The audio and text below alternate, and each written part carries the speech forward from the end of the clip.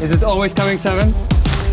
Now back to the basics. We just keep it moving, ain't leaving no traces. Now look at their faces. Ain't no stopping us now, we controlling with aces. Now tie up your laces. Ain't no tripping, we living this, giving the chase this. Now turn up the faces. We keep living this grizzly, we got it to face this. Feeling amazing. Take to the top and we making a profit. For you. Feeling amazing. We just living our life and we keep it above. Feeling amazing. We ain't never gonna stop and we living it up. Thinking of a card. Merry Christmas, but it's over. Congratulations. Feeling amazing. Take to the top and we making a profit. Feeling amazing. We just living our life and we keep it above. Feeling amazing. We ain't never gonna stop and we living it up.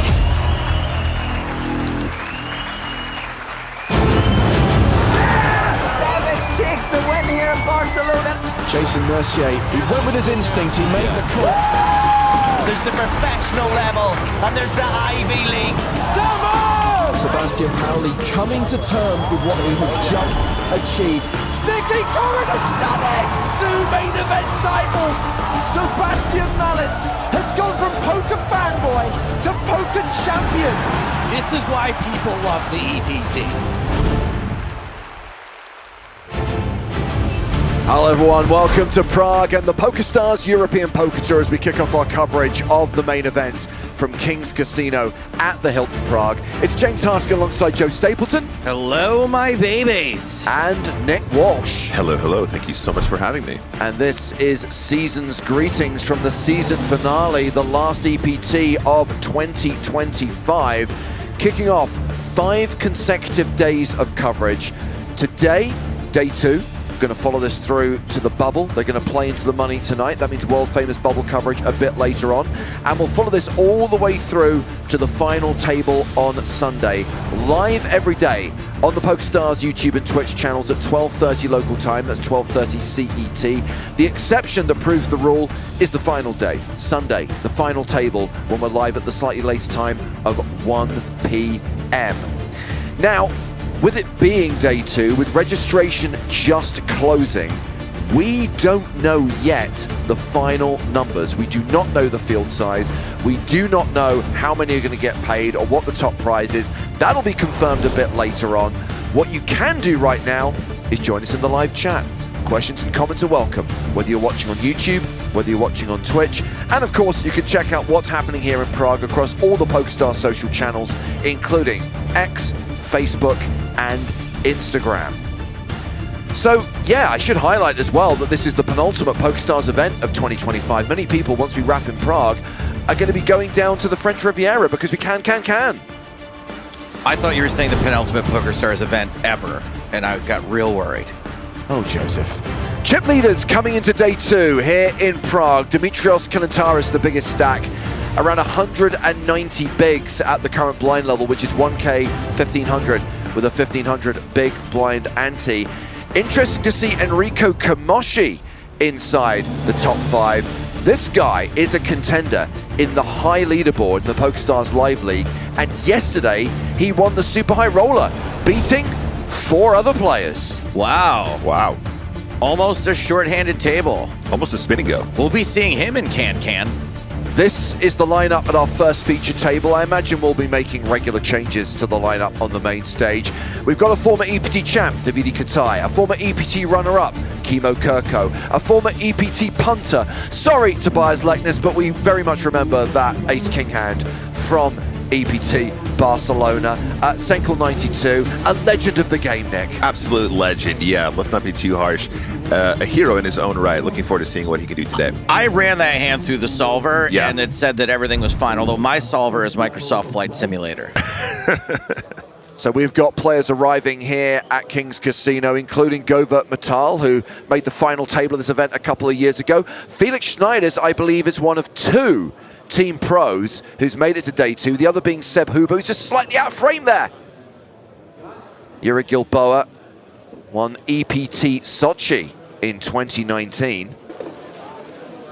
There is Adria Cologne, who was 3rd place finisher in the last EPT we ran, which was in Malta back in October. There's Davide Katai, winner of EPT Berlin 2012. He's going to be on our feature table for the start of play today. Jason Wheeler was the runner-up here in Prague nearly 10 years ago, 2017, when he finished 2nd to Caladuso. I believe it's pronounced Wheeler.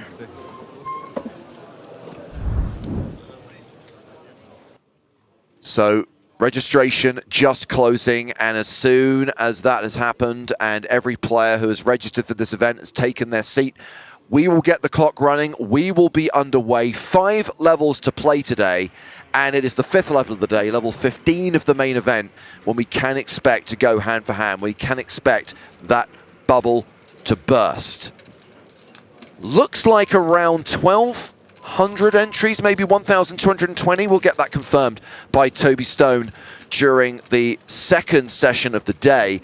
And looks like around 440 players in the room for the start of day 2. Of course, we're combining the players who survived day 1A, survived day 1B, and the players who have bought in max late regged at the start of day 2. The sequel of my comic book, the villain is called Max Late Reg. Max Ladrage. So here we go, we're getting the action underway, kicking off level 11 of the EPT Prague main event. Blinds are 1,000, 1,500 with a 1,500 big blind ante. This is hand number 1. Let's get into it. What a great way to start, like this lineup. And it's going to be Tobias Leknes who is first to act. He announces fold. Good fold, Tobias. Well done. Imo Kirko is out. Marius Galinsky passes. Fabio Moore is the table chip leader. Starts with 146k, just shy of 100 big blinds. And that is a raise from the cutoff with 9-8 suited. In the midnight hour, she wants more. Davide Katai and Oscar Masterson have folded. Gabriel Lepore in the big blind. Queen Jack offsuit. Yep, I think we're going to play a pot, guys. He defends. We see our first flop of the day. In the midnight hour, she wants pour.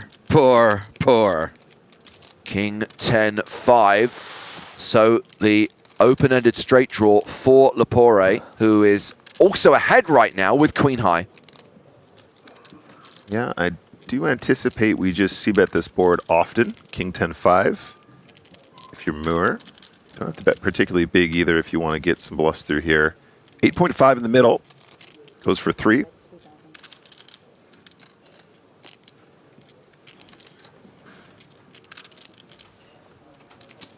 And there is the call from Lepore that's going to take us to the turn, which is the 3 of clubs. Lepore still with the best hand and the best draw. Yeah, interesting proposition on the turn for Moore here. You know, might try and get some hearts to fold, might try and get some 10x or 5x to fold. We did size down flops, so all of those will still be in play at this stage. When we have 8-9 of spades, we unblock hearts as well, so slightly more likely our opponent will have some of the combinations I just described, but, you know, also I think checking is not going to be completely unreasonable. I would say we're kind of towards the bottom of our range, though, so, you know, I think maybe not the worst candidate to go like 12k on the turn, 10k on the turn, something like that. Let's see if we do get a second barrel. No, Moore decides to check it back. 5 of spades on the river. Queen High still the best hand. Now, 9 high is unlikely to be good at showdown next, so should Lepore check here, I guess Moore kind of has to bluff. He's beating 6-7, he's beating 4-6. I think you don't want to exclude those 2 hands. Yeah, and I think, you know, Queen High certainly has some showdown against that cutoff range. You are blocking hands like King Queen, King Jack, Jack 10. So I think turning Queen Jack into a bluff and getting some folds from random ace highs might be kind of cool. The way he's played it now, though, I think Moore is going to struggle to find a bet now. Because you'd imagine missed hearts or missed straight draws would feel confident betting this river some of the time. 10x might even go for value. King X almost definitely going for value.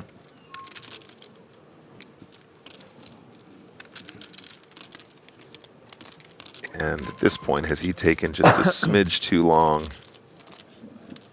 Yeah, on day 2 of the EPT main event, we do not yet have the shot clock. That will be introduced at the start of day 3. We are going to see a river bluff from Fabio Moore. 4,500, pretty small, but tough to make this call with just Queen High. And sure enough, the best hand is folded. Nice work. Found a line that worked for him there. I mean, pretty fortunate to run into just Queen High there. Like, I think an ace calls, a 10 definitely does. Yeah. Yeah, and there's a lot to think about there, right? Because he's betting a small size, hoping that his opponent has a misdraw, perhaps. It's definitely one of the things he's targeting with that smaller river bet. But, you know, there's an argument that misdraws just bluff quite often as well. So it's not like, you know, just because he checks, he has a misdraw, but nice hand. So, just picking on a couple of things from the YouTube chat, Chili Guy Steven is seeing the slide deal for the first time. This is something that was introduced on the EPT last year with the objective that all dealers would be retrained to slide deal by the time we got to the end of 2025. It's standard on our tours now. I think most people in the poker industry would concede it's objectively the better form of dealing. It's also electric. The electric slide. The other thing I wanted to highlight is, when did you become Joe Stapleton? It looks like YouTube has taken away people's... they did that automatically. Oh.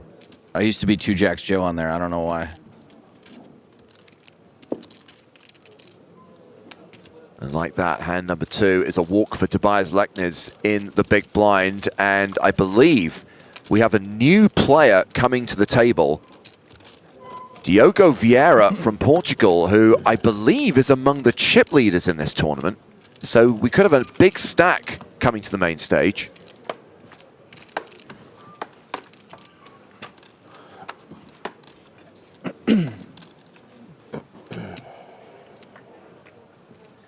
Sandlo asking about how we see the live standings of all the players. Now, of course, chip counts are updated every break in the PokerStars live app. There are live updates available on Poker News. However, warning, neither the app nor the Poker News updates observes the 30-minute delay that we have on the stream, so you will be exposed to spoilers. As we get an under-the-gun raise from Mariusz Galiński. Makes it 3.5K with kings. And expose yourself to the spoilers all you like. Don't re-expose us.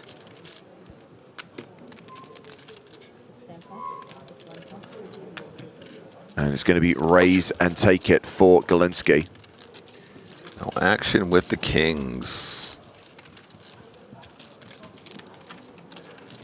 Sensitive Tony, watching on the Twitch, asks, what is the blind level? So a blind level is sort of the way that we keep the tournament moving forward. It's the forced bets, they go up every 90 minutes at this stage of the tournament, and that is what ensures that we thin the field in time to finish in 6 days. Thank you for your question. Confirmation that Diogo Vieira has brought nearly $250,000 to the table, 248,000 chips. Approximately 165 big blinds. So Fabio Moore no longer table chip leader, but opening here with Queen 10 of strawberries. Ace Jack for Davide Katai. Katai here, 38 big blinds behind. That is the effective stack between these two players. Kind of a weird spot with Ace Jack. Davide Katai, one of the more aggressive players, is usually going to take a more aggressive line here. A lot of folks would be less confident in 3-betting this hand, I think, against an under-the-gun raise. Yeah, and at this point, he'll have a feeling for the way Muir plays here. You know, looks like a guy who plays some cards will have a wider range in this position, or the correct range, quote-unquote. Like I said, we are pretty deep, so Queen 10 of Hearts might still stick around a little bit, but the 3-bet from that position is going to be very strong. Katai, with so many players to act behind, perhaps just wants to get this heads up. And so far, so good. Now just the decision for Muir.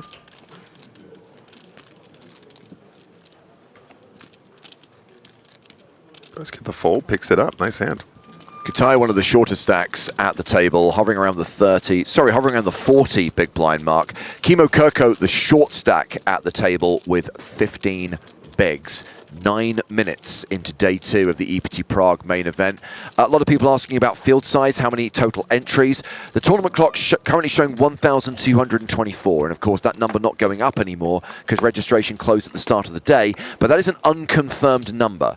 We will get the official field size from tournament director Toby Stone in around an hour and a half's time. Looks like we have 435 players remaining right now. Speaking of Queen 10 suited, Vieira here +1. Vieira if you guys missed it, is extremely deep. Yes. And I would say this is a mandatory play from this position. Vieira sartorially is also impressing me. I'm liking his jumper slash sweater slash pullover, whatever nomenclature you use to describe that particular item of clothing. Nomenclature. That's nomenclature for you American folks out there. We don't do flops on this table. We don't do flops on this table. See if you can remind me minutes, no what is this? What is this knit called, James? It's called you have dealt one already. You have dealt cable knit sweatshirt. I don't know. I just like it. Oh, That was an action hand. I don't see a cable knit sweater anywhere. I see fleeces. Vieira. Vieira? Maybe. Take a look in a sec, Joe. You can tell me. Well, we are, what is it, 15 minutes into the broadcast, and the chat pros are here, loud and proud, as Blazin asks, why did he fold? And Jared responds, because he's a coward. Chat pros out in force. What day is it, guys? It's a Wednesday, Nick. Okay. I will allow it cable knit, by the way. For Thank you. Bit of folding, no, On a Tuesday, on a Wednesday. Vieira has opened with the sailboat. Galinsky on the button with ace-jack of diamonds. Norwegians are known to do, right? Just fold. So the effective stack here, 92 big blinds. That's Galinsky. He's going to play this hand.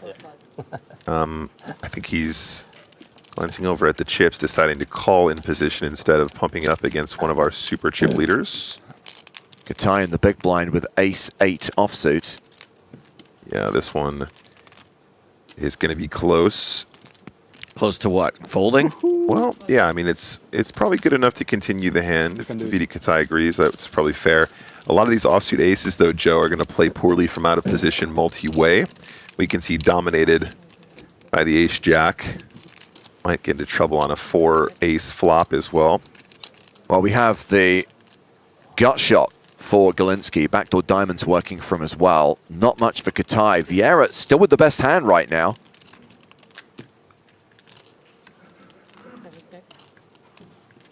Now, I've got a bad lookalike for Galinsky. Okay.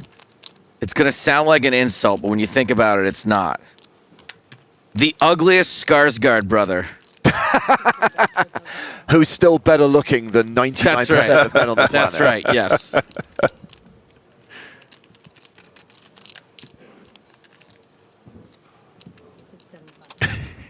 He's a Skarsgård 5.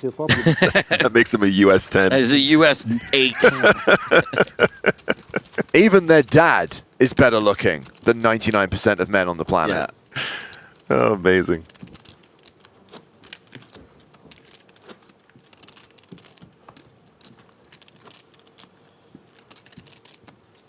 Well, Galinsky's bet of 4.5K on the flop won him that pot. Galinsky playing around 100 bigs. Tied with Fabio Mur for second place on the leaderboard at this particular table. Diogo Vieira still the table chip leader. And Kimo Kirko moving towards the danger zone. Danger zone! That was a good one. That was a really good one. Yeah, I hit that higher octave. What a difference not drinking for 2 days makes. I wouldn't know. Lekness in the mix, ace queen offsuit +2.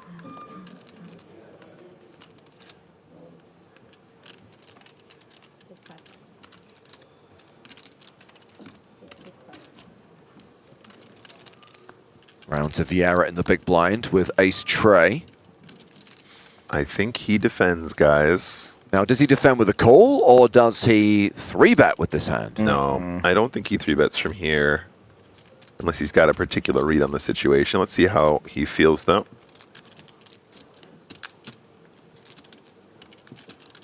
He calls. Cable net activated. And we have a King Jack 9 flop. So far, so good for Tobias Lekness. Boy, we've come a long way to thinking this is a good flop for ace queen. Ace queen with the queen of diamonds, with the ace of diamonds. I know, but still, you have nothing. Nothing. But his nothing beats the other guy's nothing. True.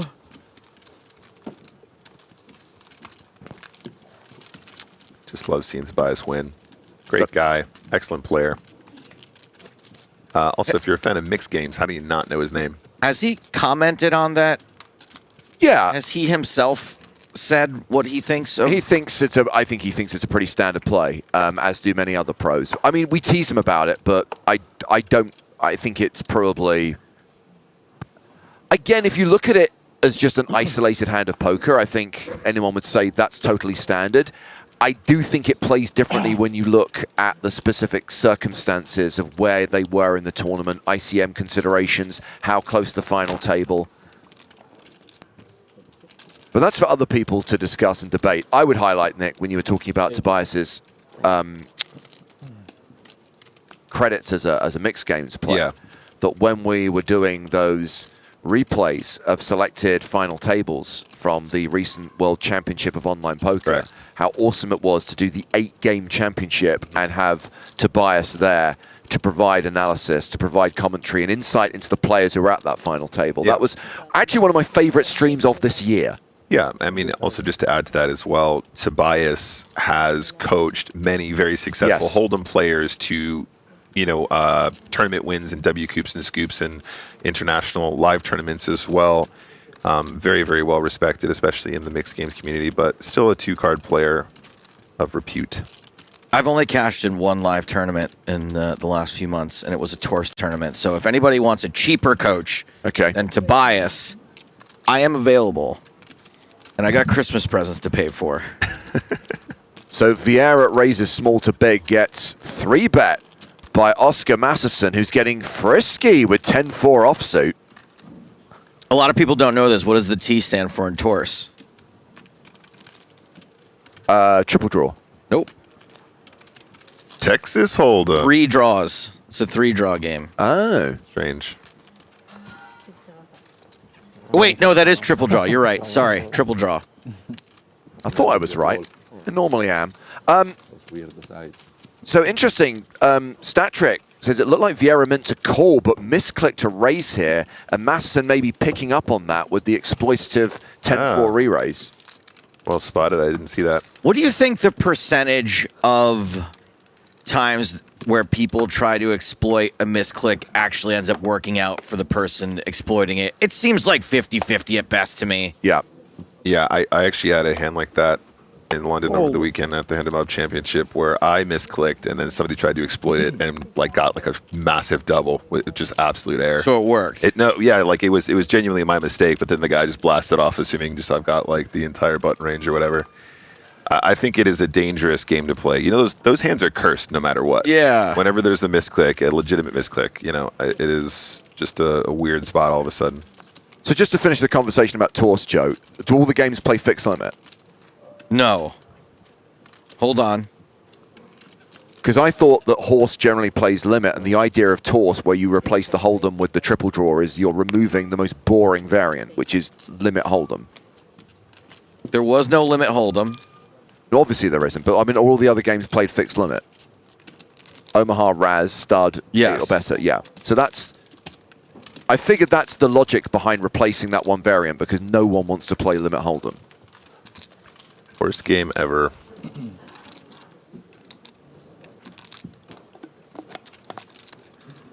Tobias Likeness actually convinced me to play the horse here in Prague either last year or the year before, and it was Hold'em that was my downfall. He said I played the rest of the games okay. Funnily enough, the least played.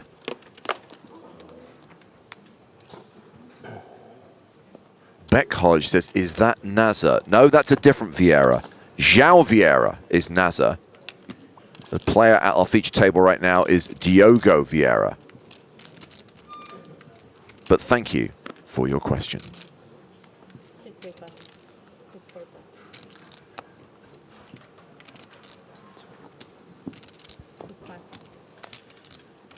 Savant says, sounds like the chairs need a floor glider refresh. Buddy, the squeak, we embrace the squeak here. Hashtag embrace the squeak. Having Prague without the squeak would be like having EPT Paris without people smoking at the table. It's just something that brings, it's what this stop brings to the table. It's like if It's like if at the World Series of Poker, all of the toilets were functioning properly. You know what I mean? Like, it's what people come to expect. This is a deep cut, but have you guys ever seen the show Sliders? Do you remember that? Love Sliders. And do you remember the episode where he's trying to confirm whether or not he's in the right universe, and he goes to squeak the front gate, but it doesn't squeak? Ah. And then he comes out and he goes, I put some oil in that there... So it was the right one. So it was the right one. And if we ever slid into this universe and there was no squeak at EPT Prague... That's how we would know we're in the wrong place. Exactly, Yeah. but, you know, we can't get rid of it just in case. Anywho, Lackness defended his big blind to this late position open from Vieira. C-bet coming. Lackness with a wheel draw.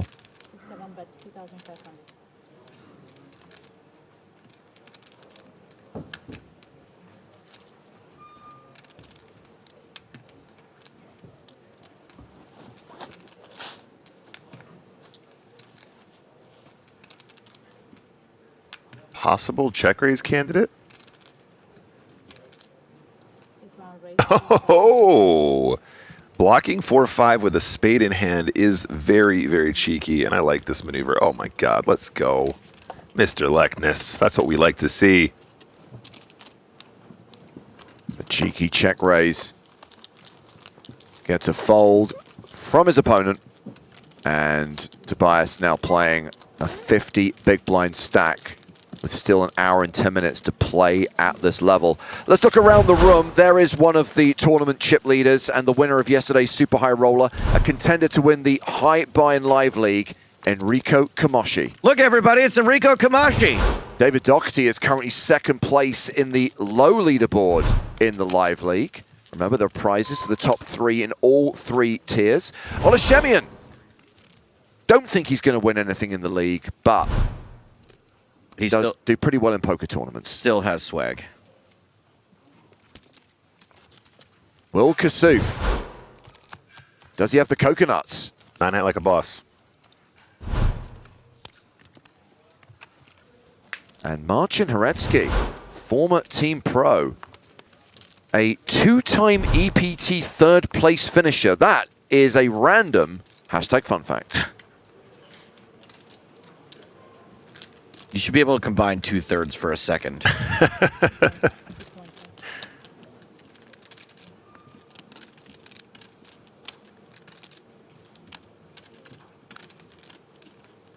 Queens for Galinsky. He's raised it to 3,500. And Kimo Kirko is going to call in the big blind with King 4 suited and has flopped top pair and a flush draw.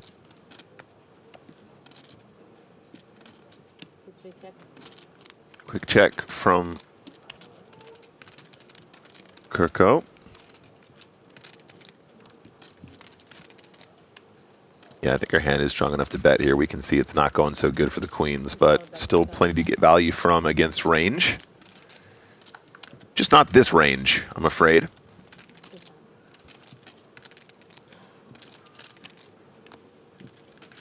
Not this part of the range. I mean, the good news is you get to tell your buddies about your queens getting cracked.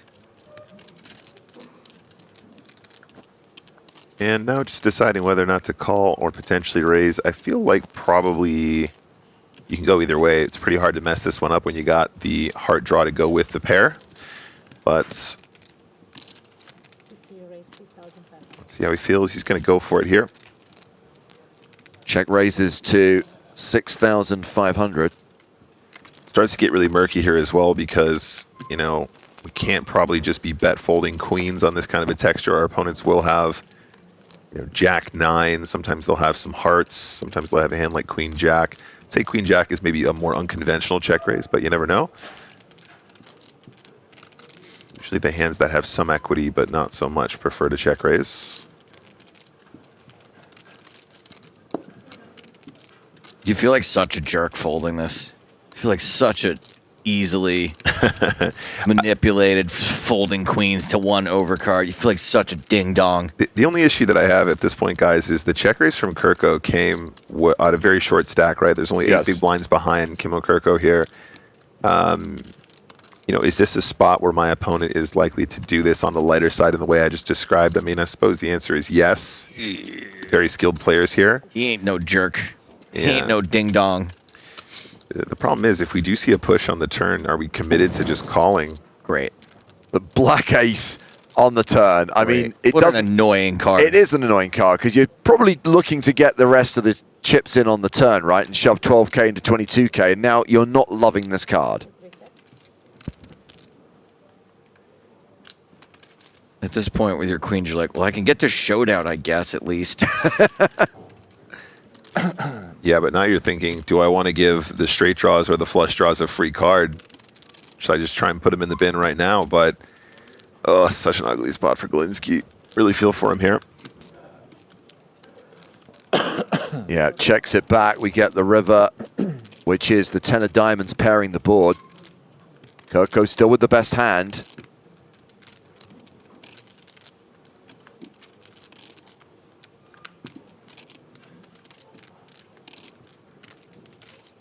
Kirko looks pained. Yeah, I mean, like, you flop so huge, and then you get the ace on the turn, and now you're being beaten by a 10 as well. Checks it, and I guess Galinsky checks back? Yeah.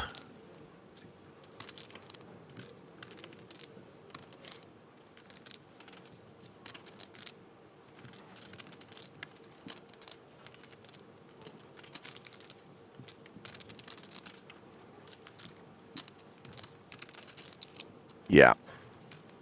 Well, that king is going to be good. And that is a much-needed boost for Kimo Kirko's stack.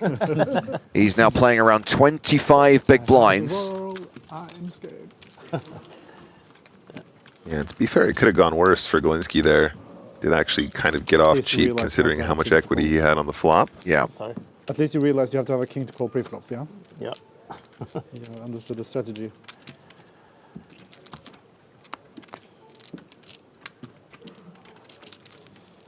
Kimo was second to Tom Middleton in EPT Barcelona back in 2013. It Good launch. I just want to slide it like you. was the second year of Finns in hats. Both 2012 and in 2013, there were two Finnish players at the final table. And sparkly hats were the order of the day. But in both years, the Finns came up short.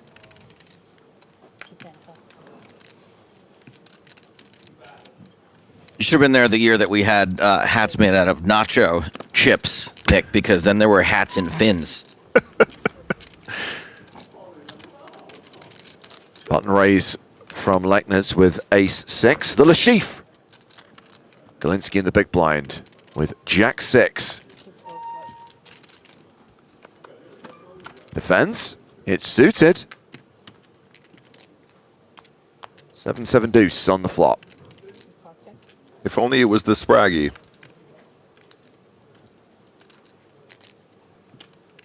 And I think Tobias is going to continuation bet. Yeah, I mean, they're both pretty terrible hands, right? The ace-7 rarely works out for Spraggy, and the ace-6 sure as hell didn't work out for Lashif. Yep. And even in the big blind, not going to have 7 deuce too often, so should be fairly easy just to bet and take that one down. So approximately 30 minutes into the day and just over 400 players remaining. Remember, we'll get the final number of entries confirmed by the tournament director in about an hour's time. And at that point also we'll have the prize information as well. The total prize pool, how many players are getting paid, what a min cash is worth, and all of the ladders all the way up to first place.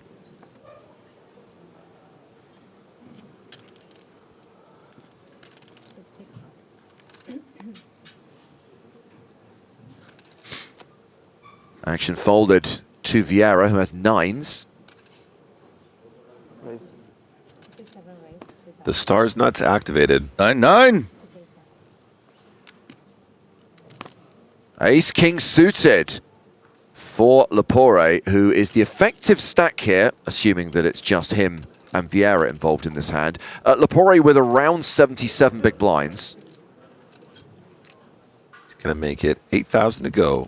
First prediction of EPT Prague 2025. Oh. Don't make me a liar with the 500 chip. And go Kings of Tallinn again. Maybe. Nixtradamus. Yeah. Go hard betting. 9,500. Everyone else has folded. Action back on Vieira. Maybe not. I don't know. I don't know yet. Me No neither. plans. Got the size up correct, the 500 cheek though. These guys are pretty deep stacked, as James was saying. I think 9s probably sticks around here. A little bit stressful with the team For sure. Yeah, that is. This is one of the joys of having a big stack, playing against a big stack, is being able to Well, let's Play slap a 9 out there. Ooh, slap a 9. yeah. So Diogo is on the playlist as Diogo Vieira Moreira, but clearly he goes by Moreira rather than Vieira. We will get that change in the graphics within the next 30 minutes. If people could just pick a lane and just have one last name, it would help us enormously. Can you please excuse our Vieira Moreira error?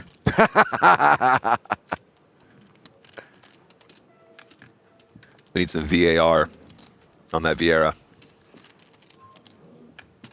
Both players with a straight on the turn.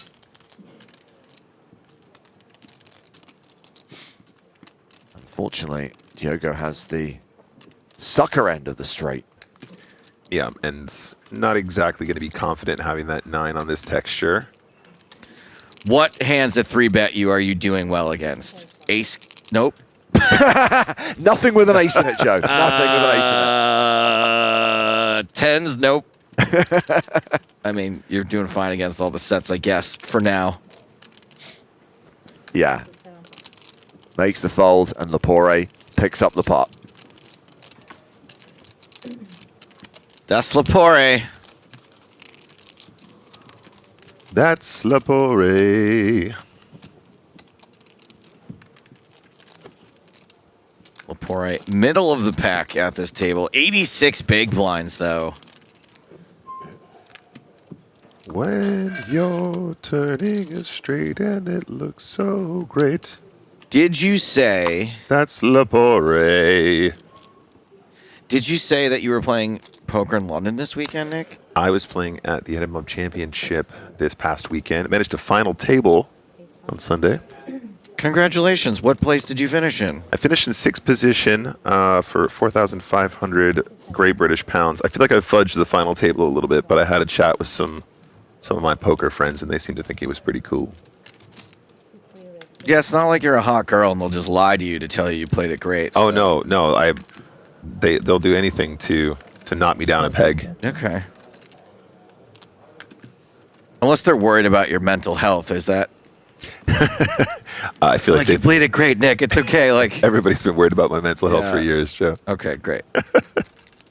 Kimo Kirko is going to open ace-9 of diamonds. Galinsky on the button with queen jack. Everybody likes to play hands. Everybody likes to play hands in position. Everybody likes a couple of paint cards, but yeah, you got Davide Katai in the big blind. You gave him a little incentive to squeeze you here. And it looks like rather than just call, Galinsky is going to do the honors of re-raising. Takes it away from Katai, who folds the big blind. Back on Kirko.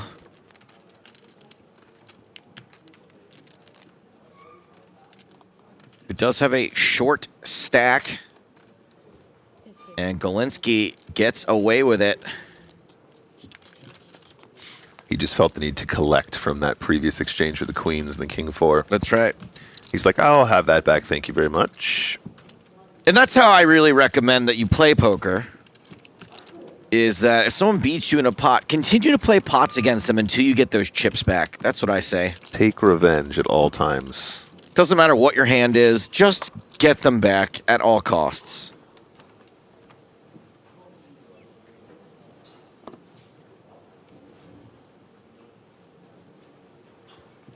Sorry if I missed it, Joe. Did you return to Japan recently? I didn't. That was part of it, though. It was meant to be. They had offered me a pretty sweet deal to come back over just after Christmas. Right.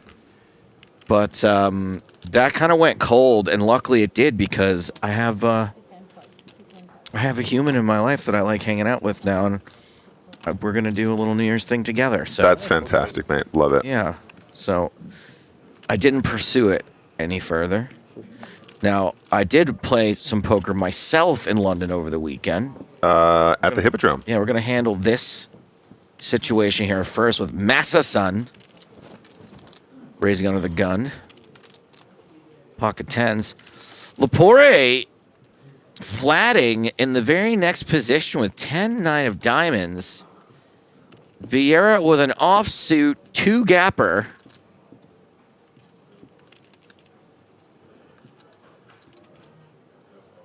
Contemplating something. Yeah, it's super dominated there pre-flop, so gets away. 2 players to this flop. Speaking of domination, Massa-san looking good so far.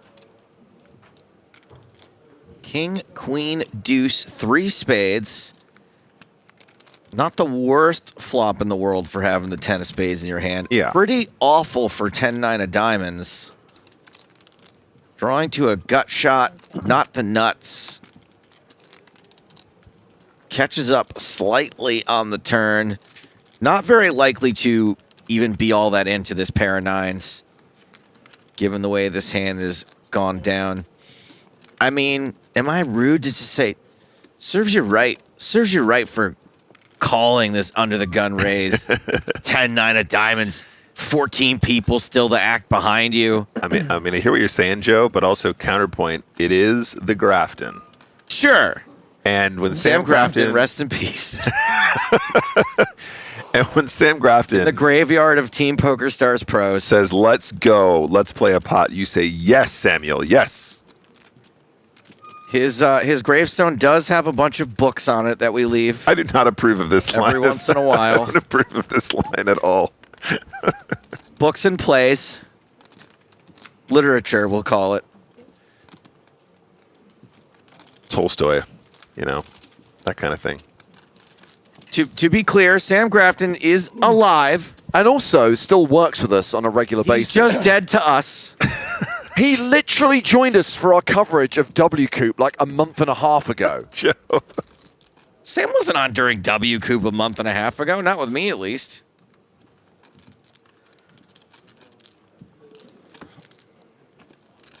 He was? No. No, there's no way. There's absolutely no way. Is Sam with us in the room? I will bet every euro in my pocket that I did not do coverage of W Coop. To be fair, I think it may have been Scoop, but ultimately he is still a member of our commentary team when he is available. But Sam, judging by social media, is living his best life, just traveling the world. I know, and that's why he's dead to us. Sam, if you're hearing this, I take no part in this conversation. I love you. So, Leknes has opened with ace-king. Katai's on the button with king-10. 85. This guy. Cold as The ice. chutzpah on Davide Katai. He has not changed a bit, has he? This is not going to work. Leknes has ace-king, 53 The big cheek. blinds. Katai is the shorter of the 2 stacks. This is about 31 effective after the 3-bet. I think we might just see an all-in. Wait, you think Tobias Leknes can go all in with ace-king? Actually, 1 sec. Where are we at? 31? It's going to be close. I think the 4-bet small is actually might potentially in play. Might be potentially in play. All in. Yeah, that's better. Goes for the all-in. Huh. And a quick fold from Katai. No messing about. Katai down to 30 big blinds. Leknes up to nearly 65 big blinds. And let's step away from the feature table for just a moment to see who else is in the field on day 2 of the EPT Prague main event. We already saw Felix at the start of the day. There is the other team pro still in contention, Sebastian Huber. Hubes. Garth got Hubes. That is James Aikenhead. I have not seen James for years. Wow. He looks like he should be hosting Inside the Actors Studio. He was a November 9er from 2009. A year later, Nicholas Schweete won EPT Monte Carlo. Still a regular on the tour. as is Dimitar Danchev, who won PCA 2013. Poker's really strange because you don't get to see people get old in other sports. And there is Porrig O'Neill, another EPT champion. In fact, the guy who won EPT Prague in 2023. Like, what year did Dimitar win? 2013, 2013, so 12 years ago. 12 years ago. I mean, Yep. usually that's the entire lifespan of a professional athlete, right? Like, Yeah. That's the thing about poker, though, Joe. It's a lifetime of reward if you get it right. you see somebody win something at 22 years old, and then they're still playing at 40, 45, Love it, 50. man. I mean, but you take someone like James Aikenhead, for example. We haven't seen him for a long time, right? He's hardly a circuit reg. So it's great when someone's been away for a while and then they're back at the table. I mean, I'm not going to lie. He might have been here the whole time. He just doesn't look like the guy from 2009. Portuguese O'Neill, by the way, what a legend. Lovely guy. Really enjoy his company. And he's been doing more streaming recently if you guys wanted to check him out. See behind the curtain from an EPT winner. 5-4 of diamonds for Moore. He's folded it. Katai with threes is going to raise. 3,000, he makes it.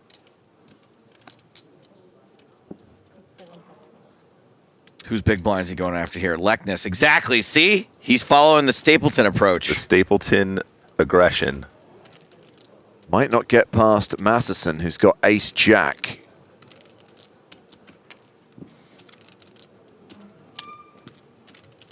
Embrace the squeak. It's a flat. Lepore in the small blind. Folds. Leckner's in the big blind. Has 8-6. Yes. I think the answer is yes. Let's stick around. Yeah, multi-way pot, 8-6 off. Sure, cool. Let's go. Three-way to the flop. Oh, I see a 3. That is a set for Katai. There is an 8 on the flop as well. A pair for Leckner's.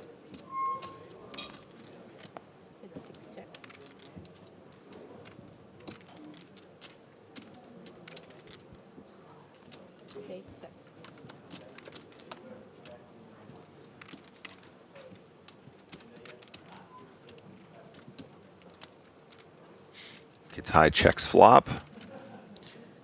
And now, I mean, Tobias might be thinking that 8 is going to be good. And this is a nice turn for 8-6.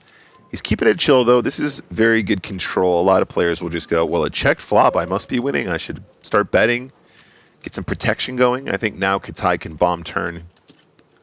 Let's see how he goes. Is that 5-5 on the turn? Yeah, I like that a lot. Ace-Jack played their hand slow pre-flop. At this point, I think can just relinquish. Tobias is going to have to call turn, at least turn. The check and then bet line, though, here is going to have him concerned. You know, if Katai does end up having a hand like ace-king, ace-queen, ace-jack, he might check flop, but probably unlikely to start sort of bombing turn unless perhaps it is the suited variety with diamonds. I think we just call and we figure it out on the river. We do see the call. So 5,500 apiece, 22.5 in the pot, ace on the river. Barry Greenstein makes an appearance. We can celebrate with a flaming Barry, even though it makes no difference to the outcome of the hand. Yeah, and now Katai is targeting 8x, 9x. He's going to target maybe some other pairs in hand. The ace he'll recognize is potentially an action killer for getting value with the set. 4-5 will still be in range as well, but Leckness probably likely to have perhaps led that on the turn.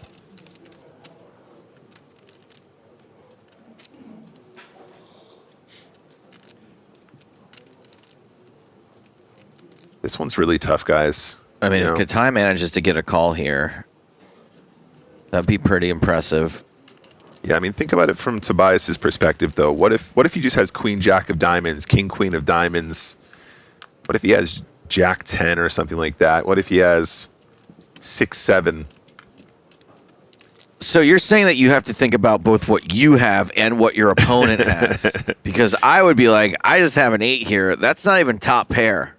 That's not even second pair. This third pair. Ooh, reaching for chips. Like, this isn't even close to beating 3 threes. This would be crazy. I don't know. This is brutal.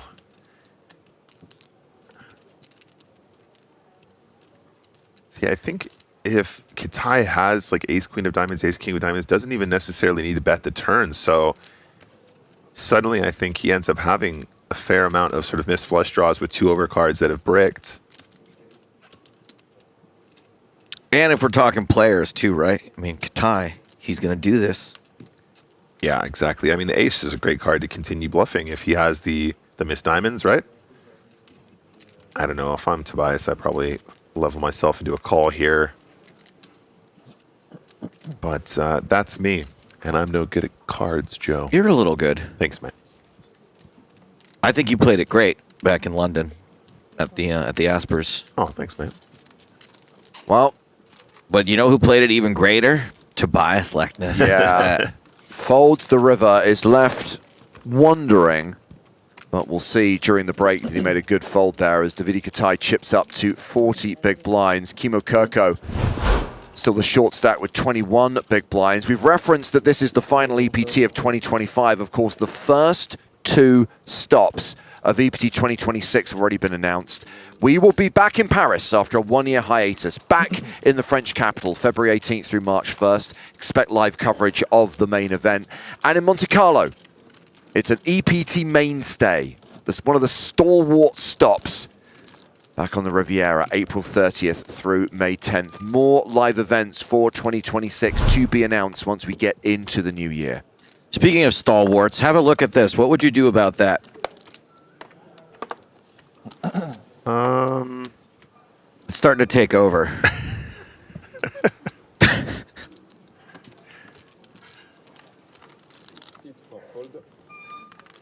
So we've reached the halfway point through the first level of the day. 45 minutes on the clock at the 1K 1500 blind level. And a raise from Fabio Moore. The biggest stacks of the table. Opens with 7s, makes it 3K.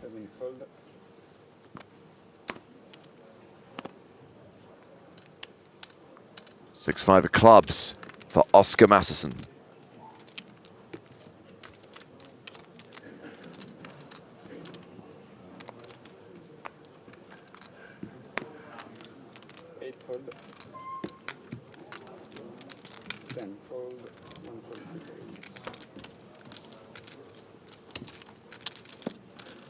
And it's raise and take it. Pretty great outcome for pocket 7s. Easy game. I just like low stress situations. Yeah, the thing you're forgetting though, Joe, Yeah. it's always coming 7. It is always coming 7. That's true. I guess it's a little disappointing to not have the 7 come.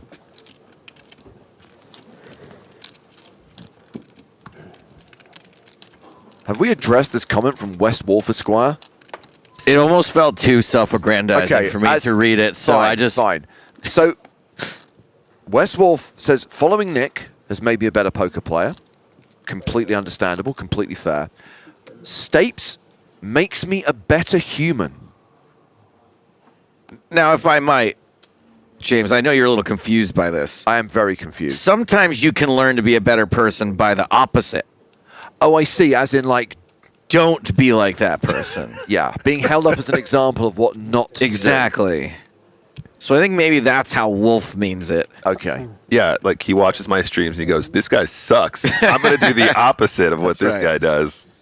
And he reads my Twitter and he's like, ugh. My God. Perfect. Apparently, Joe, you are a constant reminder not to take the lows too seriously.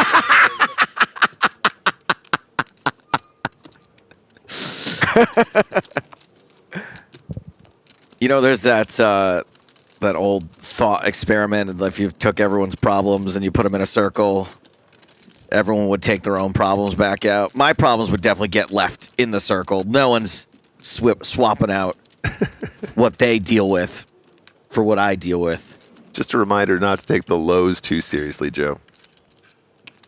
I live in the lows.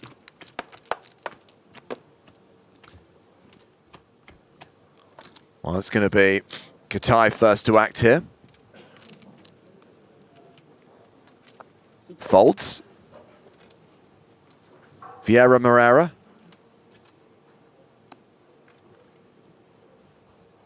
Ace-8 of the off-suited variety. Raise. C7, raise 3,000. He's raised to 3,000. Tens for Lepore in the hijack.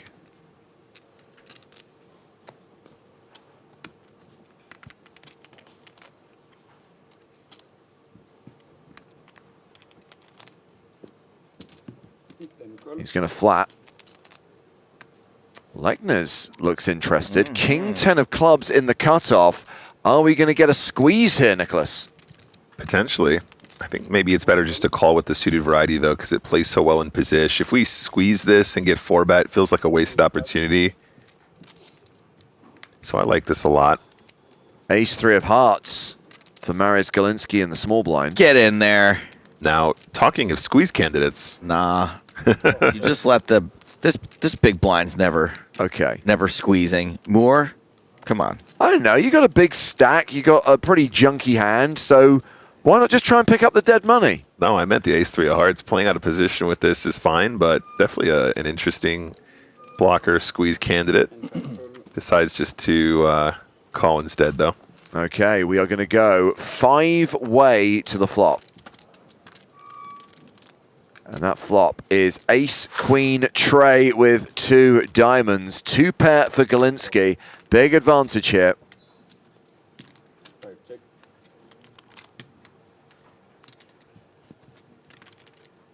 Yeah, I don't know if we want to bet with ace-8. Let's see how Vieira feels.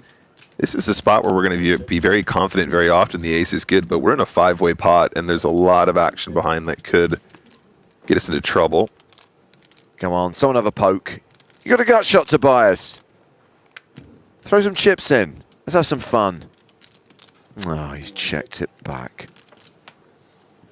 Okay, 9 on the turn. Aces and 3s still good. Galiński near enough a 2-to-1 favorite.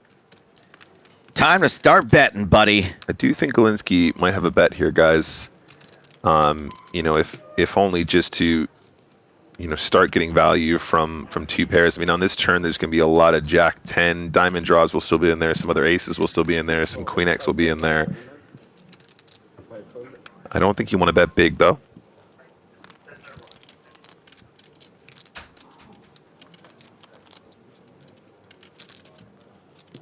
Does decide to put in 5.5. So it was 5.5 into 16.5. So, you know, just shy of 1/3 pot. Dude, I can fold ace-8 here and sleep so well tonight.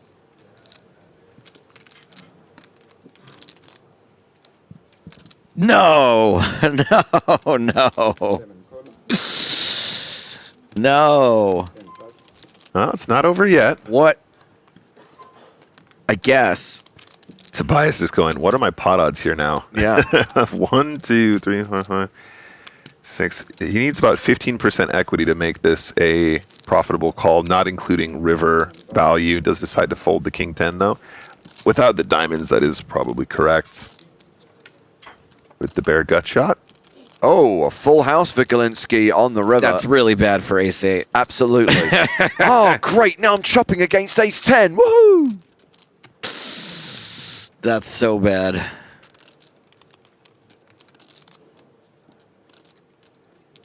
It was Vieira that opened the action as well, right, guys? Yeah. Yeah, I must be right. So, yeah, this is brutal. Galiński's going to be aware that Vieira will have ace-x. Probably most likely to have ace-x of all of the 5 players in there, being the initial open. And now we go for max against ace-jack, ace-10, ace-king, ace-queen. Oh, that would be a meme.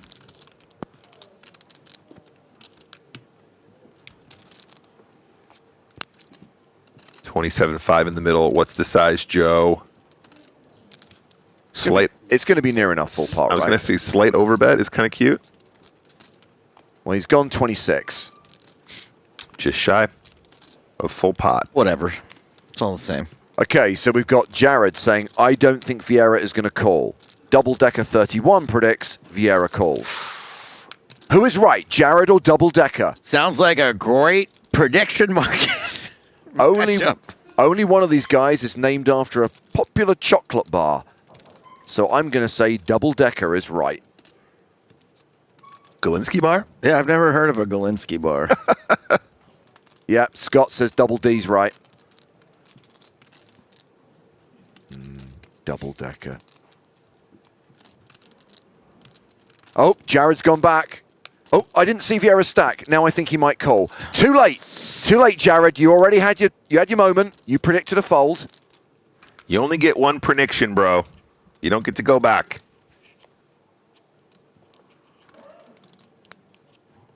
Oh, Vieira, you can do it, buddy.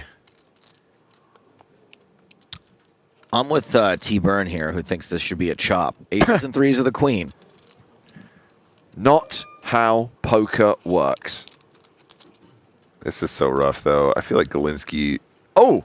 Nice fold. Wow. So original Jared was right. Subsequent Jared was wrong. Elkanuts, by the way, proposed a third option. Raise. Represent aces full. Pretty sick. Good pot for Galinsky, who's now second in chips at the table with 154,000, more than 100 big blinds. As we look at more players out in the field, there's Gary, Igor Yaroshevsky, and a whole host of former champions still alive on day two. Alexander Shevlyakov, who won Monte Carlo earlier this year. Why do I remember that name other than... Oh, wait. Oliver Weiss, who won EPT Cyprus in 2024. Couldn't cut it as a vice man.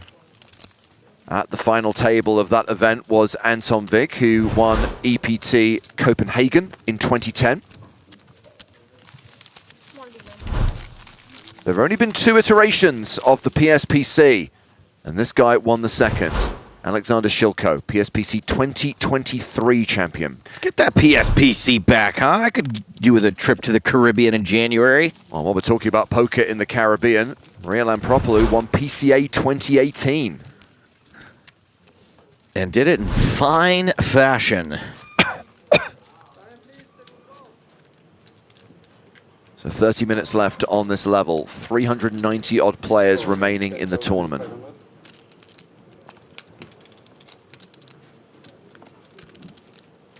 Lackness has opened here with 9-8 suited, and Galinsky has 3-bet the button with ace-5, and Moore has kings.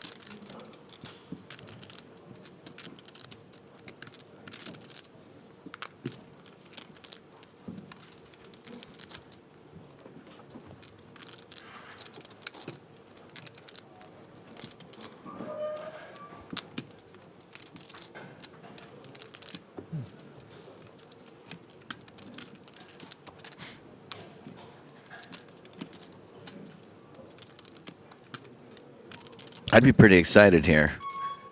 I think he's excited, but he's just got to temper that excitement. Well, I might have a heart more. Jesus.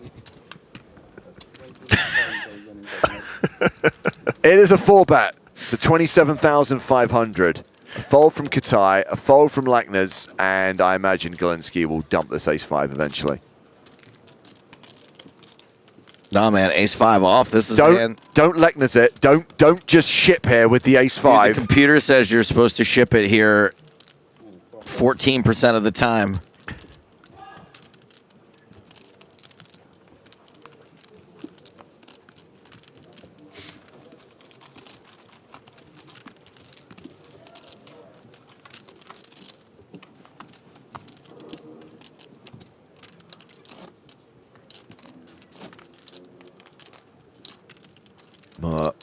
Back up over 100 big blinds. Diogo Moreira, as he has now been re-graphicked, leads the 8 players we're watching on the main stage right now with more than 140 big blinds. Blinds up in 30.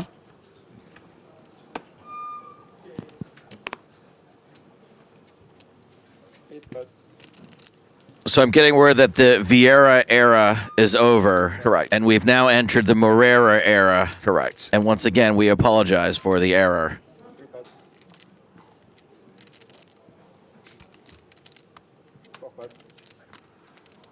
At this point, we're going to find out that Tobias Leknes is actually called Nobby Clark. He's open to 3K with Ace-Jack. Does the big blind want to stick around for the min? I like 10-8 here. This is fine. It does seem more like Senkel should be the real name and Leknes the backwards one instead of the way it... By the way, I do like the fact that the sweater matches his hair. It has a similar texture, a similar weave. It's a look, it's a vibe, and I'm digging it. Ace, 5, deuce, top pair for Leknes. It's almost like how you weave a cable. That's right. As in cable knit. That's right. My sweater also resembles my hair, which is why it's getting smaller by the hour. Continuation bet from Leknes and a fold from Moreira. By the way, what color is this? Blue. This, sorry guys, I'm indicating to blue our, or our a Prague. navy blue. It's a navy blue fleece. Okay, yes. good, yeah. Yes, dark blue fleece. The fleeces this year at EPT Prague are particularly cool. Got sort of a big fleecy number. I'm a fan of the fleece, but again, I did have words with the team. I really want us to get back to zip-up tops. Yeah, I know you're a zipper guy. You think this company can afford zippers? Yes, I do.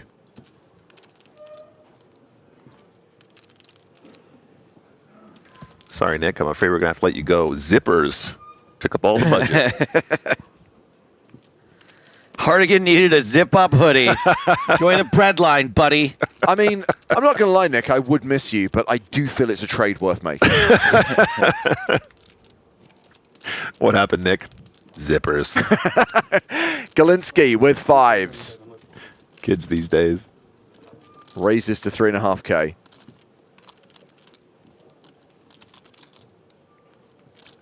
What a 3-bet candidate we have here. Who doesn't want a 3-bet king-queen offsuit from the cutoff? It's just mandatory. You know how nobody really knows how flight works? Like airplanes, like they still really aren't sure exactly why airplanes work? Okay. It's the same with zippers. There's only 2 companies in the world that make zippers. YKK, and I don't remember the other one. But it's like gravity, where like they kind of know how it works, but it's not really... It's like Velcro. Nobody knows where it came from. That's right. Nobody knows how it works. It just... What's that? You think you know how gravity works?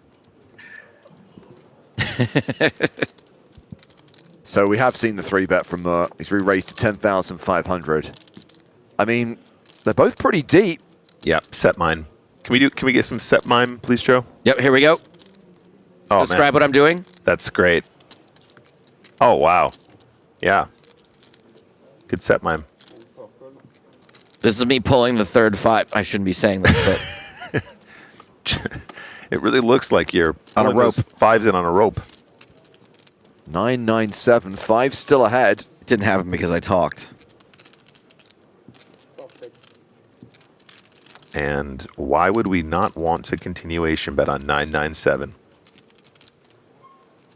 What's the size, though? I'm guessing something around the 8 or 9K mark. Those are just my thoughts. Hold on. You don't get to hedge by providing a range. That wasn't an official prediction. Okay, well then make an official prediction. Get on with it quickly before you put some chips out there. Okay, 9.5, because okay, that's 9.5. what the kids like to do these days. 9.5. Oh. That looks like 6.5. Oh, wow. You were like 33% out. I know. Lame. Tell him, suck my pernick.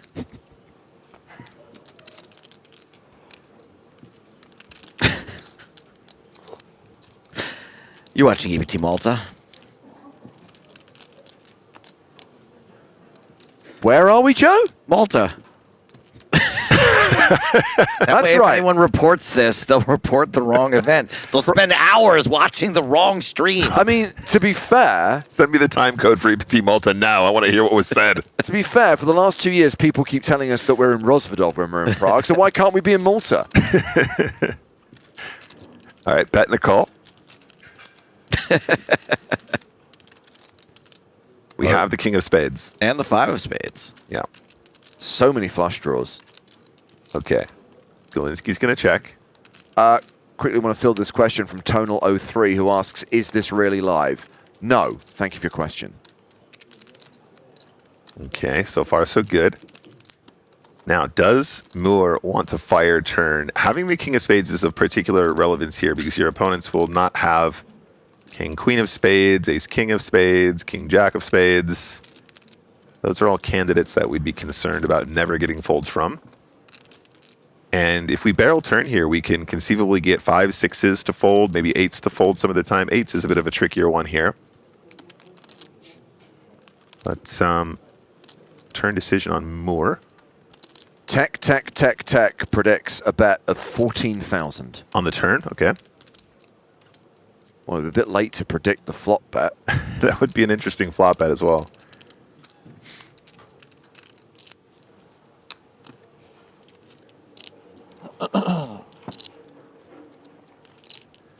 I mean, just do something, please. Come on.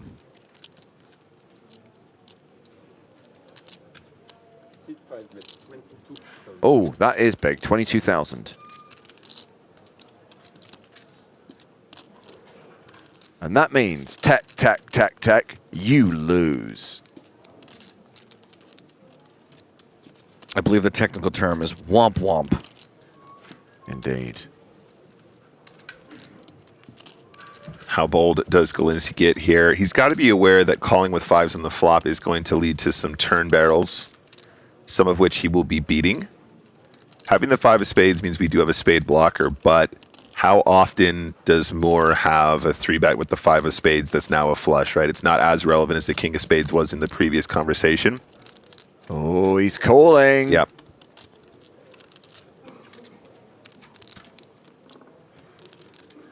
River card is the queen of spades. Both players now with a flush. The 5-high flush, no good.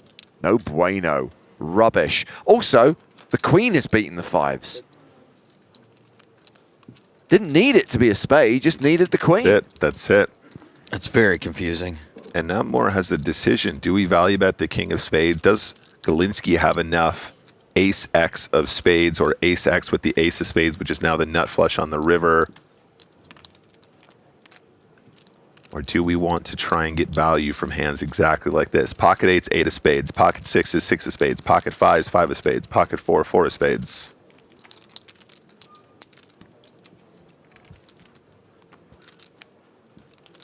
Another bold prediction from Jared. R.I.P. Galinsky. I don't think he's going to lose it all here. Wait, but maybe Jared will hedge now again. Oh, yeah, Jared the hedger. Wait, I didn't see how many chips he has. I'm going to say he's not going to go broke. His hedge was wrong before, though. That's true. His original prediction did ring true. Which is even more embarrassing. So ace 2000 in the middle, and Galinsky is the effective stack here with 105 behind. Any time banks going? We don't have the shot clock yet, Nick, which is why everything's taking so bloody long. I know, I just wanted to draw attention to that. They're still in line at immigration. We'll see you in 2026. All right. Chips are being counted. Boom goes the dynamite. It's a fistful of blue. The blue chip's worth 5,000 each. So this is a bet of 56,000. Roughly half of Galinsky's stack. It's such a bluffy size, Nick. I think this is brilliant. Does Galinsky want to make a hero call here, though?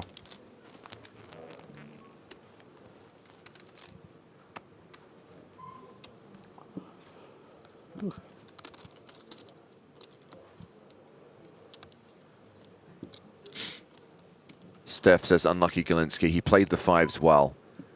Well, to play it perfectly, he has to fold river, right?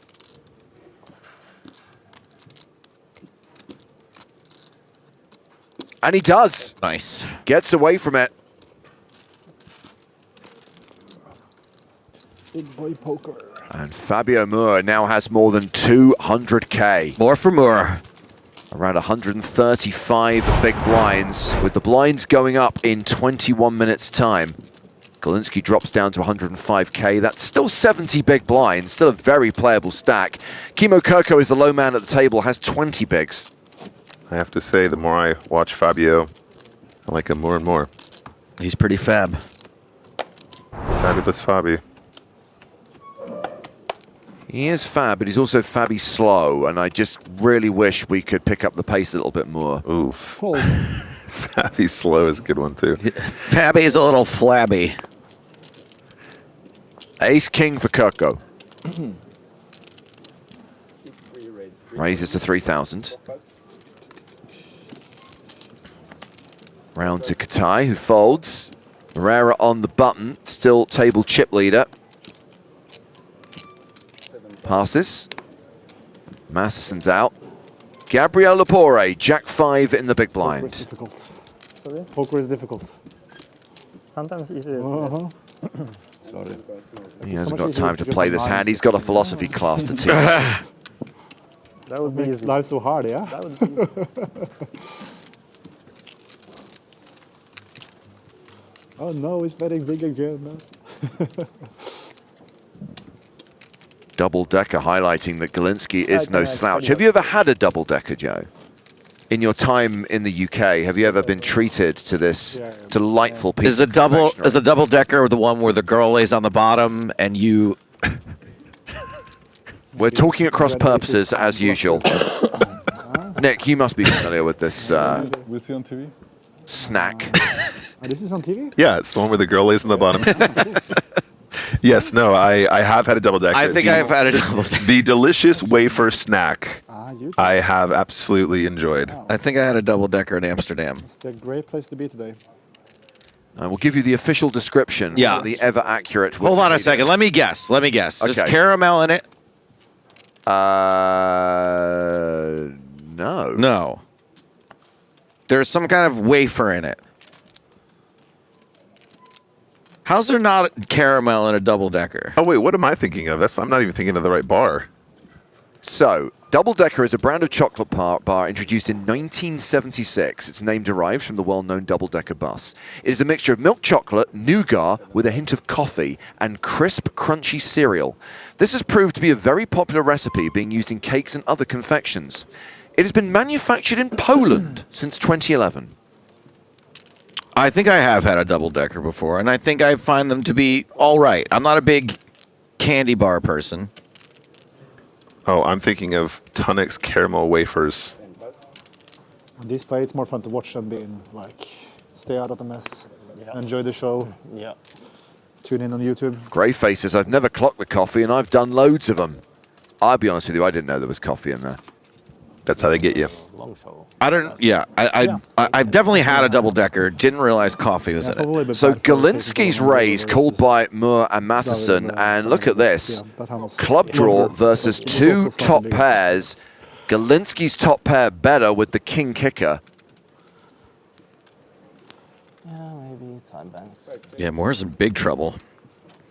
Every hand takes a little bit longer. On this Action one. check to Matheson on the button. That's for sure.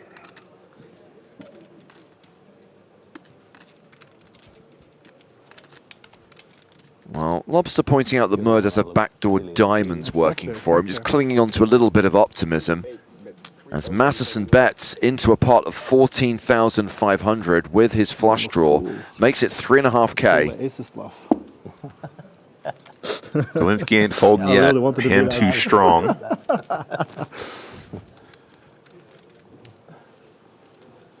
Well, if you ever bluff with aces, you're gonna make the highlights. That's for sure. That's for sure.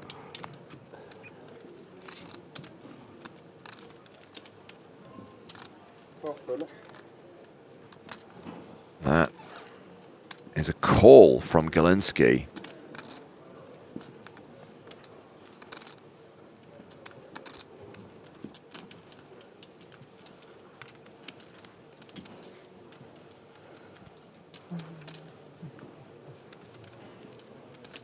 And a call from Mur. We are going to go three-way to the turn. This pot's getting real nice. Yeah, Masterson in a great position here. Real thick. Oh, there is the flush for Masterson. Yeah, even better now. I was about to say, you know, has the draw, obviously, which would be nice to hit if the clubs come in, but also just having position in this pot gives him so much additional power to make decisions throughout the hand. And it's checked over now to Moore. Yeah, Galinsky and Mur both drawing dead. And Masterson with the opportunity to bet again.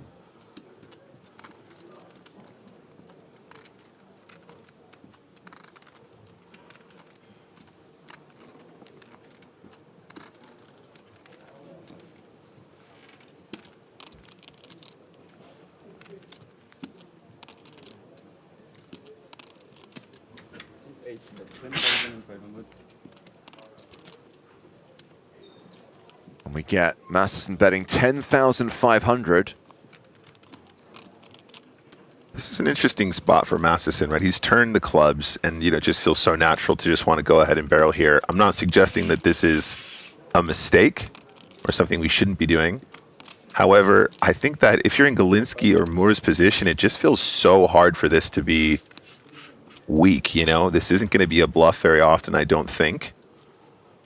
I can think of a couple combinations that might work this way, but generally speaking, I'd say that this is going to be an under bluff turn and will often just be made clubs, in particular when your opponent calls on the button.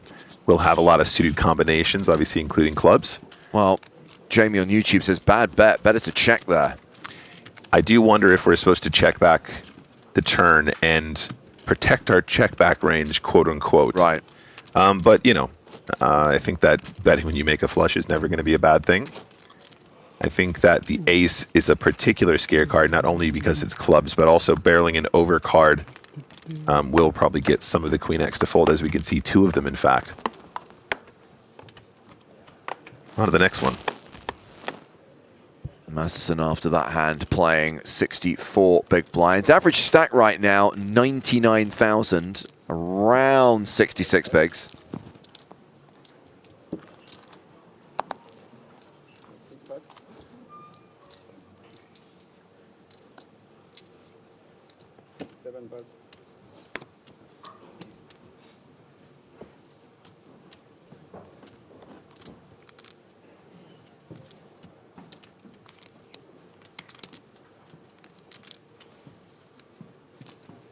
Masterson with ace-10 of diamonds, raises to 3K. Round two, the blinds. It's a fold from Leknes in the small. King deuce for Kimokoko in the big.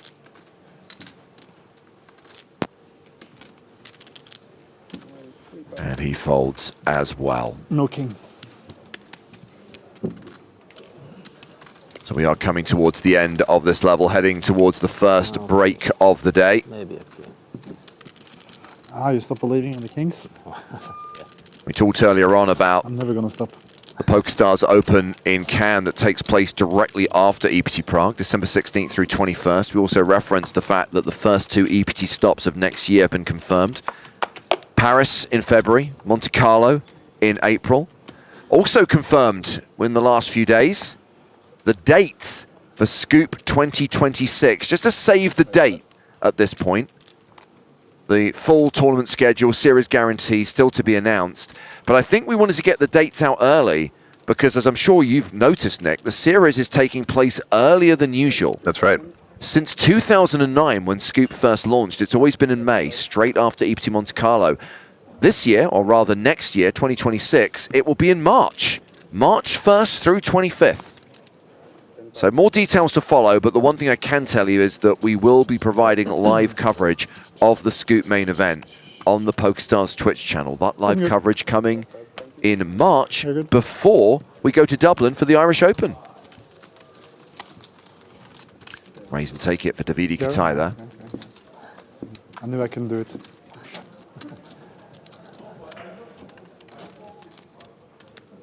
You have longer arms than the last an Olympia. Such a reach.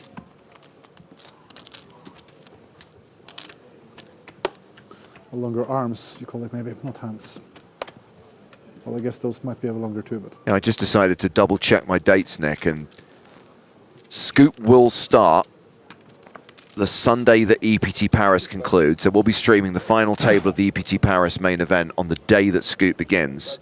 And the final table of the Scoop main events, plural, will take place on March 25th. And the Irish Open starts the next day.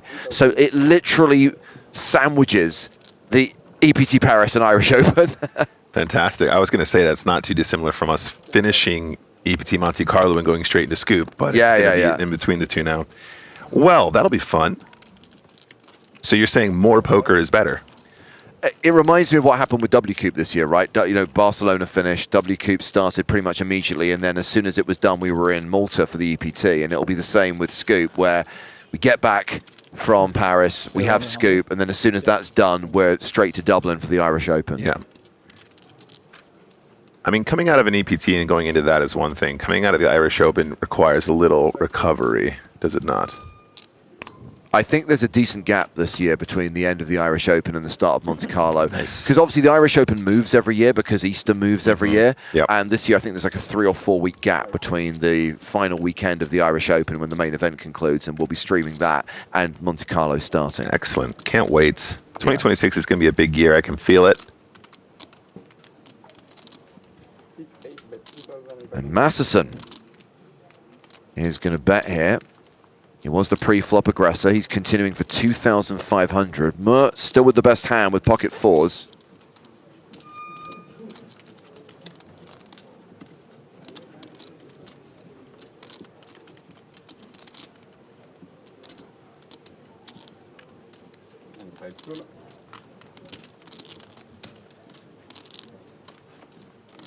Oh, that is a set for Mur, and Masterson is drawing dead. I love turning sets, James. It feels great. Checks it over.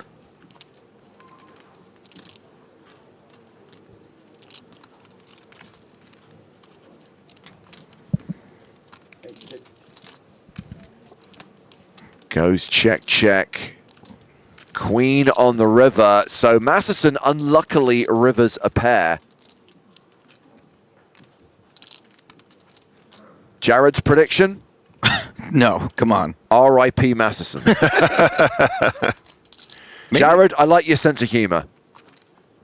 Does Moore want to lead the trips now for fear of not getting value? He did go check on the turn.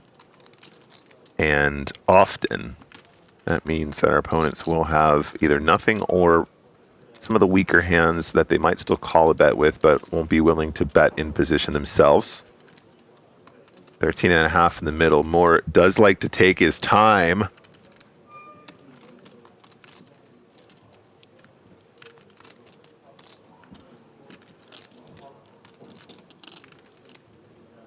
Lombaro suggesting 8,500 value at Moore. I think that's not unreasonable. What's the size? Oh. It's a bigger bet. 18,000 overbet on the river.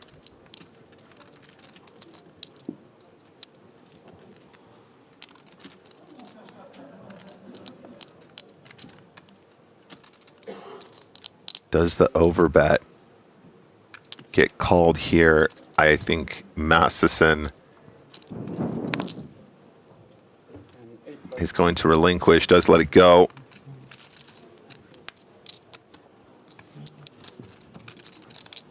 Another decent pot for Fabio Moore. It's always disappointing when you can't get paid for sets.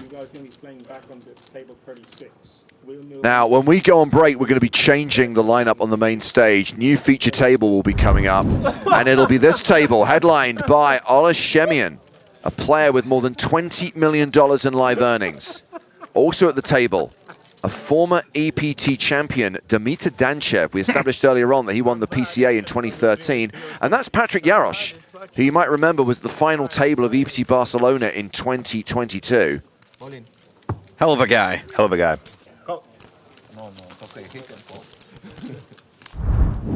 Our second feature table of the day for the second level of the day. Break coming in 6 minutes.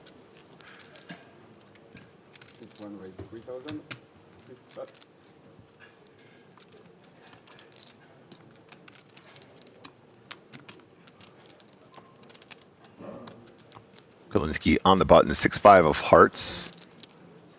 Blackness has 81k behind. That's 54 big blinds. Are we deep enough to do something cool with 5-6 of hearts? Cool. Because it's a cool hand.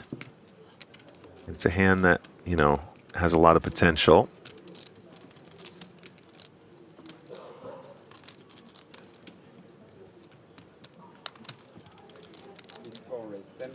Let's 3-bet. Mm-hmm.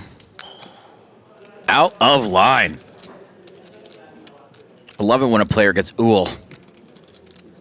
Ooh. Bias is going to fold. Nice work there for Galinsky.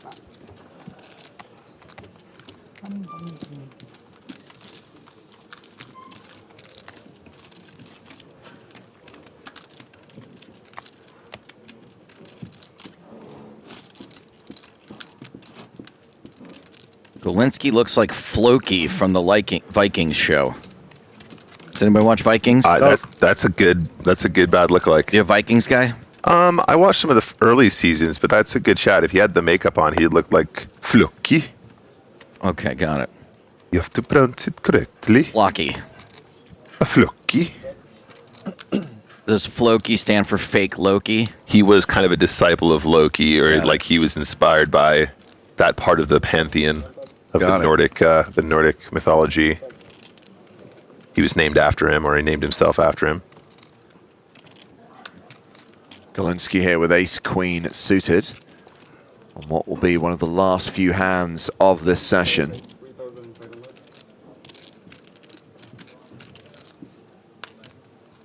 Yeah, Galinsky has done really well to keep composure here. Has had a couple of pretty brutal spots, but navigating it with poise. Nah, dog. This is an easy let go.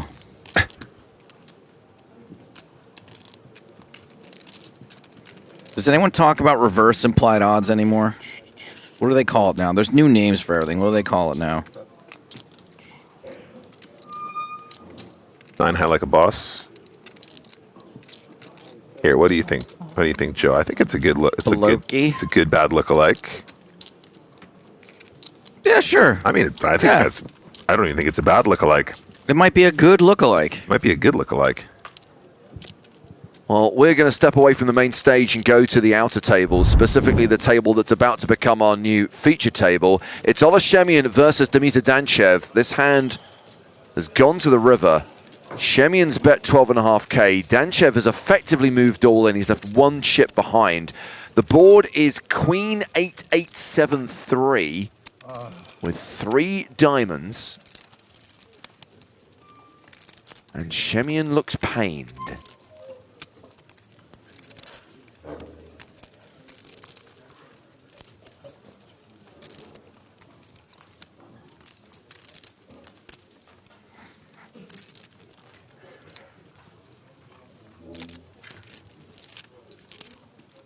Danchev not giving anything away.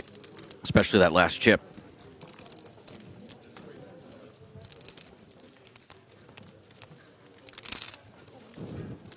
Is the last one chip left behind thing even relevant when you're not in the money?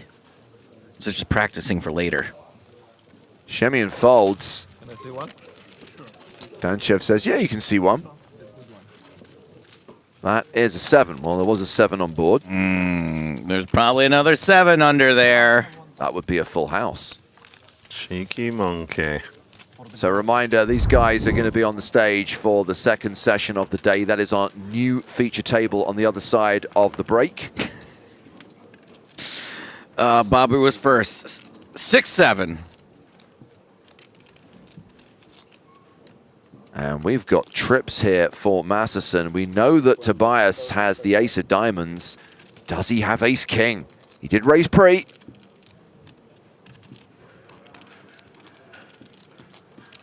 And he did raise post? No, he bet. He has continued for 2,500. He raised from 0.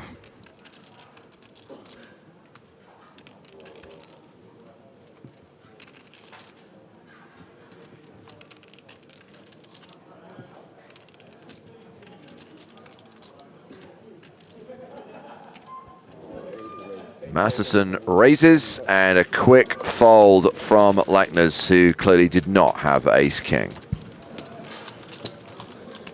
I don't know, it could just be tightening up. I think we're going to squeeze in one more hand.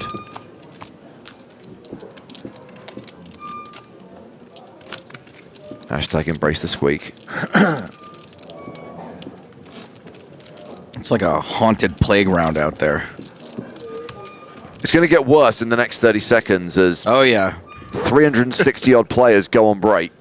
Sound engineers just collecting that, sending it straight to the horror film directory. Haunted playground, anyone? There's no players out there. It's just a bunch of empty swings blowing back and forth in the breeze. Coco with sevens raises to 3,000.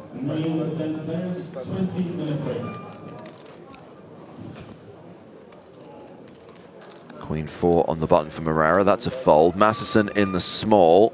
Ace, queen of strawberries.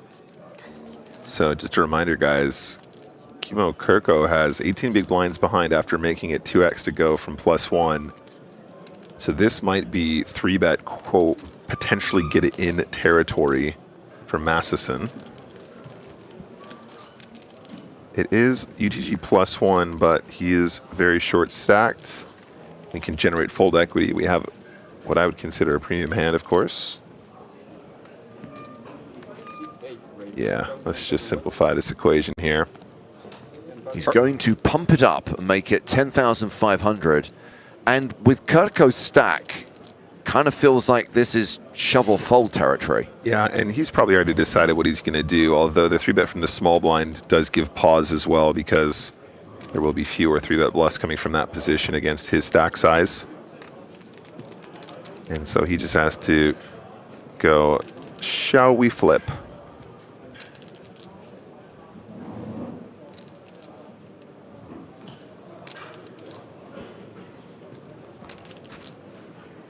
Of course, his stack's going to become a lot shallower on the other side of the break because the blinds are going up, but he surrenders the sevens. Masterson wins the last hand of this level. And the last hand we will see of this particular lineup of players, because we are changing feature table during the break. A reminder, Olashemian, Dimitar Danchev, and Patrick Yarosh are among the players who will be seeing at the new feature table in about 18 minutes' time. And the blind's going to be going up to 1,000, 2,000 with a 2K big blind ante. They're not embracing the squeak? Are they fixing the chairs? Someone just suggested WD-40, by the way, which is a terrible idea. Those chairs are on the floor. It's a poker tournament, not an ice skating rink.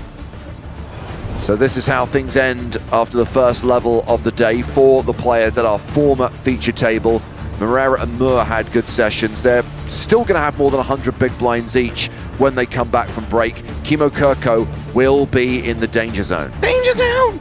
We'll keep tabs on that table. We'll keep tabs on those players, but our focus will be our new feature table. Plus, when we come back from break, we can expect Toby Stone to announce the number of entries and the all-important prize pool information. And a bit later, world-famous bubble coverage here from the Prague leg of the PokerStars European Poker Tour.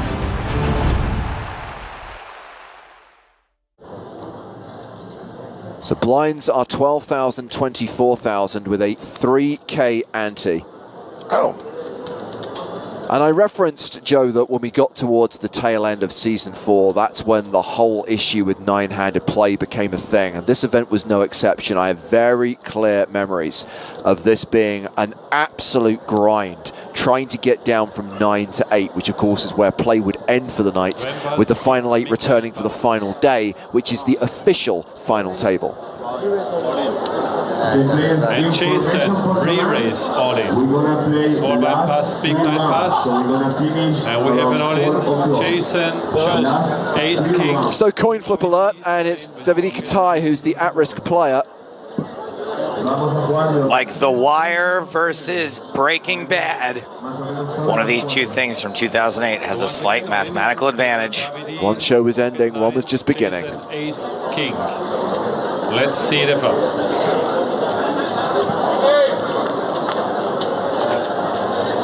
Flop comes king, 9. Katai flops a set. 3 9s for Davide. We have kings for Jason. Turn cards. Is a deuce. And that will do it. Katai doubles up through Mercia. And we are still 9-handed, playing down to the final table. Le roi du coin flip, ça va. C'est qui le roi du coin flip?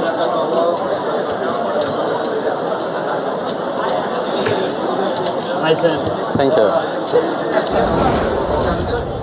Was played. And you can see these blind levels, 20,000, 40,000 now. I've lost more money than you guys. So clearly we've skipped a lot of inconsequential hands in our attempts to try and get down to the final 8. Sebastian Ruthenberg, who we've seen quite a lot at EPT final tables, is going to move all in with pocket 9s. And jacks for Nielsen. Martin asking for a count. Around 500. 500.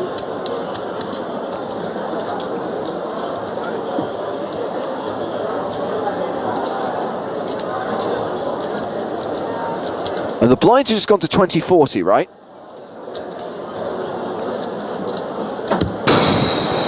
Anyone? Yes. So I was trying to actually think about it before I said yes. Point being that this is a 12 big blind shove, and this is a fold with jacks. How do we feel about that? Hey, look, sometimes you just have a bad feeling. Sometimes you just got a feeling, James.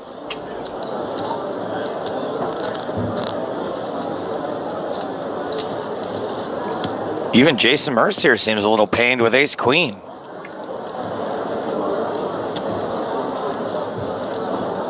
Looks like he's just trying to estimate the impact it's going to have on his stack. He makes the call.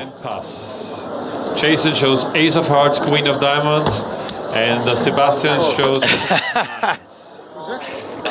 Oh, the disgusted look on Mercier's face when he learns that Nielsen folded jacks. And did he do it right or what? For Sebastian, he flops a set of 9s. Great fold, Martin Nielsen. 9s are good, yeah.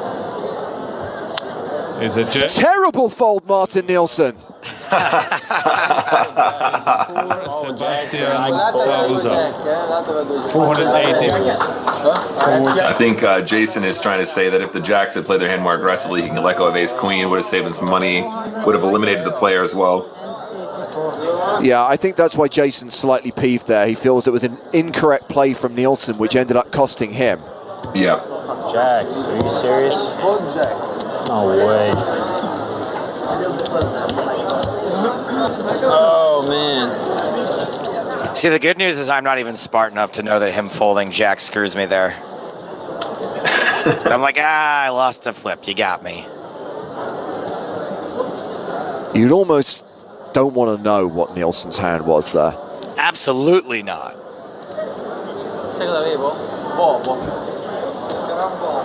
Man, Jack's feeling so elated about that fold, and then the turn comes, and they're like, wow, I wish I had won an EPT.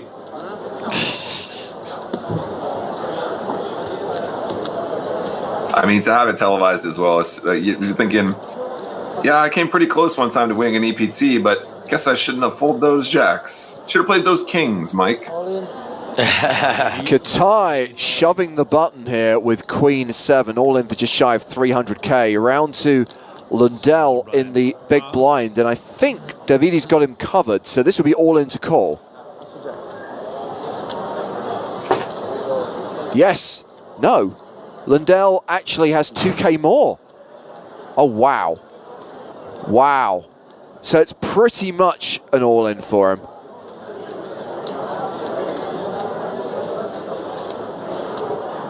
I think you can just get away from this, can't you? And call. No. Not if you're Lindell. He decides to call, and look, he's a 6-4 favorite here. Davide shows queen 7. Mercier doesn't love the call either. I think Mercier's still annoyed about the jacks. 4 is the hand for Mikael. I've been watching a lot of bubble play lately, and I think in the modern era, a lot of folks are going to fold ace-4 there. Queen, Yeah. check, deuce. Pair of queens for Davide. Let's see the turn card. So with Katai pairing his queen, Turn card is a 10. he's You know a that big, king is always coming, right? big favorite here. Has to fade Last card. the king or the ace on the river. It's an 8. So Katai gets the double up and leaves Lundell with crumbs.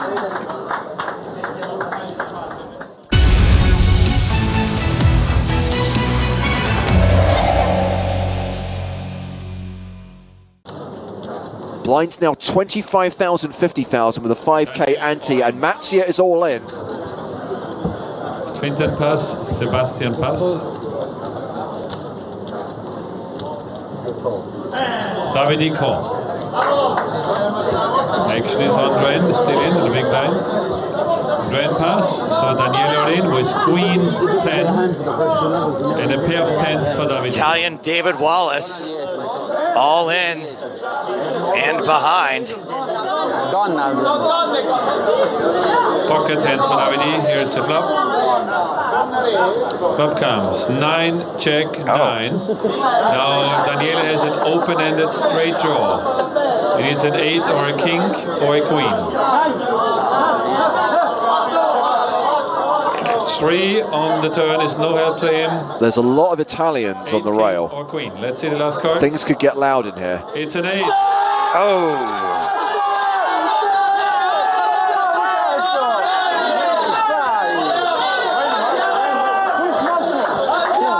Yeah.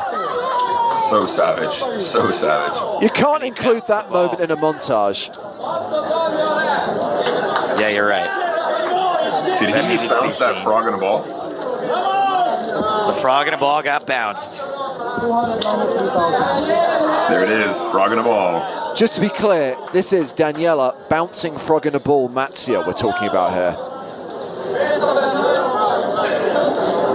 How are they going to fit As he that? stares off into the distance, just picturing all the branded apparel with frog and a ball man lifting a trophy, frog and a ball man animated series. So Mattia gets the double up through Katai onto the next hand. Coming this Christmas, you can actually buy a frog and a ball man, frog and a ball. 6 players remaining, and the action folded to Fintan Gavin. And Fintan raise. He's going to raise with 10-8 of diamonds.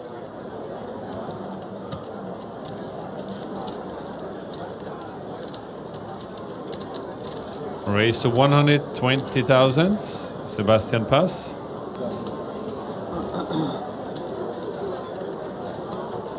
Katai with ace-6 in the big.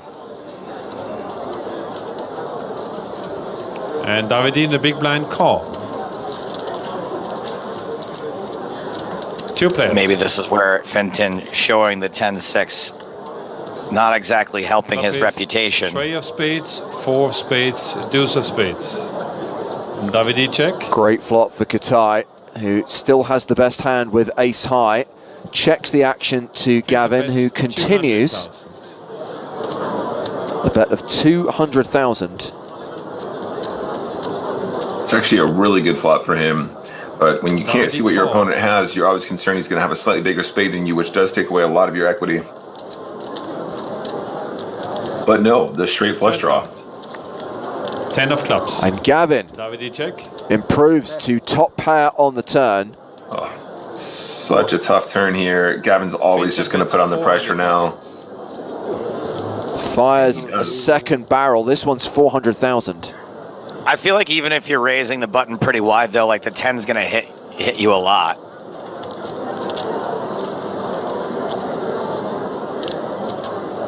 I feel like hands like 7, 10, 8, 10, 9, 10, Jack 10, Queen 10, King 10, all raising the button. There's definitely going to be plenty of 10s in that spot for sure. And if it's Jack 10 with the Jack of Spades, your Ace-6 is looking really rough here. I would be really surprised if he makes a call here. Such a tough spot. You're on a final table. There's pay jumps. It's just ugly as hell from where he's sitting. Where your opponent, even if he's in this situation and he's just got like one big spade in his hand. Yeah. Still so many bad rivers that you don't want to see, including overcards. I love it.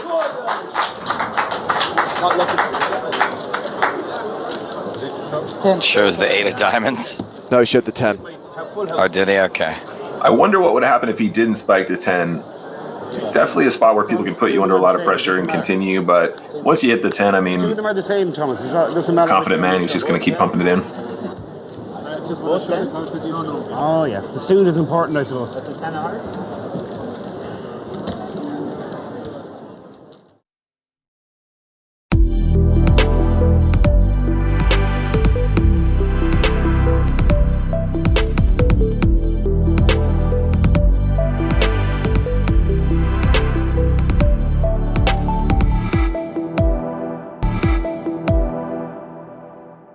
Everybody now guaranteed almost €500,000, well over $500,000, 650,000 US dollars back in 2008. 210,000, he says.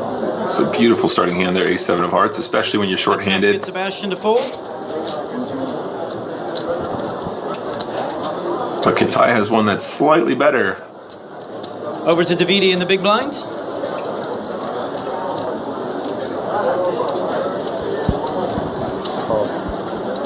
Who just calls? Davidi's going to make the call. I like just calling against a player who you know gets a little out of line pre and post flop. Here's the flop. What we can't see here as well is the dynamic with the third player. If they're the two big stacks, they're not really incentivized to get super out of line with each other. King of clubs, 3 of hearts, Of course, 8 Gavin of hearts. flops huge. Davidi's going to check. Fitting really quick. Whoa. Doesn't continue on the 2 heart flop. Let's go ahead and see that free Interesting. turn Not sure I love that. That's the King of Hearts. Oh, we now beautiful. have 2 kings with 3 hearts on board. Davidi's going to check.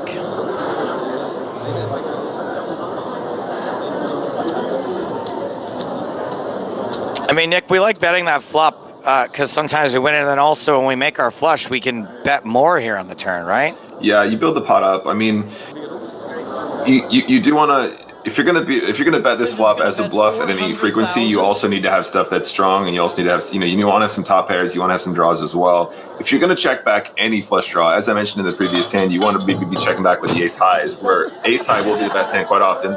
He's just dropped it. That might be a tell. Johnson. All right, Neil.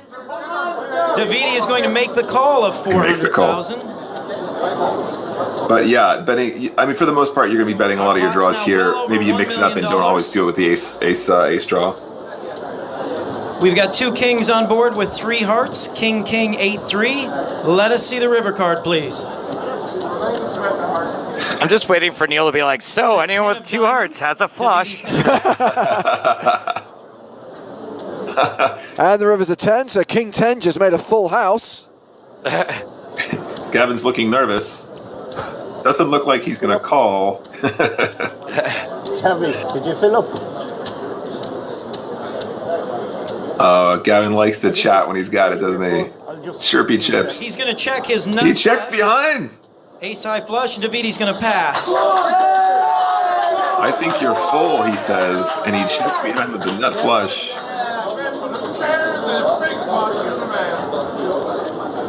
Katai's like, you missed value. Katai's like, how did I not lose more in this spot? New sunglasses. I mean, it was a different meta though as well. We were talking about c-betting with the draw there. I mean, it was a different meta as well to a certain degree. Like at the frequency that people c-bet these days, betting there just means you get value from hands like ace queen, right? Because people will just float with ace high all day long. Yeah. maybe in that, maybe back then people were folding a little bit more Sebastian's frequently. going to be on the button this time. First that flop c-bet.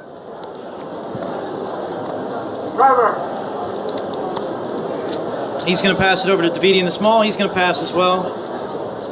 Finn rolls over the ace of clubs in his big blind. This commentary. That was a walk for Finton Gavin there. His face. Yeah, so going to be first on the button. So it actually looks like our initial evaluation of that previous flat with ace queen was accurate. I think they're the two big stacks, and therefore trying to slow down a little bit. Let's see those cards, guys. To try and find a situation such as this. Yeah, Finton Gavin with the big chip lead shoves on Sebastian Ruthenberg, who calls for his last 800k. Clubs and the 10 of diamonds. Let's see the flop, please. Cold. Flop is 9-3 queen. Queen of clubs, 3 of spades, 9 of hearts. No flushes are in play at this point in time. Ace 7 versus 10-10. Let's see that turn card, please. Turn is the 4 of spades. Sebastian just needs to dodge that ace and he's going to double through. Only 3 cards in the deck that Ruthenberg has to fade. Tens hold and Ruthenberg doubles up. More than 1.6 million now. And Finton Gavin not quite as dominant as he was before. No.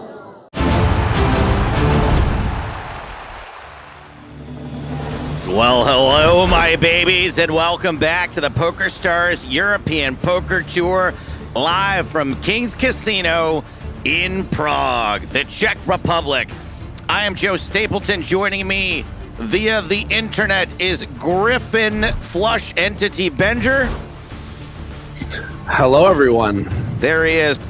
He is stuck in the polar vortex that is Canada, but we are focusing here on Prague. These are the top 5 chip leaders in the overall tournament, and these are the 8 players who will be taking seats at our new feature table. Ola Shemian in the 1 seat and in the pole position. Nearly 300,000 chips for this blast from the past. Perennial crusher in the olden days of the EPT. Haven't seen too much of him lately, but he has been around. Also at this table, former EPT champion Dimitar Danchev, as well as former final tableist Patrick Yarosh.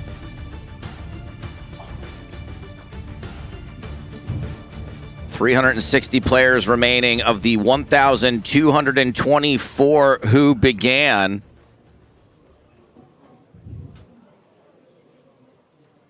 We have not reached the money just yet. That'll be happening later today.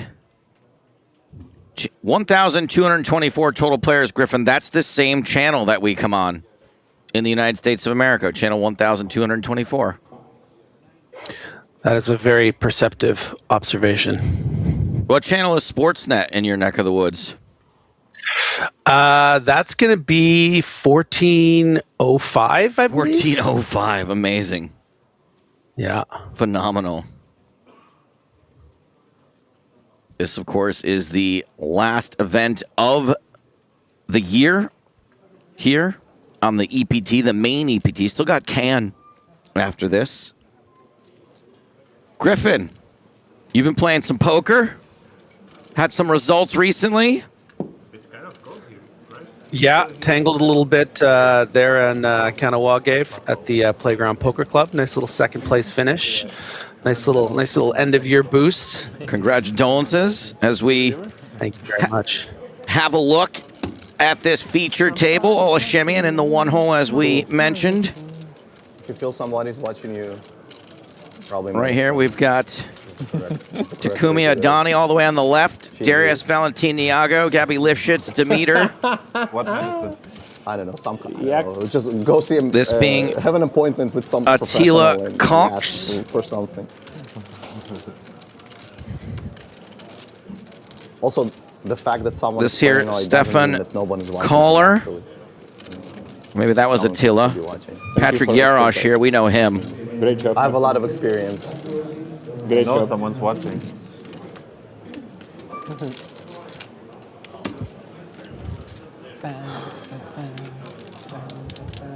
How many days you been in Prague now, Joe? Just one full day. Got in 2 nights ago. Yesterday we had a little rehearsal. There was a welcome drinks. This table, I made a lot of money. And then I had a nice dinner with my boss and our director of photography and my other boss, James Hardigan. These are the payouts. No announcement from Toby. Slapped the microphone right out of his hand. We said, we'll handle this with a graphic. Total prize pool of nearly 6 million euros. These are the top 10 payouts. We'll be paying a lot more places than that, but a cool million. Usually they say cool million to mean a million even, but a cool million plus 19,300 euros. Big old jump there from the 636,000 for the runner-up. Make it to the top 8, and you get a 6-figure score. 5th and above gets you more than $250,000. And as we stated, more than 1 million euros for first. So many Canadian dollars. That's a lot of Canadian. How is the dollar doing up there in Canucksville? You know, it always hangs around, but it's you know, it's all right. Well, I hope you guys are able to hang on and not become the 51st state. That one you mean? Yeah, I looked at the conversion. I got 94,000 for my second place finish, and I was like, oh, that'll be around 75 US. And I checked Hendon Mob, and it was more around 66. So ooh, not doing that great. Ooh. I will probably remember this hand. So of the 360 players who are left, 183 will make the money. Like he was a legend back then. I'm gonna shut up now. Let's hear what these guys are talking about. He probably, I mean, he still played, but he probably never really recovered for it. You know what I mean? Like, yeah. Like I mean, stop being like a mega pro, whatever, like a celeb pro, whatever. For it, like why? No sense. 3 ways to the flop. I lost aces for like 5 million ICM or something. What did you do recently? Exactly, when somebody tells him a bad beat, he's gonna roll his eye. Oh. Yeah. You wanna hear bad beat, bro? You wanna hear? Donnie likely gonna get a free card here on this flop, which is nice to see with that gutter to the nuts, backdoor clubs. 7 though, not what he's looking for. Goes from best to still best for Conks. It's a bad beat story. And some temptation here for the Japanese native to, I mean, this board is going to hit his range a lot. I would say some problems in the form of the 2 hearts now on the turn. Going to be some more continues from some suited hands. Just trying to get through, but obviously with that gutter and mid pair, Conch continues, and now it's going to be very interesting. Conch with the best of it after this 4 of diamonds. Pretty bricky river. Yeah, we are going to see O'Denny bet here, and it's only going to be to the tune of about 40%, which I think will often find a call. Surprised to see a very quick fold there, but it's going to work.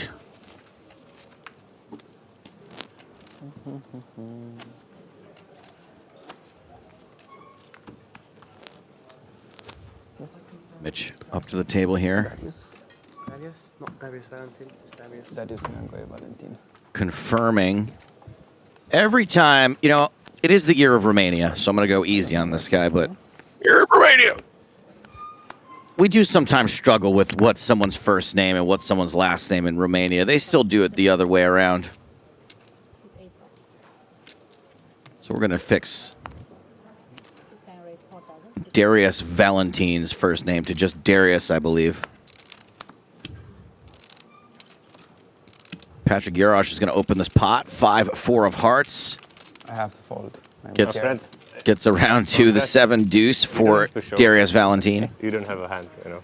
Be careful when you look at your hand because I almost saw something. I appreciate it. Anyway, I know you're scared, you know. Yeah. Like if you, it's not help that you show 7 deuce folding. It's okay.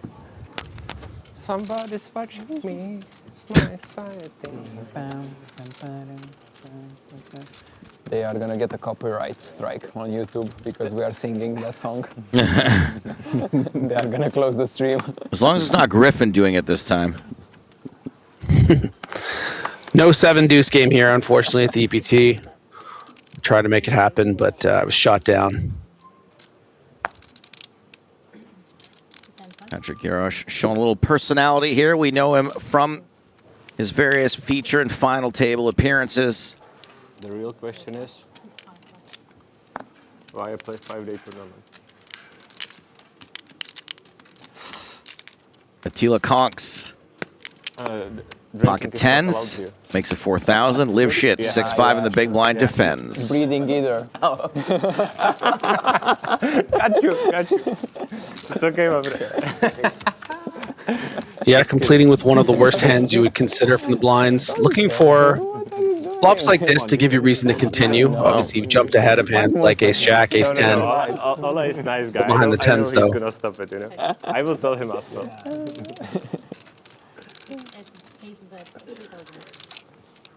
Conks continues.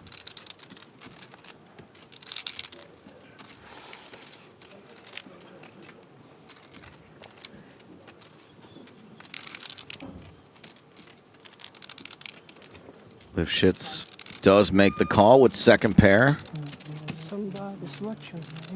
Will he pick up equity on the turn? No. Yeah, you like that 4 on the flop because it gives you some more reason to continue some interaction like a 7 or 3, but the ace of hearts is death, but should get you a free card from the non-hearted tens.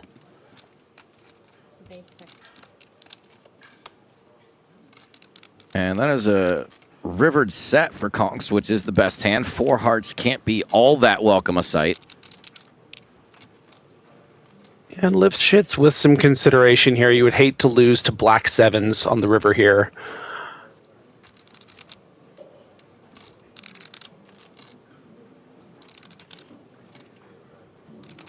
Obviously a set, very strong holding, but with the 4 hearts, of course, you know, you're not feeling very comfortable facing a bet. We saw how quickly Conks folded the river with the 10-8. Just under half pot size bet. Gets a quick call from Conks. Nice try, Lao She.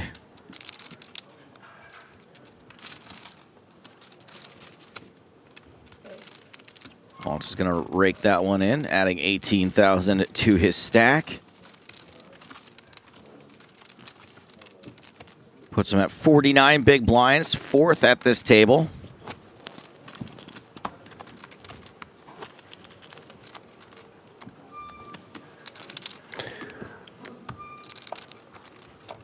I did the whole bloody affair last night, Joe. You went and saw all 3 Kill Bills? Just the 2. But, yeah. When they show the whole bloody affair, do they take the credits out of the middle and connect the whole thing?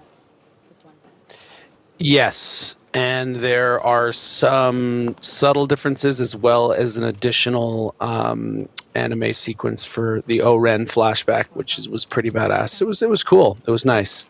That is cool. That's something they reordered some chapters too and stuff. It was much more cohesive, and there was an intermission, and watch it in VIP with 4 or 5 friends. It was a treat. Most pots, so it's nice for me. How much you start today? 150. Not bad. Conks versus Danshev. I have some more questions about that. Long time. We only play Yeah. Talk We'll over get into it. Ole though. 50 minutes. Yeah, Danshev going to be needing to hold something like a 5, 9, 10, queen or jack to continue. Certainly possible, but because it's from the big blind, yeah, he does have one of those holdings. He plays other game? Yeah, game. So every once in a while, we'll get this, you know, a card not shown Come later, or? It's huge. or an error, and it kind of makes it interesting. Spots like this, Depends. We can really kind of narrow down what the other card is. That's pretty interesting. River, given we don't know what the other card is there for Danchov. Yeah, because when it's good game on cash, Yeah, I think the other card can only really be a 5 for Danchov to be losing here. You had day off or you play something? Yeah. Good day off. I needed to rest. And in this case, probably more like a King 9 or King 10.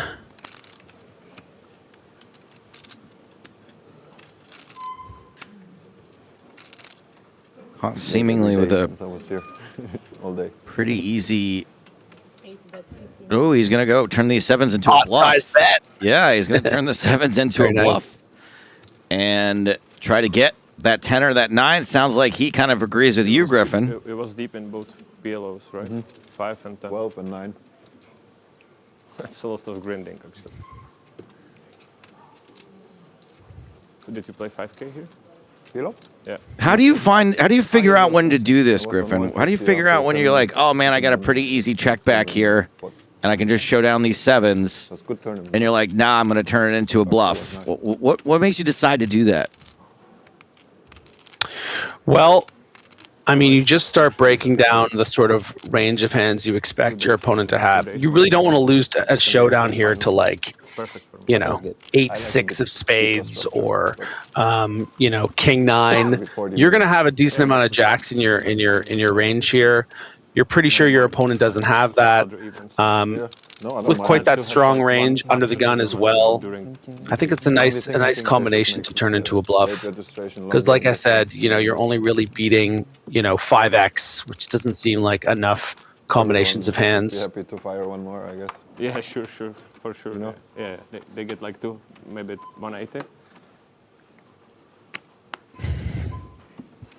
So a couple of people in chat, Griffin, mentioning some kind of Fortnite crossover. Was that in the movie you saw? Okay, so let me just say this. This is my opinion and not that of PokerStars. I thought it was. Here it comes. I thought it was just, yeah. I mean, I thought it was pretty. It was not. It was pretty despicable. But so it is in the movie. Like if I go see the no, it came after the credits. Like this is the thing too. It's like you've been in the theater for 5 hours, right? Yeah. And then I'm looking up that there's this post-credit. I knew it was the Fortnite thing, but I was like, okay, I'm sure it's not going to be completely creatively bankrupt. But it was just like, it's Go-Go's sister coming for revenge against the bride. It's like a sequence that was in the original script as we come to the flop of King 9-3.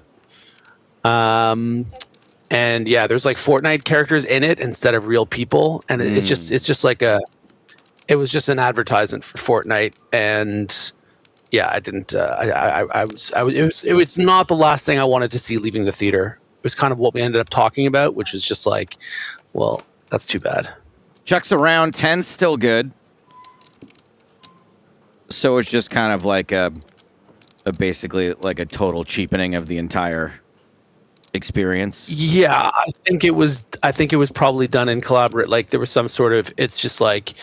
For him to get this thing in theaters, maybe he needed to, or maybe it was just a big, I don't know, like how these financial things work, but you know, try to get more kids in the theater by, you know, by doing this collab and skins for whatever. And but look, I don't think kids are going to see. I would have preferred to see like a Super Mario Brothers 2 crossover where the bride throws carrots and vegetables. Yeah. Delayed C-bet from Hero fault. Ole. Gonna take it down. Love it when you're in a Depends how much like hero. a Mexican standoff, you know. The Spider-Man. Yeah, exactly. I guess I was also kind of embarrassed because there's two people that I went with. You know, they have like a 4-year-old and they got a babysitter, and I'm like, oh no, there's a post credit. Guys, they're paying overtime on $8 an hour. Yeah. I'm just like, I could tell they were tired, and they're just like, "What is this?" I'm like, I'm sorry. I don't agree, my friend.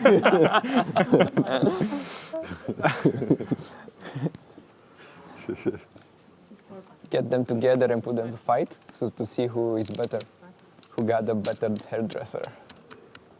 But now it's kind of long. I didn't have time because I have to green. Scimitar the scimitar. I only call him that, but it's going to catch on. Really working. It might. It may. It'll be tough considering his name is pronounced Demeter, but yeah, Demeter. Yeah, I know. That's the part I'm hoping people will forget. So 25 bigs effective here. Now it's really a couple of directions you can go. Does elect to just call. I think this is okay. Even though we see facing a 3-bet, Danchev will almost certainly fold. When he does shove, you're not thrilled with ace-10, so you keep some worse hands in there. You're kind of under rep. This is like probably the strongest hand you have that you don't 3-bet get in. But then you can get a flop like this, and you're guessing. Danchev's just going to win this hand almost every time. Will there be shot clock in this tournament? Maybe after the ITM? Day 3. Day 3? Yeah, they should put it from the start. Yeah, they think? Yeah, for sure. They made a Danchev poll, continues so for 5K, they it are looks gonna like. get it for sure. Okay. I think so. I hope so.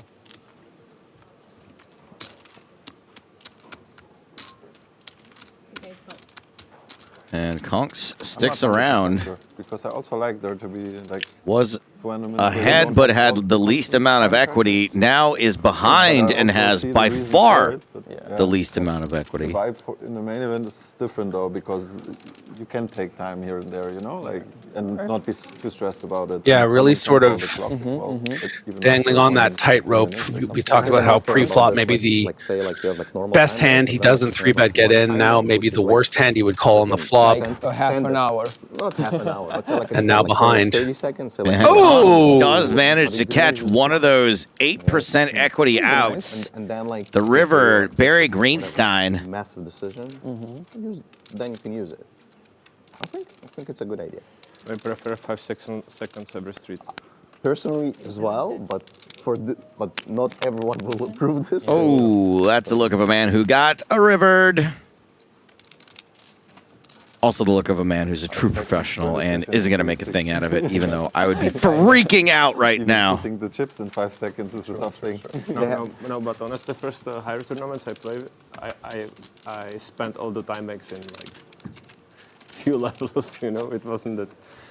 But then I was prepared for that. Yeah, frustrating for Danchev, you know, coming into the day here around a starting stack, feeling good position there on the flop, and you really need to just get something going here. You know, the average going to be probably 2 or more X your stack right now.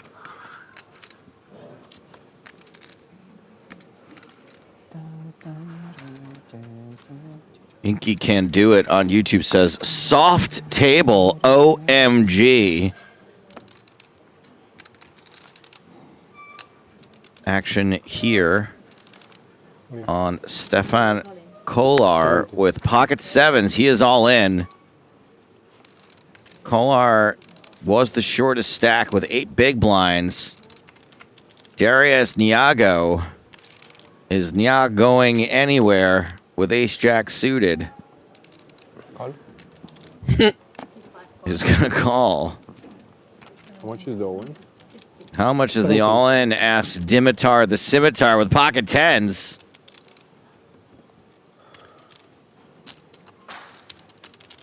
Yeah, and this is actually a bit tricky here for Danchev. While his opponent is going to have hands like ace-jack, so he does go for it. Thinks his hand is just a bit too strong. But it's not like... Oh! Yeah, it goes... Oh!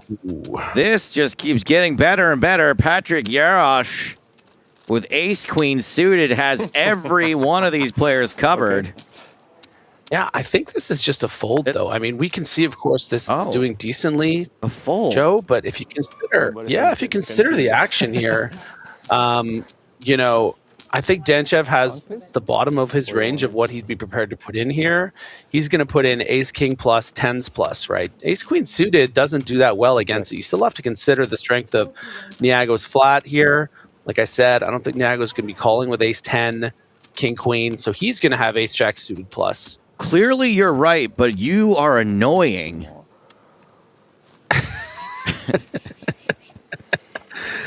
I mean, don't get me wrong. It is not a clear fold, especially suited, right? But I think it's just when you break down the ranges. What you mean is it's a clear fold if you're good. I understand what you're saying, and that is why it is very, very annoying. It's very hard for me to separate being able to see the hold cards. But I do tend to, when I play poker, to err on the side of tightness. I probably would have folded there also. Well, now I'm in a world of pain.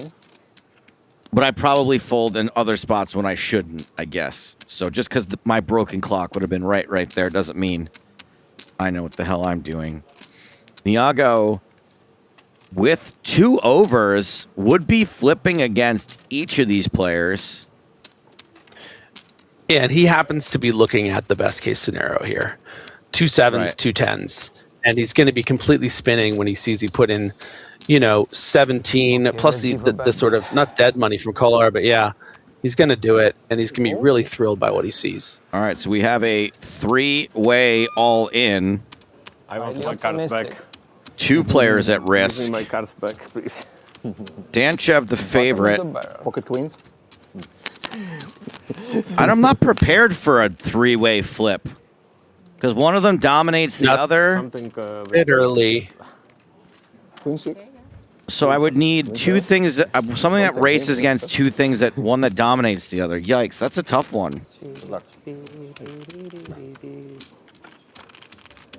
I'm kind of rooting for this guy, I'm not going to lie. King, queen. Where did that ace queen go? You're rooting for Kolar? Go to him. Show us Yarosh. It was bot. Danchev still looking good with these 10s because Niago cannot make a straight to win this hand. Not against him. I would like a 7 on the river just so I can continue doing Kolar commentary. Nice. It is a 7. 7 Kolar Rivers. A full house. I win the side books. I win the side books. Danchev is going to profit in the hand after doubling through the ace jack. I made very tight fold. And the only loser is Darius Niago. 24. Too much action. Patrick Yarosh dodged it. Profits. Yeah, it's not that bad. You know what they say, right? Not the worst. Yeah, It's always coming. at least you didn't fold. It is always coming 7. It's catching on. You know what? Earlier today, I almost said maybe we should retire. It's always coming 7. It hasn't always come 7 in a while. I was thinking that earlier. And the good Lord provided here in this Christmas season.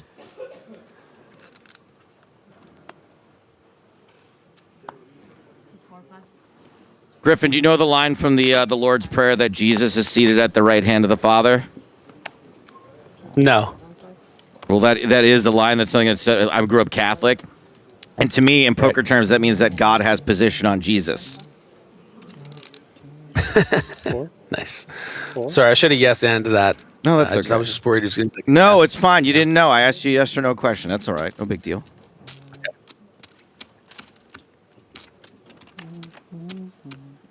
Jesus was the original raiser. You know that at least. I do know that. Okay. Top pair here for Kolar. New lease on life. Christmas miracle. In front of him, you know. Spades too. Exactly. The other spades made the other difference. suits. Elkanah's pretty funny. Bad look-alike here for So this is your aggressive Stefan Kolar. 100%. Nice hand, 2045, Matthew Lillard. When you don't have space. And which is Easier call. That's good. clubs are the suit there. Clubs used to be. I'm not sure anymore. Or 2025 after that Quentin takedown. Yeah. Well, You see that? yeah, but everyone in the world rushed to his defense. Like, not as much as Paul Dano, Yeah. but Nobody can see you have. 100% spades are favorite suits. My favorite hand is Jack 9 of spades. Wow, it's a beauty. Wow. Jack 9, not Jack 10. It's my brother's favorite hand too. Janina? And I Everybody really loves like it. Janina. Something about it. My favorite fold 6-bet hand for black. Kolar with a very clear call here in the big blind defense, but I don't know. He's kind of wearing it in a way that makes me concerned that he's about to make some catastrophic fold. It could just be posturing, of course, and this is obviously very standard continue. But there's just something very genuine about. Oh no! No. Just 9 offs and stuff. No. No. Yeah. No. Yeah. Oh yeah. No. Saw it right from the jump. Come on. Yeah. I was just about to say this would work on me. Like if he looked like that and then called, I would be like, I got this. No, it's listen. I mean, there's a phenomenon in live poker from amateurs when they get lucky and they've just doubled up and then they have a spot where they can make a huge overcorrection and playing a bit too tight. They just got these chips. Every once in a while you see it, and that was really not good. But that's the game sometimes, and I said I wanted Kolar commentary. And that's fine. Well, you got it. You nailed it. Yeah.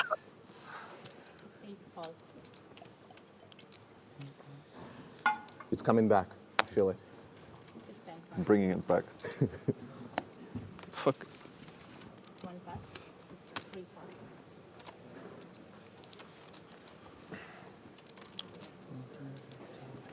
Look at him staring him down too, Kolar, being like, "Oh, did you get one out of me there?"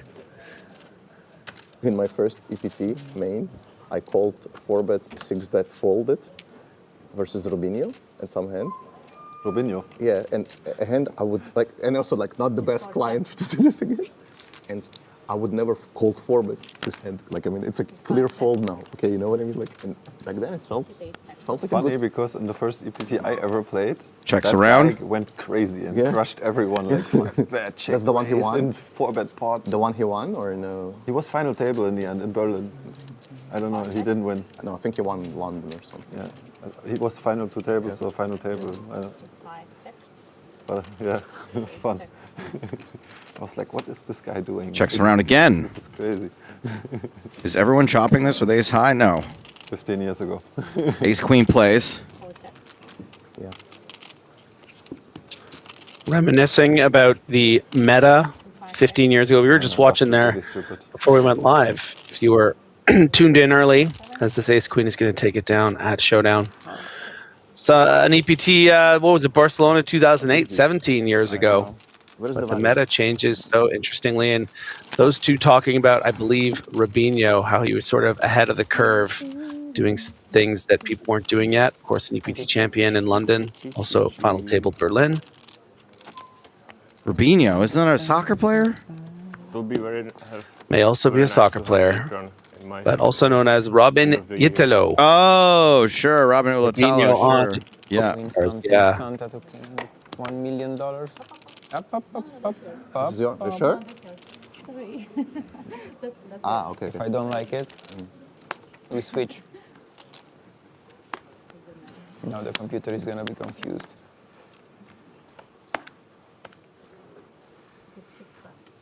Sorry, like. Action folds around to a very sleepy boy, Patrick Yarosh. I think Zakat was pointing out that the dealer kind of looks like Betsy Brandt from Breaking Bad. I will allow it. We should play with showing cards. Whoever win the How have you been liking Pluribus? One card or? You know, Griffin, I have been watching so little movies and TV over the last few months. 9-7-6 pair of sevens for Niago. Outflops the fives. Did you fall in love or something? Yeah. Huge flop for Niago. Yeah, I sure did, unfortunately. Well, very fortunately, I should say. But it's been hell on me being able to watch television. Pluribus is a good couple show, I think. She's not a big TV watcher. 2 pair on the river for Niago.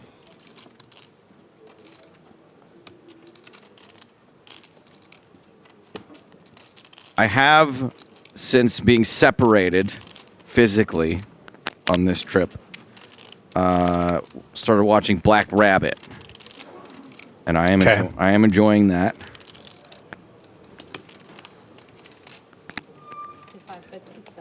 You should watch the first episode of Player Best. I'm curious to hear what you think.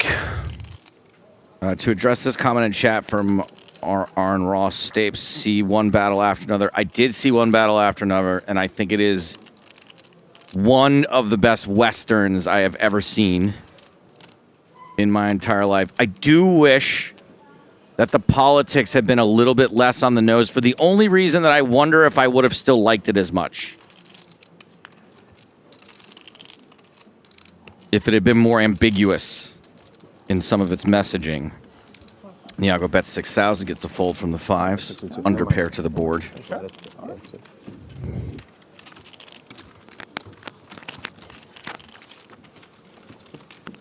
That's some good self-awareness, though, Joe. Yeah. I like that for you. Well, instead of looking at movies, we're going to look at some of the other folks gracing us with their presences here. We've got Ricardo Pinto, a Gold Pass winner. We'll be keeping an eye on Pinto and his hill of beans. We've got Dylan McGowan qualified online for 5.5 euros. Nice. Umberto Ruggieri, we know this guy. Finished third here in 2023, and last year he finished in 11th. And Ongyang Dimov, Ongyang, eliminated, no longer in this event. Yeah, he gave us a little head shake there. As we chip away toward the money, still 100 some odd eliminations to go before we get there. Okay. Down to 3-2-6. As everyone takes this 3-bet from Stefan Collar quite seriously. No action with the jacks.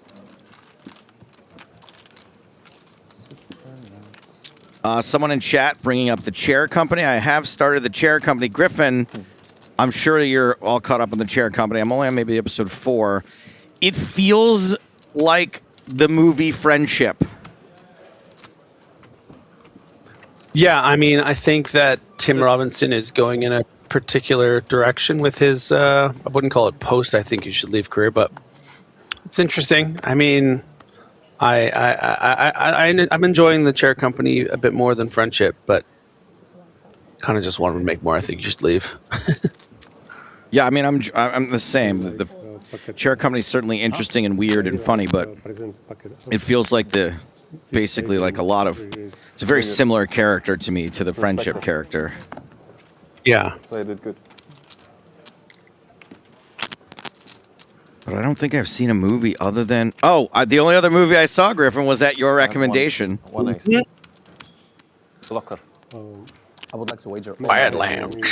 And my, Lifshit's all in from the small blind against the button raise. Is not going to get it through, unfortunately. King, Queen a little too strong to let go for that short stack shove from Lifshit's.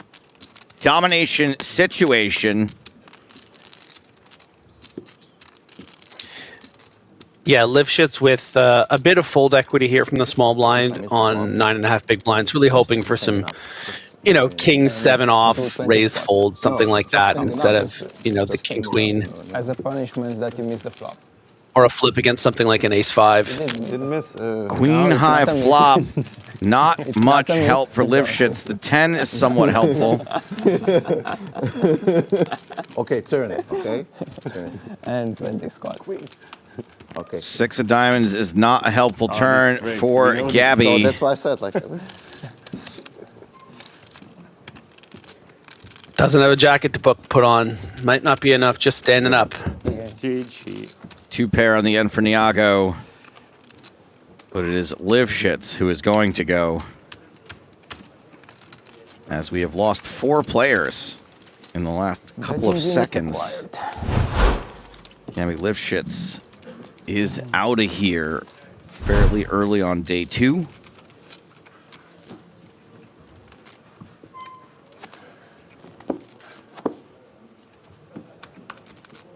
He was definitely trying to steal that mic, wasn't he? Not much gets past us except for everything. Yeah.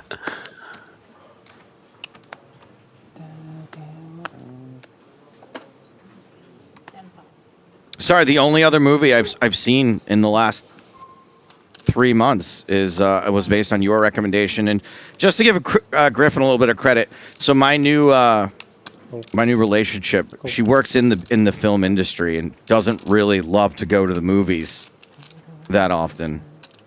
And I get a text from Griffin who says, "Joe, you gotta go see this movie. You gotta go see it. It's gonna get kicked out of the theaters on Friday for the Wicked sequel.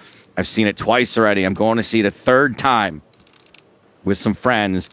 You gotta go see it." So I said to my lady, I said, "Hey, I know you don't love the movies, but we haven't been in the movies yet. I'd really love to go with you. For me, would you go? Would you go to the movies?" And she said yes. And I said, "Cool. We're going to see Predator Badlands." Got some action And here. it went well. We can pick this up. Yeah, we can pick this up after this hand. We got 2 ace-10 suiteds, but it's O'Donnell with the 8s, who's decided he wants to thin the field. Ola Shemian is not going to exit this pot. What about you, Stefan Kolar?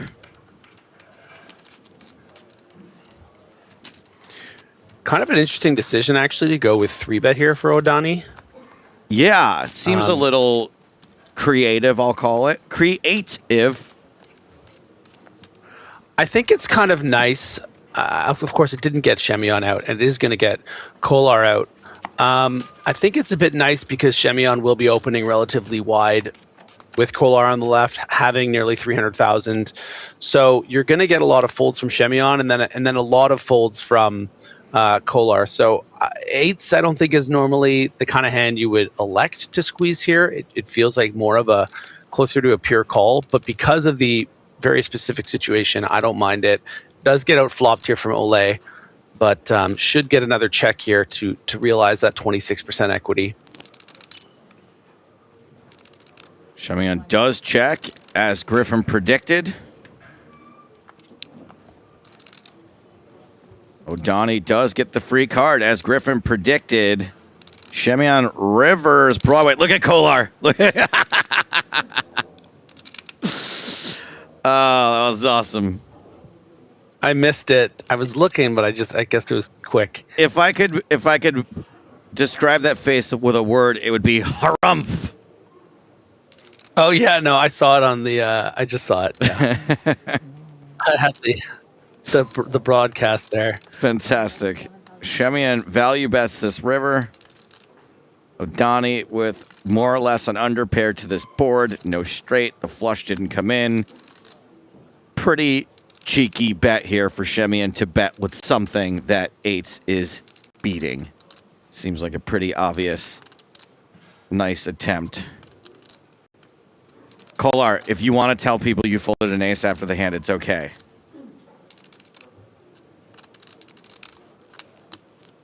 Did he have? He had diamonds though, right? You still hate it. You still hate it. Yeah, it would have been tough. Pick one. Listen. Where did he pick? The 10? Seemed like the 10. Seemed like the 10.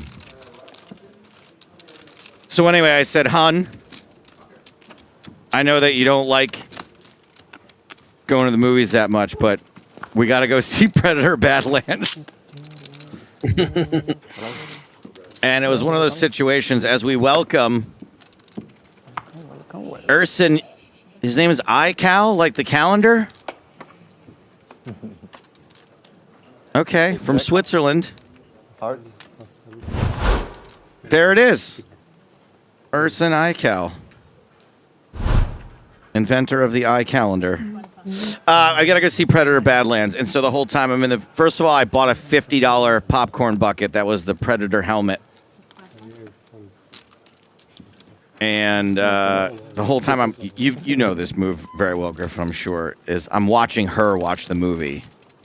Yeah, of course. And I'm like... Oh man, this was a really risky choice. Like, I didn't give her any say in this whatsoever. The first movie we're seeing together. And I kind of had to pull teeth a little bit to get her there. And I'm like watching her, watching the movie, watching her, watch the movie. And she's like kind of like reacting and like making some noises and sort of is more reactive than I was expecting. And afterwards, she was like, that was being awesome. She was like, that movie rocked. I thought it was so good. That's so great. Yeah, so congratulations, Griffin. Thank you. That really worked out in my favor as Yarosh flops a pair of 10s, out-flopped by iCal with top pair and a heart.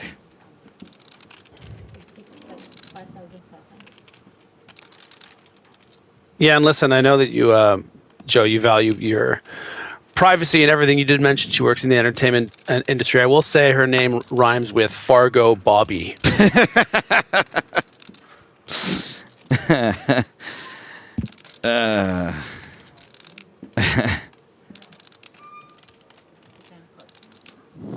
She's definitely my Barbie, that's for sure.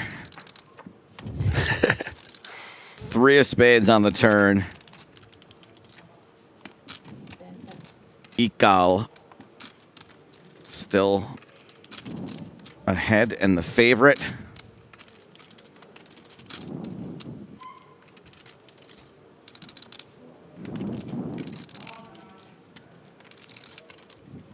I guess contemplating a value bet. Contemplating how much protection is necessary on this wet board.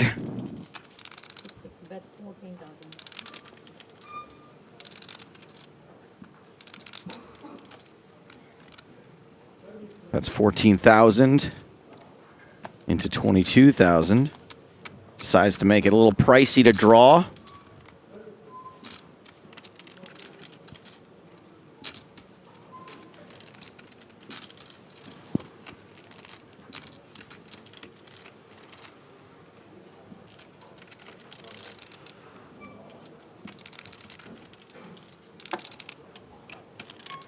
And I guess accomplishes his goal. Show one card. we played this here, no? Yeah? No. I don't. No, we should play. We should play. 1 card or 2 cards. Guys, everybody in? If everybody's in, I'm in. Good for you guys? No, I'm not.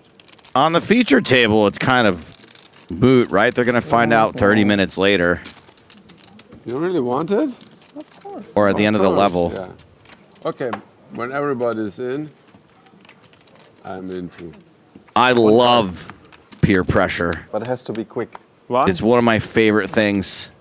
Both to apply and to succumb to. Nah, come on. But no messing around, no wasting time. Anyway, Yeah, I don't care. like, look, I gonna see it anyway, like.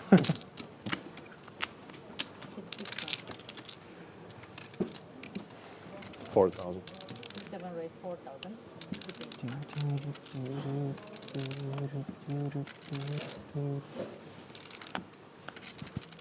Danchev's opening king, 9 of clubs. Yarosh in the small blind with trays.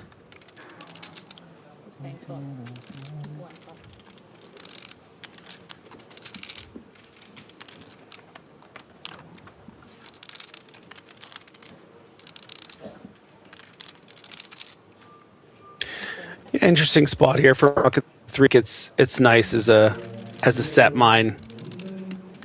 You're going to be doing pretty well against the cutoff range here.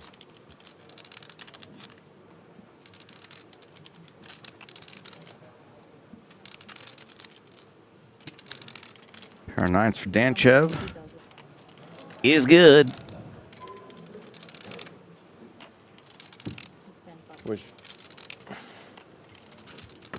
Which one you want to see? We're showing one.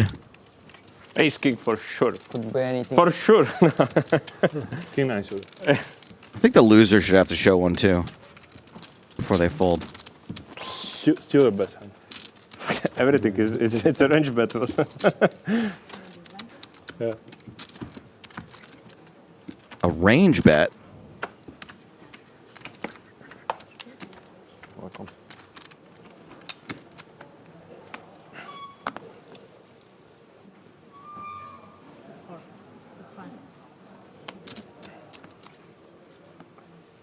Action folding around to Yarosh. Collect much, how much? On the button with the kitchens. Yeah, and I think Yaro's considering a full range open here because of whose big blind it is. And no fault of Kolar folding the poor jack. But not the simple jack. It's very quick. Not the simple jack. Table. Yeah, I like that. Well, there's one more PokerStars event this year. Not an EPT, but it's a good one. It's the PokerStars Open in Cannes. Starts the day after this one, December 16th through 21st. It's the last chance to earn points for the live leaderboard. I think that anyone that applies to probably already knows it, but it's fun to say. It's fun for us to keep an eye on. More details in the PokerStars live app, all the various events you can play, what they are worth, what they cost, and what time they start. Might as well at this point bring in your boy, your friend and mine, James Hardigan. I enjoy looking at the leaderboards in the PokerStars live app. I'd say at this point, Joe, there's probably about 40 players in total who are still in contention, who could just kind of like edge people out to get into the top 10 in the respective buy-in tiers. But it is going to go down to the wire in pretty much all three. And remember, it's only the top 3 in each tier who win cash prizes, with the top 10 in each tier eligible to become the next member of Team PokerStars Pro. Griffin, how are you? I'm very well. It's nice to hear your voice, James. Likewise. I miss your bearded visage. Obviously, we've got 2 pair here for Conks, and Adani with just a pair of 8s. And let's see how he responds to this turn bet of 5,000. Because there is something I want to talk about very quickly before Joe disappears. Adani is going to call. It went check on the flop. And oh dear. Uh-oh. What a horrible card for Odani, who is now going to feel compelled to pay off a river bet. Oh dear, Odani.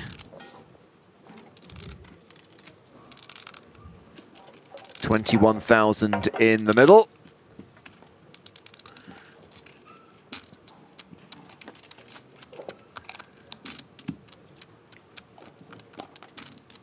Doesn't matter how long you stare at that board, it ain't going to change. You still have queens and nines.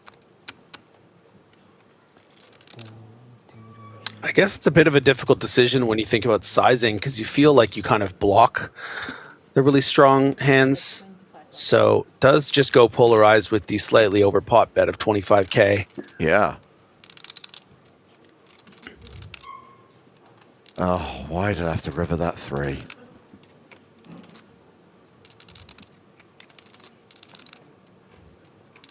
Goodbye, 25,000 chips, which was a quarter of Adani's remaining stack. He's going to be left with 75K, just shy of 40 big blinds. It's been a pretty rough level for him. So I just wanted to quickly flag, Joe, before you left, yes, that sir. Our friend and colleague, Nick Walsh, has just launched on his Instagram the first in a series, higher or lower for $50, which is basically a rip-off of Bruce Forsyth's Play Your Cards Right, in which people play the higher-lower game for $50. Joe, you are the first man up. You are the... No spoilers. No spoilers, but Joe features in the video. And I know that Mr. Walsh would be very, very happy if you could like, comment, and subscribe. I do feel it could have benefited from some of the catchphrases from Bruce Forsyth's Play Your Cards Right. No, I like him putting his own spin on it. Here, you guys can find that on Nick's Instagram or mine. I'm going to repost it now, so... Nick Walsh TV. Oh, I'm a collaborator. There you go. Great. I've accepted. Careful, don't reveal you're a collaborator. They might come for you. Yeah, well, it's too late for that, buddy.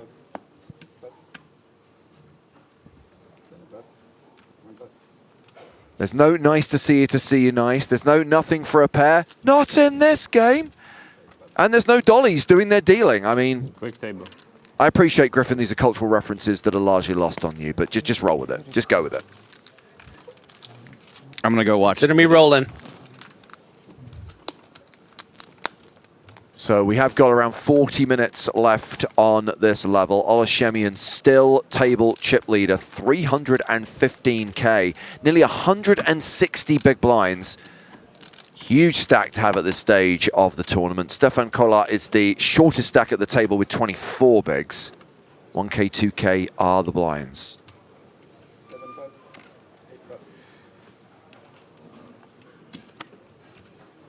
Climax says good morning from Brazil. Good afternoon from Prague. Good to have you with us.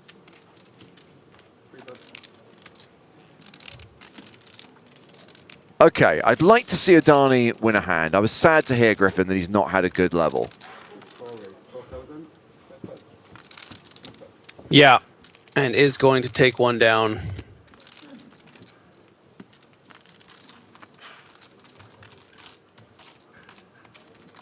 Still a comfortable 40 big blinds. Yes, that is true. Average. That is true. That hand was just raise and take it.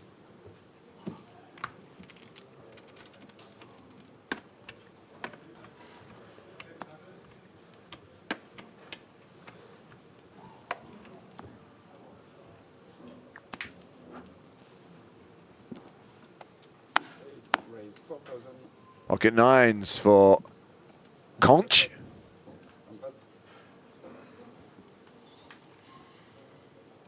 And pocket fours for Kolar. So 4,000 is the raise. Slowest player here. Me? Kidding me? Yeah, and the consideration here going to be indicative of, you know, some of the mistakes we've been seeing Kolar make. You know, he folded for 7,000, facing a cutoff continue on the ace 9-6 board with an ace, but prepared to put in 4,000 on the promise of missing your set, you know, 90% of the time. So, yeah, I'm not thrilled with the way Kolar's been tangling so far, but, you know, a lot can happen. Yeah, so Danchev priced into calling out of the big blind with Jack-9 suited and has paired his Jack, which is now the best hand.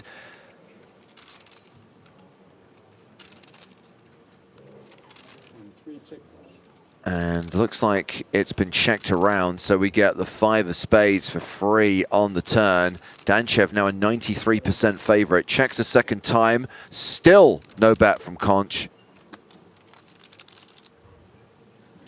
And no bet from Kolar.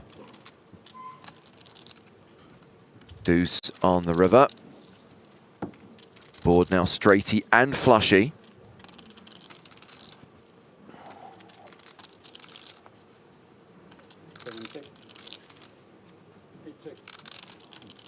Gets checked to showdown. Danchev's going to win this pot.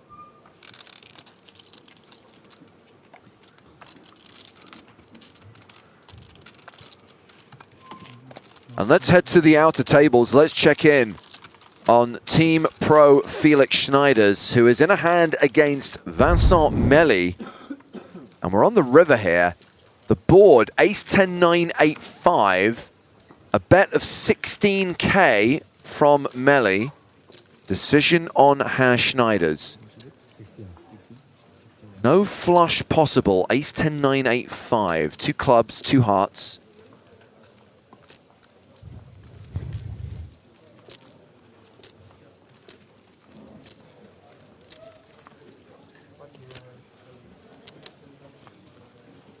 Big fan of that PokerStars sweater. We still selling those? I believe so.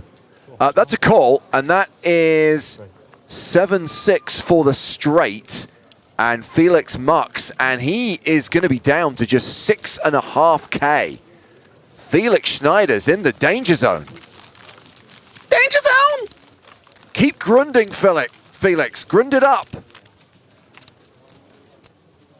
But right now, it is not looking good for Xflix.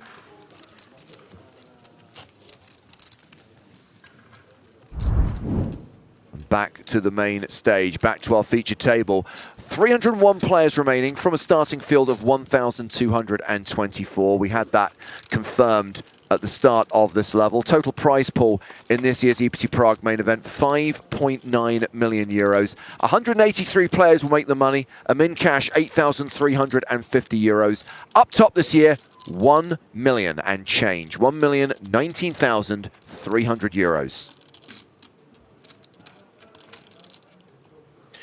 Great example here of how difficult a hand like pocket fives is to play facing a 3-bet on this stack depth of about 40 blinds.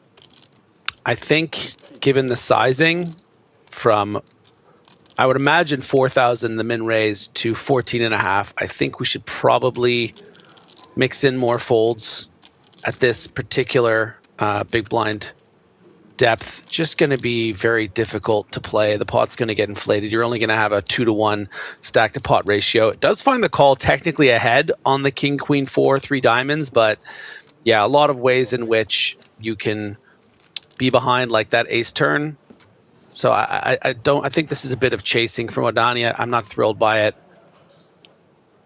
And this is looking pretty good for Itzel, having top pair with the backup of the diamond draw and the straight draw.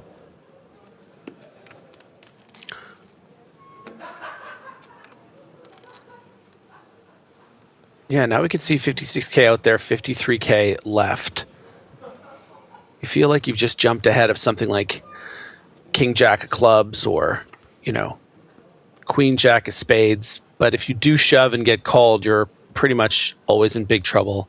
Check through and gets that perfect river where Odani might think this 5 of diamonds is good enough, might just put out a blocker bet, might just check, and we can see check, check. Nice takedown for iCal. What? Oh no. What happened there? Oh no. Oh no. He mucked? He didn't realize he had the 10 of diamonds? No. Oh no, sweetie. So checked at showdown, Odani tabled the 5s. Itzel saw the flush and didn't realize he had a bigger flush. Meanwhile, Felix Schneider's all in and at risk.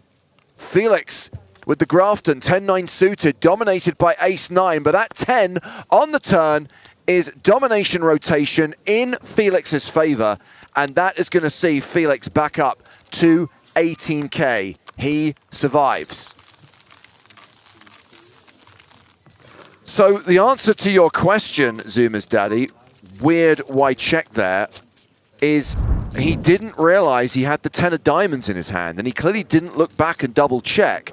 And when the hand went to showdown and Odani showed the 5 of diamonds, he figured he'd been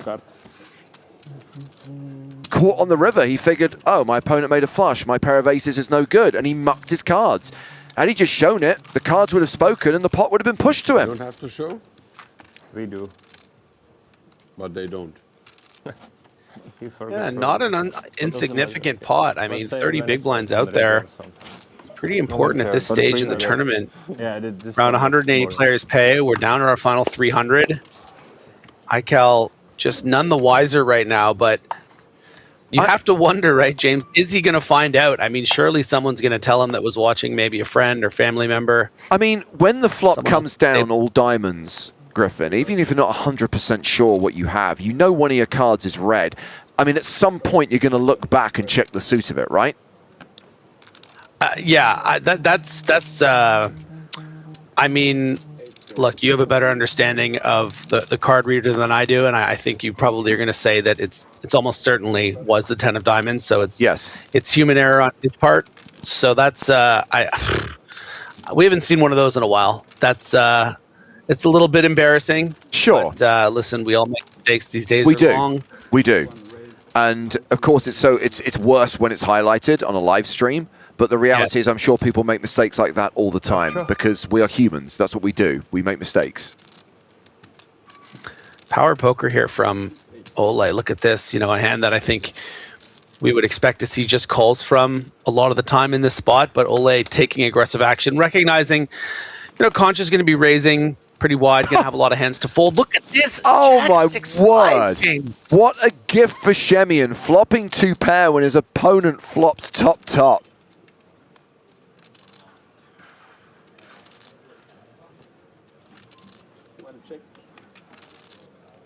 And Shemian does not continue, checks it, Conch checks behind. Oh, man. Shemian now a 3-1 favorite. And I would expect Ole to start sizing up here. You know, wanting to get calls from hands that might check back on the turn. And look, he's reaching for pretty much pot here at 41,000, hoping that Conch check back something like, you know, Queen Jack, King Jack. Yeah. 41,000 into 42,000 gets called. Conch wearing the PokerStars patch as he qualified for this tournament via a €109 online satellite. We're playing for stacks here. The 3 of diamonds completes the board. Conch has 99k behind. There's 124k in the middle. And if you're asking yourself, how does Ole feel about this 3 on the river?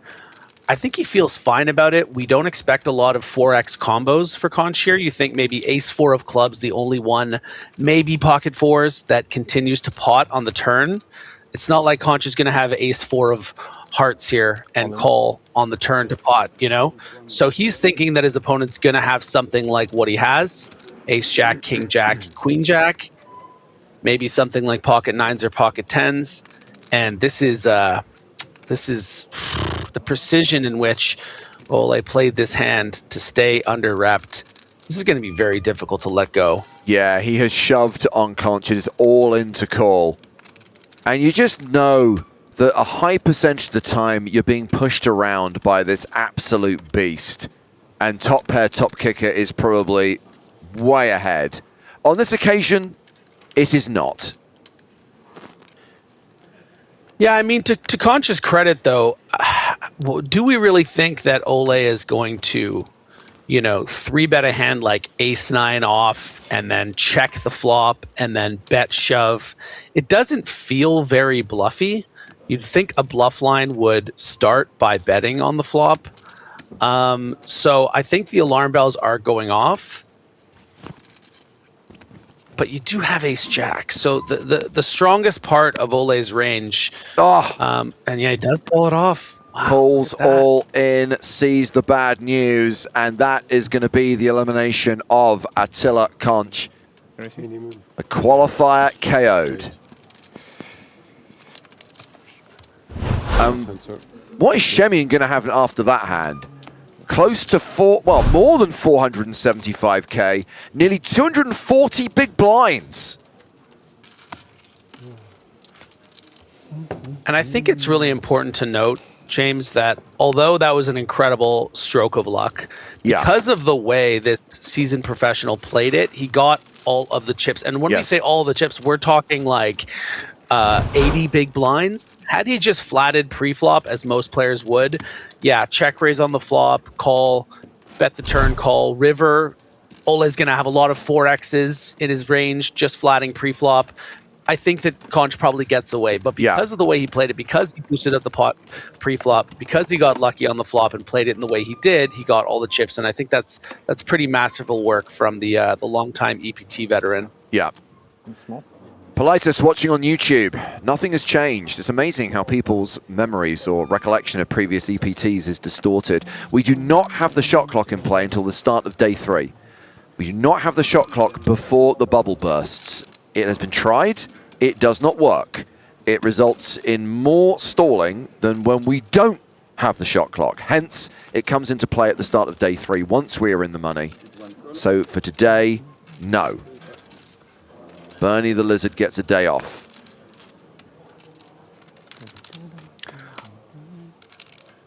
I like this flat call with ace-9 off in the small blind from Ole. I think he recognizes that Jaros is going to be raising very wide on the button. We saw the 10-3 off raise into Kolar's big blind before. And Shemian did just show down 6-5 in a 3-bet pot. So just kind of playing this small blind almost like a big blind. And gets the very dominating 9-8-5 flop against Jaros.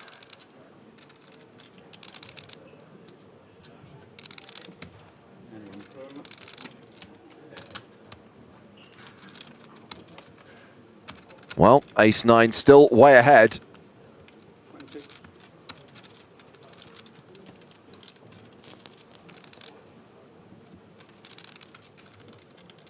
I would expect to see a check from Jaros here, just because of all those Queen X combos that have now jumped ahead. Yeah. Of him. When you think of Queen Jack, Queen 10. Board gets a little bit straighter.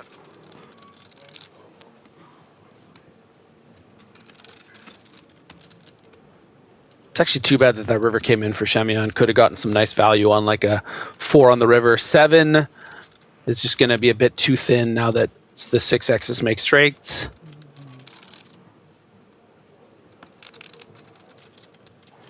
And Jaros with a bit of pause.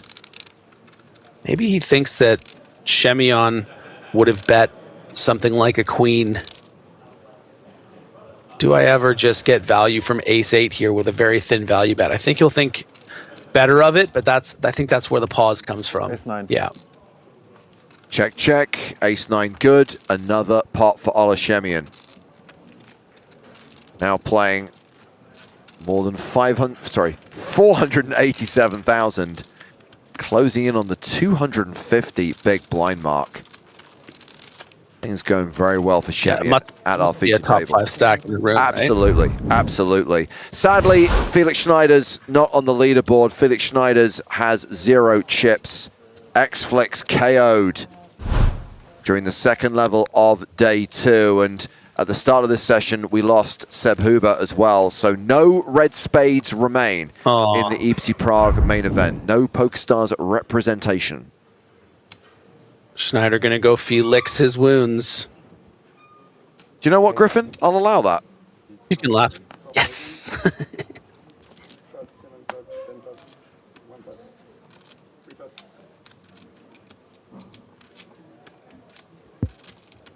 Arias Niego's opened under the gun. And Takumi Odani is going to call in the big blind. We only know one of his cards, the 6 of diamonds. He might be ahead. He might not be ahead.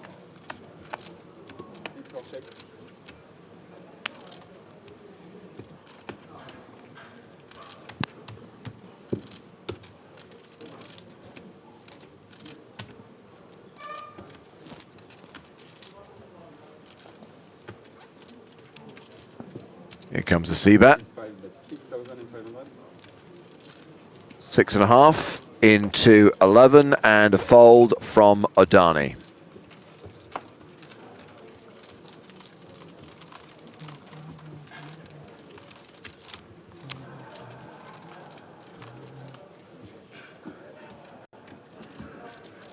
Hey, Redan CF on YouTube. QFT, mate, ain't happening.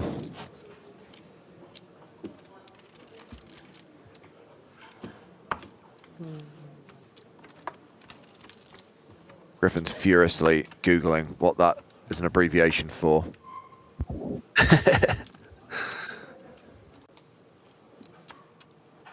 Sevens here for Itzal.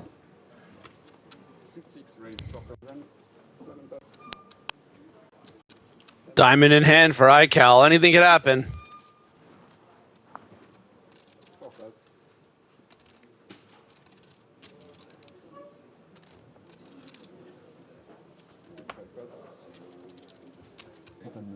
Discipline fold, actually, from Niago in the big blind facing the under the gun open. Good game. You know what is it? Whoever is last to win a hand has to pay some punishment. Like 20 push-ups. Or to buy dinner for everybody from the table. Or some big break. Please can we do the push-ups prop bet, because I really want to see Stefan Kolar do some push-ups. Are you getting bored? Not really. He's playing too tight. It's boring, right? He was on it all day, like very shameful. No pressure, bro. You are, guys. You are. The pressure is on now. I'm not. I'm not the one, guys. You are Nets, bro. You are Nets.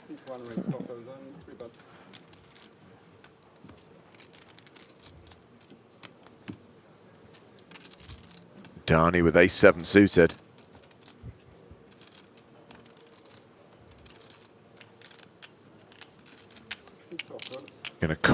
in position.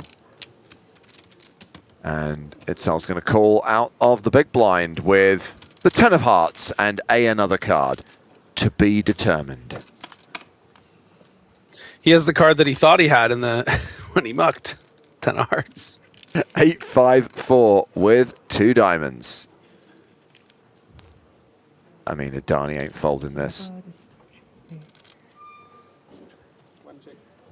Yeah, and I think a very clear check for Semyon, but I think he's going to have reason to continue against an Odani bet if it's small enough. You do have that gutter to the very concealed wheel draw, and then the backdoor clubs, and your ace high could be good sometimes. So yeah, to 7,000, assuming iCal gets out of the way, which he quickly does, I would expect Ole to find a continue here. You know, even if you're up against something like pocket nines, you got some good equity. This particular scenario not looking great against the ace-7 of diamonds. Yeah.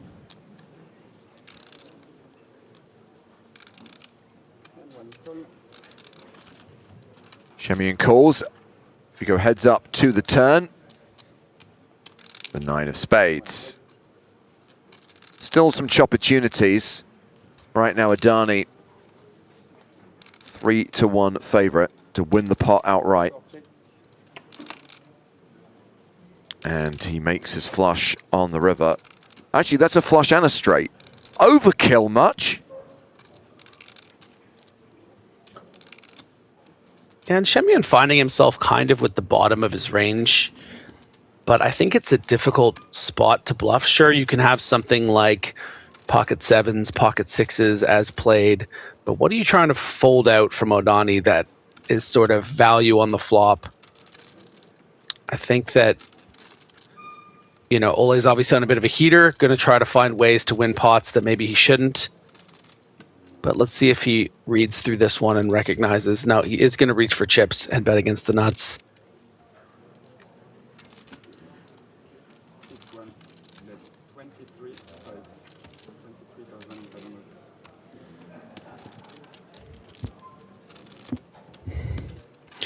You know, if you are up against, of course, Odani flatted the button here with ace-7 of diamonds. That also means he's flatting ace-8 of spades, right? Which is not thrilled by how this board is shaken out. Maybe something like ace-5 of spades. There are some hands you are going to fold out, but in general, you know, this one's, well, it's just not looking good. Now, considering how well Semyon's been running today, Griffin, does Odani just flat here, just in case Semyon has trade deuce of diamonds? Wow. You know what? I didn't even see that that's possible. I was just thinking, I was like, oh, he has the nuts because he has the 7 of diamonds. But the years in your, you know. Odani raises, Semyon quickly folds. Wait. Which one? No? Oh, yeah. Why we played on this game? We didn't agree. We did all agree? Yeah. And you don't do it? And we must show it. Japanese people never bluff. Okay. You heard it here first. Japanese people never bluff. We've got a new player coming to the table. This gentleman in the hat is Roland Rakita from Austria. Now, you may know him by his PokerStars handle, Roki3. He is a poker pro, he is a poker coach, an accomplished online and live player, and he's going to be the second biggest stack at this table. He's got about 400K. What's up? I didn't know you have friends. Wow. You play good that is running hot today? Nice. Running a hot? dangerous player to get to the table. Yeah. Maybe better.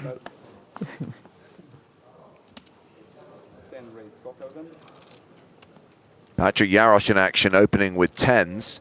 Semyon with 3s.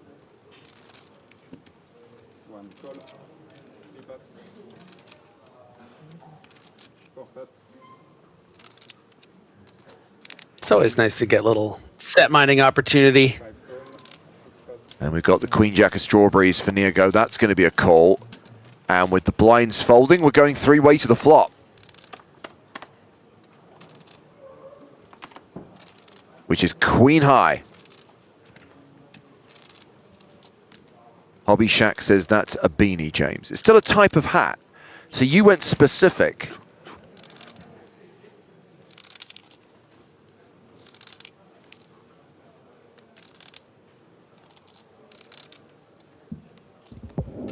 It's actually known as a toque in Canada. Sure, but if I were to ask the question, what is a toque, you'd say it's a type of hat. Touché.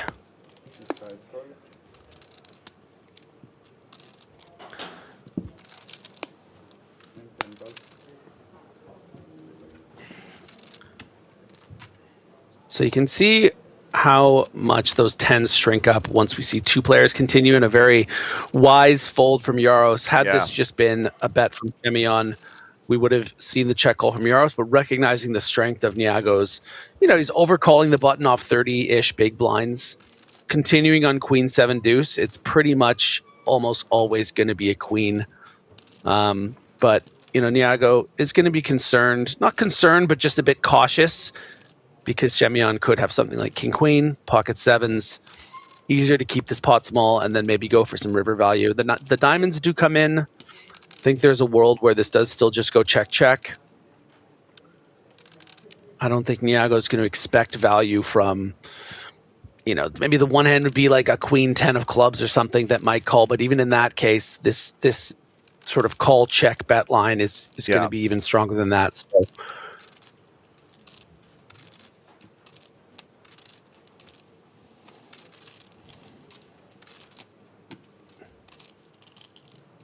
Bold prediction here from Wow Factor NL. I think Queen Jack will win. Okay, sure. I mean, you really, really went out on a limb there. Let him choose on. But congratulations, you were officially correct. Yeah, and I have to take exception to Daniel Lugo's comment here on YouTube saying what a nit 10-10 would never fold to one bet, but I think I illustrated why. You did. In that specific situation, it's just a nice fold. That's a lot of experience, and Yaros does it. Oh, God, what? Can I get a trigger warning? Sorry, what is Griffin. this? I'm so sorry for the PTSD that you're now experiencing as we watch Will Kassouf get paid off on the river. Here we go. He always has it. Does anyone know how many miles it is from Prague to Hollywood? He needs to know. Never easy. Never easy. My special now. That was pretty easy, man. Come on. Now what? That was too easy. Just a winner pot on this table. I'm going to say that his table mates seem to be tolerating him. I would say they're even amused by him. Give it time, James. Give it time.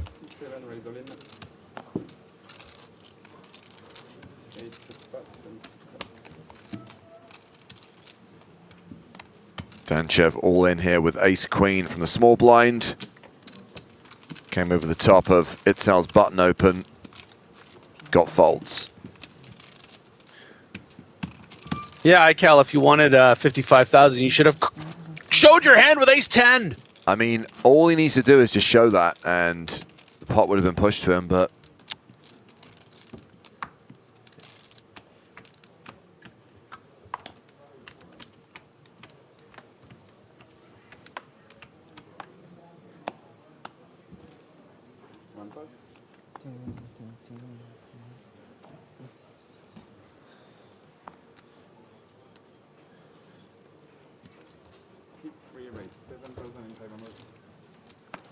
Oh, we are seeing Stefan Kohler in action here, Griffin, opening to 7.5K.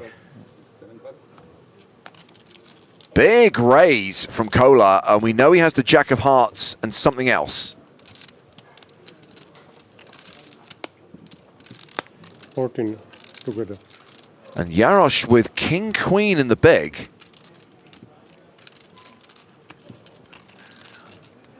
Yeah, I mean, I think this is too strong even to the 3.5x. Obviously, you're expecting Kohler to have a strong range here, but it could just be, as we see, probably pocket jacks, ace jack.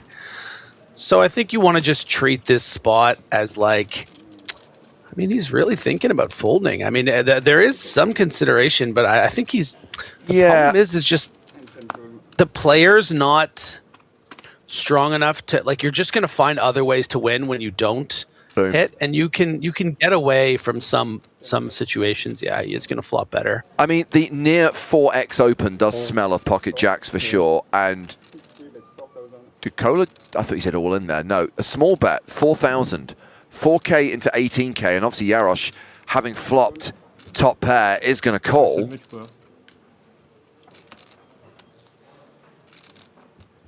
And Kola has just over pot behind. Now goes 7.5K on the turn. Jarosz is hating life.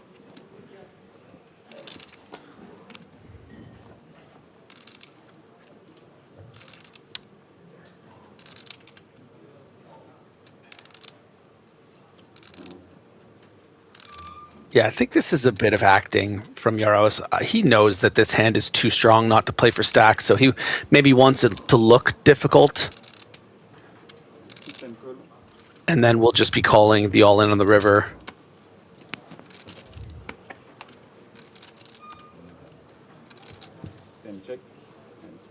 Goes check, check. What's the other card? I need to know!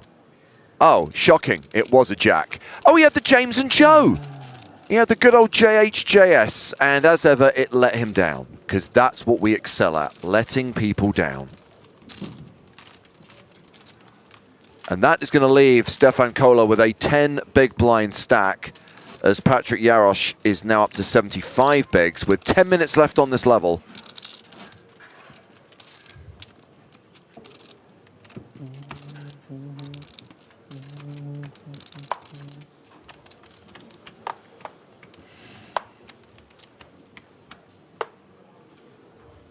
Still some distance from the bubble. 277 players remaining right now.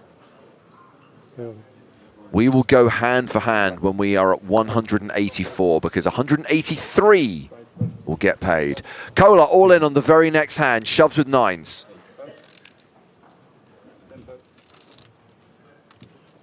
Goes from a 4x to a 10x open.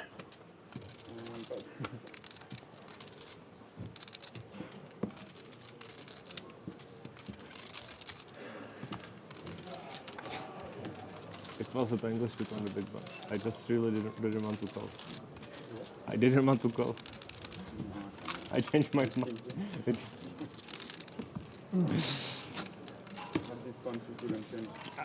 I usually, in this line, I usually see only two hands. James, am I allowed to ask if we might have a new feature table or the same? I didn't know that. You can ask, Griffin. I don't know the answer to that question.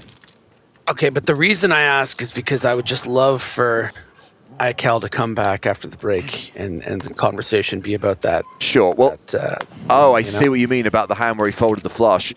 Okay, well, you asked the question and I've got an answer for you. I have been informed that we are going to keep this table. So we are going to have this table for another level of play, for another session.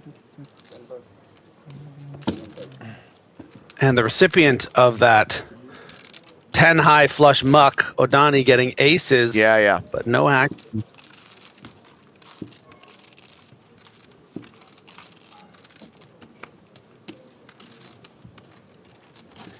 So,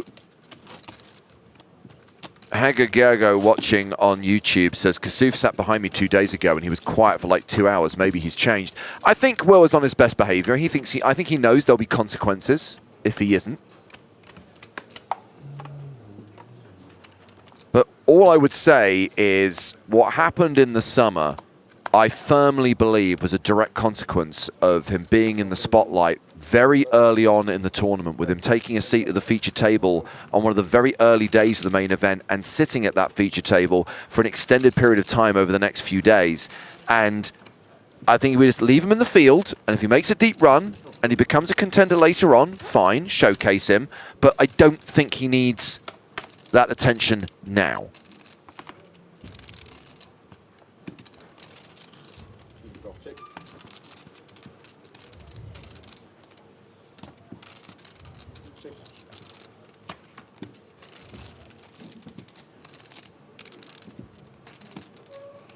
Oh, King High is still good here.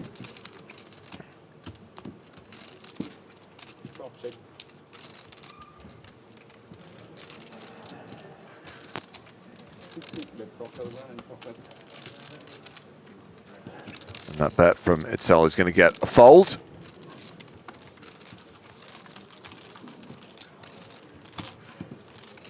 With 6 minutes left on the clock.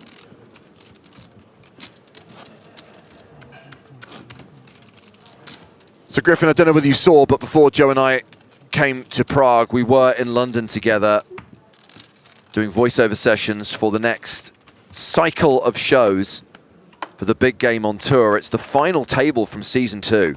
And those episodes are going to arrive on the PokerStars YouTube channel in February. And no offense, because I know you played in season 2, Griffin, but this is definitely the most exciting lineup to date.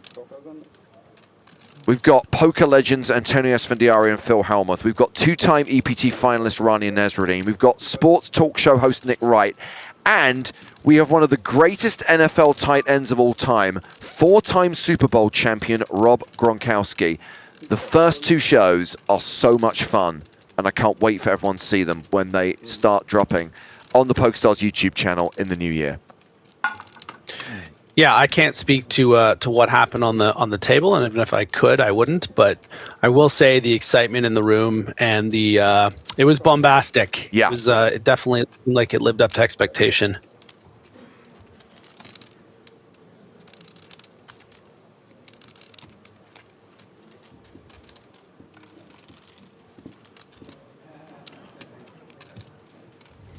Well, Trip Kings.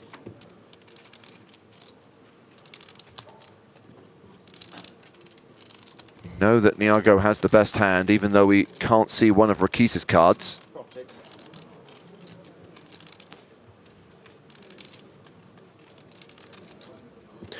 Yeah, Niago in another spot where it feels like, you know, by betting here from the big blind, it almost feels a bit obvious that you're have a king a lot of the time here. Sure, hearts could start bluffing in this spot, but you should have the weakest range on ace king king from the big blind, completing as the third person in the hand. So when you start showing strength on the ace king king deuce, oftentimes it is just going to be that king. And Rakita is going to find a call, which in my estimation is going to be the other card underneath there is almost certainly an ace. Sometimes is going to have 2 9s because of that implication of maybe hearts, but almost certainly going to be something like ace 9 of spades, ace 9 off. Oh no, 10s folded, right?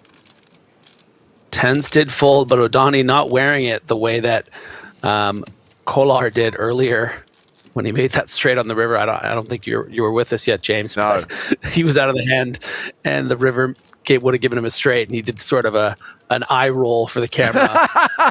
Love it. Love it. Yeah. This time O'Donnell is just going to let it play out. See if he lets the table know that he would have rivered a boat.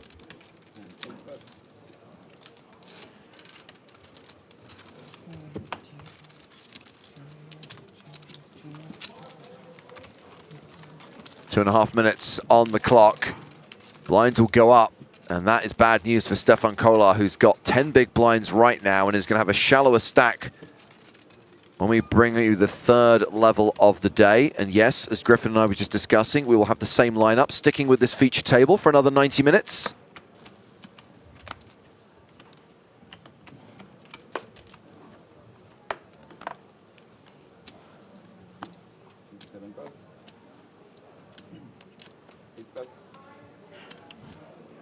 Round to Olashemian. Table chip leader, and definitely one of the tournament chip leaders. Opening here with ace-jack. And it's going to be raise and take it, so we're going to squeeze in at least one more hand.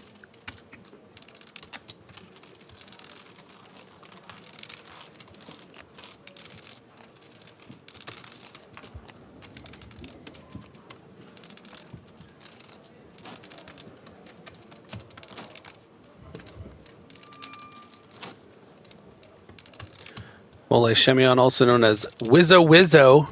Yes, that's his stars handle. It wasn't that long ago that we were watching him crushing during the World Championship of Online Poker. And if you didn't happen to be watching, the EPT and the circuit in general, sort of, I would guesstimate around 10 years ago, had one of the most epic sort of runs, maybe in tournament poker history, with some of the tournaments he was winning, up there with the likes of some of those runs we've seen from guys like Federer Holtz.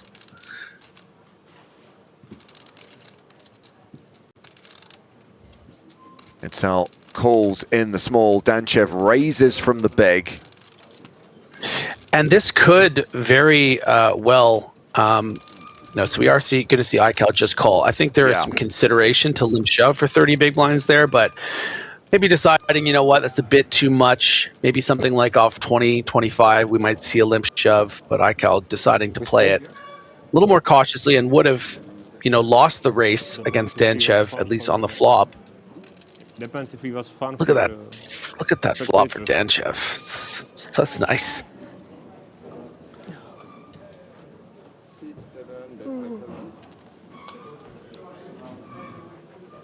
Yeah.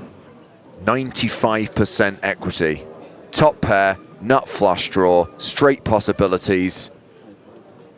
You can't see it in his face, but he's loving this.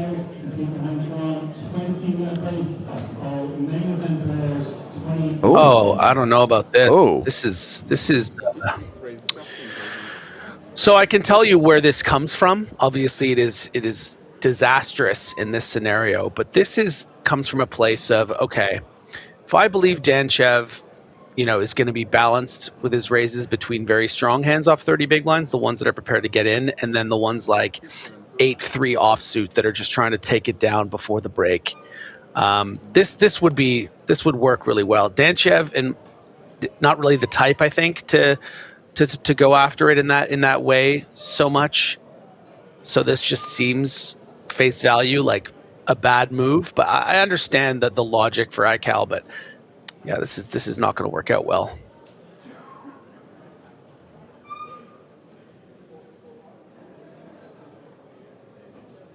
Oof. What is happening? Oh, I guess having raised the flop, he feels the need to barrel the turn, right? Continue telling the story? I mean, yeah, I really not crazy about this. If Danchev does have the top of his sort of non-ace range and something like jacks through kings that would bet small on the flop, and might find a fold on the turn. I think that might be what iCal's thinking about.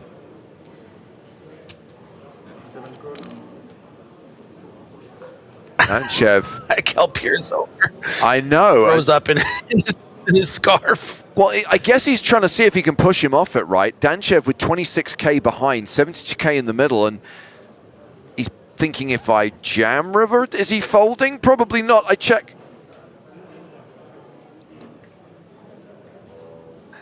And I think really interesting to note too, James, is going to go into this break having, kind of thrown away 35,000 here, and then is probably going to find out from someone that he mucked the best hand in that other hand. Yeah. So his stack should be increased by another 50k. How will that affect him, going into the next level?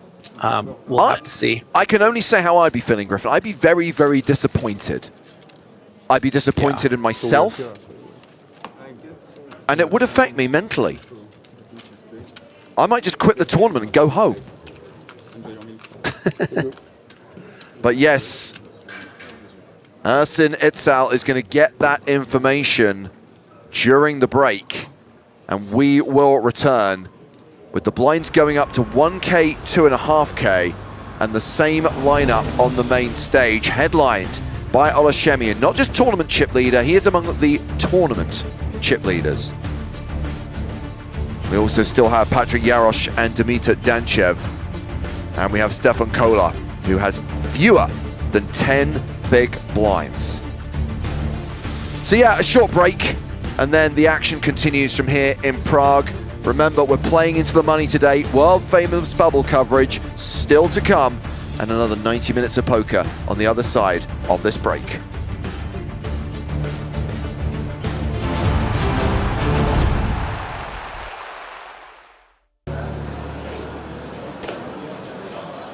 action is on John Juanda on the feature table. He has pocket deuces. Quack. Quack. And under the gun raise to 43,000. Pocket queens for Lucille Kai. Here comes the trois bet. She re-raises to 92,000. Ola Shemian has ace king. Oh boy, we could easily see a 4-bet. 191. He does re-raise to 191,000. Well, at least 2 players are going to see all 5 cards here. Javier Piazuelo has king 10 on the button. That'll be a fold. Maybe an eventual fold. I mean, the guy is wearing a scarf. Clearly he likes attention. 299. What? I'm not really sure this is a good spot for a cold 5-bet. It is not. I guess they don't want me to play this time. Yeah. It's pretty obvious, just kidding. Now, in spots like this, someone in there is going to have a real hand, and at that point, king 10 suited is going to hold up like a piece of wet toilet paper. All right. Juanda folds the deuces.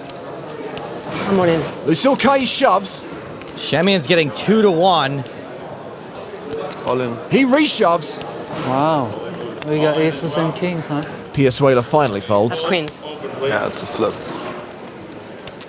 All right. It's a familiar flip for Lucille. She busted the grand final ace-king versus queens. It's my first big flip. This time she has the queens. And once again, she's the player at risk. An ace on the flop. Literally nothing you can do. Lucille looking for a queen. On. She needs to hit on the river. Can she hit a 2-outer? No. The full house for Shemian. Good game. And the elimination of Lucille Kai. Lucille was looking for redemption in Season 9 after second place in the grand final. She's probably bummed right now, but 2 deep runs in a row is an impressive achievement in and of itself. Shemian up to 3.7 million. Is this Martin Schleich's moment of victory? It is!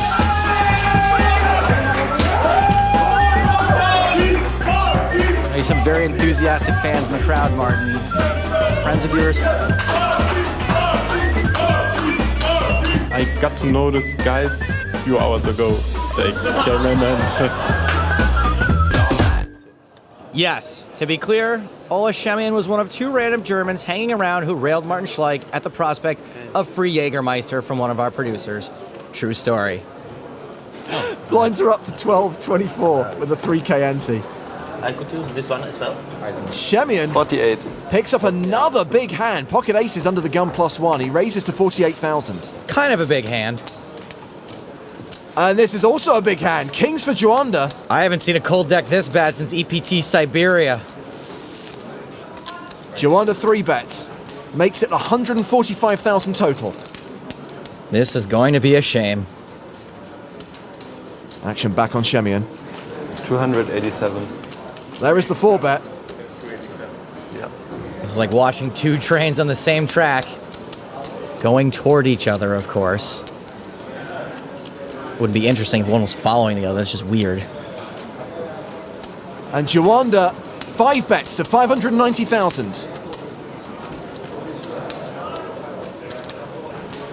All in. There's the all-in. Call. And there's the call. Not cool, Zeus. Wow. Still a very tense moment for Shemian. If his aces hold, he's going to have a beschneffly billion chips. Juanda on the verge of elimination. So far, so good for Shemian. Juanda's going to need a return of the king. He's drawing to 2 outs. We've lost 2 players from the outer tables. John Juanda about to become our 18th place finisher here in Barcelona. But there's a king on the turn! That movie is still having too many endings. Shemian gets coolered.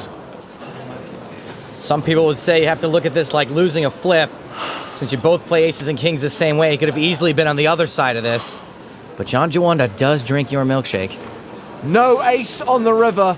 Ola Shemian doubles up John Juanda. He knows he's not out, right? You'd want to get away from the table if that happened to you. True story.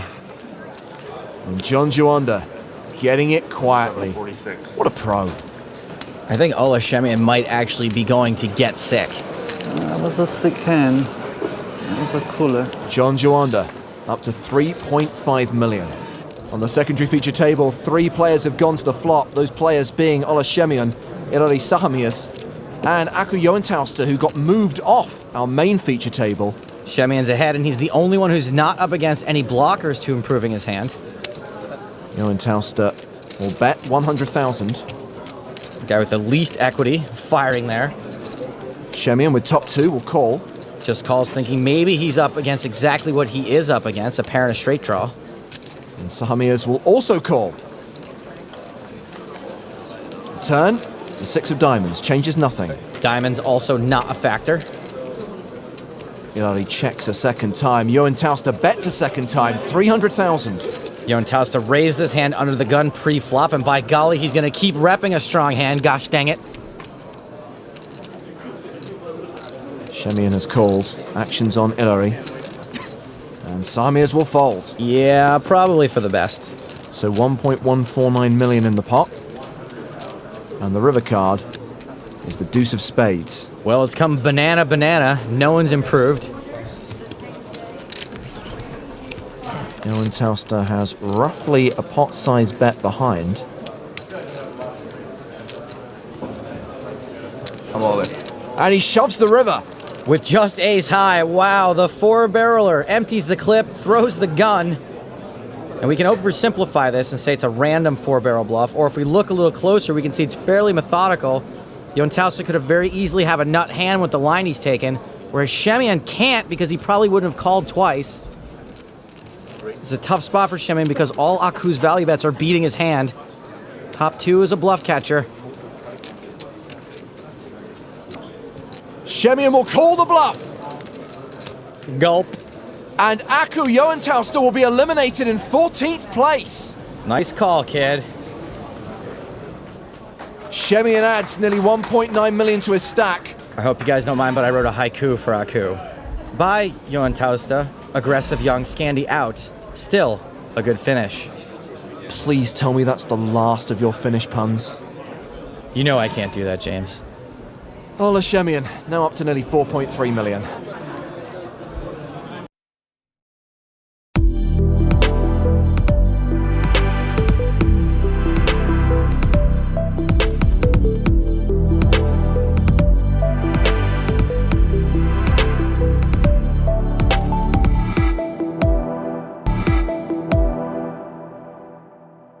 Back at the feature table, action is on. Liv's boyfriend, Igor Kurganov. He's facing an under-the-gun raise from Eric Svez. Have we seen this guy before?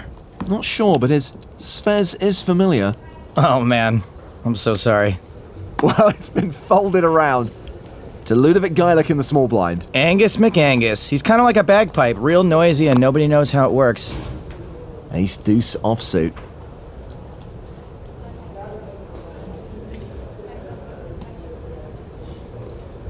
Svez made it 4,600 with ace-10 of diamonds.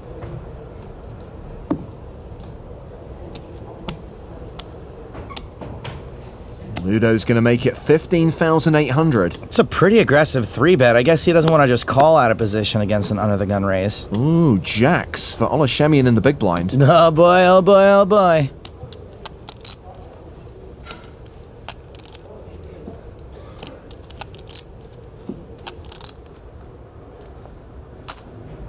Shemian flats the 3-bet. This should be setting off Ludo's Sean Connery alarm. You know the alarm all Scottish people are born with that lets them know when someone's trying to Connery them. Svez calls as well, 3-way to the flop.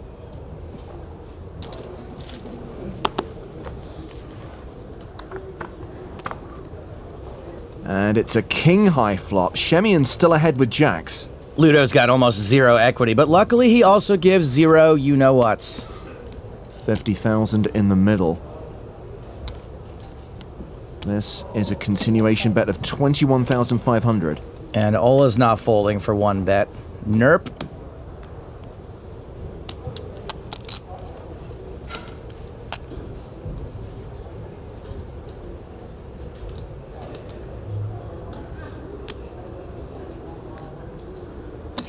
and calls. Seriously, Svez, consider this getting off easy. He folds, heads up to the turn.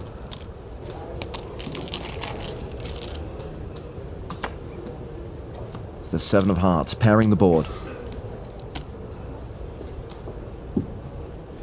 Ludo went from 1% equity on the flop to 5% on the turn. Not bad.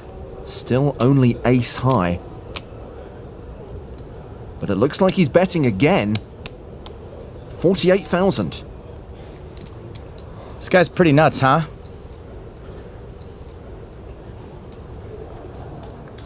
And it doesn't look like Shemian's folding.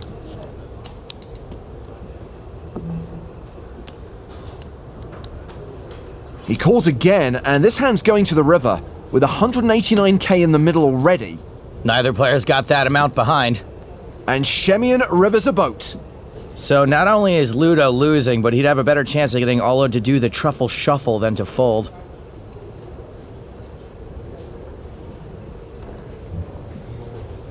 Gaelic does not empty the clip, he checks. Obviously, Ola's betting. All in. All you can eat. And Ludo snap folds. This is one of those hands that can look pretty terrible in a vacuum, so we just explain it away by saying table dynamics. Ola Shemian up to 349k. He's taken the chip lead.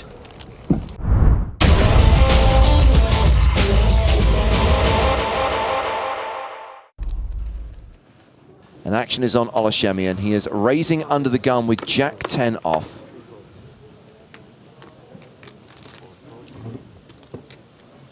Round to Patrick Antonius on the button. He folds. Sadri Sella is in the small blind. He's got King 9. And I think yesterday, towards the end of the day, we saw Shemian getting a bit liberal with his opens from early position, and not everybody would open from under the gun with Jack 10 offsuit. And Lanini, he's got a good spot for aces. It's fun to get aces in the big blind. It's fun to get aces in the... Any seat you're in, any position. I see your chips. You have a stack behind there? Nee, Andrew. More.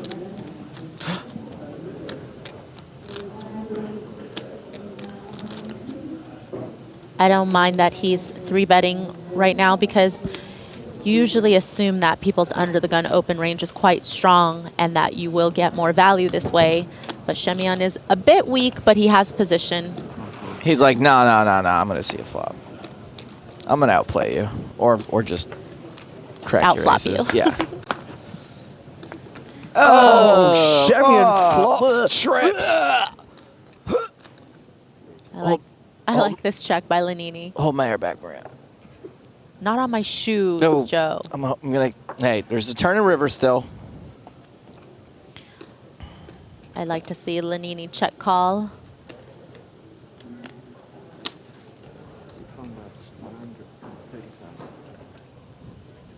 Shemian, that's 130,000.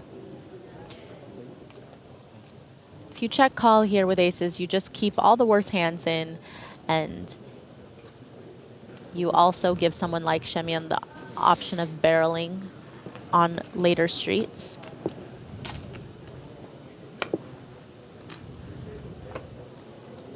Is that an ace? Close, but no. Shemian now a 95% favorite. Lanini check called the flop for 130,000, and suddenly he elects to lead turn. Yeah, this lead doesn't make much sense to me. I think that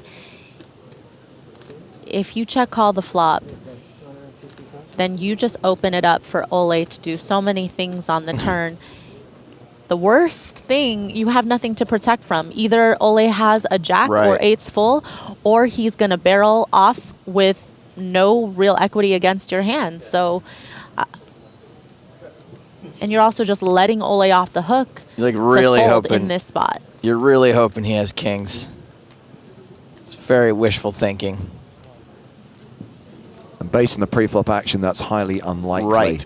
So this is roughly half pot, 250,000. And realize that Shemyan has more jacks in his range than Lanini does, because Lanini's not likely to be 3-betting ace-jack from the big blind against Shemyan's under the gun open. He's not going to 3-bet, you know, queen-jack suited, king-jack suited. He's probably just going to call those.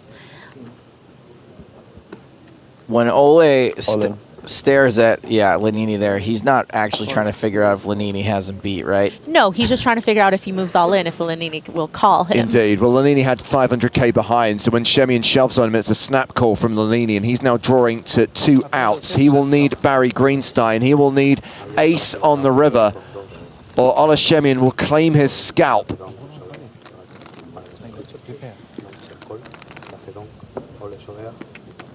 Just a 5% chance of survival. Is Shemyan going to get Greensteined?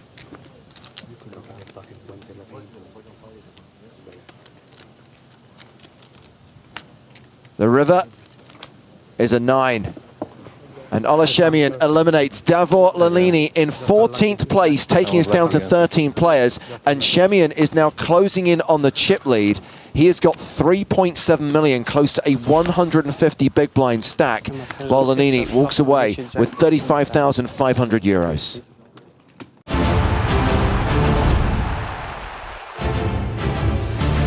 So that was Monte Carlo in 2018. This is Prague in 2025 on the PokerStars European Poker Tour. But here on day 2 of the main event, there is a similar narrative. That story is the ascent of Ola Shemyan.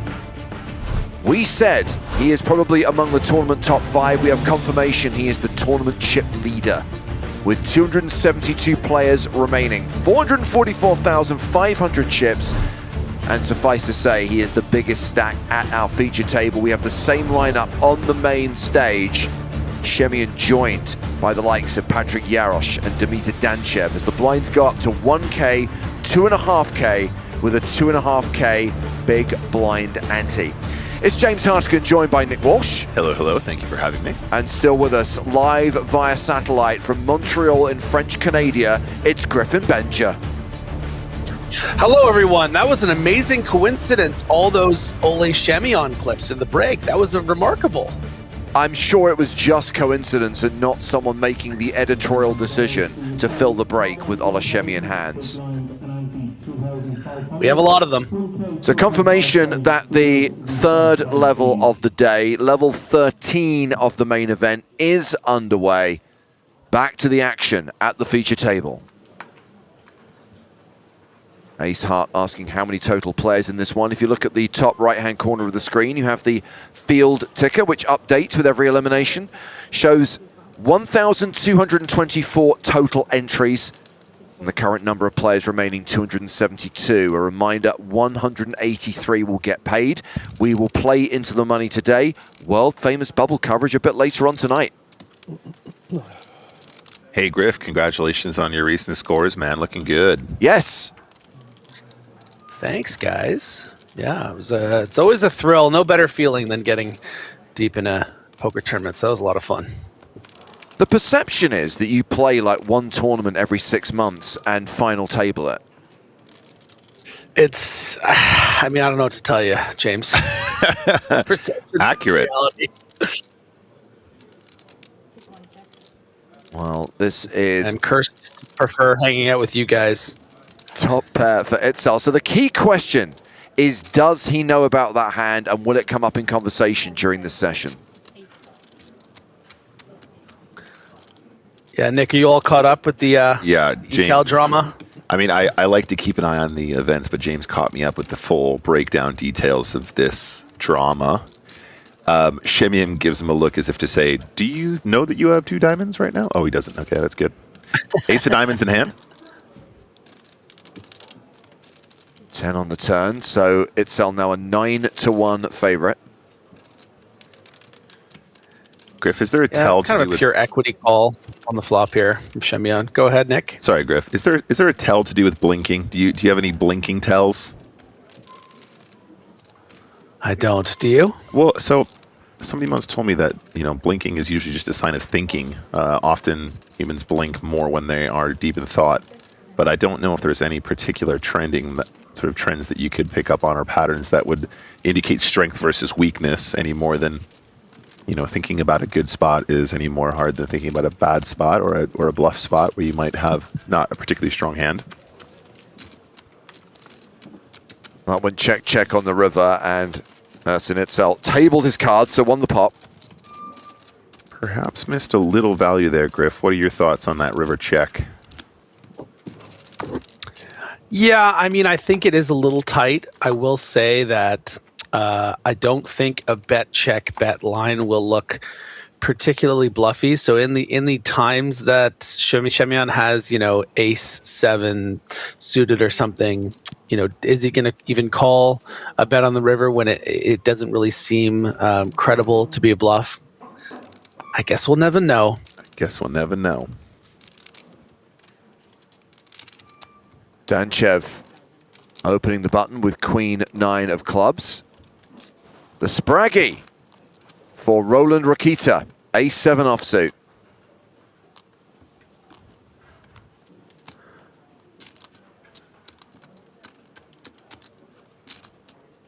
Yeah, and between Rokita, Ole, and Dimitar Danchev here, you know, 3 of maybe the top, 30, 40 players on the tour, maybe top 20.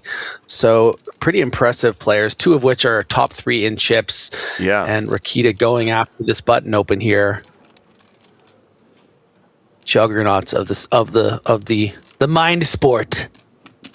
Do we think Rokita knows this is the Spraggy? I mean, its reputation is known around the world. Globally. But he's not playing the cards, Nick. He's playing the player. As Danchev calls in position and we go to the flop.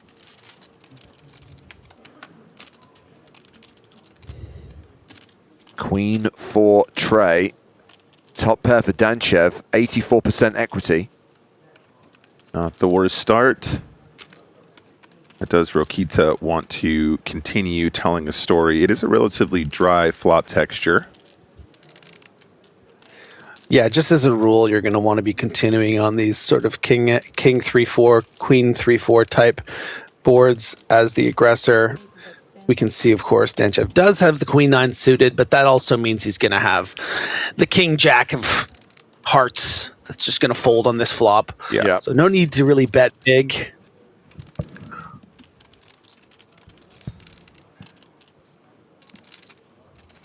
Goes for a 10K bet into a pot of 43, so around 1/4. Quick call.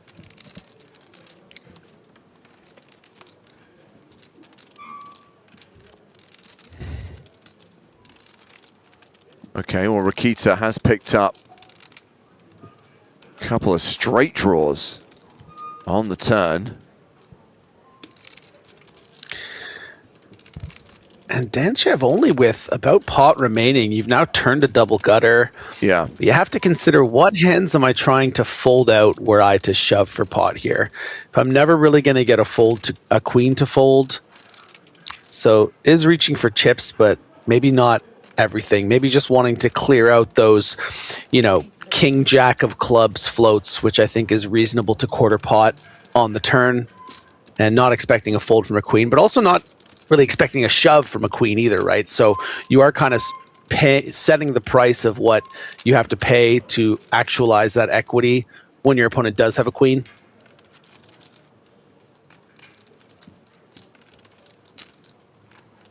$21,000 is the bet from Rakita.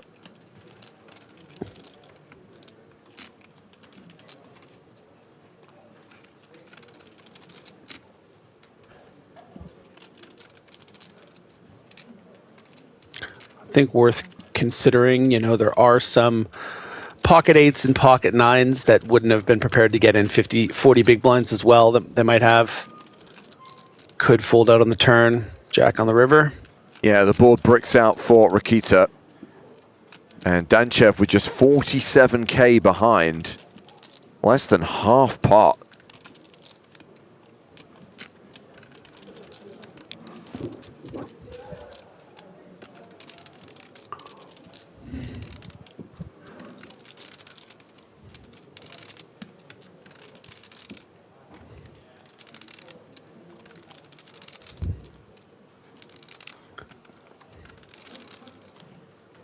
This does complete one of the Queen X combos. It's going to be, and he does put it in. And what makes this so difficult is that it just doesn't really feel like a bluff. I mean, look, no flush draws have bricked here, right? So you're just hoping for a complete stone air bluff here, betting 50% pot on the river, less than 50, 40, 45% pot on the river. I mean, it looks like Rakita just has ace queen plus here. Yeah, this is not an easy spot despite having, you know, top pair.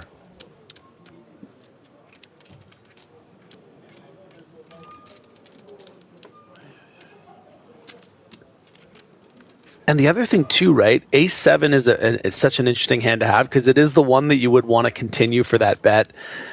But when you have ace 9, are you really betting twice, shoving river? Ace 10, like not really. Like so you're just hoping your opponent has something like an ace 7, ace 6, and would be prepared to go all in for half pot to try to get you to fold a queen. I mean, Danchev feels like he just needs to pay it, but I think he thinks he's losing. Yeah. Queen 9 is good. That is a double up for Dimitar Danchev. And people like Jared and Poker is My Life don't really understand why he took so long, Griffin. Easy call. What you talking about? I love the audible side there, Griffin. That speaks volumes more than any word you could utter. I just think it's a great demonstration of what makes it so difficult to play against a player like Rakita, because you just shouldn't really be finding too many bluffs there, and that's where the pause comes. But yeah, getting 4-1. Ole is busting his chops a little bit. Like, come on, you got top pair.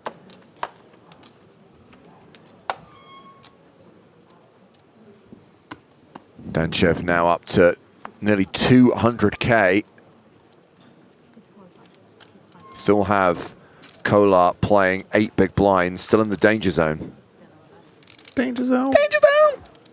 Oh, double the danger zone, double the fun. Rakita with 3s on the button. Double danger. Rakita now sitting around 110 big blinds. Yeah. Bit of a dip after that hand against Danchev, but still a very big stack. Yeah. And Shemian's big blind, Queen 7 of strawberries. 'Tis but a scratch, James.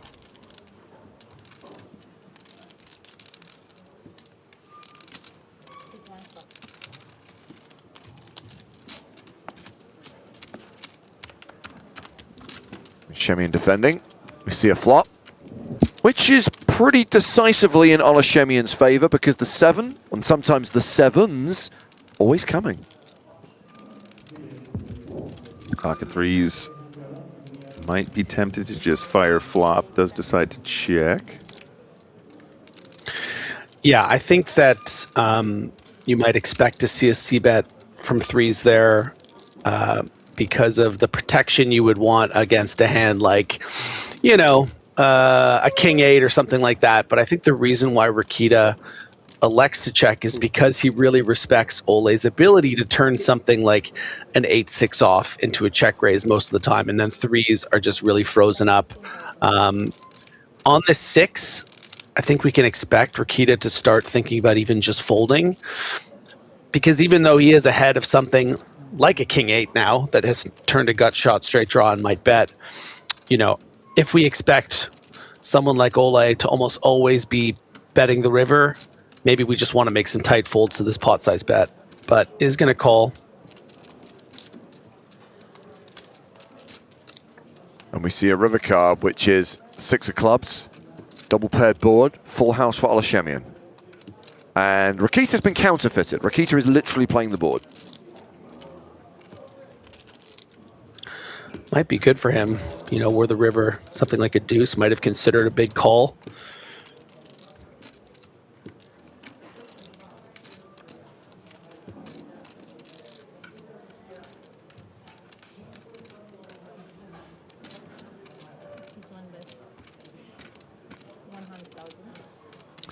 Two X pot on the river. And the fold from Rakita. Ola Shemian, still tournament chip leader with more than 450,000, more than 180 big blinds. Our average stack right now is 138k with 265 players remaining in the EPT Prague main event. 183 of those will make the money. The bubble getting closer.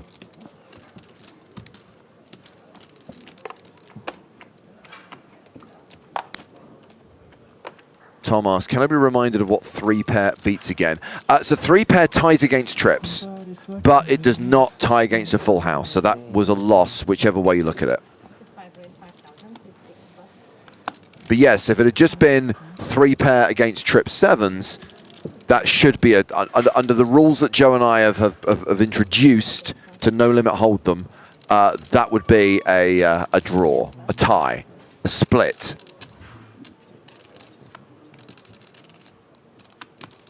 A chop, if you will.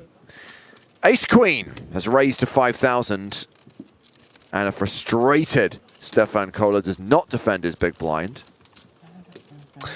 Yeah, and quite a good candidate too, actually, off 7 big blinds, try to flop some equity. We saw very live against the Ace Queen, so small error from Kohler.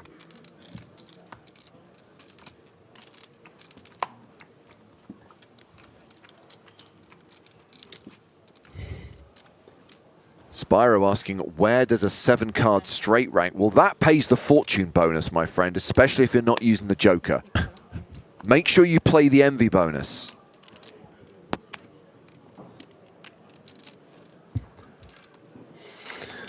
And Danchev has small pocket pair chips now. Playing about 80 big blinds. Yeah. Started the day with about starting stack of 50, and now fortunes have turned his way. He is just so solid, so resilient, just incredible in these big fields.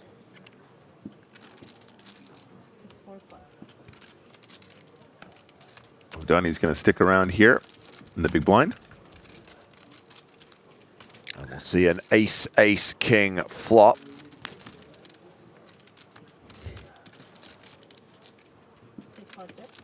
Yeah, we're going to see the power of being the aggressor here. Going to clear out a lot of equity, I think, with this standard C-bet from Danchev. Range advantage so vital.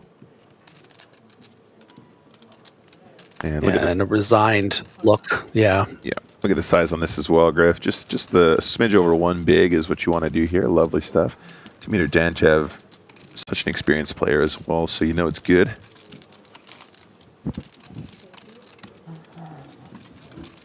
So a few people questioning why players like Danchev and Shemian aren't in the Bahamas right now. Should highlight this is the 3rd year in a row where we've had 3 big events all on at the same time. WPT at the Wynn in Vegas, World Series of Poker Paradise at Atlantis in Bahamas, and EPT Prague in the Czech Republic. And Prague has consistently done good numbers all 3 years. There are clearly players in Europe, many of them very talented players, who don't necessarily want to travel that far. I mean, it might also be true that Prague is just an absolutely gorgeous place to be in December. That is true. Possibly. It might be true. It's also, I can tell you this from experience, a lot cheaper to be in Prague than it is to be in the Bahamas. Oh, yes. Oh, yes. Being held captive. Christmas market freaks, if you ask me. The final thing is it's not just a long flight. It's actually a very difficult place to get to directly. And some people, and we're not going to get into it, just going to put it out there, and then we're going to move on. Some people right now don't want to fly via the United States. There's a lot. I think the last time I went to Bahamas, it was via Fort Lauderdale, which was not the best experience for transfers. I refuse to believe it's worse than flying via Miami International Airport. I think it involved a shuttle bus to another terminal, which is always a nightmare when you're trying to catch a flight. So I consistently and constantly complain about Los Angeles International Airport and basically behave like it's the worst airport in the world. I was reminded a couple of weeks ago of what it's like to travel through Miami. It's the first time in 10 years I've flown into and out of Miami. Yeah. And it's nice to be reminded that there is somewhere worse than LAX. Back to the old way. MIA is the nutlow. ace-10 off. You had ace-10 off? Yeah. I warned you about those LA girls, James. Gonna have to be going to a lot of LAX. Jack 7-3 on the flop. Yeah, that was. You can call, then hit 10, call 3 barrels, GG. Jack 7 deuce even. Rokita, semi-bluff territory here, got shot. Oh, go to Luna. You don't know poker players. Big table at least. Don't think the high rollers are worried Big about table prices at when they're playing tournaments of 100k plus. Must be quick Griffin, table back when me you up lose. here. Oh my God, you have Back me up here. You have no idea. The penny pinching. You have no idea. These guys share rooms. Have you guys not seen the memes about professional poker players and how tight they are off of the poker table? It's a meme. It's a thing. Griffin had to invite himself to stay in my room to get a nap after he came off a flight in Dublin. To thrive, right? Like, Don't make him mad. Confirmed. Was it Dublin? I think it was Dublin. I'm gonna double. Just because you're willing to play a 100k poker tournament does not mean you're willing to pay $15 for a banana.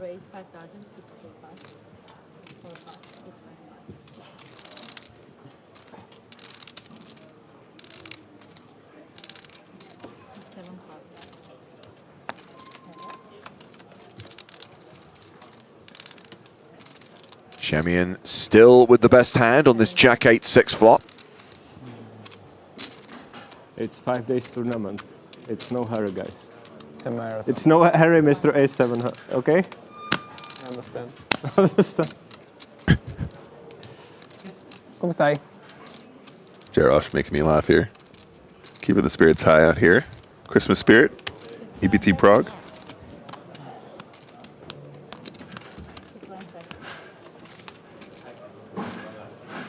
Deuce on the river.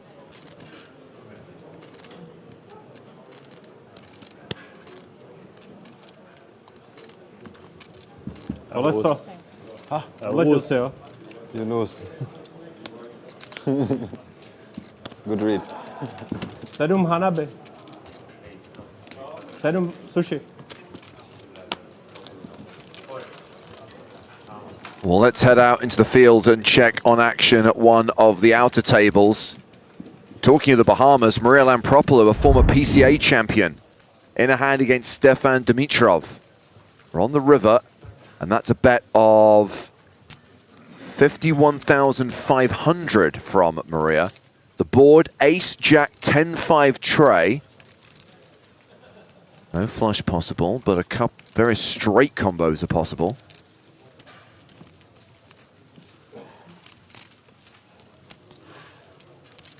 Dimitrov counting out the call, makes the call. Maria tabling King Queen. That is the nut straight, that is Broadway, and that is good. She is going to win the pot and will now be playing around $250,000 chips. Confirmation, Lampropoulos stack 260k with the average right now being 140k.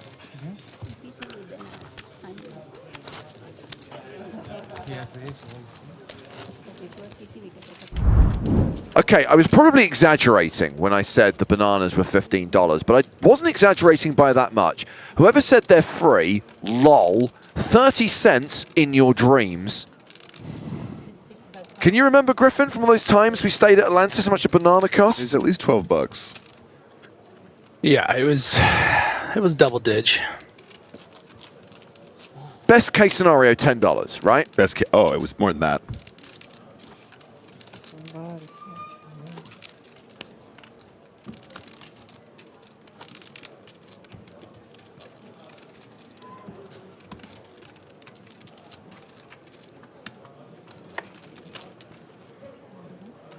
Oh, so here's a quick update on the other big stack in the tournament. We've got Shemian at the feature table playing 461k right now, number 1 on the leaderboard.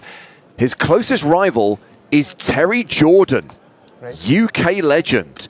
Terry has about 410k right now. Terry doubled me up during the first level of UK IPT Brighton a couple of years ago. That's how I became chip leader on day one of the UK IPT main event. I was out 5 levels later, but that's not important. That's not important. What's important is that thanks to Terry Jordan, I had the early chip lead in a UK IPT main event. Terry Jordan, experienced player, been on the scene forever. Should have known. Never bluff the nit. I like your style today. I'm changing every day. It's good. Sneak dissing around.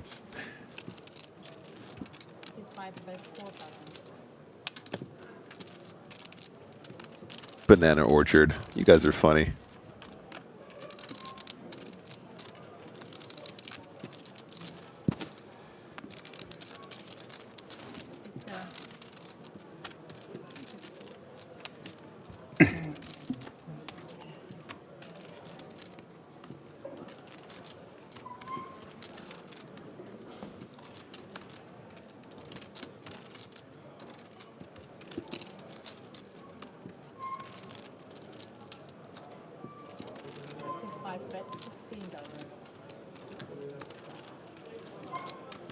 You go with 30% equity.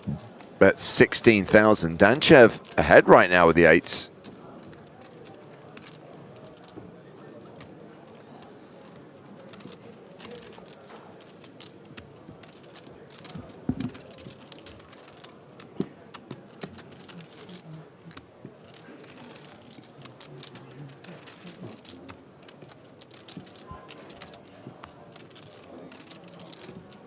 And Danchev folds the winner.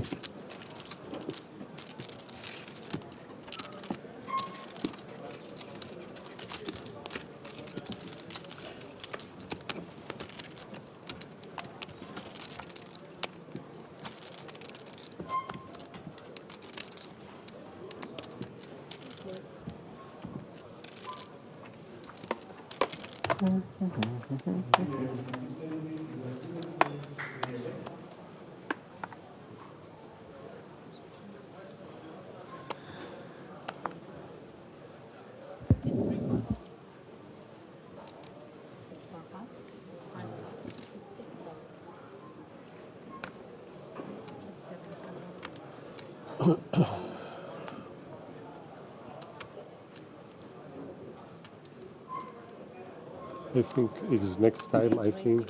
Rakita, Queen Jack on the button, raises. Shemian with Jack 7.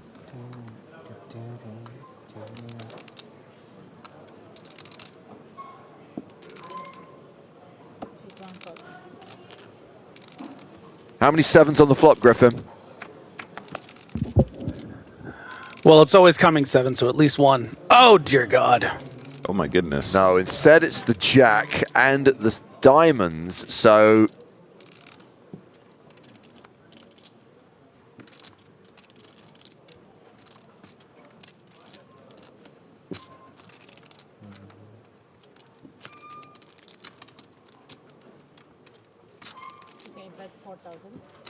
Rakita with top 2.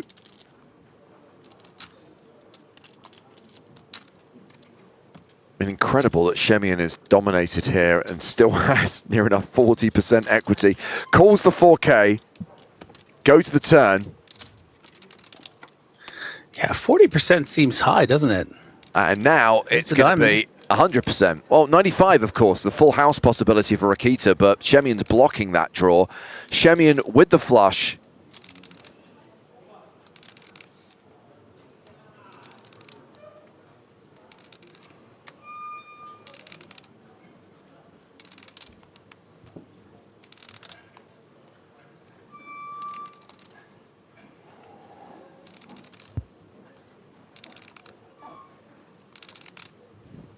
Rakita checks back the turn, does not improve on the river.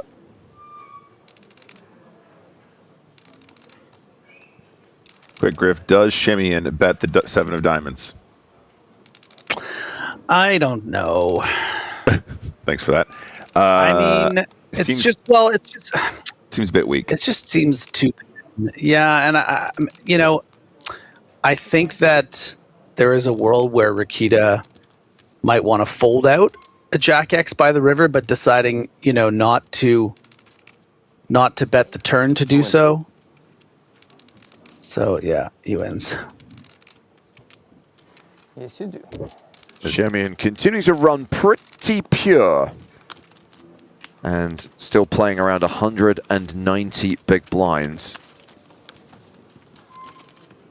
As we once again take a look around the outer tables and see who else is in the field on day 2 of the EPT main event. Oh, there's a genuine poker legend, Juha Helppi, one of the first ever WPT winners. Been on the EPT since its inception in 2004. Brian Mandara is a former Irish Open champion.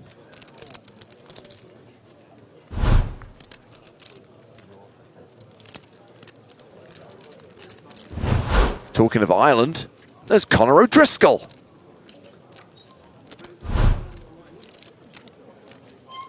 Love a good Irish name. And there is one of the younger Finnish contingent, Luka Sorainen. And courtesy of StatTrick, we have a bit of fun for you at home. What connects those 4 players? What is the link between the 4 players we just saw in the field here at EPT Prague? Juha Helppi, Ryan Mandara, Conor O'Driscoll, and Luka Sorainen. I did not know the answer. We're playing Connect 4. They all love bananas. That is not the correct answer, but thank you for playing. Stick to higher or lower, Nick. Yep. Thank you. Yeah, answers like they're all playing this tournament or you're all showed all of them. That's going to get you a ban. That's just annoying. That's just stupid answers that are going to irritate me. They're all EBT final lists. Incorrect, Griffin. But that's the kind of thing we're looking for. You're banned. They're all EBT finalists, like second place finishers. You've had your guess. You were wrong. Oh, wow. I thought I get 3 guesses like a genie. APK, you're gone. Gilbert says they're all in Prague right now. There's another one. That's good. Go. That's good.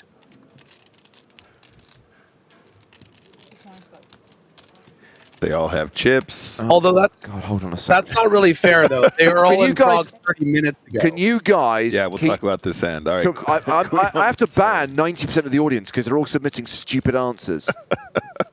Turned top pair for both Shemian and Jarosz, and I do believe this is going to get expensive for the King-Queen unless they find an improver. In fact, I think he might even have a little value bet on the turn. 27,000 in the pot. Jarosz. I mean, he can very... This is going to be real trouble for Jarosz because I think that Shemian can credibly... Well, credibly is not really the right way to put it, but he can check raise for value here. We would have expected to see... Like, this is really interesting. Shemian might just want to bluff catch. Yeah, it went check call on the flop, Nick. I was a bit distracted by Connect 4. Sorry, yes, it went. It went check bet call on the flop. Okay, so this will play as check call then. If it had been check on the flop, I think Shemian could have done something really tricky. You know what? He's still going for raising chips because he's the best.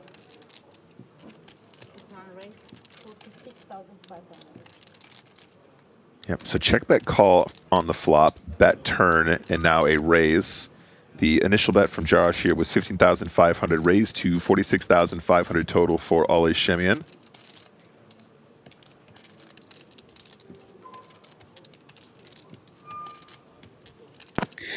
And this is very cool, actually, because I think if Jarosz had better than ace-queen, something like pocket jacks, pocket sixes, queen jack, would probably just play this as a call to this raise. So if he were to shove, you would expect it to be maybe something like a king 10 of spades and the like, and you can make this create a really big pot with just one pair. Jarosz is really in it right now because this looks like, you know, sixes or threes or queen jack. Ugh.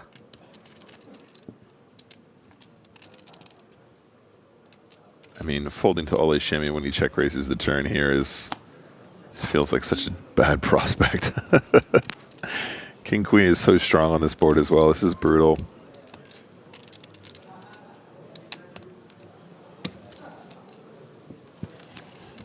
Wow. He does extremely well to get away from it there.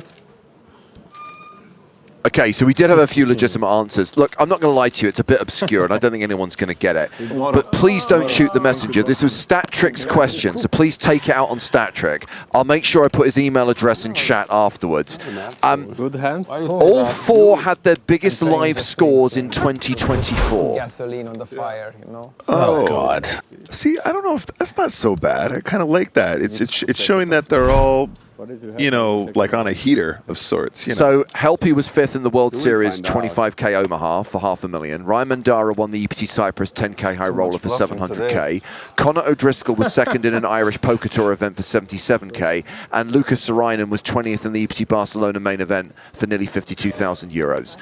You're welcome. StatTrick, I really like that one, mate. Well done. I strongly disagree. I think that no one would ever have gotten it, and StatTrick is like the Riddler or something, and he's punishing everyone. That's just how I feel.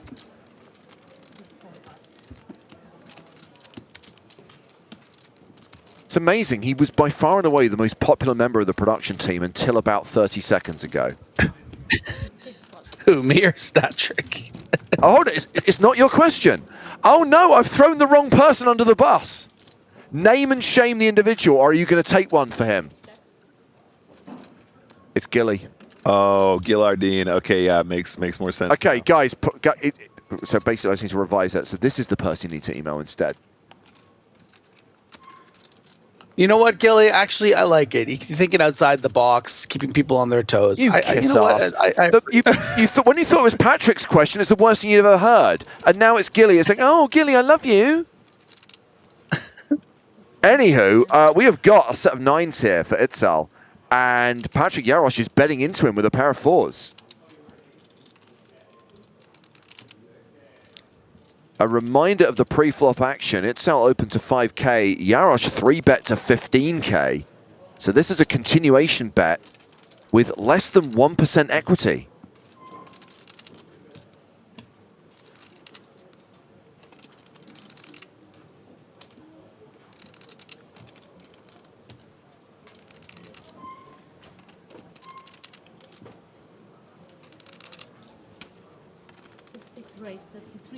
And an understandable raise from Itzal with second set. Well, he got away from top pair, second nut kicker last hand. Certainly bottom pair. We can just start the next hand.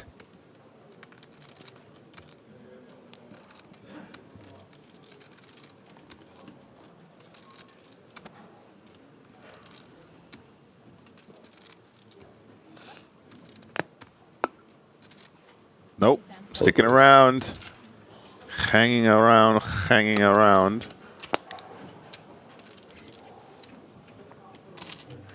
Yeah. Turn card is the 5 of spades. Jarosz now officially drawing dead. First time chatter Fred over on Twitch that says, why is he raising LMAO? To get more value, to win more chips, to get called by ace-4 of spades. Oh, what? It's all in, and it's all in to call for Jarosz. Neither player had pot by the time we got to the turn. Now, if Jarosz puts him on a club draw or a straight draw, he's still not a nice prospect. I'm not saying that this is a hand we feel thrilled about because we have a read or whatever, but it is a prospect. It is a possibility.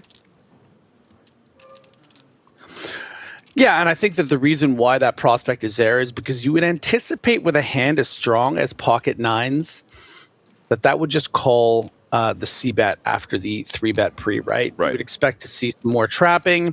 You also block pocket 4s with the ace-4, so that kind of You know, it doesn't eliminate, but it makes it much less likely. It's pocket fours, so actually you expect a lot of the hands that are check raise shoving to be more king jack of clubs type combos. Yeah. Maybe something like, you know, a king 10 of clubs, ace 3 of clubs. So I think that's the, you know, there is method to the madness of Yaros finding himself facing a 70% pot shove on the turn, drawing dead. But this would be a catastrophic call here if he's hoping to be up against the big draw.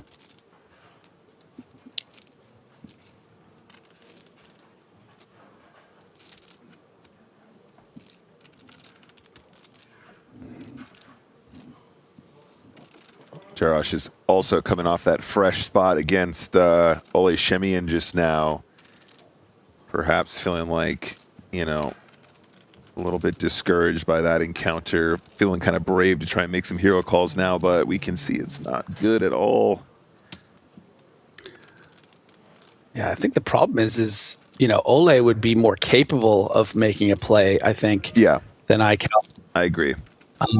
But, you know, Eichel's probably not going to have king, queen, queen, jack, queen 10 here, right? Those are going to play often check calls on the flop. So if you're just stuck between, and yeah, he is going to call it off drawing dead. Oh my word, makes the hero call and is wrong, and there is no card he can hit on the river that saves him. Patrick Jarosz eliminated from the EPT Prague main event.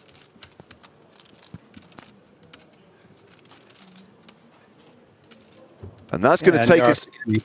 Disappointed, but... Oh, he made 2 pair on the river, but, you know, yay. We're down to 247 players. Of course. A reminder, 183 will get paid.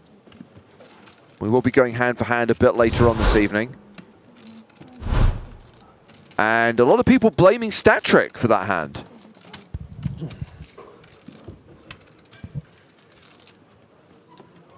Nice hand.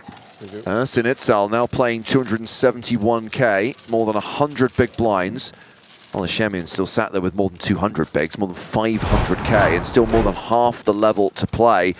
Stefan Kohler's 9,000 chips equate to 3 big blinds. And yeah, I think he has about 4 hands where he's forced all in. I set it up for him, maybe.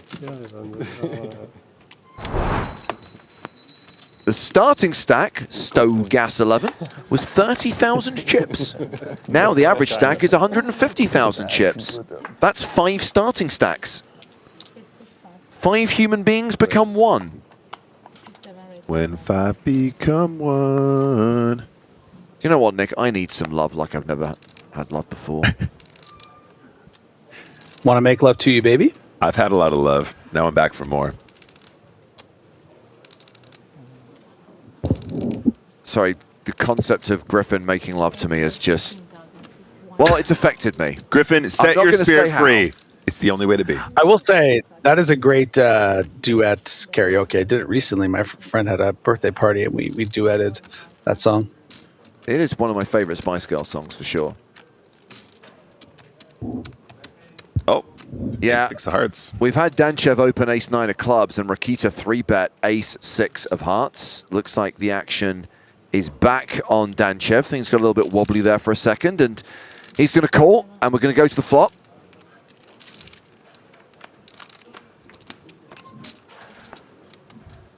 Seven, 5, deuce.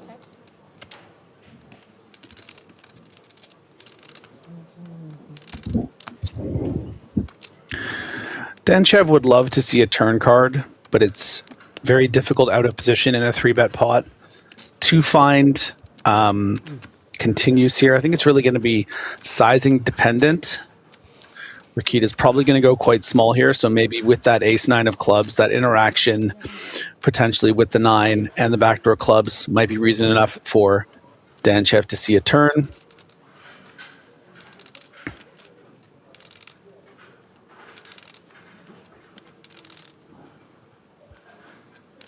Something to consider as well as Rakita isn't just going to always 3-barrel, especially after getting caught in that previous hand. There is really important dynamic to consider. Yeah. After that 9 of clubs against a 7 hand. Yeah, there's a universe where we just kind of get to shut on a bit more easily here. You're right, Griff. And 5, 6, 7, 8. The Bob Fosse straight draws out there now. 5, 6, 7, 8. By the way, I think we've had the best piece of analysis of the day. Oh dear. From Wow Factor, who says if Kohler had won more hands, he'd have more chips now. That's not necessarily true, but yeah. No, I mean, it's technically accurate. If he'd won more hands, he'd have more chips. All you need is a couple big ones. You don't need more hands. You can win lots of small pots.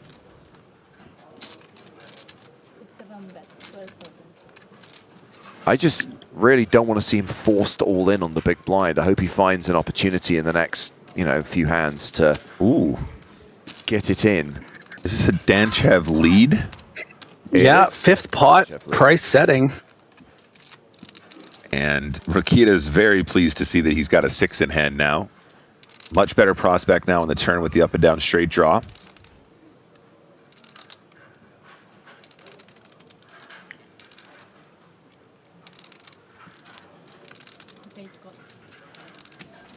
Well, we're going to the river. Look like paint. Yep, king of clubs. So ace 9 high is still the best hand. Griff, do you think this is how Danchev would play a set? You know what I mean? Like, how are we balancing this turn lead, do you think?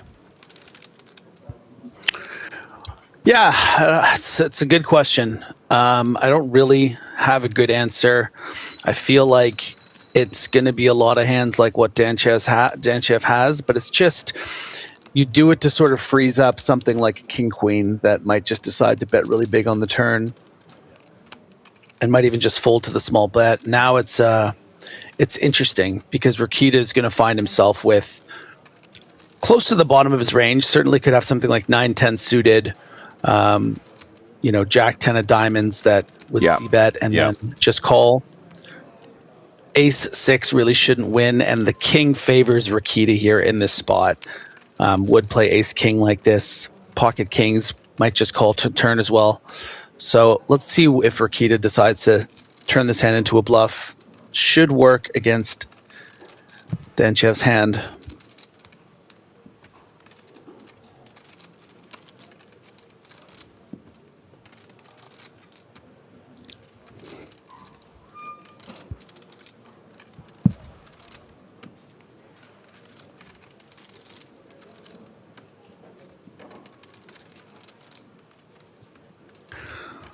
Worth noting, I think that Rakita's still going to have some diamond combos, like a queen 10 of diamonds, queen jack of diamonds. Hands that facing a lead, you feel like you're getting, it's the action is being taken away from you when you are faced with that lead. But you would hate to raise and then get shoved on, right? So you would probably just call the 12,000, and then you kind of have to bluff the river. So there are some bluffs more than just the ace 6, ace 4, ace 3 type hands.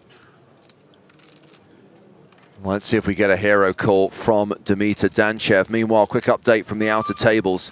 A few players recently eliminated. Nicholas Schwiti, Igor Yarashevsky, Christopher Putz, and Will Kassouf. None of those guys remain in the EPT Prague main event.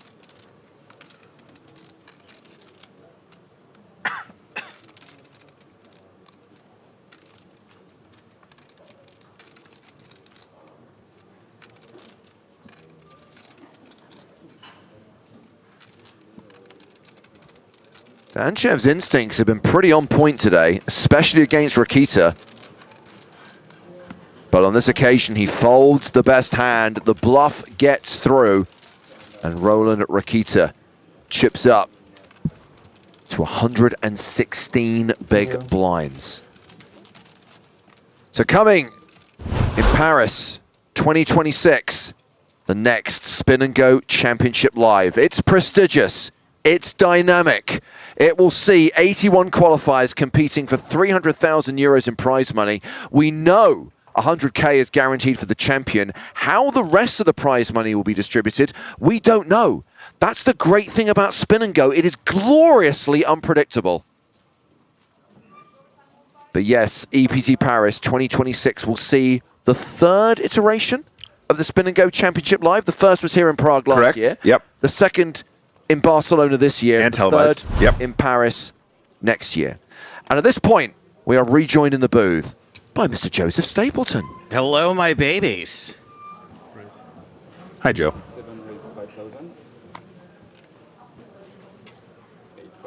Yes, very excited to see the championship for the Spinners return in EPT Paris 2026. Need to have some meetings about how we're going to handle those and make sure that we're always finding ways to improve the experience.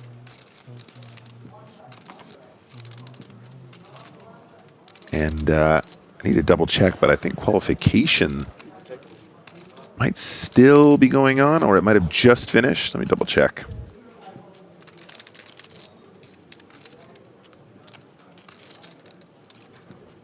Queen 9 tray. Up against the eye calendar.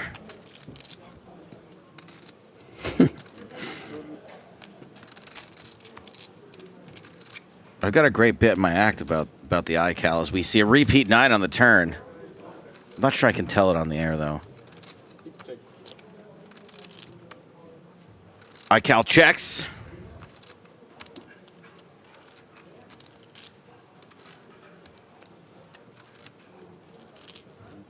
Danchev checks. Gives it a little couple of seconds of wait so it doesn't seem so obvious that he has 7s. River's a 9. Full house. That's a great question. Is Kolar still in? Yeah, he sure is. I can see him. He's the same number of chips he had when I left. Which was a lot more big blinds then. iCal goes for the bluff. Gets snapped immediately. Has to show the Jack 8 high. Or the Jack high is what we'll play. Danchev picks up another one.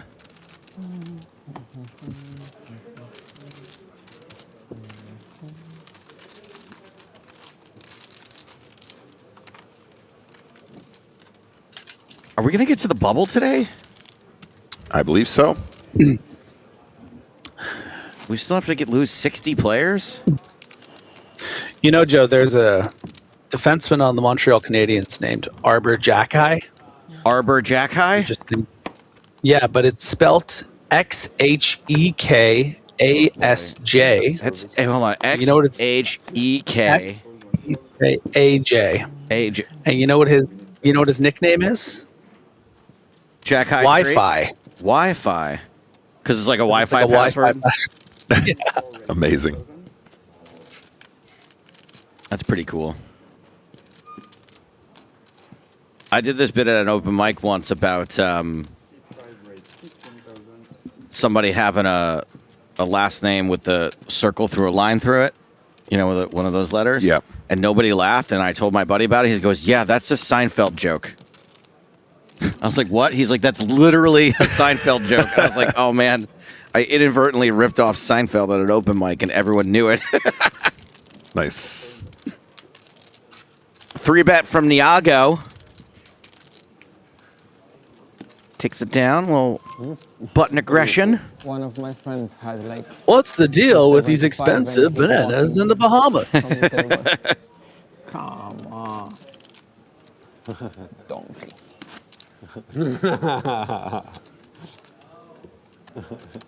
I'm gonna spank him later.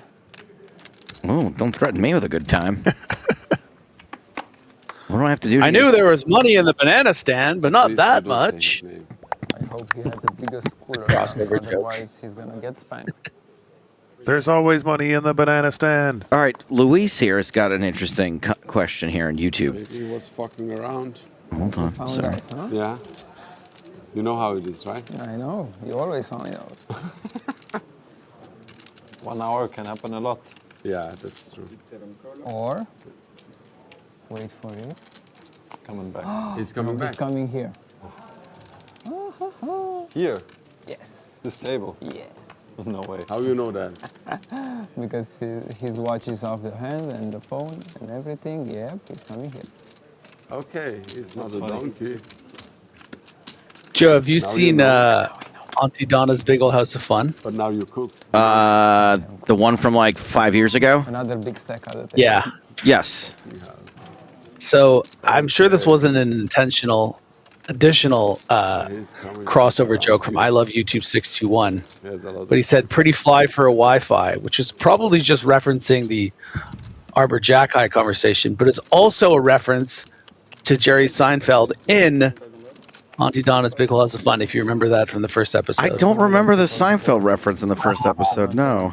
So in the first episode, this guy shows up and introduces himself as Jerry Seinfeld, and everyone accepts he's Jerry Seinfeld, but he's clearly not. This table or? And then at the end, the whole point of the sketch is that like they have a really cool Wi-Fi name, and they're like, "Hey, Jerry Seinfeld, what's your Wi-Fi name?" He goes, "Pretty fly for a Wi-Fi." And they all like freak out. So it seemed like the players at this table were expecting Kostin Stancio. Why are you telling? Why? He looks like he smells good, so let's go Stancio. He does look like a dapper, freshly exactly. Look at him. groomed fella. For cooking me. I'm gonna remember that. Don't you worry. Okay. I can take some heat. Yeah, you have a big stack. You can. Raise. Let's let these guys chat for a little bit. Not too much heat, but a little bit is okay.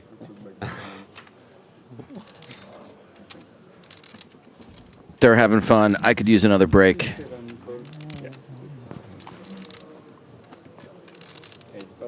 Good vibes at the table. Whoa. 2 players with the same hand. It's the year of Romania, that's why. The year of Stanciu. All right, here we go. Both players hit second pair. This is a true poker hand. Both players with the same hand. Well, it comes down to position and heart.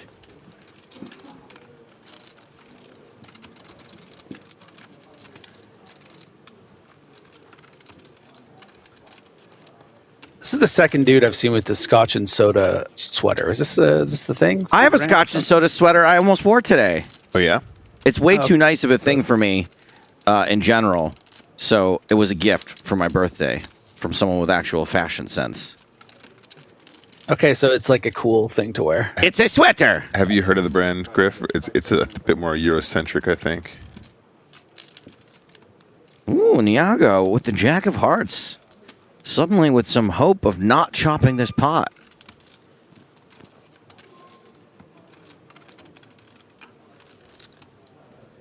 Tredan says it could literally come down to heart.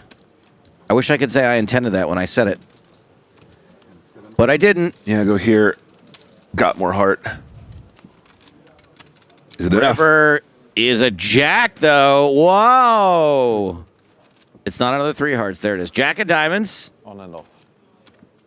Sorry, did someone say all in? Who said that? Who said that? Not one of these players. It was me!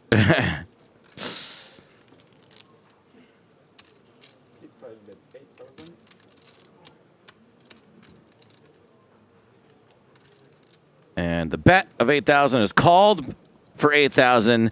This hand ends in a chop. And you know what they say? Everyone loves a chop pot. I don't know what that's going to do. I don't know how that's going to go. His glasses, Mr. Stark. Actually, he's from Mr. Stark. Are you gonna 5 out of 10. 1 out of 10. 7.5 out of 10. I don't. That's all over the shop there. People seem to think it was Griffin's fault. It's not his fault. I came in pretty early, I thought, but I'll go earlier next time. Oh, wow. And he's got cool glasses. This guy is too cool. Very cool. I bet he smells like Cool Water by Davidoff as well. I bet he drinks Scotch and soda like Joe Stapleton's sweater. Oh, love it. So lovely. My sweater's a huge lush. Yeah. And enjoy the time here. Never gets too uncomfortable in the end of the level. No. Yeah. Was it a man or a woman that gave you the sweater, Joe? It was a man, actually. That's really nice. Normalize getting gifts for your men friends. I think that's cool, yeah. He just has much better fashion sense. I think he's just irritated with how bad I dress. And so my birthday is a great excuse for him to be like, hey, here's a little, I want you, throw some of your clothes out. Why don't you go try it on right now? Just no, try it on now, right now, before we go out. Yeah. Come on, Joe. You never know when you'll be on TV. You know. I actually have a good joke about that too. I recently wrote. We have got an open from Niago with King Jack, 3-bet from the iCal, Ace 10 suited. Can you tell us the joke after this hand? It doesn't really work because it's like part of it's about how it's very humbling being a TV poker commentator. And Dan Chev, is that a 4-bet? You know what? I saw that joke on Seinfeld actually. I stole that one from Seinfeld too. Got him. Back to Ekal.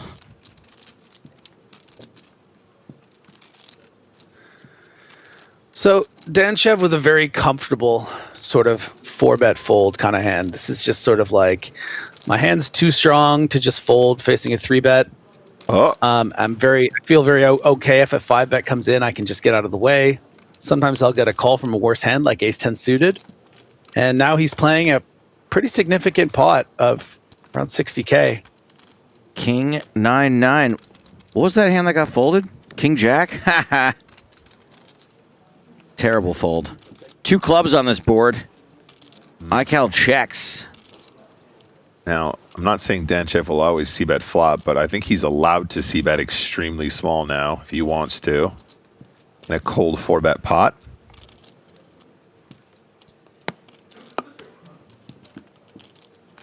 Let's see how he wants to size it.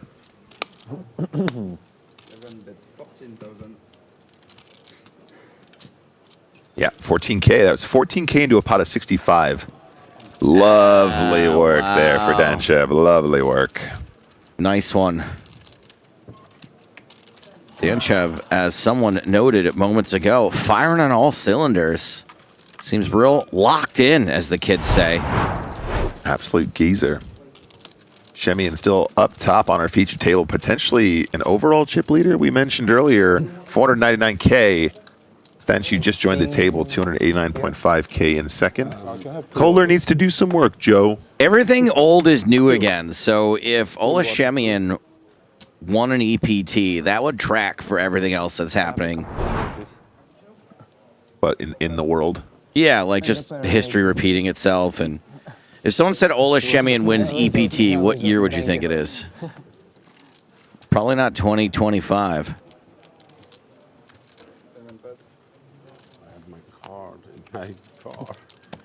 Ace 4 offsuit for Rokita, which is a smaller version of a Roku. Oh, thank you.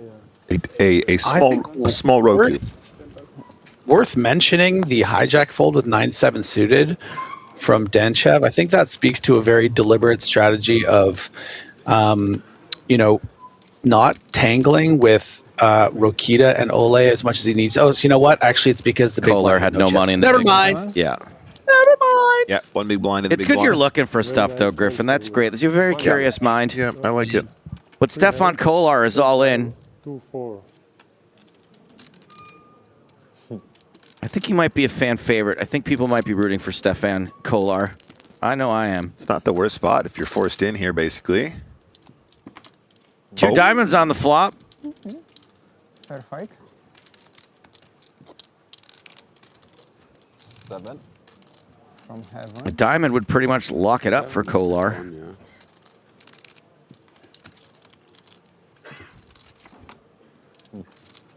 No diamond yet.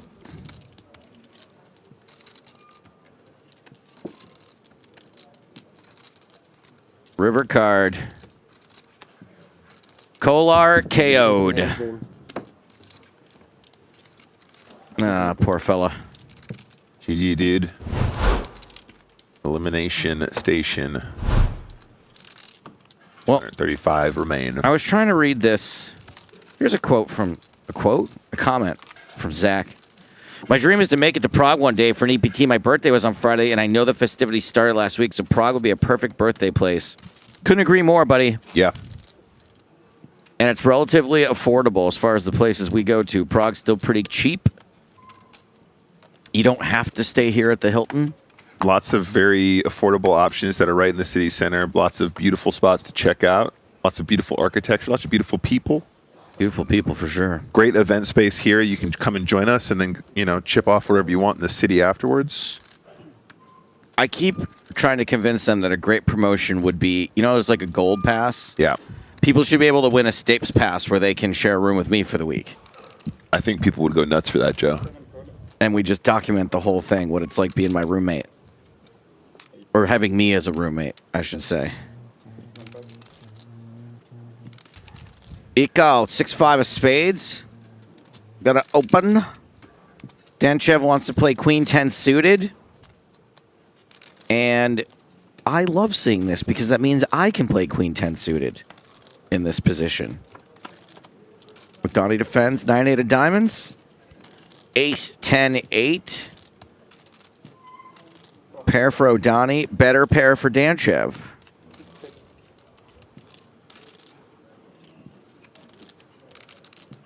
Donche in position. Checks. 8-9. Now with a straight draw. Queen 10. Now with a different straight draw.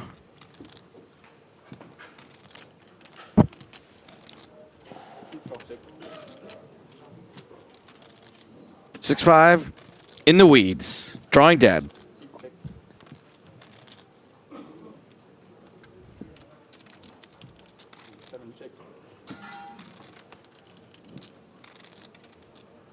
And it's 2-pair on the river. It's two pair for both of them. Danchev's still got the best hand. All right, Danchev's going to pick up another one. This comment I've been trying to get to for a while from Luis, who says, does anyone remember the legendary video when Joe made that comment about Sam Greenwood, who sucks on his bottle, and Joe says, mama? I can't find the video anymore. I don't have any recollection of that, but that does sound funny. It's a callback. We've been working with Sam a little bit recently, haven't we, Joe? I love Sam Greenwood. He's one of my favorite people because he's like an actual person. He likes other things besides poker. And what am I, Joe? You're fun.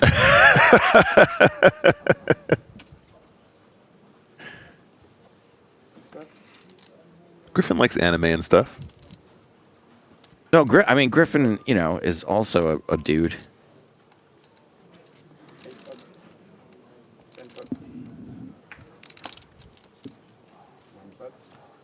Giova Bandinelli asks, the cash request for Begin how much was? And I appreciate this much effort going into a question, so I will answer you earnestly and honestly. It's 5,000 euros, 5,300. That's how much cash was request for Begin. Crazy Coconut says Prague nightlife is wild. Had my stag party there. I can confirm there is a wild scene if you want it. There's also a lot of quaint Christmas markets you can check out. When I was on Tinder here, I had this 5'10" former model take me out to a club, and it was so late. It was like 3 in the morning, and I was like, I really gotta go. She said, okay, one more song, and I was like, yeah. And then we left at 5:30 because that's when the next song ended. That's how they get you, Joe. That's how they get you. The songs take forever. They go, it's a 1-song minimum. You go, have you ever been to a club?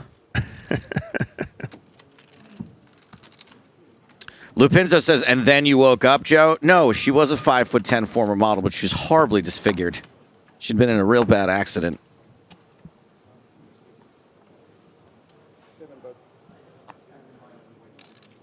And Joe, you are 5'2". No, I'm also 5'10". But she had boots on, which made her a lot taller than me, and it made me look real rich.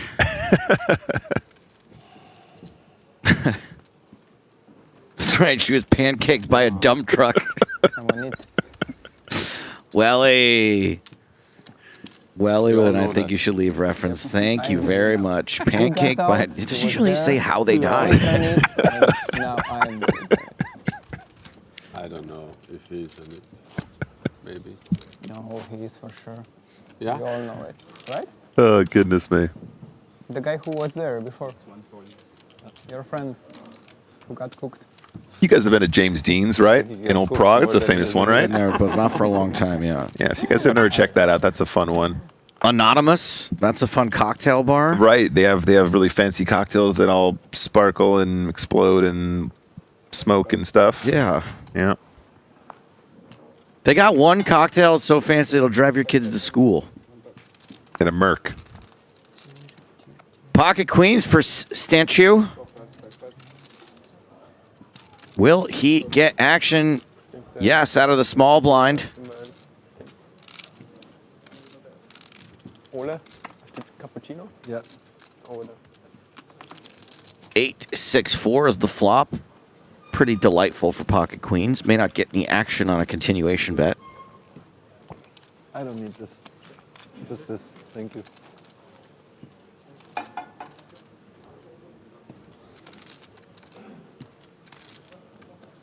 Velu says someone folded 3-5 and then the keck face.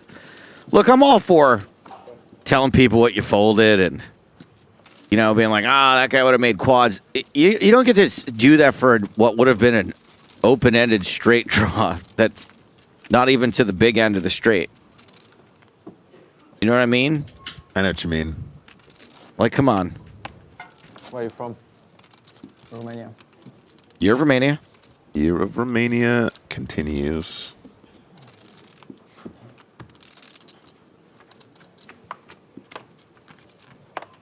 We've got a question here from Call Me Kebab who says, can we check somewhere the list of players with their stack? Absolutely you can. Hey, chill.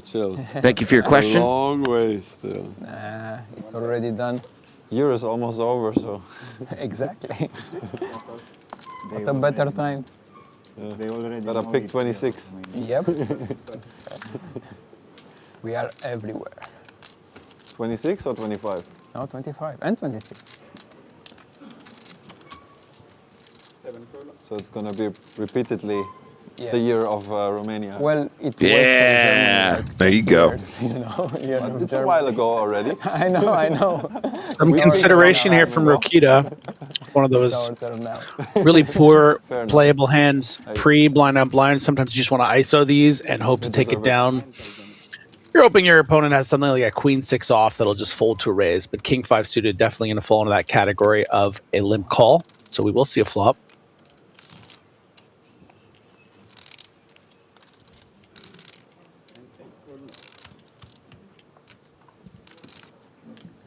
Blind on blind, we love it. Ace Jack 5, pair 5s for Danchev. Interesting how they navigate this one now. Of course, Danchev connecting with 5 has the best hand, but Ace Jack 5 is going to be a good board for Rokita to sort of continue telling the story. He's raising for value pre-flop. Decides just to check. That's interesting to miss that bet there. What do you think about that, Griff? Do you think you're gonna find a check here with 8 high, no draw on the flop after you've shown aggression pre? I think it's nice to play a mix because if you expect your opponent to, you know, how is Danchev going to play all of his ace X's? Pretty much up to like ace 10. You know, ace deuce 3, 4. Like he's going to have a bunch of aces, limp calling. He's going to have a bunch of jacks. In this case, you know, happens to have king 5 also going to be a continue. Queen 10, king 10. There's just a lot of hands.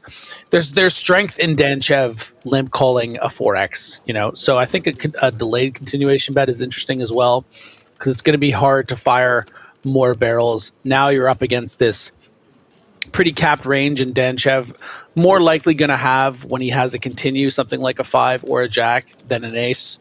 And maybe you can make a really big bet on the river. And actually, it kind of, I think, trips up a 5. That would have been an easy check call against a small bet on the flop. Now it looks like showdown value, right? Like this is how pocket queens would play, or a king jack, a queen jack. But, you know, Danchev has seen it all before and is prepared to call. Yeah, you're right, though, Griff. The check on the flop changes the dynamic so much. Quick check on the river there into Rokita. Manages to hit a tray. Now, obviously, ahead of some spade draws, diamond draws. Maybe some king X that has some sort of a straight draw as well, perhaps. But to know, this doesn't strike me as a spot where Rokita is going to want to. Yeah, okay, it goes ahead, checks. Yeah, Denchev's still going to have, king 10. Yep. Even king queen can play this hand like this too. So sometimes the 3 jumps you ahead. Yep, and as we said as well, guys, the misdraw is still a real possibility there that, aren't necessarily going to feel good about turning their hand into a bluff on the ace-jack flop. And indeed, the way the cards ran out there. But nice hand for Denchev again. He's putting in the work here. 97 big blinds, navigating these spots well, as we've seen all these years.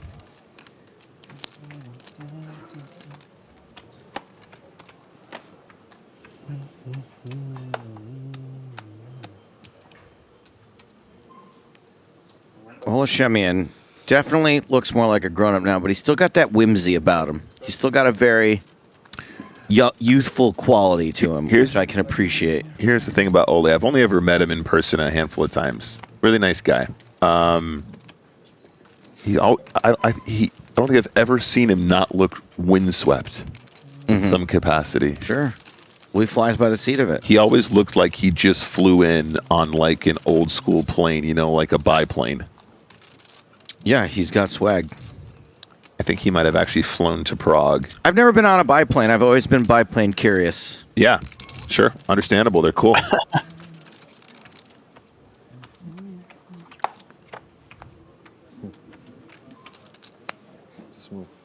He always looks like he's just arrived on his motorcycle without a helmet. Vroom, vroom. Vroom, vroom, Ole Shemian.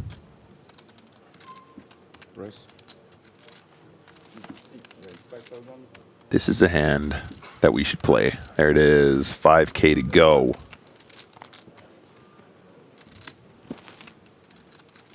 Rokita with the ace queen.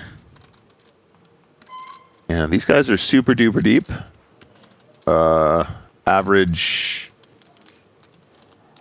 Effective stack here, excuse me, about 84 after iCall makes that raise. He is the shorter of the two stacks. You can see in the graphic there. Rokita's going to 3-bet.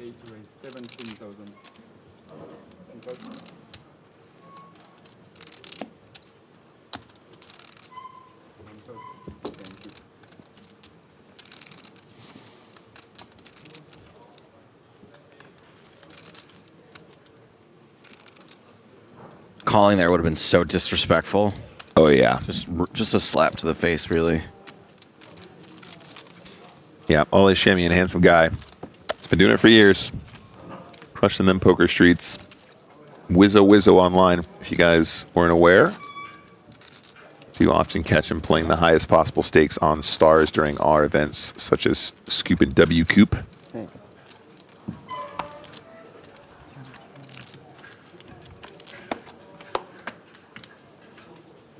I was knocked out of the Sunday Million by Wizzo once, I believe.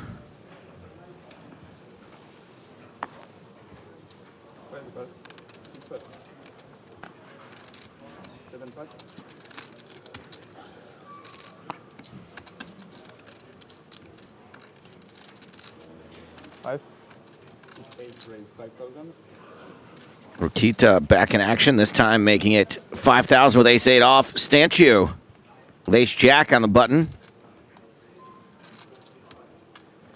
Seems like he could get a little weird here. Yeah, interesting spot. I think that we can mix this if we want. You know, it's not always wanting to 3-bet 100 big blinds effective. With ace-jack, you know, if we were to get 4-bet here to north of 40,000, it's going to be very difficult to play. Rokita obviously very capable. But Stenchu is prepared to open up that door.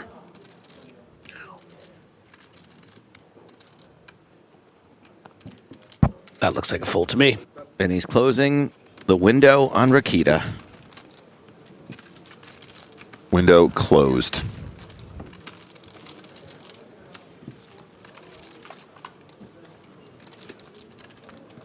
You're Romania. 13 minutes left on this level. 231 players remaining of the 1,224 who started. We pay players beginning at 183. We do expect to reach the money today, but not right meow.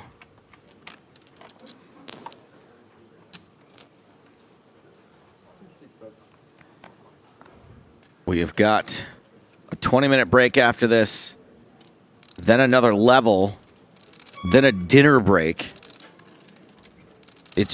I guess it's a question whether we hit the money in the pre-dinner or post-dinner level. I think it's going to be post-dinner. I think you might be right, Joe. I mean, this table is not moving as quickly as we've seen earlier in the day, but pace of play is going to be different depending on the players on it, of course.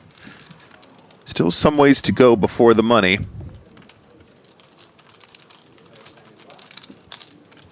Keita's going to pick that one up. Luxurious blind levels. Lily white luxury levels. That's right. And yeah, we'll have to wait and see. New player alert. This player is Modestas Sakalauskas. Hell yeah.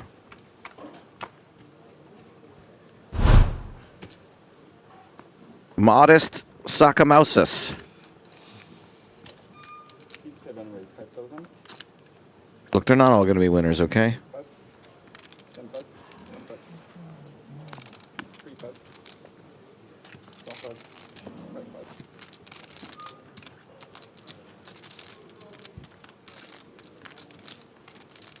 Congratulations to Sacramento, who's just been timed out for his 69th time.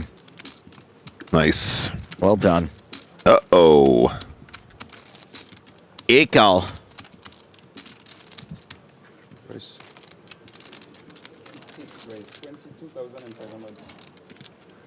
With ace king. Puts in a fistful of chips. Is that a rather large re-raise? It is. He is out of position, though. So, you know, it's just a smidge over a 4x 3-bet. It's pretty standard out of position in those spots, I think. But I know it comes off as quite big because we're used to seeing sort of, you know, 15K. But because of the out of position nature, seems fine. Seems good. I mean, it works, so I don't have a problem with it.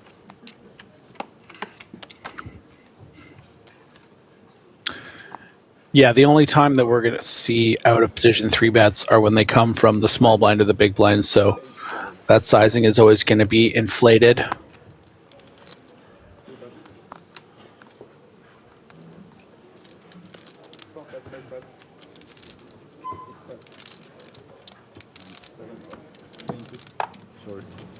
This is a raise and take it for Rakita. Nobody wants to play with Rakita. What's your problem, guys? Why don't you play my boy Roland? Me? You want to throw the chips to me? What are y'all, allergic to mustard? Ah, okay, okay. You see? Love mustard, Joe. Brain, man. Not a mustard fan. I know, you're more of a mayo guy. Oh, give me all the mayonnaise.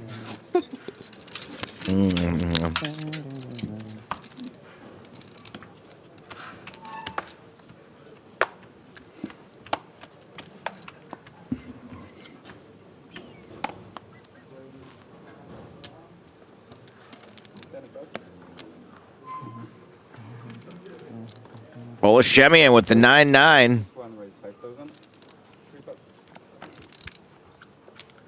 The Neeners, Joe. Folds around to the small blind who folds. Big blind, Rokita. You're going to get your wish, buddy. You're going to get to play a hand. Yeah, this is going to be a player. Against a phenomenal player.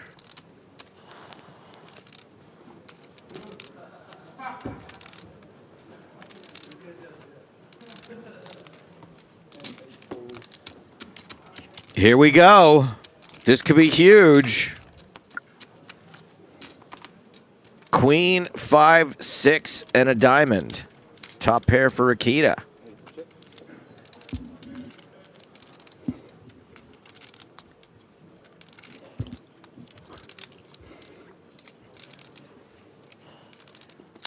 Is Queen Tray offsuit still a defend? No. Okay, great. Great. It doesn't even have a hand name anymore, let alone a defend. Queen with a tray. The Royal Flight Attendant.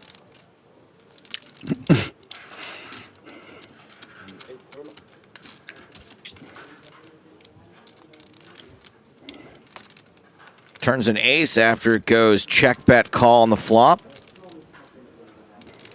Board continues to get grosser for pocket nines. A little grosser for Queen Tray as well.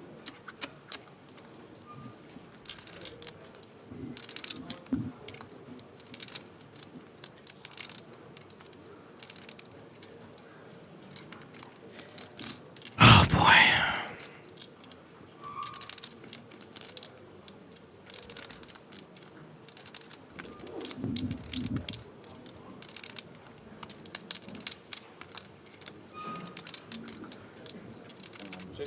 Check, check. Check.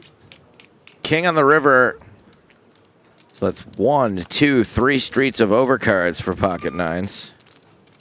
2 streets of overcards for a pair of queens.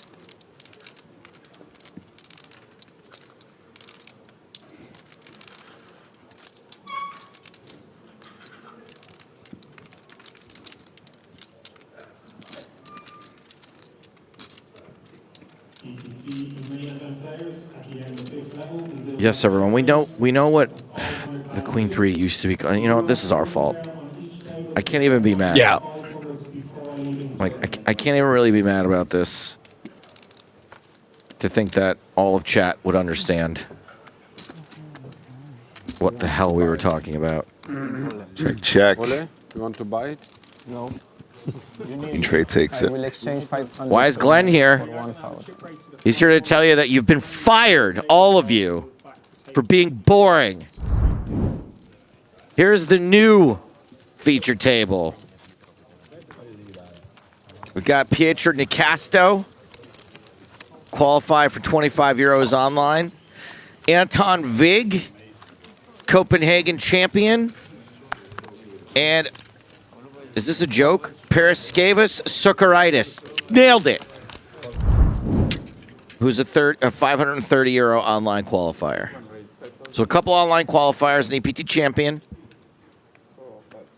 Paraskevas Sukaritis.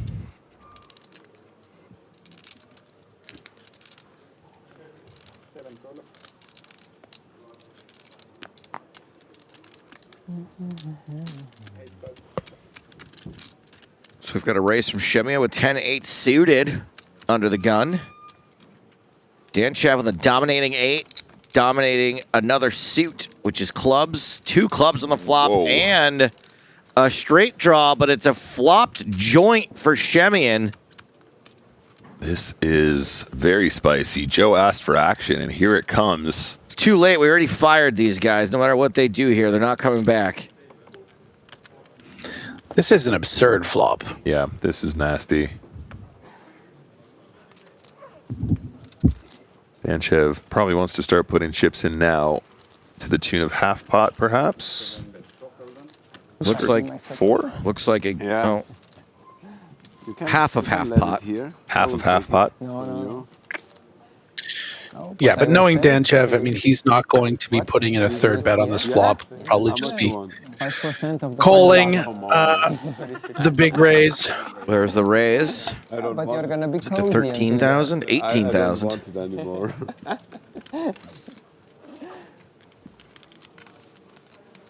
It's a too high price. Yeah, but your butt is gonna be grateful. Yeah, that's true. Did you say your butt is going to be grateful? I think he did. Something to do with being on the feature table. Well, now you've got my attention. We all are going to be on the same table, right? Yep. Yeah, it's fun. All right, we're not folding the straighty flushy draw, of course. Surely not, but this pot got a lot more interesting for both players. Danchev turns the nut flush and a straight flush draw. How much more does he want? Street Flash. Street Flash potential, Griffin. Absolutely right. Shemian, I mean, still has the best straight, but this has to look like a pretty bad card for him. Yeah, I mean, I think he's thinking about what he could even really get value from where to bet here. Right. Based on the action so far. You know, if he is up against 2 queens, probably just going to get folds on the turn. You don't want to inflate the pot the times you are up against a flush. And when you're up against a dry 8, you know, it's okay to just sort of check this and then just get one more street of value. Can I have one blue chip? Later. And Chev is not going to miss the opportunity to start piling. 52K in the middle, that's 19,000 chips. Nice. No good. No good. Yeah, it's an interesting sizing because it's not that sort of big polarizing, I either have a flush or some sort of bluff here. It looks more like a sort of a blocky bet that can sort of get continues from a wide range. 5, 6, 7, 8, 9, 10, jack. How big of a straight do you want there, Joe? Yeah, isn't there a fortune bonus we were told on the 7 card straight? At this point, I want no straights. I would rather have a total air ball. The elusive 7 card straight, I'm afraid, takes precedence. Shimmy 100%. Just kidding. Precedence, I think. Precedence? Residence? You said presidents. It just, Presidents?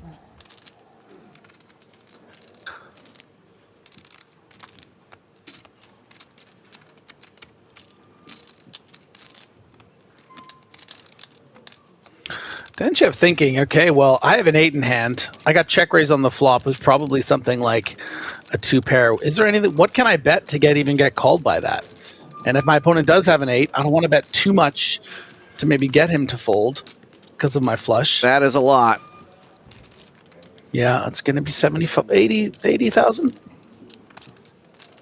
Cacao, 80K. KDA. Brutal spot for Shimmy in here. Yeah, and let's talk about what this, 85% pot bet is saying. It's not any old 8 that Shemion is beating with this higher straight. It's going to be flushes, and then the bluffs are going to be like ace 10, ace of clubs, which would c-bet on the flop and take and take a card on the check raise. And Ole sees it. He's like, I feel like I'm just going to be up against a flush so often here, but I flop the bloody nuts. Does pay it off. Yeah. And is going to feel the pain. Could have been a massive one on the phone. Huh? Could have been a massive one on the phone. Yeah, it's still pretty big, my dude. Something like that. When you call it. Danchev picks up a 250,000 chip pot, profiting 128,000 of those chips. 4 starting stacks and then some. As these players head to break, let's have a look at the chip counts of the feature table that once was, as we say goodbye to Dimitar Danchev, Ola Shemian, Kostin Stanchu, Roland Rokita, Ursin iCalendar, Darius Niago, Takumi Odani, and Modestas Sakalauskas. Taking a fair few chips back into the field with them. No short stacks. 4 players with near enough 100 big blinds or more. Remember, we've got a new feature table after this. Pietro Nicasto, Anton Vig, couple of online qualifiers. More from EPT Malta after this.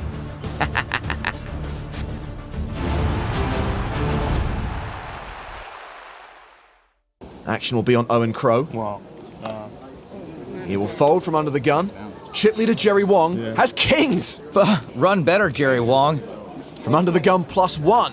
He will min raise, makes it 120,000 to play. It's been folded around to the small blind. Dimitar Danchev has ace-queen suited. Some folks would see re-raise here, but Lieutenant Danchev may opt to just call. Yeah, you don't want to 3-bet call it off with ace-queen in the spot. You don't want to 3-bet fold it either. Is that a stack of green in the back? Yeah. Andrei Shatilov with pocket sevens will call as well. 3-way to this flop. Plenty of good odds for Shatilov to take a flop. And Dimitar Danchev flops the nuts. Jerry Wong's shirt is about to get puke in it. Danchev checks.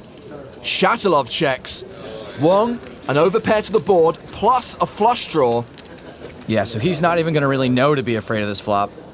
Bets 175,000. And look at Danchev shaking. OMG. Well, the good news is, Jerry, that Danchev can't hit a royal. I think Danchev could very well raise here. He can rep a lot of semi-bluffs on a board like this. He does raise to 430,000. Shatilov gets out of the way.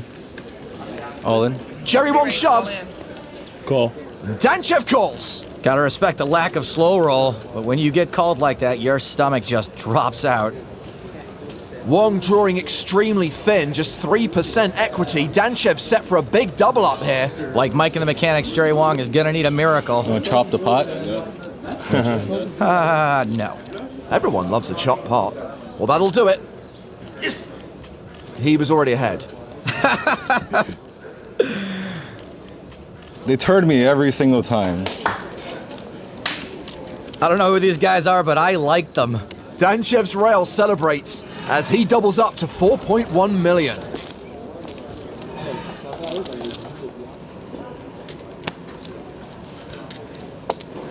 We're going to sweat with Joel Mika on this hand. We're playing the hand from his perspective. He has raised the button with deuces. Sweating with my friend Mika. Danchev, 3-betting from the small blind. Wong folds the big. Sorry, how much did you say you had? I think like 5 something, but I'm not sure. If you're going to try to flop a set on someone, you've got to make sure they have enough chips to make it worthwhile. Mika calls, and he does flop a set. Oh my god, yes, we got this. Play it cool, everybody. Danchev had the pre-flop betting lead. Can expect him to continue on a king-high flop. It's on you, bruh. He bets 525,000. Now, smooth call is totally fine here in position. We're in a good spot to either call or shove the turn. Mika does call. 2.2 million in the middle. This way we keep all of his bluffs in. 3 of spades on the turn.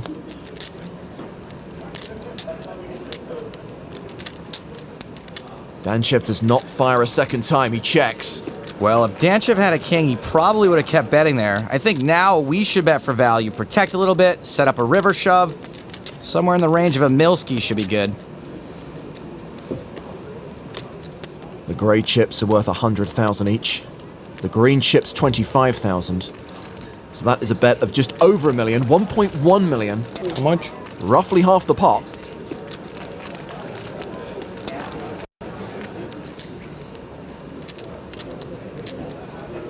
Danchev not looking overly comfortable, but he calls. What the heck could he have that would call there? I still think he bets a king.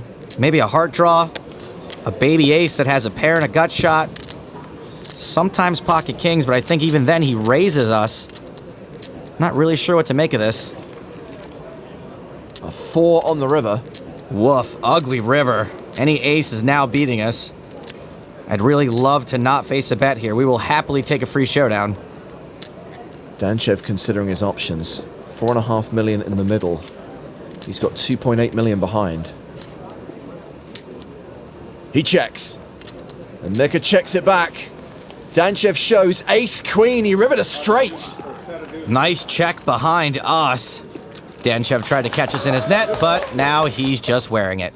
Nice call on the turn, bruh. Blinds up to 8160 with a 20k ante. Danchev on the button, 5-7 off.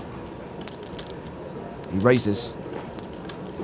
7-9 suited for Joel Mika. Standard raise, standard defend, heads up. Expect ranges to be pretty wide. Mika does call, so let's see a flop.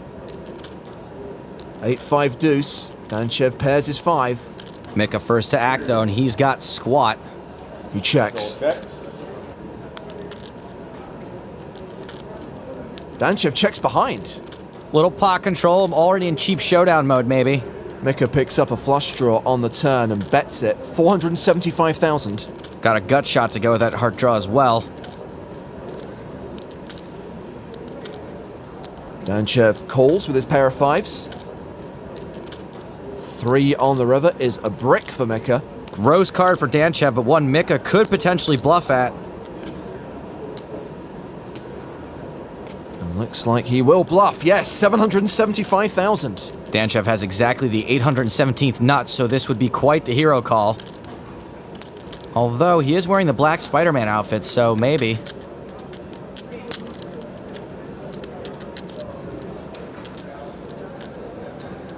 Nice man. He folds the best hand. Imagine how cray-cray they'd be going if they knew he bluffed that with 9 high. Actions on Danchev. Pocket deuces. He raises. Makes it 325k. Ace king for Mika. Here we go. He 3-bets. Re-raises to 925,000. 4-bet shove here with a pair wouldn't be all that crazy, heads up. You shouldn't be calling for 15% of your stack with deuces, that's for sure. I'm on. Danchev does shove. I call. And Mika calls. And this flip could be for the PCA title. If Mika hits an ace or a king, he has won this thing. And Danchev is the bridesmaid once again. If deuces hold, they will be even in chips. One side of the room calling for an ace, the other side calling for a deuce. No ace or king on that flop. Pretty decent flop for deuces. Well, Charlie will need to get the ace king right. Pair the board.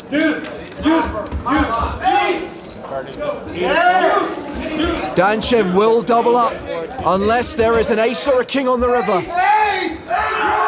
If Joel Mika hits one of those 6 outs, we have our winner.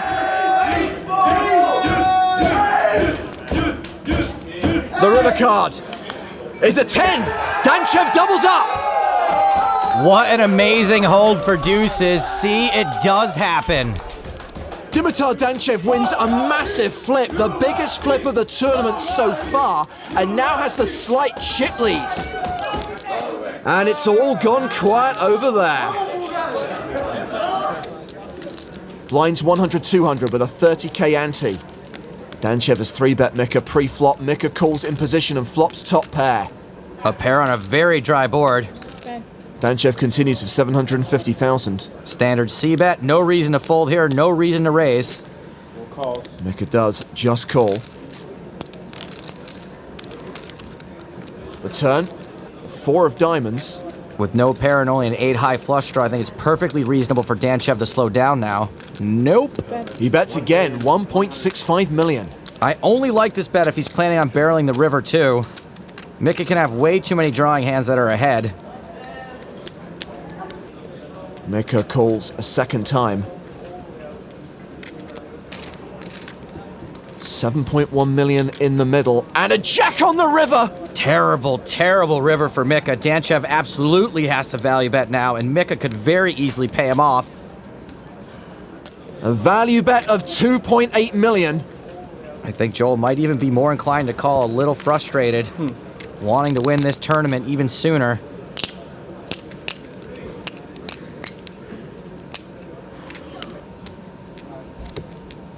Mika calls! That was huge. Dimitar Danchev now with the big advantage in this heads-up battle. 3-1 chip leader over Mika. Things are not looking good for Joel Mika. And boy, did it get quiet in here or what? So 22 million plays 6.7 million. Ace Queen for Danchev. Monster heads up. He raises, makes it 400,000. Pocket 4s for Joel Mika. And so's a pair. He shoves. Cool. Danchev calls. Neither of these guys are ever getting away from these 2 hands in this spot. This is like an action replay of the deuces against ace king hand. And once again, we are potentially flipping for the title. Mika was a coin flip away from winning. Now he's a coin flip away from seeing Danchev crowned champion. Danchev's rail calling for an ace. Mika looking for those fours to hold. Joel's dad wants to keep it low. But there's an ace on the flop! Danchev takes the lead. Joel Mika needs a 4. This could be the final hand of this final table. The turn card is a 10. And Dimitar Danchev is now a 95% favorite to go one better than EPT8 San Remo and claim victory on the tour. It's a 7, Danchev's done it! You played great, man. Really tough, man. Dimitar Danchev is the champion of the PCA 10 main event. So gross for Joel Mika. He lost 2 big flips and that lost him the tournament. So the Bulgarians celebrate their first ever victory on the EPT. Worth pointing out, by the way, that there is a 7-figure consolation prize for Joel Mika.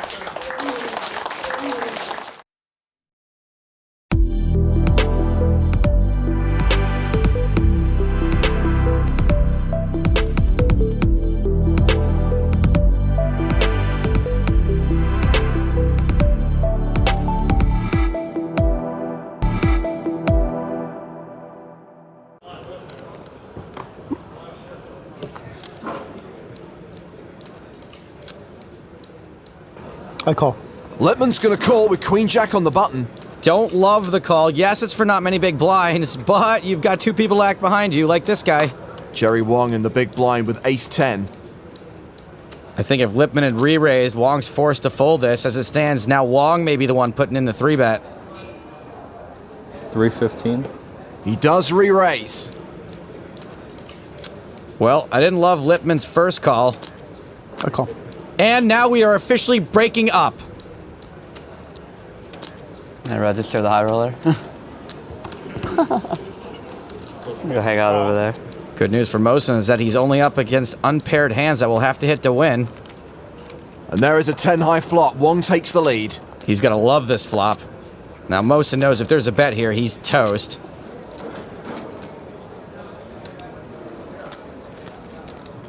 $200. There is a bet of 200,000.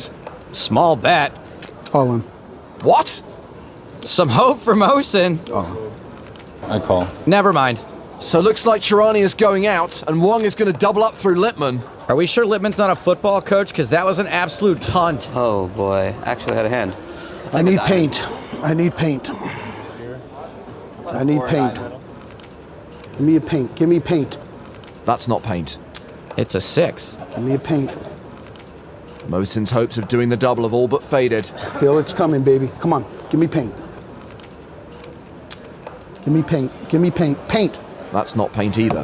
That's somebody. Come on, sister. Go like us. The one argument for Lippmann's shove was a huge side pot, but doing it with no equity, woof. Okay.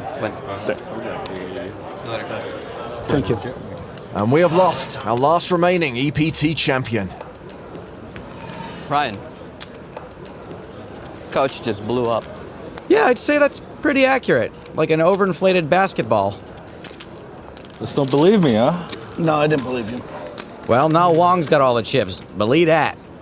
Jerry Wong playing a stack of over 2.4 million.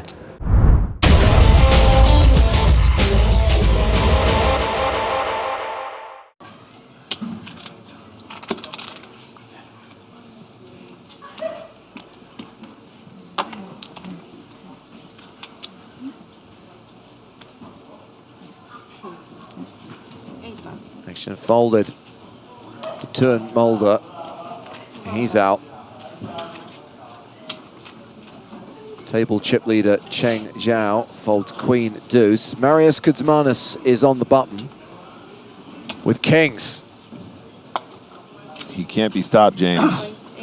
Don't stop me now. Raises to 80,000. It's Ramon small blind. Oh, and he's no. got ace king. Oh man, Ramon here, 49 big blinds deep. I don't think he ever misses an opportunity to 3-bet this. There is the re-raise. A fistful of 25k chips. He's made it 300,000 total. Aces for Marley Sprague. What is this? What is this? A three-way all-in. That's what this is. All in. So she shoves, and that does reopen the action.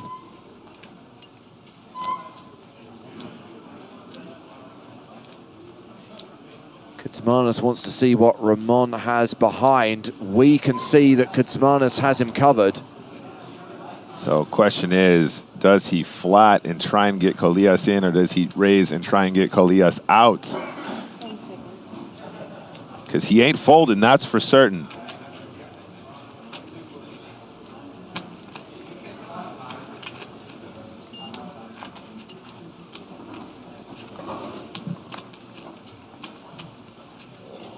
What an absurd dynamic. Button against small blind against big blind. This is unreal. This is a setup of behemoth proportions.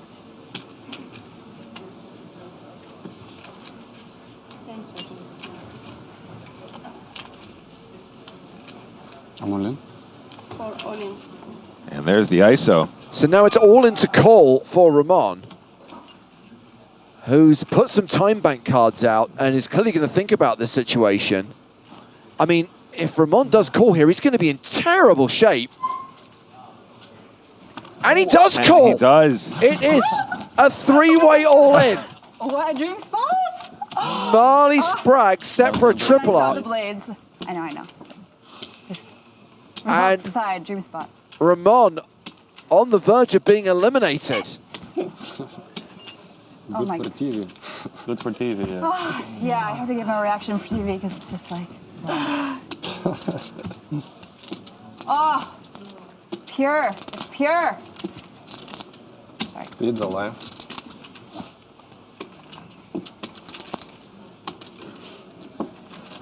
Ramon looks sick to his stomach.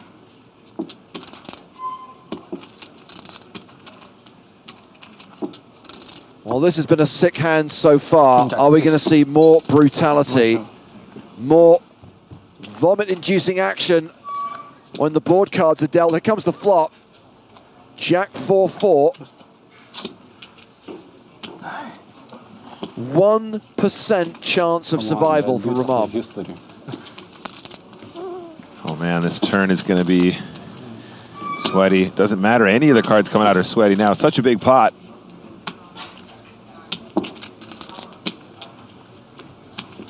Deuce on the turn. That is Ramon done. But Marley gets the triple up unless the case king hits the river. Oh, please don't do it.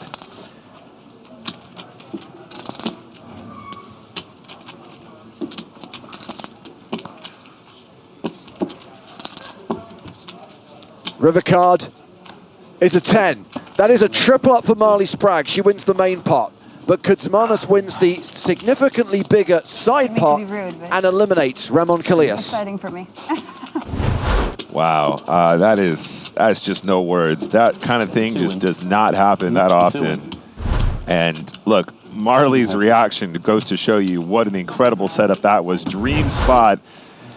Just final 20 players now going down, now decreasing after an incredible triple opportunity. Aces versus kings versus ace-king. That is one I will remember forever.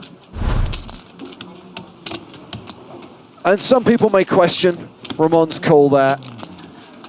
But one thing you can't take away from him, he's made another deep run in a major MTT, another deep run on the European Poker Tour, a 20th place finish, which earns him 36,780 euros. He just covers.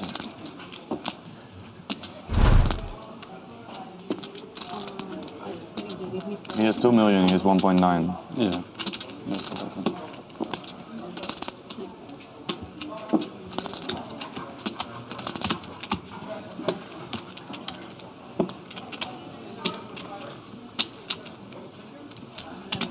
Marley now with 55 big blinds. Marius Almost changed yourself. Kutsmanis with 65 I know, I'm bigs. sorry.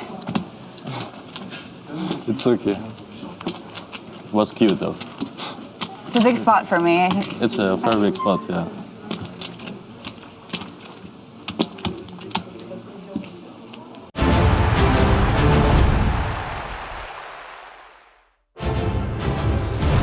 Fast forward 24 months and we are back in Prague with the PokerStars European Poker Tour. It's day number 2 of the 2025 main event. Continuing our live coverage here from King's Casino at the Hilton Prague, with the bubble getting ever closer. And confirmation that Terry Jordan from the UK is the current chip leader with 617,000. 222 players remain from a starting field of 1,224. 183 get paid, and at least for the next 90 minutes we'll be watching these 8 players on the main stage. This is our new feature table for level number 14 of the main event. We have a former EPT champion, Anton Vig, and a couple of qualifiers. Pietro Nicastro won his seat for 25 euros. Paraskevas Sakaridis won his seat for 530 euros. If they can cash, they can make the money, even if it's just a min cash. That is a very healthy ROI. I'm James Hartigan, and we have repositioned the satellite. It has moved west from Montreal to Los Angeles in California. Maria Ho, how be doing you? Hi, James. This is like your second home now that I'm at. Indeed, but I am in Prague, which is unseasonably mild. Normally, if you step outside at this time of year, you need a big winter coat. You need to go full Han Solo in Hoth battle gear, but not this year. It's like London weather. It's maybe 11, 12 Celsius, which is like low 50s Fahrenheit. I'm not saying that's warm, but it is significantly milder than what we're used to. I think you and I have different definitions of mild, but yeah, I get what you're saying. It's Christmas. It's meant to be cold. So first hand back from break, the new blind level, 2,000, 3,000, with a 3K big blind ante. So that means the 500 chips have been removed from play. And we have had the opening raise from Dimitrios Zatis. And now we have got the 3-bet from Alexander Sokolovsky. Re-raising to 15,000 with ace-10 and queens in the big blind for Alessandro Righetti.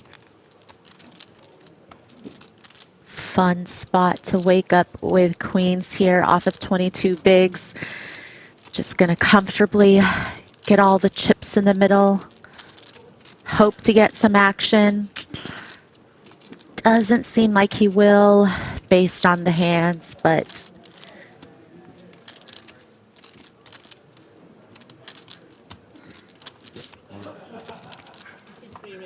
all in for 22 big blinds, and I imagine we'll see 2 relatively quick folds, very quick folds in fact, as the pot is pushed to Righetti, and he picks up a ton of dead money there and chips up to just over 30 big blinds.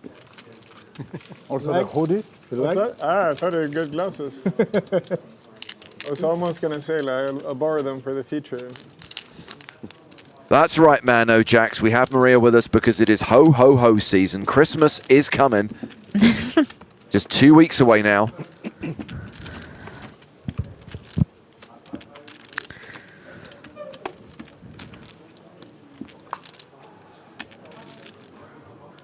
There is Anton, rocking the baseball cap in his Omega Dark Side of the Moon Speedmaster.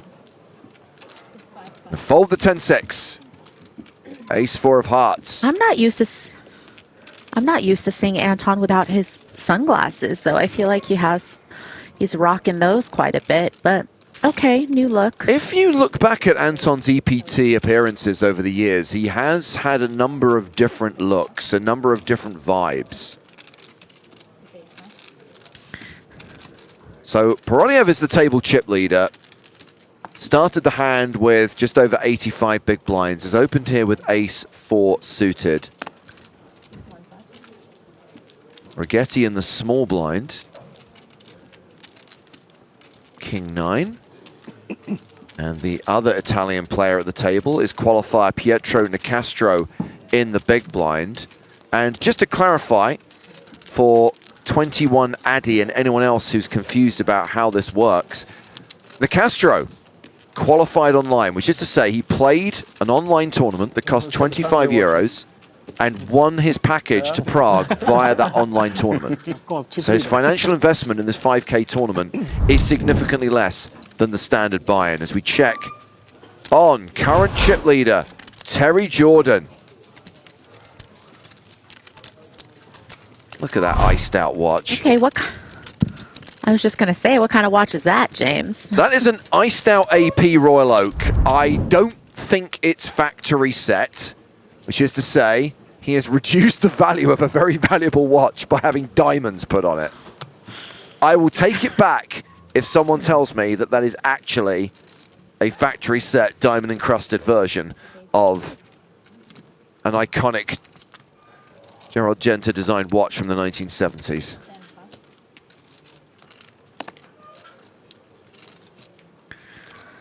We have Ding Fan here with ace-9 in the cutoff, and he's raising.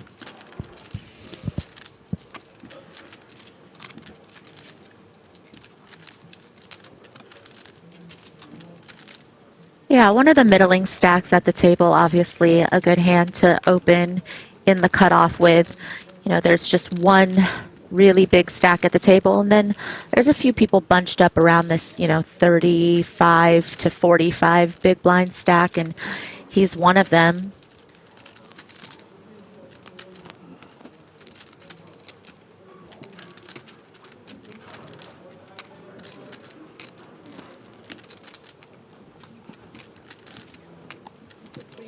Rigetti getting frisky on the button with the King 9 off, decides to 3-bet to 17,000. Nicastro 5 deuce in the small folds.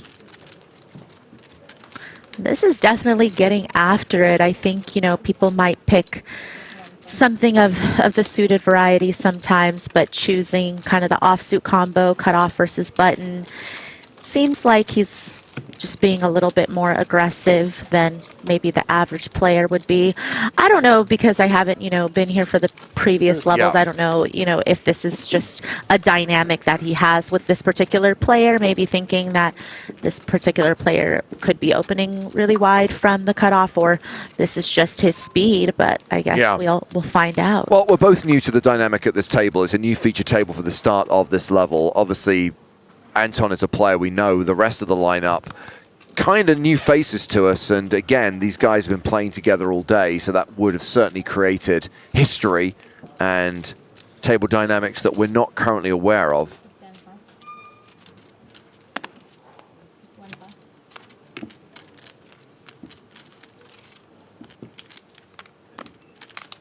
And folded to Nicastro on the button, King 7.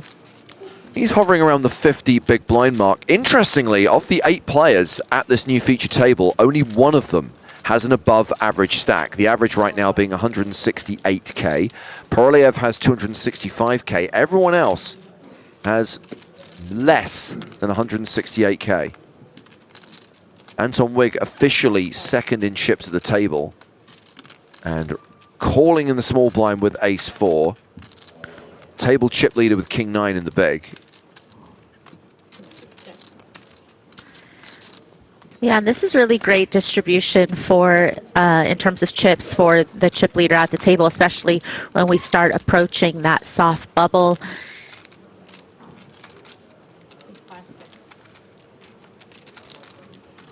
Well, 2 pair for Anton, who has checked. Ivan Poroliev checks behind. Turn card is a 6. And Poroliev is now officially drawing dead. I mean, he had less than 1% on the flop. He was practically dead.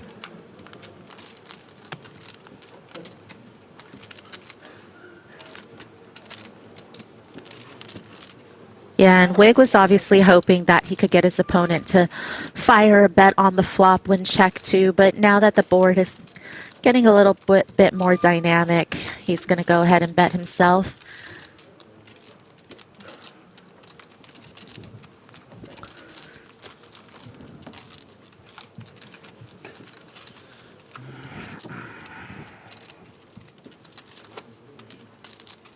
Wig now playing 50 big blinds. The shortest stack at the table is Zakaridis with 17 big blinds. He being the other qualifier at the table, in for 530 euros. Min cash in this event, 8,350 euros. That's what you're guaranteed if you make the top 183. There are then pay jumps as we lose tables, and once we get to the business end of the tournament, the last 2 tables, those money jumps become more frequent. Once we reach the final table, there is a money jump with every single elimination. As Fan opens with 9s, makes it 6K to go.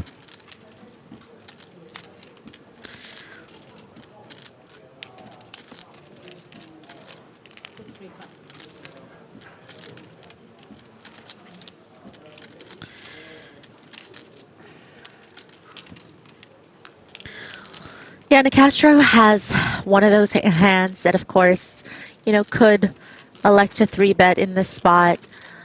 Sometimes find flats. You can do both, but I do feel like in the more recent era of poker, people are trending towards the more aggressive action with a hand. But Wig, will the real big ace please stand up? I feel like he obviously has both players covered.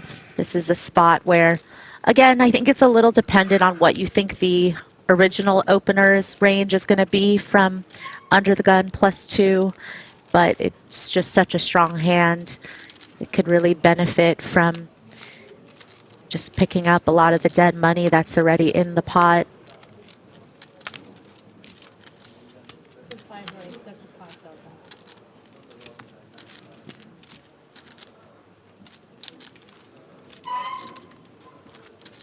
Hashtag embrace the squeak. A cold 4 to 35,000. The squeak is like white noise to me now. You know, it's comforting. It's just, it's a part of Prague every year, so. Yeah. I was saying earlier on, Maria, it's a very crowded time of year. Poker events taking place all over the world right now, so we need to have a USP. We have to have a defining characteristic, and I really feel that what sets EPT Prague apart from the rest is the squeak. I mean, people are talking about it on social media. I feel like I saw Stapes quote tweet somebody asking, are the squeaky chairs still around? It's a fixture. It's a fixture.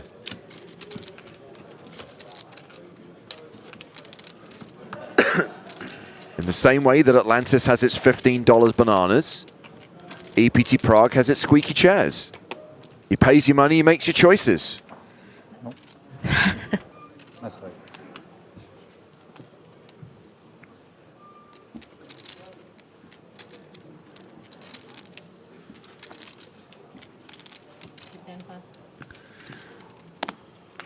We've seen 6 eliminations in the last 12 minutes, dropping from 222 to 216. Chances are we will go hand for hand. We will hit the bubble during the final level of the day, level 15, which will happen on the other side of tonight's dinner break.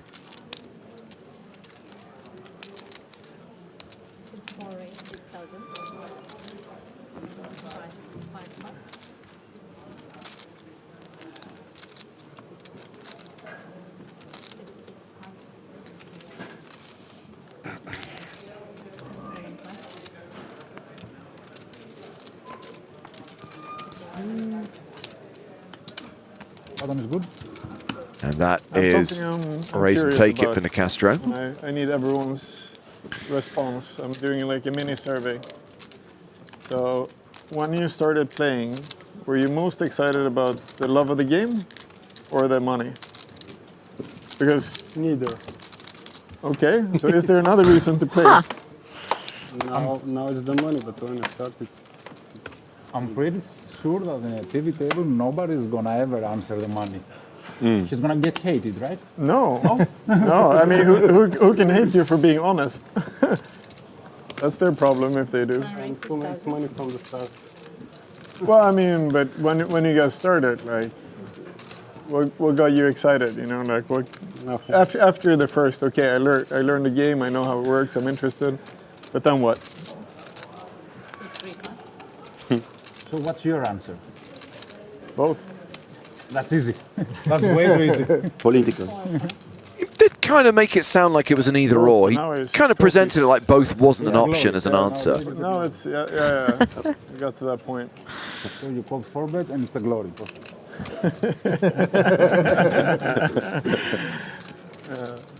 Ooh. But in 2010 it was not.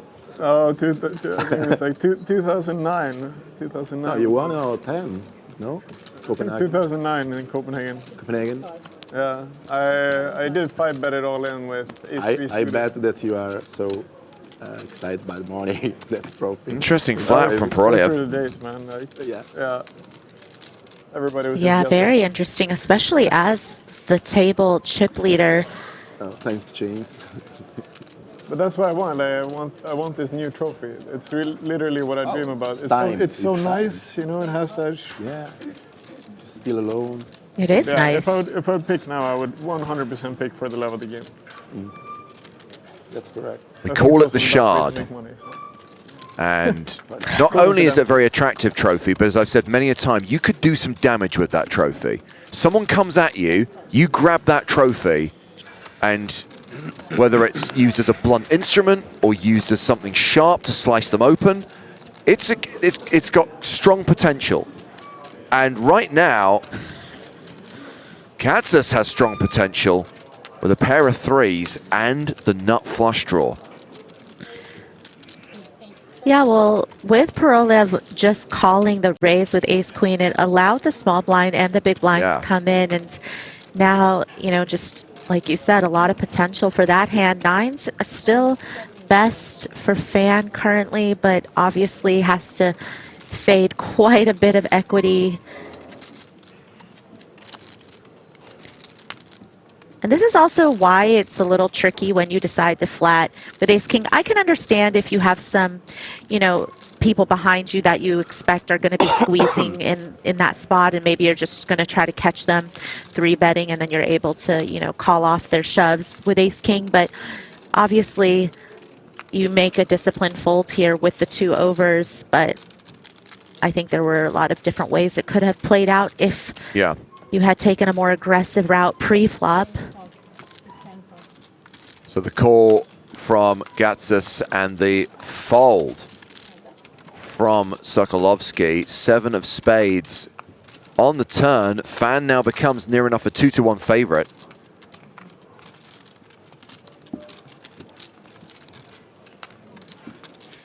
Yeah, now it's starting to get really tricky for the nines, right? Because small blind could have some 5x in the form of pocket fives, ace-5 suited, you know, maybe some 6-5 suiteds, maybe even as low as 5-4 suited, just coming in from the small blind against a single raise.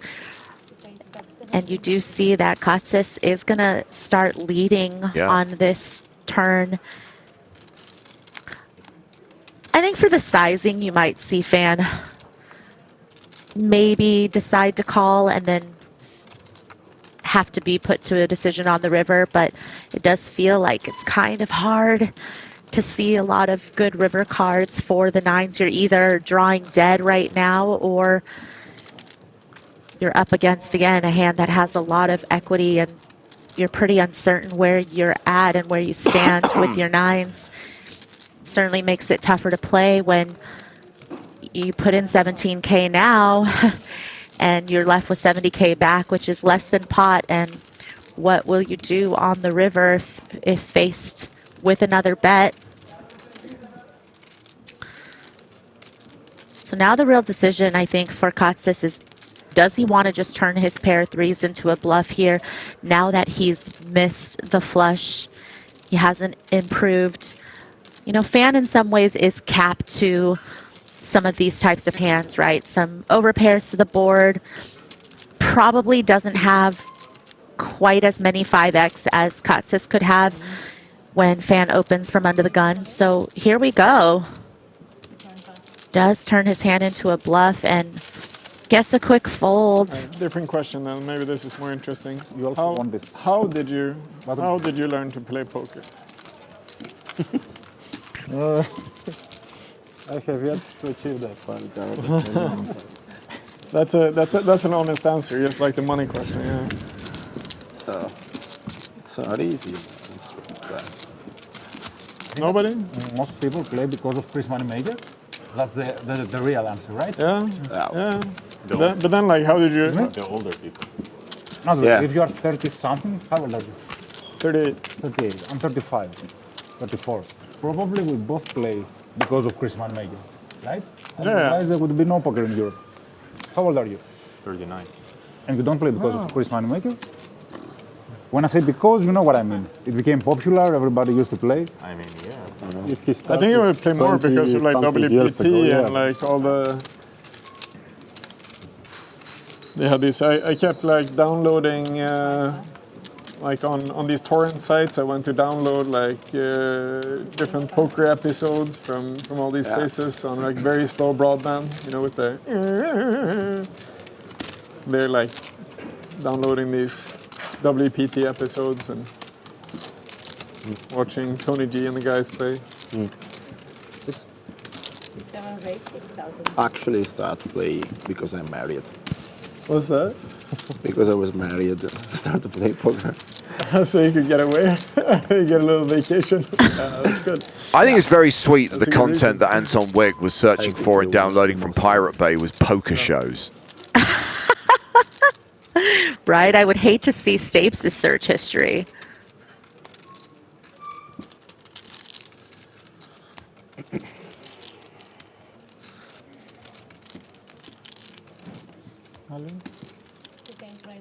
Well, we have the all-in from nines. By the way, is it compulsory that someone has to have pocket nines every hand at this table? Right?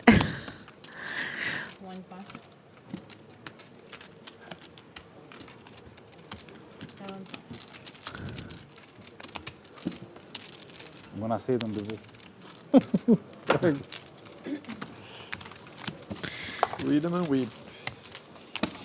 So, Anton Wigg says his ambition is to win the new style EPT trophy, very different to the one he lifted in Copenhagen in 2010. Yuri Gilboa, who won Sochi in 2019, showing the rest of his table. Your screensaver's come on, bro. There it is. That's the trophy he won. Bless him. And he was wearing that t-shirt at the time. Leo Worthington-Lees came close to winning a trophy in Monte Carlo in 2023. He was third in that tournament. And Erkan Sonmez also made a final table in Monte Carlo. He was our 6th place finisher in 2022.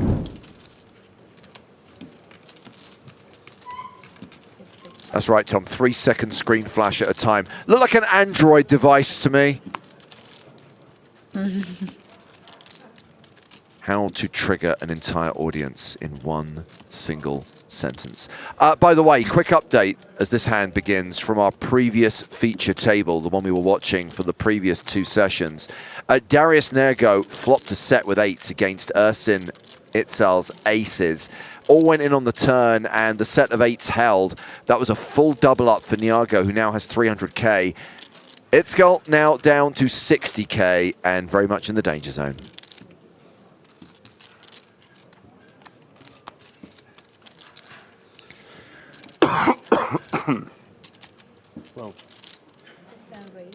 Sokolovsky re-raises with queens. Not that he's going to get any action from Queen 7 of Diamonds, but I do think that it's a little more sus to 3-bet off of this stack size of, you know what, 13, 14 bigs versus just shoving, especially when you're up against the late position opener. I think, you know, you're actually more likely to get some action if you just 3-bet shove versus the non-all-in. But either way.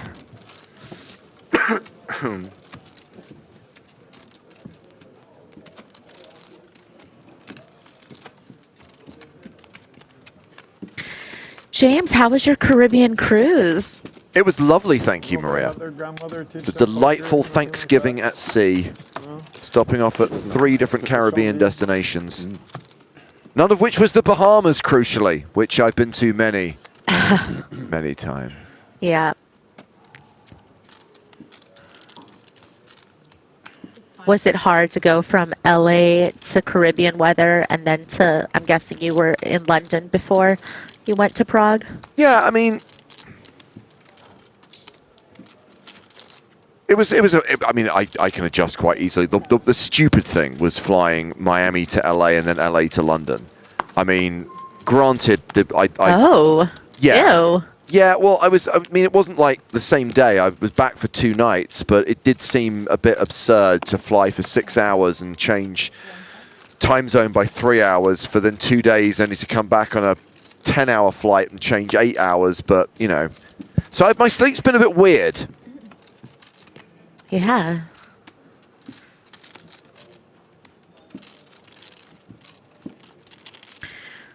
The things you do for love. Yeah. Well, to be fair, someone's about to get on a flight from LA to Heathrow and then a connecting flight from Heathrow to Prague, so I'm not the only one making noble sacrifices in the name of romance.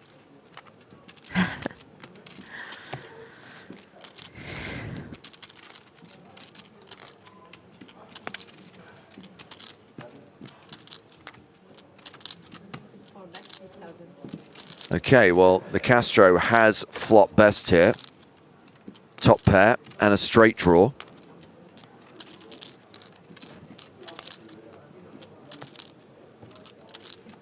Call from Poroliev. Queen on the turn doesn't change anything. The Castro now an 87% favorite.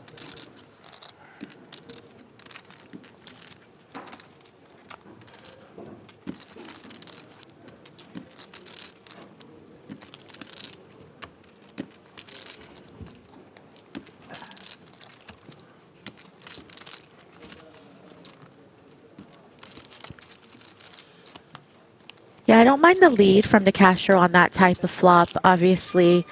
And even though, you know, he hasn't improved, he still does have a pair. Of course, some of the times Poroliev's continuation there on the flop is going to contain some Queen X in the form of, you know, ace queens and king queen. And I don't know, maybe something like Queen Jack of clubs, obviously, or Queen Jack of diamonds could be in there as well against the flop bet. But the Castro still gonna get some protection for his pair.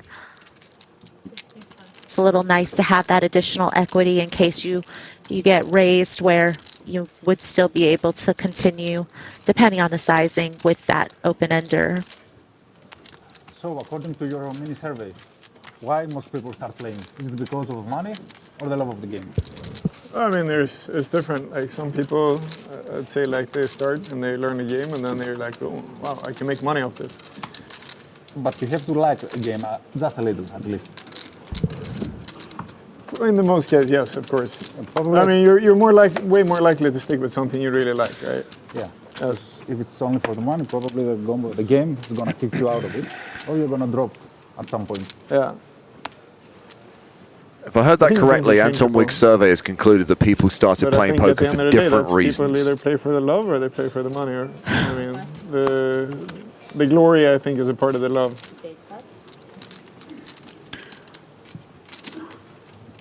I've been in this game for 20 years, so. Long time.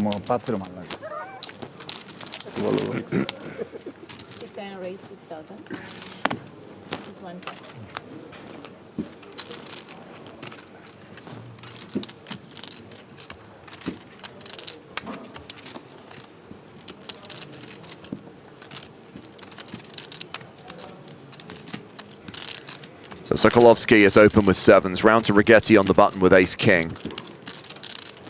Sokolovsky's got fewer than 20 bigs. Is he raise folding this, do you think, Maria, when the 3-bet comes in? I mean, I feel like hijack versus button, probably not. I mean, definitely not, you know, low jack cutoff versus button. And especially because, I mean, it's a small sample size, but we have seen Rigetti, you know, 3-bet once already. You know, again, they might have been able to see some pattern out of Rigetti. Maybe he's 3-betting at a higher frequency than a lot of players at this table, which would make sevens a better shove. Obviously, you still have fold equity against a player that could have quite a few 3-bet folds, but you know, I'm mostly interested in why I think people stick with the game. it's understandable to fold sevens, Yeah. but I probably would have gone Probably with it's all it. the things that you mentioned, glory plus money, plus you feel like you become better in a field. Every day you become better and better. So probably it's addictive. You get addicted to it, to success. Yeah. Or you're just addicted to gambling. It's Or the one or the other. or the lifestyle, right? Yeah, or the lifestyle, of course. Yes. Not having a boss. Good reason. Poker players love not being told what to do.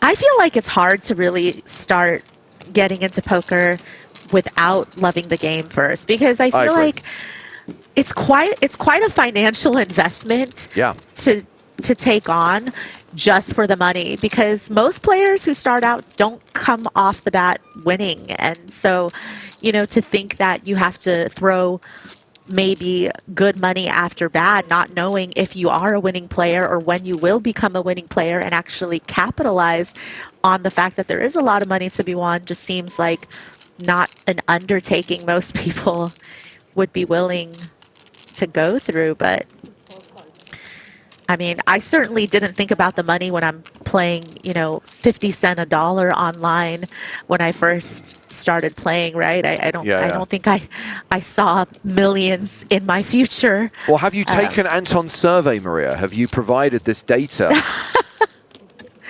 Well, I just like to know what the survey is for. Is this like a book he is writing? Is this just a way to make conversation because people are quiet? I don't know. He didn't seem to be writing any of this information down, so he's either got a very good memory or he's just doing it because no one's saying anything else.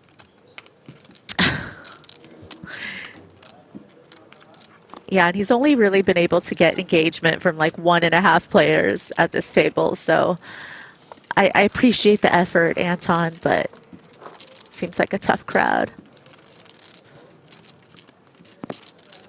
Anywho, the Castro has flopped a pair of fives, which is currently the best hand.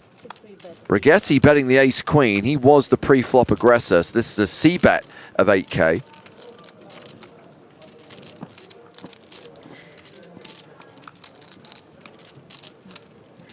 Tia watching. Yeah, without a diamond, Yeah. it just seems kind of tough for the 6-5 to continue. I mean, you do have, again, you have the big blind to act behind you. You are up against the pre-flop aggressor's range. It feels ambitious, but okay. Yeah. Just going to quickly answer Tia's question. 184 will be the player who bubbles. 183 make the money, therefore the pure bubble is 184, and that's when we're meant to go hand for hand. Sometimes we go hand for hand a little bit earlier, but 184 is when we will be on the pure bubble.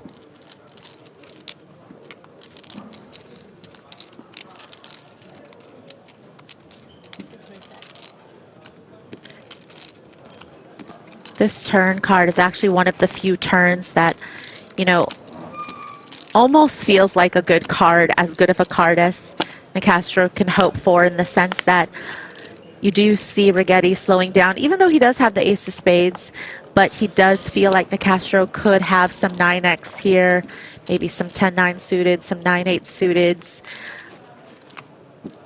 which kind of allows Nicastro to decide, does he want to just try to take a free card, get a cheap showdown, or does he want to start betting 9s and 5s here? There's just so many other turn cards that I think Rigetti was planning to barrel on that wouldn't allow for Nicastro to either take the betting lead in this pot or, you know, to even be able to get to showdown very easily. But you do see Nicastro electing to bet now that it's been checked to him. That was a very dramatic squeak. Hashtag embrace the squeak.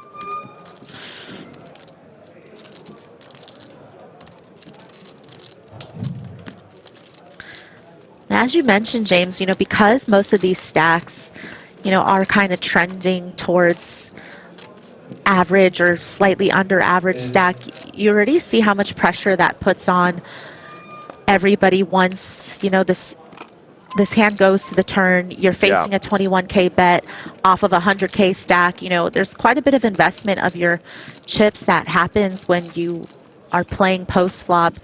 When your stack is under average, you really have to decide, you know, how much of your stack are you willing to commit here.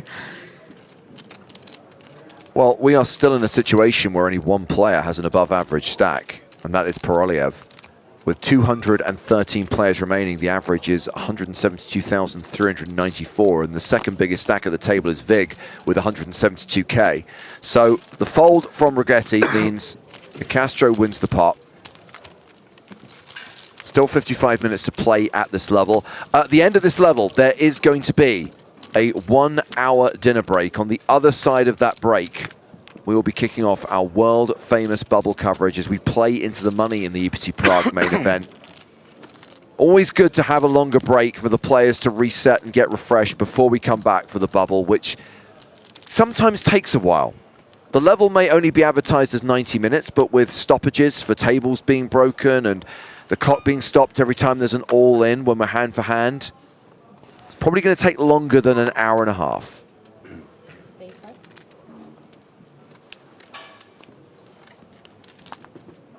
Yeah, and it's always kind of annoying for people to reach kind of the soft bubble before dinner because they're like, oh, do I want to come back to a short stack? Am I going to be the bubble person? Yeah.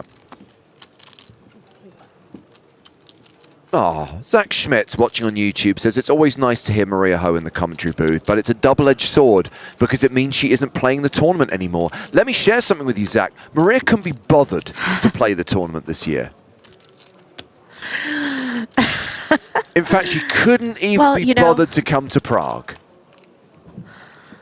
Well, but it's like what I think some people in chat have been saying. It's ho-ho-ho season. I mean, Mrs. Claus has a lot of work to do during Christmas time. So it's not that I can't be bothered. It's just that I have the very important task of loading up my husband, Santa's sleigh, with all of the gifts we're going to deliver to children around the world.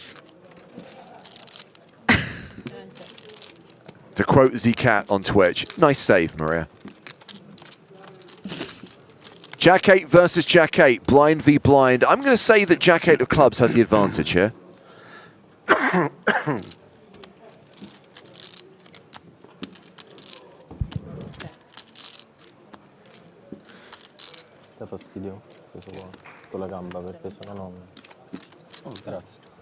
Check, check. That's the flush for Zakadis. Yeah, nice little free roll comes in there.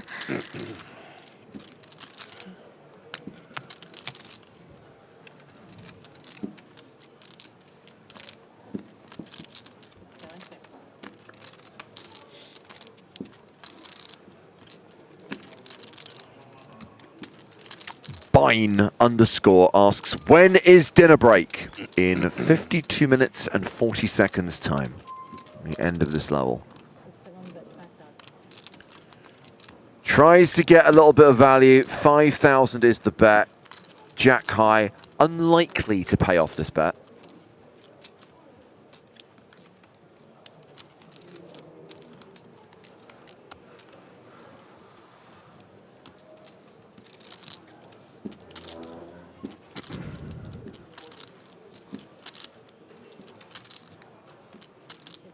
Huh. He does call. Okay. Jack high hero call. Discuss. Yeah. Well, that was the best reaction you've ever given to any hand ever, Maria. Huh. I mean, the noise said everything. It was unexpected, but apparently he didn't even realize that maybe there was a flush on board, or that because he turned over his hand. So, I mean, maybe Jack High is a little bit better without 3 clubs on board, but you know, it's ambitious. We'll say that. We'll leave it at that. It's ambitious, but it only cost him 5K. I guess you're buying information for 5K. I'm trying to put a positive spin on it.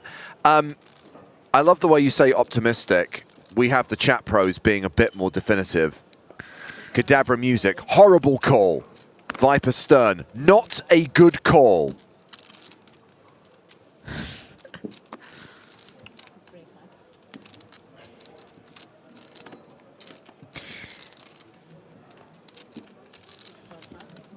Worst call ever. And Sokolovsky opens ace-3 suited under the gun. Okay, but maybe that's where Paroliev got all his chips in the first place. Maybe he's just been making jack-high calls all day and has been right. No filter. No filter? Yeah, have you seen them? No. I have no idea. Yeah, so they made a documentary. It's a Swedish guy, Monir, who runs it. About what? About making, changing the poker for more fun. Really? About bringing that back, and he made friends with Michael Mizraki during WSOP, and then yeah, it was really good. I thought it was going to be good, and I came out of there and that was amazing. You were excited. It was really good. Yeah. I'm gonna take it. Yeah, I think they're gonna air it either this week or next one. So think about it. Yeah. So you bet of 6K called by Gatsis, who has the best hand. And the guy who made the movie did a fantastic job. Elliot is his name. Super good. Very well edited. Great all around. I think he gave a very good perspective on poker, and it's supposed to be fun, right? It's supposed to be. Yeah, it starts with fun. Yeah, exactly. It doesn't matter how it ends, but it always starts with fun. Well, I mean, I like the competition. It's supposed to be competitive as well, but it's my business partner always says, you don't want to see two robots just ace king against queens for infinite, and then they're cooler. You want to see someone bleed, bleed a little, feel it. I mean, I want to see them bleed literally. Right, with that very sharp, blunt object of a trophy. Absolutely. It is both a blunt instrument and a sharp object at the same time. It's a multi-purpose weapon. Shout out to the designers. Sokolovsky with that second barrel puts a lot of pressure on the Jack 10, who ends up folding, a good spot to, I think, just take advantage of your range advantage. Flush versus full house, something pretty casual. And you get a paired board, everybody goes, wow, amazing. Now you see set over set and quads on the river, and it's easy. What can you do? That's what I'm saying. Yeah. People got a little jaded.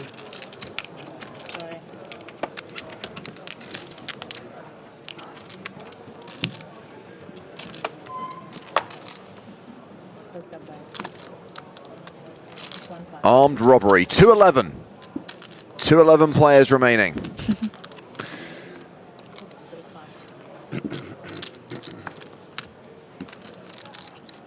Should we do an over-under on how many times Anton attempts to start a conversation with this table before dinner break? I want to know what other questions are in his survey.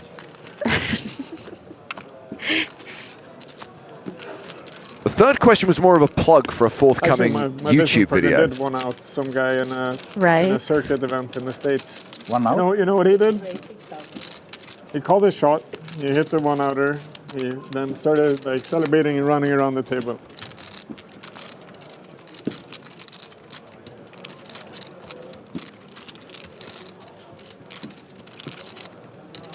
Well, Paroliev has opened in the cutoff with 7-6 of hearts.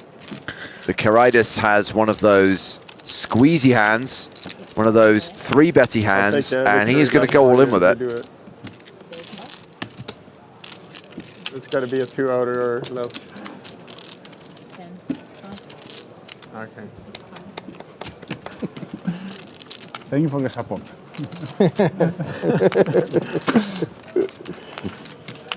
Well, he wants you to stick around because you're the only player that's talking to him.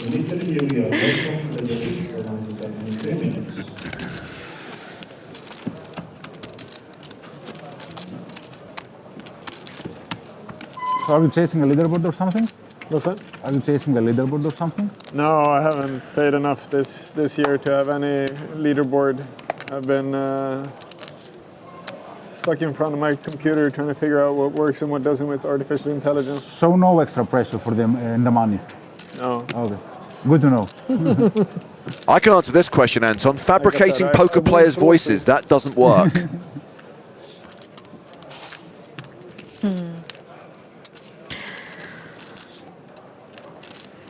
Brigetti, pocket eights.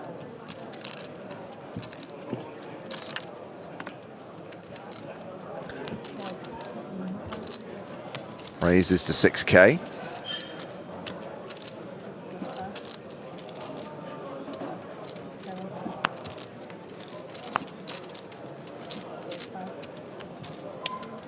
Is it going to be a raise and take it?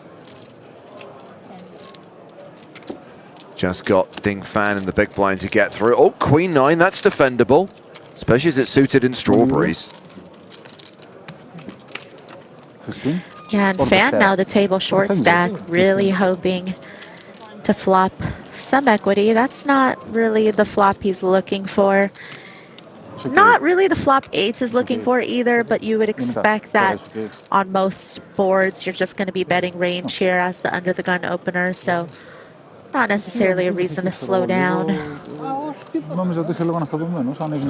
of 4K from Rigetti and a fold from Fan. And an opportunity to remind everyone to save the date, really save the dates, the start and finish dates of Scoop 2026. EPT Paris wraps and Scoop starts March 1st. Scoop finishes March 25th. The Irish Open starts. Now, all we're giving you now are the dates because it's going to be earlier than usual. Scoop normally runs in May. In 2026, it will be in March. Full tournament schedule will be revealed eventually. We can confirm at this stage we will be streaming the main event live on Twitch. I'll be part of that coverage. Joe Stapleton, whether you like it or not, you're going to be part of that coverage. I'm just happy to be involved. Hello, my babies.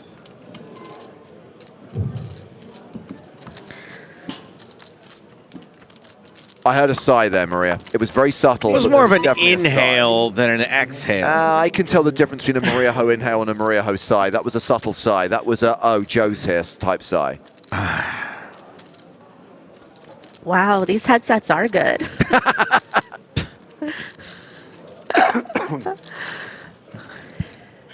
So Pietro Nicocastro, which one is he? The 530 € one? No, he's the 25 € one. Nice one. Poor Oliev. He says King 5 off.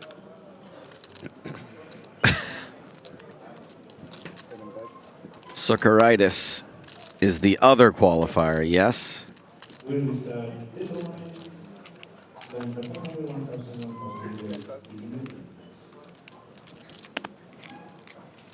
Pocket nines for Fan. Ding Fan. He loves a game show. Yeah. He's a Ding fan. He's just electing to shove here from the small blind against the under the gun open. It will get through. 55, maybe. Yep. Thanks. 56,000.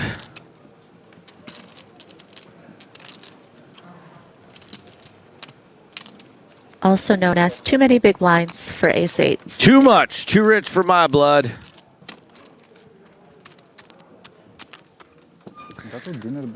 Stapes is Prague. I mean, maybe Prague was already your favorite EPT stop, but after what they served for dinner yesterday, is it officially your favorite? I didn't participate in the crew dinner yesterday, or else I probably would have enjoyed it, but I was obligated to go to the welcome drinks. Well, of all days to miss the crew dinner. I did already have a gigantic sausage before that. I think you probably saw it. I did. It was probably one of many. I definitely didn't need more meat product of unknown origin sliding down my gullet. Well, you couldn't see by that photo, Maria, is that sausage is actually 2.5 feet long. Stop it.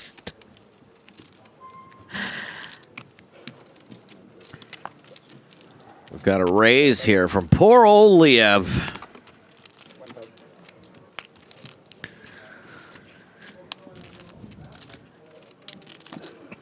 Alessandro Righetti holds 9 deuce. Pietro Nicastro, 25 euro qualifier. This could be freaking awesome if this guy goes deep.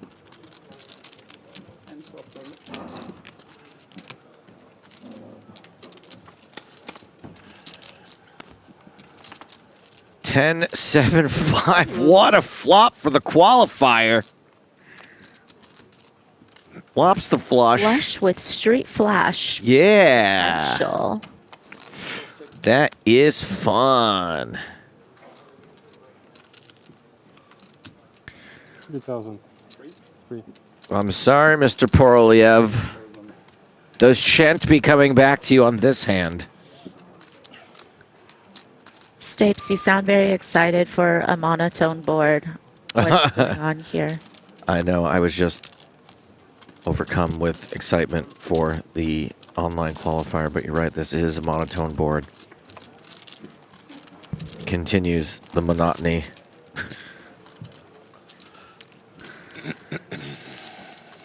Or the monotone. Not exactly the card Nicastro was hoping for, but good news. Poroliev does not have a spade, and Nicastro, just in case, does have the backup street flash redraw. And it's a 10 of diamonds on the river. The board pairs. Oh wait, it's not monotone anymore. Pretty annoying run out for Nicastro. Yeah, probably wasn't going to get much out of Poroliev anyways. Yeah, but now it's just more flop, stressful. so it is, and now you're just playing it as a bluff catcher.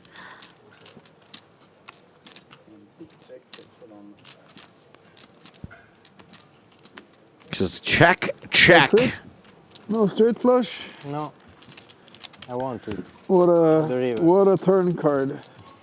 Yeah. You must have been so thrilled. You're like, gulp, here we go. I'm going to have to call off 75% pot and full pot. Maybe. With 8 high. Maybe. Maybe. That's the best feeling in poker. What's the best feeling in poker? Oh, he's going from like, we're locked down, baby, to like, gulp. Oh. The bluff casting 8 high? Yeah. How quickly things can change with the turn of a card. Some Swedish sarcasm there. Not the best feeling, in case you were wondering.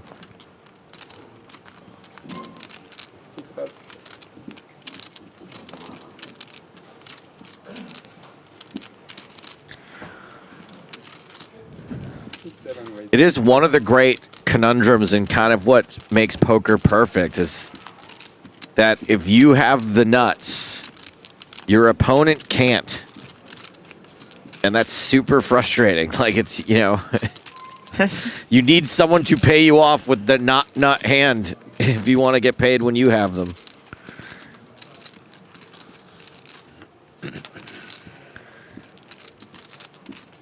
Sokaritis. The other qualifier opens King Jack. Sokolovsky has Ace Queen suited. Just calls. Yeah, kind of surprising, I think, off of a 20 big blind stack to not see maybe some aggression from the Ace Queen suited. I do think there's a couple of ways that you could play it. I mean, the flat's fine, but, you know, a small 3-bet would have been fine. But Wig waking up with the kings now is a little interesting because we see that Wig has a real hand, but clearly when you see an open and a flat behind, it does certainly open up the possibility that he could be squeezing without a hand. I mean, just going to decide to shove here versus a 3-bet, non-all-in, putting both of his opponent's stacks at risk. Folds to the ace, queen of hearts. What to do, right? Because now you have a great hand, a hand that, like I said, you could have done something different with pre-flop other than flat, but now you're faced with a very capable player jamming and putting you all in. Do you feel like ace queen suited is good enough to go with? I mean, personally, it feels like the way that he's played this makes it so that he should be calling, I think. But it's rough because obviously Anton just has it this time. But so many times you will be, you know, flipping. We went from one very annoying poker situation to a way more annoying poker situation. Like, this is so unlucky. Yeah, and it really is a tough decision. As you could see, he's pretty pained by it.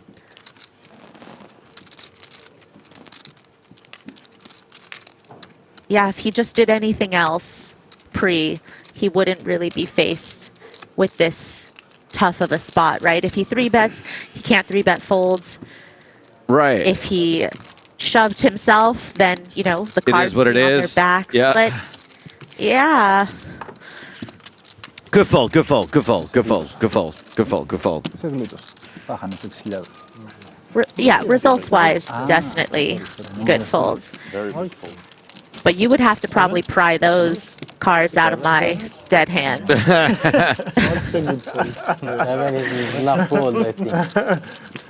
a good fold? No, 7 is a snap call, and then you walk away like this. Casabianco says, Ace 10, big fold. Kings versus Ace Queen is my most jinxed hand. Jinx isn't racist, is it? Something like that. It seems about right. Okay, great. It sounds like it should putting be. my money on pocket tens. Well, wait, jinx, yeah, but spelled as jinked feels like it could be. Yeah. I don't know what Gen Z is saying these days, you know? Like, it could very well be. You know, Gen Z won't even fantasize about a person that they know or any human without their consent.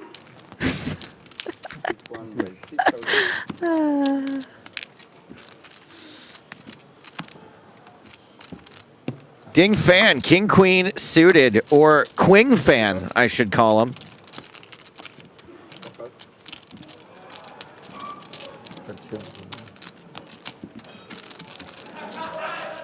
Statric says, I think it's because the Pokemon Jinx looks like it should be racist. How does the Pokemon look racist? I'm gonna have to look. I'm gonna have to look up. Yeah, I think he's gonna send a picture. Yeah, all right. It looks like a Karen. It looks like an over-tan Karen from Florida. It does look racist with fake boobies. Yeah. Cool. Poor old Liev makes the call in the big blind. Couple of diamonds, but it's top pair. Ooh. So if another diamond comes, it is poor old Liev. At least it can't be the jack of diamonds or the 10 of diamonds.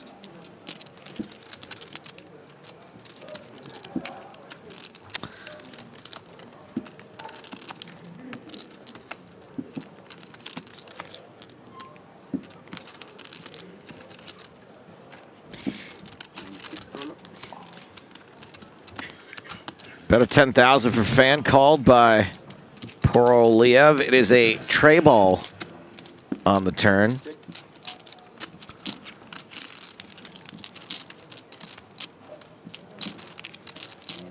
This time it goes check, check, Yeah, river. right. Yeah.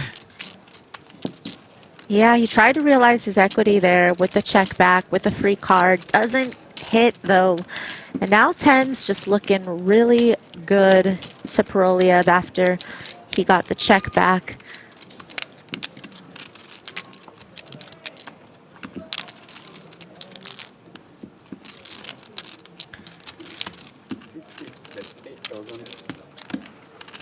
Oh, what a big man betting top pair. How brave. How stunning and brave. The 8K bet from Paroliev does not get. Paroliev can't even get called with top pair. Fan visibly frustrated. It has been a tough level for him. Yeah, you could do something. You could 2 overs and a flush draw, and it goes brick, brick. Not a fan. But you're saying you could do something. Very crazy. Yes.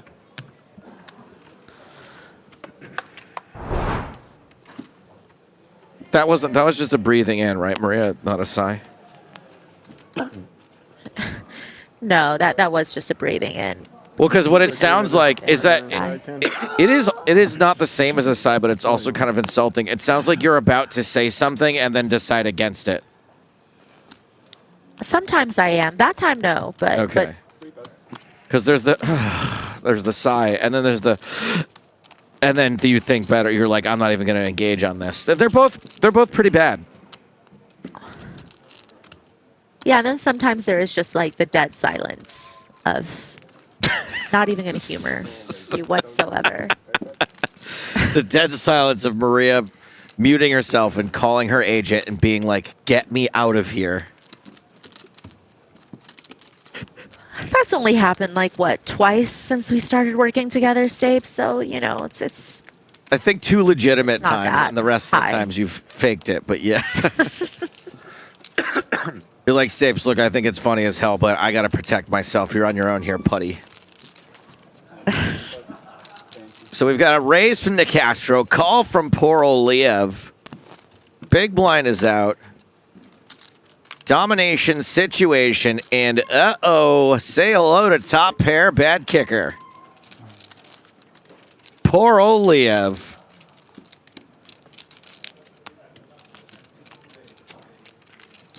Sacramento says, PokerStars not capitalizing on the Joe and Ho show is an actual shame. Where is Strags? Feels like they are capitalizing on it.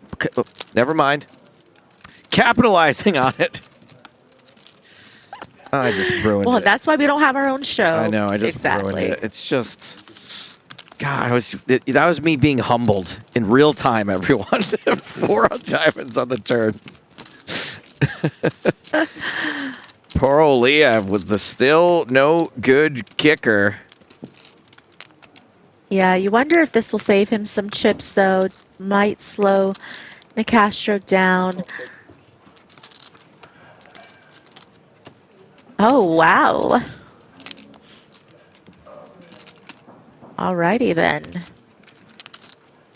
This little improvement for Paroliev. Definitely gonna come with the lead, I would think, after it goes check, check on the turn, and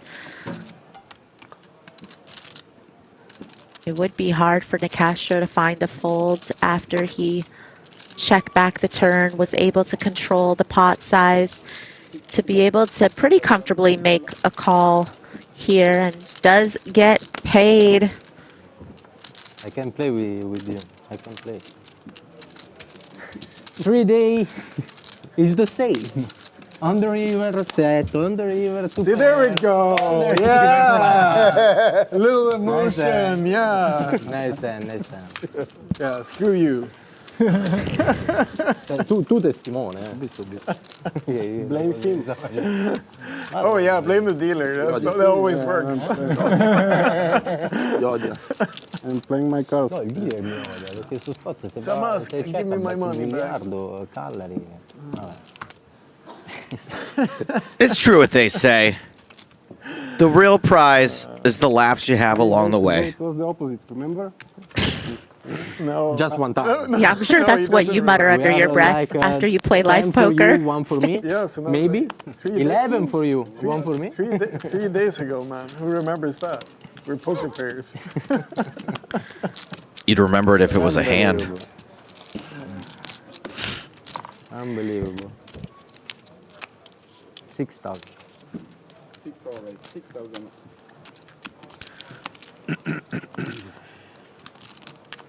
Five bets, 6 bets, 7 bets. Castro with Jack 10.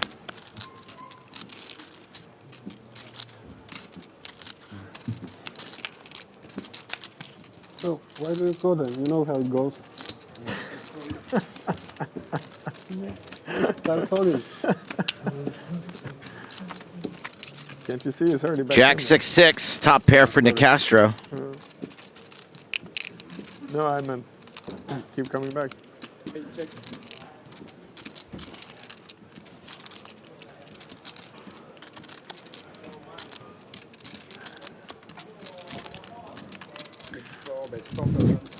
Gakatsas facing a bet of 4,000 from Nick Castro, a continuation bet, that is.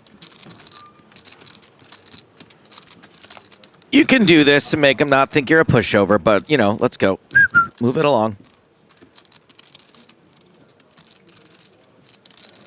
Yeah, maybe taking a little consideration with the fact that he could turn quite a bit of equity with a diamond, or perhaps, yeah, it looks like he's going to go for the check raise here. Trying to get the qualifier off of top pair. What are you made of? Pietro Nicastro. And I do think that this check raise would have worked against, you know, other parts of Nicastro's range that's going to c-bet the flop. You know, even ace high is going to be put to a bit of a tough spot because Katsis could have quite a few 6x here in the big blind. And now it's just about, you know, again, are you willing to fire another shell? I mean, the turn does give you some more equity. Yeah, a little gut shot on the horizon now. Yeah, and I think that was the plan, right? When you decide to check raise a hand like 7-3 of diamonds with 1 diamond on board and the interaction. The plan was to pick up equity? Can you do that? The plan is always to pick up equity so that you could bet again. But if you don't, that doesn't mean that you would slow down. It just means it's a little less likely that you'll bet again. This one felt like a pretty comfortable continue with the story. Well, but I have to get out Nicastro. I have to get out my post-it notes and write that one down. Try to pick up equity on the turn. I never even thought to just try to pick up equity. This river is a brick, by the way. Gakatsas has been repping, and it looks like he is going to continue to rep with almost all of his blue chips. How much? And listen, this is not the first hand we've seen him bluff. And it was successful the last time I saw him do it. You know, he turned bottom pair and a busted flush draw into a bluff against pocket nines on, you know, a 7 high board with a 10 river, and really just going to continue with the story that he has trips here. You know, there's just not going to be a whole lot of other hands that you check raise the flop that you're going to bet turn and river with.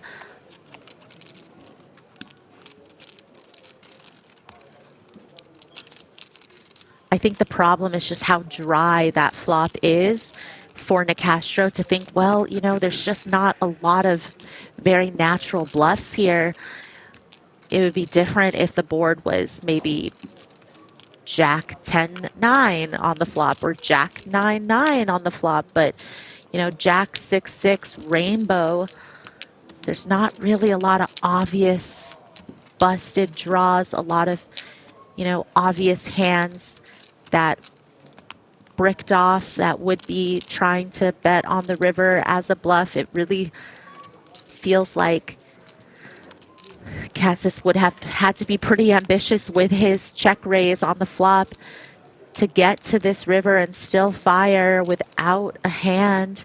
I mean, if only he could see, you know, how ambitious it is. 7-3 of diamonds, but it's not that obvious. It's the problem. And now Nicastro's just straight trying to go for a read. Have we even touched on the fact that this is a 25-euro qualifier as well?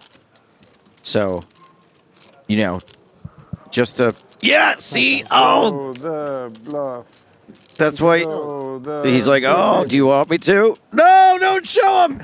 Don't do it. Oh, you can see him just dying inside. Bravo, bravo, bravo, You're bravo. more happy than him.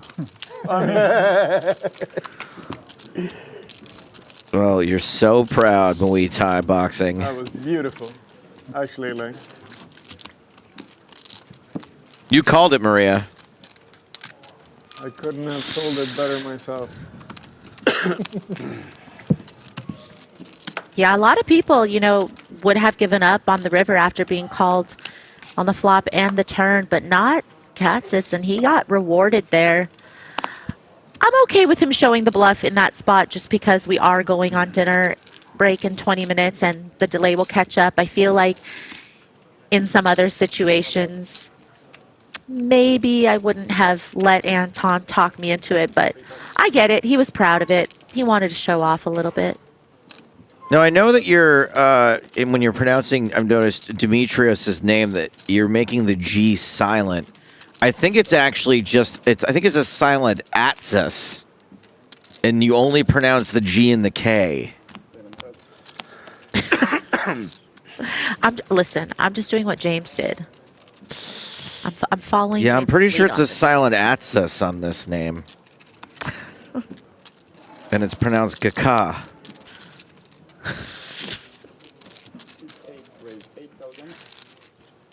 Well, let's see. How did Griffin pronounce it? Because we know That's definitely it's the not wrong way. that. Yeah. It's not that, right? Hey, everybody loves pocket aces. Sokolovsky in the big blind. Put this one in the me column, Maria Ho. When they raise out of the big blind, they have it. I feel like this is a little unfair, though. Super unfair. Likelier. It's a little, and it's also a little likelier that they have it off of this stack size as well, you know? When, you know, most people are not 3-betting light off of that stack size. So, you know, yes and no. Show the bluff. Well, this is one of but many tables in this tournament, and this is another one. Chip leaders table, Terry Jordan playing against Perry Mason himself, Jerry O'Dean. We are on the river. 9-7-6, 9-4. 2 hearts, 2 diamonds. And Jordan in the background has bet 35,000. O'Dean in the foreground facing that bet of 35,000.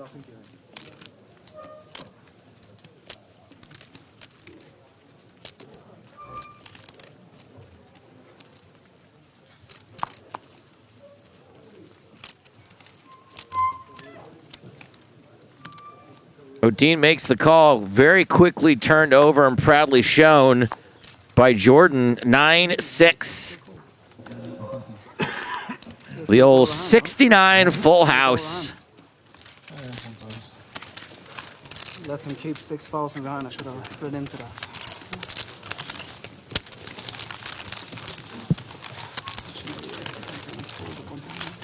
I think they're going to be fine.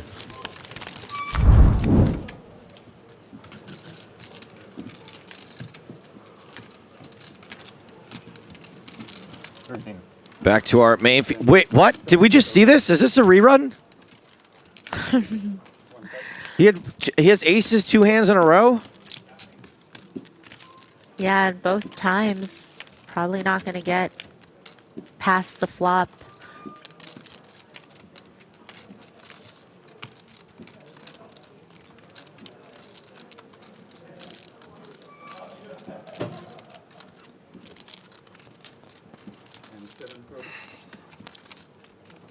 All right, we're going to see a flop. Huh. I don't know about this call off of that stack size with queen 8 suited, but here we are. I reserve judgment about the call until I see if there's a jack on the Turner River. If it gets to the Turner River, I mean, SPR just slightly over 1 here. Sokolovsky, no heart in his hand, obviously wants to, yeah, just shut it down. I love it. Getting a lot of fans, really. Finally, someone had enough of you and called. He had aces twice, Anton. Still going Sokolovsky looking like Euron Greyjoy. I thought that one thing that Greyjoy couldn't do was Euronate. Right? I don't remember much about that show, but I remember that.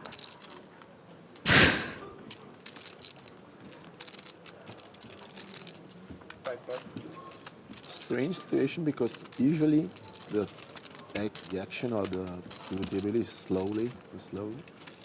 Not this table. No. So what is it? Chaotic. Yeah. Christmas, it's almost Christmas. We got places to be. Dinner break is approaching. Okay. None of us has a new trophy. Especially not me. Especially not you.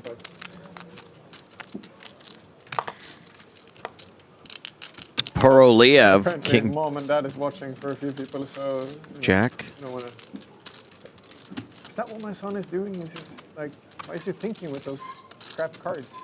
It's embarrassing. Hi, Mr. and Mrs. Wig.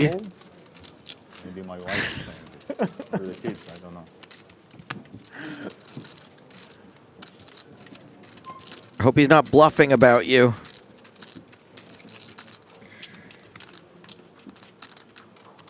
Goes back to the question: why are you playing, right? If you're playing for the money, no.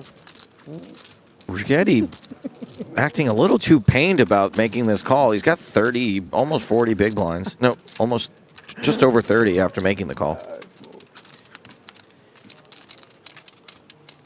Since you weren't here for the start of this level, Anton's been taking a survey. We don't really know what for, what this research is going to be used for, but he's been trying to ask players at the table when they first started playing poker, did they do it for the love of the game or for the money?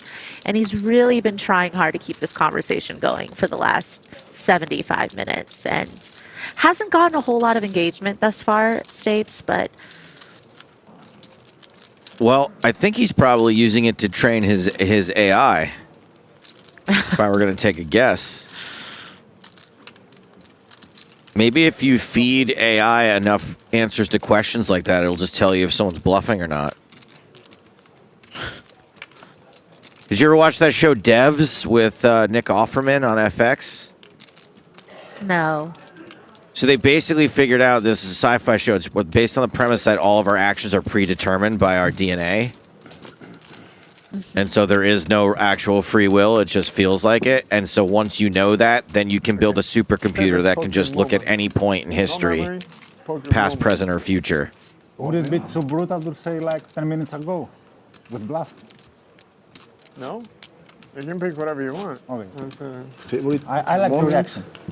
Favorite poker moment. Not like a memory. Don't answer it, because then he's going to ask you for your mom's maiden maiden name and the last 4 digits of your social. This is how it happens.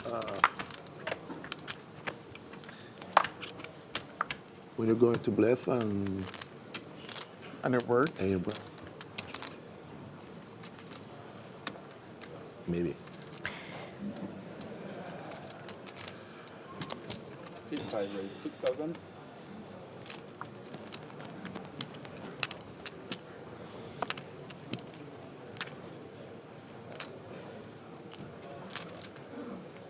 Poroliev with pocket jacks. Facing a raise of 6,000 from Anton with queen suited. Now's your big moment, Mr. and Mrs. Wig. This could be huge. Come back in from the sauna. The sauna. Definitely against about a 60 big blind effective stack. I do like just flatting here with jacks. You know, Wig open from under the gun, so certainly you're not going to love it if you 3-bet here and got a 4-bet out of him. So happy to play post. 9-7-4. So far, so good for Poroliev. Yeah, Wig just recognizing that it's a pretty strong flatting range from under the gun +1 against an under the gun open, and without the presence of a diamond, doesn't really want to c-bet. That is a very interesting check back, though, by the jacks. Yeah, jacks do not attempt any value on that 9-high flop. Ace of spades on the turn. Yeah, no value, no protection, and you're lucky that Wig doesn't have an ace. Mm-hmm. Will he try to rep one, or is king, queen too strong of a showdown hand? Looks like too strong.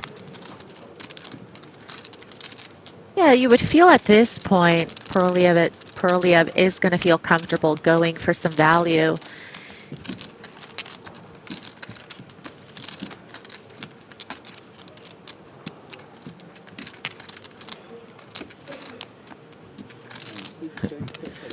A very small pot.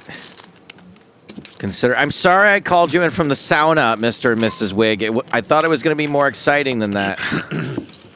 That one's on me. I have two favorite poker moments. Yeah. Oh, was he asking just so we could say these? In the main event in Vegas, like the main. And it goes open, high jack, I want to say. Cut off 3-bets, 4-bet kings. We're close to the bubble, and the small blind 5-bets. And I say, okay. He cover you? He covers me, and I say, it's the no way. It's the hijack, cutoff, and button, mind you, and he leads in. Like, we're getting close to the bubble. I'm like, if there's one time to not fold kings in this spot, it's got to be this one. So I punt it in. Yeah. Get snap called by aces. Get out of my chair. Kings. Drill a king on the flop, and I just sink back into my seat. I'm not even up. You know, I sink back in. And there's a lady on the rail over there, and she goes, "You can sit back down, honey."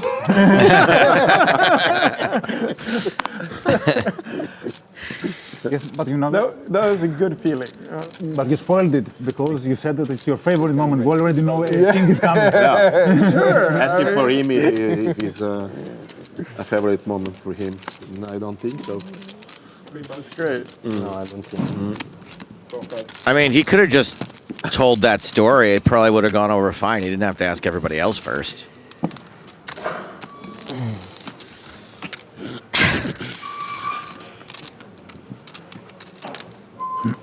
It's like when people ask you what the first concert is you've ever been to because they just want to tell you what theirs was. Just tell me. It's fine.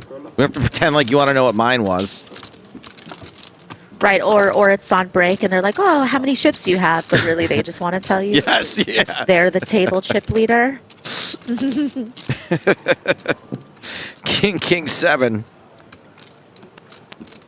It is always coming 7, despite Sokolowski preferring to see a 6. Hand is over. A long time ago. A long time ago. I have no idea which year. I mean, back then people were like kind of crazy critical. So. Yeah. Well, let me tell you, when the 5-bet came, I didn't feel like. Yeah. Woo! Today it would be kind of different story. I don't know about that. 2012.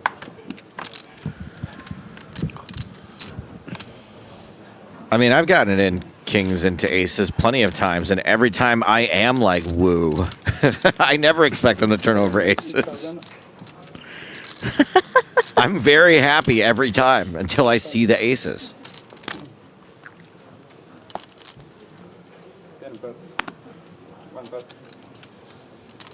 It's queens every time. In my head.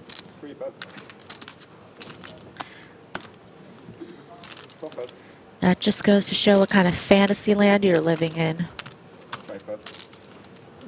Isn't Fantasyland a slang term for when you're running real hot at poker? Fantasyland is a part of Chinese poker. I don't Poker know and people- pineapple and all that, yeah. Domination situation and another top pair kicker problem for poor old Liev.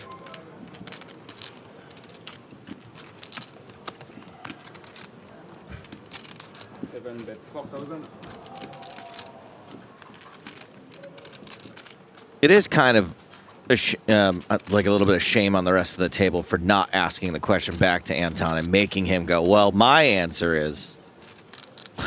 The least you could do is say, what about you, Anton?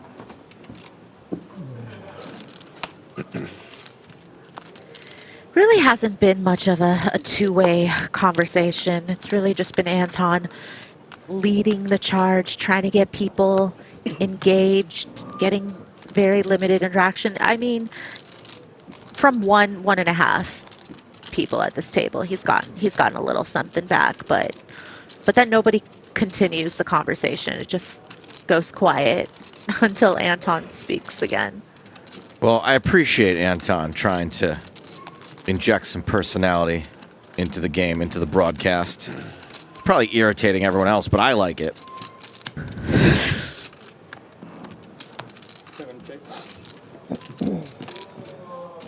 River is a king, so neither kicker will play. Uh-oh, Maria, how are we doing this? How are we doing this? What am I supposed to do? Am I supposed to wait extra long or short? No, I mean, I think you just wait your normal time, and I'll start right when you're done with the last. Okay, all right. Of the phrase. Okay. Yeah. Okay. All right. As we do. All right. Don't panic. Okay. 1 check, 2 checks. This hand ends in a chop, and you know what they say? Everyone loves a chop pot. I think I might have gone a little early. Why? We literally talked about it right before. I think I might have gone. I was nervous. I was really nervous. I think I screwed it up. A solid 6. I'm ignoring the bad ones. Someone just wrote disgusting. Tom, you mother. You don't, when I say think I was a little early, that's when you say, no, Stapes, you were fine. You don't agree with me. Listen, when you're wrong, you're wrong. Yeah, but I was right about being wrong. So I'm going to count that as being right. Yeah, but just because, I was going to say, nowadays, everybody does say accountability is the most important thing, so I guess. Ooh, you know what? I guess so. I will admit, I've really taken a lot of accountability lately for things, and it's made me very attractive to the opposite sex. Well, I think that you've had to take a lot of accountability because you have somebody who's holding you accountable. Stop, shoot, stop.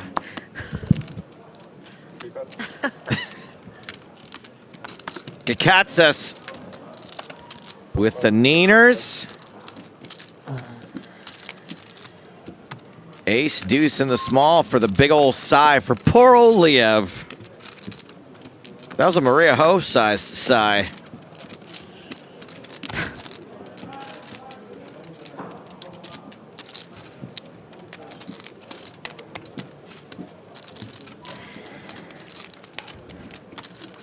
Hasn't committed more chips yet. Yeah.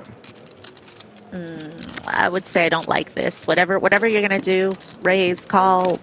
I don't like it. You like a fold there against an under the gun open. I do like a fold against an under the gun open. I do. I think ace deuce offsuit is just not one of the combos I'm gonna throw in there as a 3-bet.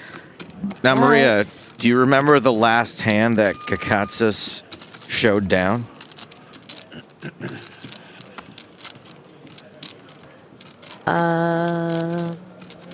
Not showed down, sorry. Showed, I should say, specifically.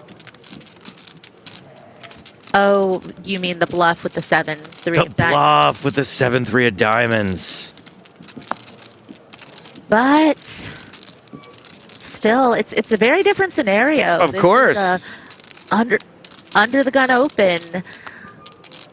You know, this isn't him, you know, defending from the big blind against an open, and we've seen 3. I mean, this is just straight disrespect, actually.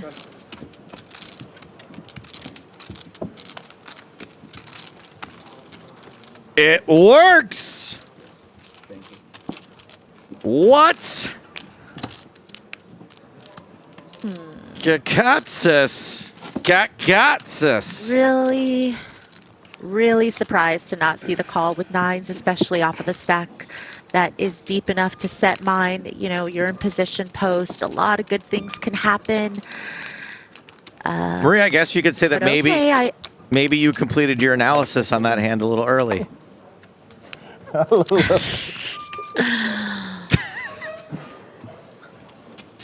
This is going to be the last hand of the level. You're not back the next level, are you? Oh yeah, but you've got James to protect you. I was going to say, can we switch up the It's all 3 of us after dinner. Is there anyone else? Maybe get Nick back. Why don't you have an early night, Steve? You know, we'll just have Nick. I'm going to tell them that that's what you recommended for me.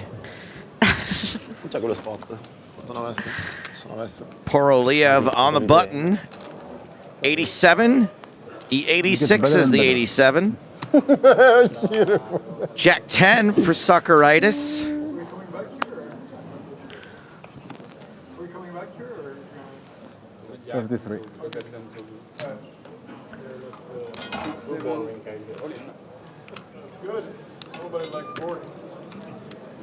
And Kakatsis has been shoved upon and has a hand. How many big blinds is this? 10, 11? Doesn't call it off.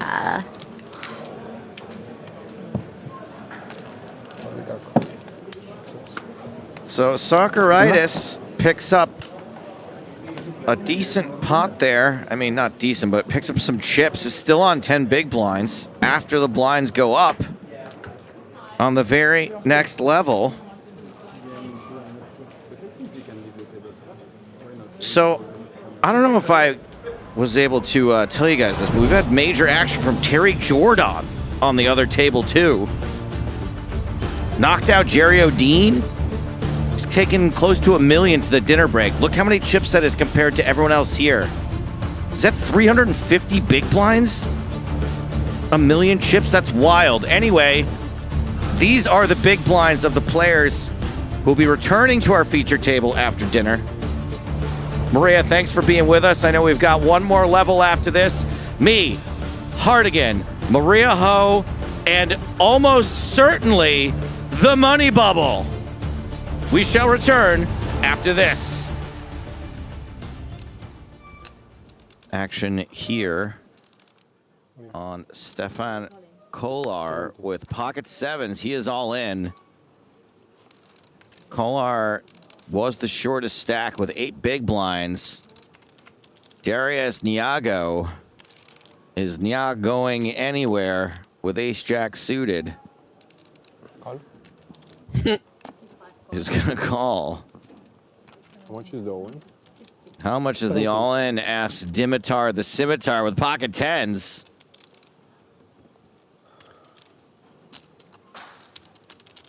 Yeah, and this is actually a bit tricky here for Danchev. While his opponent is going to have hands like ace-jack, so he does go for it. Thinks his hand is just a bit too strong. But it's not like... Oh! Yeah, it goes... Oh! This just keeps getting better and better. Patrick Yarosh with ace-queen suited has every one of these players covered.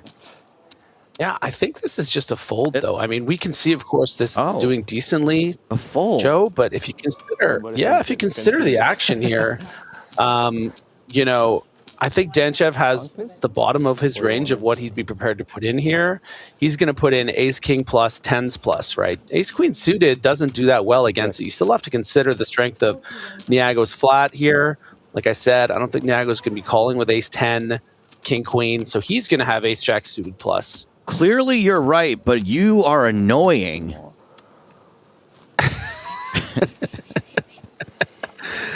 I mean, don't get me wrong. It is not a clear fold, especially suited, right? But I think it's just when you break down the ranges. What you mean is it's a clear fold if you're good. I understand what you're saying, and that is why it is very, very annoying. It's very hard for me to separate being able to see the hold cards. But I do tend to, when I play poker, to err on the side of tightness. I probably would have folded there also. Well, now I'm in a world of pain. But I probably fold in other spots when I shouldn't, I guess. So just because my broken clock would have been right there doesn't mean I know what the hell I'm doing. Niago, with 2 overs, would be flipping against each of these players. Yeah, and he happens to be looking at the best case scenario here. 2 sevens, 2 tens. And he's going to be completely spinning when he sees he put in, you know, 17 plus the sort of, not dead money from Kolar, but yeah, he's going to do it. And he's going to be really thrilled by what he sees. All right, so we have a 3-way all-in. I want my cards back.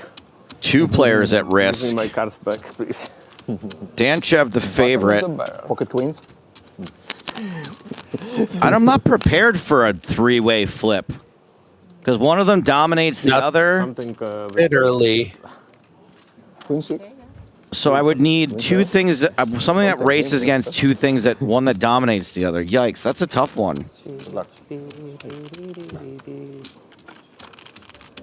I'm kind of rooting for this guy, I'm not going to lie.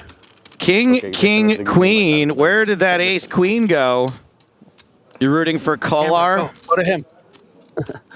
Show us. Yarosh. It was bot. Danchev still looking good with these 10s because Niago cannot make a straight to win this hand. Not against him. I would like a 7 on the river just so I can continue doing Kolar commentary. Nice. It is a 7. 7 Kolar Rivers. A full house. I win the side hooks. I win the side. Danchev is going to profit in the hand after doubling through the ace jack. I made a side fold. And the only loser Queen jack is Darius Niago. 24. Too much action. Patrick Yarosh dodged it. Profits. Yeah, it's not that bad. You know what they say, right? Not the worst. Yeah, it's always coming. Please seven. do not fold. It is always coming 7. Yeah. It's catching on. You know what? And my Lifshit's all in from the small blind against the button raise is not going to get it through. Unfortunately, King Queen a little too strong to let go for that short stack shove from Lifshit's. Domination situation. Yeah, Lifshitz with a bit of fold equity here from the small blind on 9.5 big blinds. Really hoping for some, you know, king 7 off, raise fold, something like that instead of, you know, the king queen. As a punishment that you miss the flop. Or a flip against something like an ace 5. Didn't miss. Queen high flop. Not much help for Lifshitz. The 10 is somewhat helpful. Okay, turn it. Okay. Turn. And 20 squats. Okay. 6 of diamonds is not a helpful turn for Gabby. So that's why I said like. Doesn't have a jacket to put on. Might not be enough just standing up. GG. 2 pair on the end for Niago. But it is Lifshitz who is going to go. as we have lost 4 players in the last couple of seconds. Yami Lifshitz is out of here fairly early on day 2.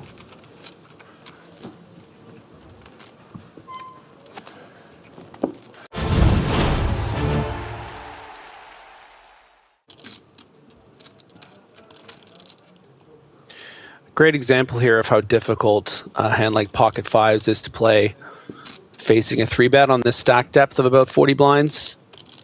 I think given the sizing from, I would imagine 4,000 the min raise to 14.5, I think we should probably mix in more folds at this particular big blind depth. Just going to be very difficult to play. The pot's going to get inflated. You're only going to have a 2-to-1 stack to pot ratio. It does find the call technically ahead on the king, queen, 4, 3 diamonds, but yeah, a lot of ways in which you can be behind like that ace turn.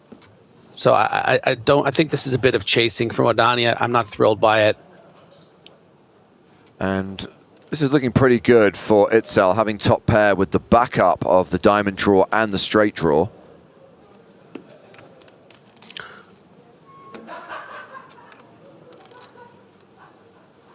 Yeah, now we can see 56K out there, 53K left. You feel like you've just jumped ahead of something like King Jack of clubs or, you know, Queen Jack of spades. But if you do shove and get called, you're pretty much always in big trouble. Check through and gets that perfect river where Odani might think this 5 of diamonds is good enough, might just put out a blocker bet, might just check, and we can see check, check. Nice takedown for iCal. What? Oh no. What happened there? Oh no. Oh no. He mucked? He didn't realize he had the 10 of diamonds? No. Oh no, sweetie. So checked at showdown, Odani tabled the 5s. Itzel saw the flush and didn't realize he had a bigger flush. Meanwhile, Felix Schneider's all in and at risk. Felix with the Grafton, 10-9 suited, dominated by ace-9, but that 10 on the turn is domination rotation in Felix's favor, and that is going to see Felix back up to 18K. He survives.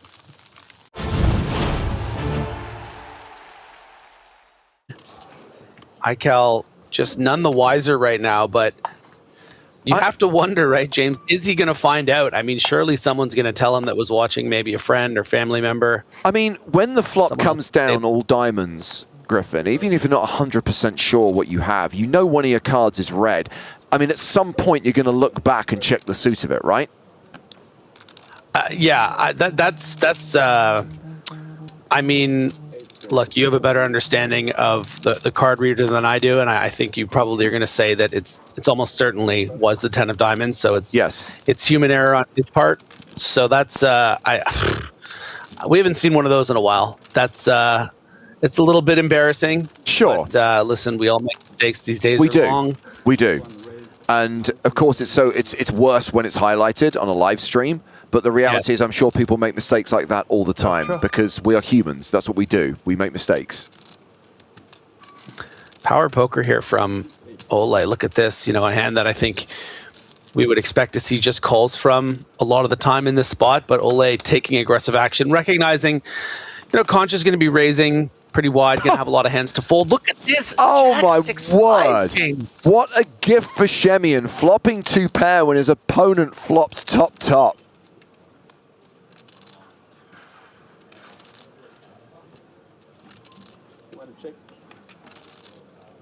And Shemian does not continue, checks it. Conch checks behind. Oh man. Shemian now a 3-to-1 favorite. And I would expect Ole to start sizing up here. You know, wanting to get calls from hands that might check back on the turn. And look, he's reaching for pretty much pot here at 41,000, hoping that Conch check back something like, you know, Queen Jack, King Jack. Yeah. 41,000 into 42,000 gets called. Conch wearing the PokerStars patch as he qualified for this tournament via a €109 online satellite. We're playing for stacks here. The 3 of diamonds completes the board. Conch has 99k behind. There's 124k in the middle. And if you're asking yourself, how does Ole feel about this 3 on the river? I think he feels fine about it. We don't expect a lot of 4x combos for Conch here. You think maybe ace-4 of clubs, the only one, maybe pocket 4s that continues to pot on the turn.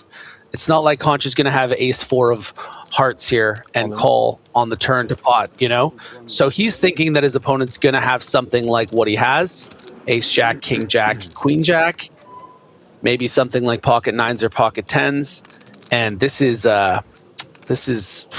the precision in which Ole played this hand to stay under-repped. This is going to be very difficult to let go. Yeah, he has shoved on Conch. It is all in to call. And you just know that a high percentage of the time you're being pushed around by this absolute beast. And top pair, top kicker is probably way ahead. On this occasion, it is not. Yeah, I mean, to Conch's credit, though, do we really think that Ole is going to, you know, 3-bet a hand like ace-9 off and then check the flop and then bet shove? It doesn't feel very bluffy. You'd think a bluff line would start by betting on the flop. So I think the alarm bells are going off. But you do have ace-jack. So the strongest part of Ole's range, and yeah, he does pull it off. Wow, calls all in, sees the bad news, and that is going to be the elimination of Attila Conch. A qualifier KO'd. What is Shemian going to have after that hand? Close to more than 475k, nearly 240 big blinds.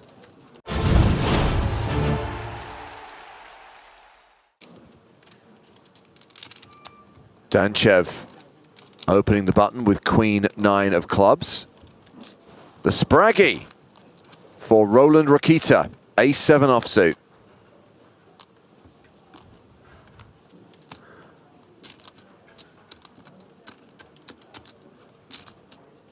Yeah, and between Rokita, Ole, and Dimitar Danchev here, you know, 3 of maybe the top, 30, 40 players on the tour, maybe top 20.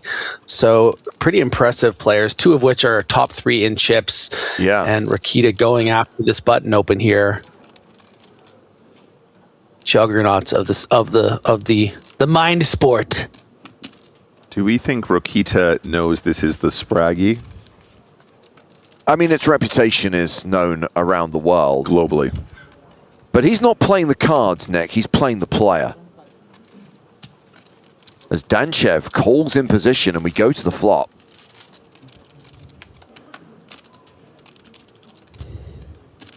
Queen for Trey. Top pair for Danchev. 84% equity. Not the worst start. Does Rokita want to continue telling a story? It is a relatively dry flop texture.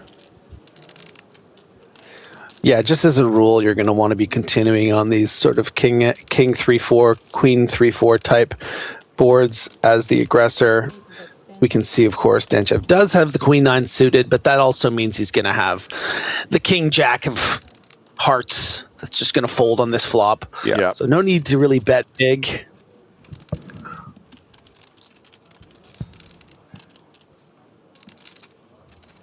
Goes for a 10k bet into a pot of 43, so around 1/4. Quick call.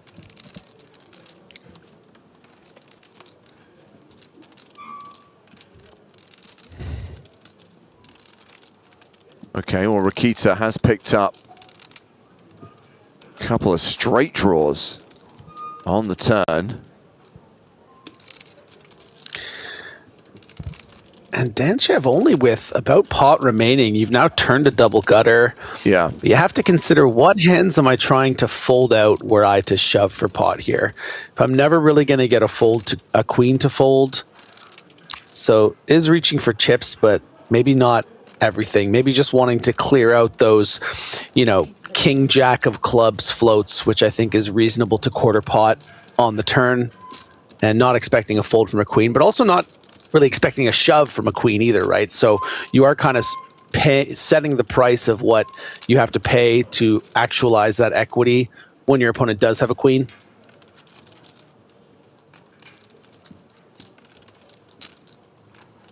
$21,000 is the bet from Rakita.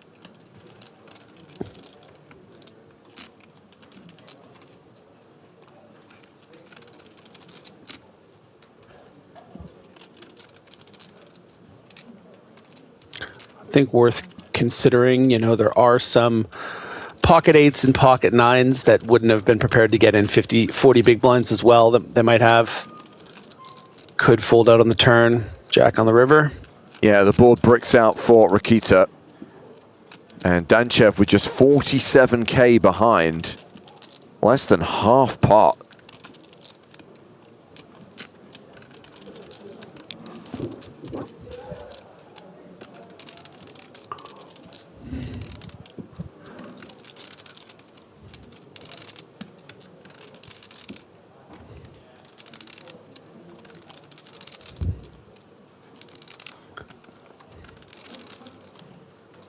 This does complete one of the Queen X combos that's going to be, and he does put it in.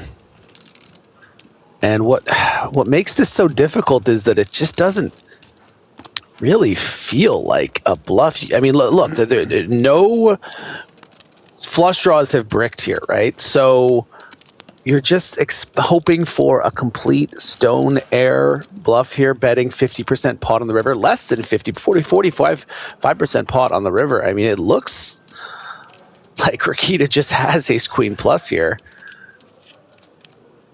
Yeah, this is not an easy spot despite having, you know, top pair.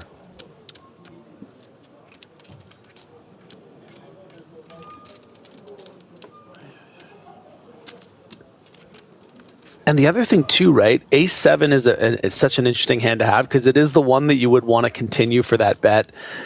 But when you have ace 9, are you really betting twice, shoving river? Ace 10, like not really. Like so you're just hoping your opponent has something like an ace 7, ace 6, and would be prepared to go all in for half pot to try to get you to fold a queen. I mean, Danchev feels like he just needs to pay it, but I think he thinks he's losing. Yeah. Queen 9 is good. That is a double up for Dimitar Danchev. And people like Jared and Poker Is My Life don't really understand why he took so long, Griffin. Easy call. What you talking about? I love the audible side there, Griffin. That speaks volumes more than any word I mean, you could utter. I just think it's a great demonstration of what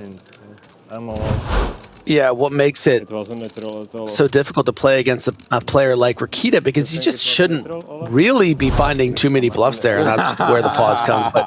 But yeah, getting 4-1. Ole's busting his chops a little bit. Like, come on, you got top pair. Turned top pair for both Shemian and Jarosz, and I do believe this is going to get expensive for the king-queen unless they find an improver. In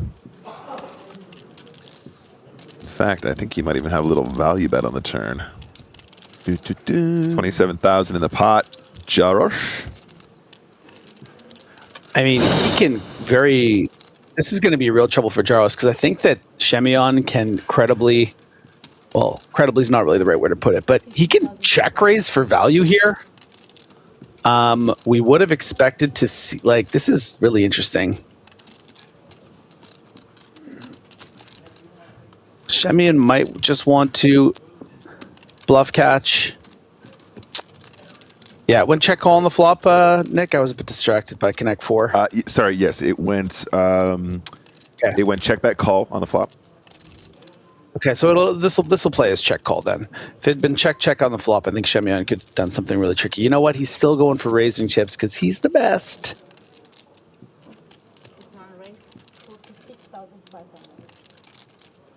Yep, so check bet call on the flop, bet turn, and now a raise. The initial bet from Jarosh here was 15,500, raised to 46,500 total for Ollie Shemian.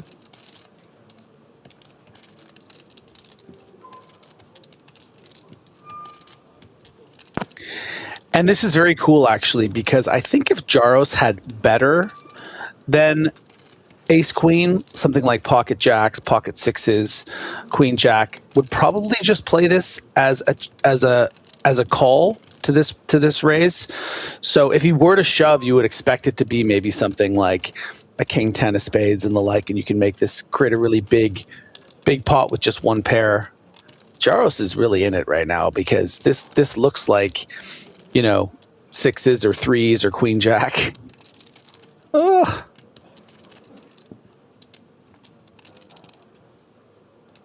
I mean, folding to Ollie Shemian when he check raises the turn here feels like such a bad prospect. King Queen is so strong on this board as well. This is brutal.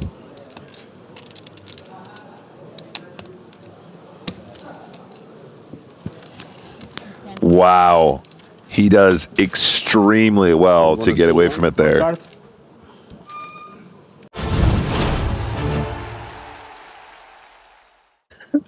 Anywho, we have got a set of nines here for Itzal, and Patrick Jarosz is betting into him with a pair of fours.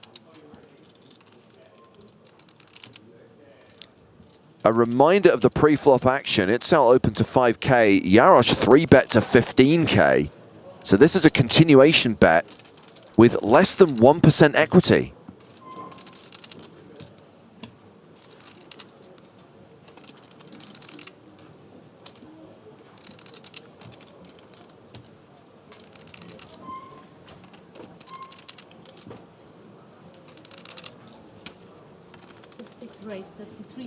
And an understandable raise from Itzal with second set. Well, he got away from top pair, second nut kicker last hand. Certainly bottom pair. We can just start the next hand.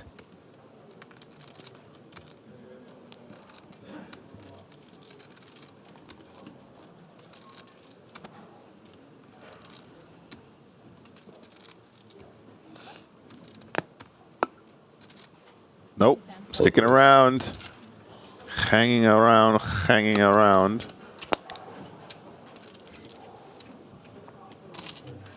Yeah. Turn card is the 5 of spades. Jarosz now officially drawing dead. First time chatter Fred over on Twitch that says, why is he raising LMAO? To get more value, to win more chips, to get called by ace-4 of spades. Oh, what? It's all in, and it's all into call for Jarosz. Neither player had pot by the time we got to the turn. Now, if Jarosz puts him on a club draw or a straight draw, he's still not a nice prospect. I'm not saying that this is a hand we feel thrilled about because we have a read or whatever, but it is a prospect. It is a possibility.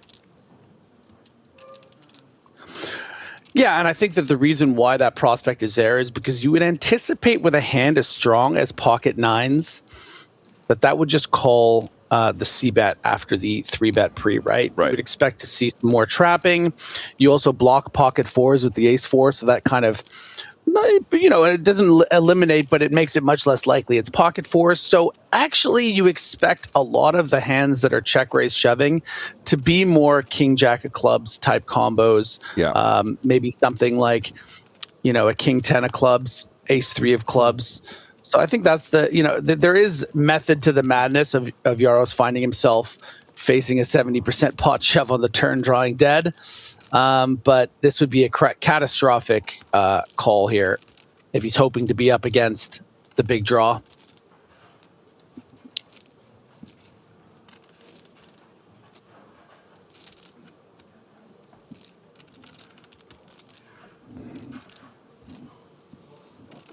Jarosz is also coming off that fresh spot against Ole Shemian just now.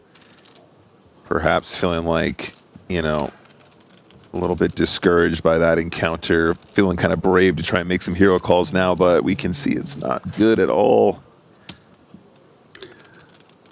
Yeah, I think the problem is, you know, Ole would be more capable of making a play, I think, than Eichel. I agree. But, you know, Eichel's probably not going to have king, queen, jack, queen 10 here, right? Those are going to play often check calls on the flop. So if you're just stuck between, and yeah, he is going to pull it off drawing dead. Oh my word, makes the hero call and is wrong, and there is no card he can hit on the river that saves him. Patrick Jarosz eliminated from the EPT Prague main event.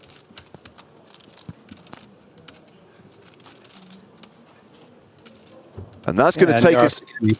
Disappointed, but... Oh, he made 2 pair on the river, but, you know, yay. We're down to 247 players. Of course. A reminder, 183 will get paid. We will be going hand for hand a bit later on this evening. And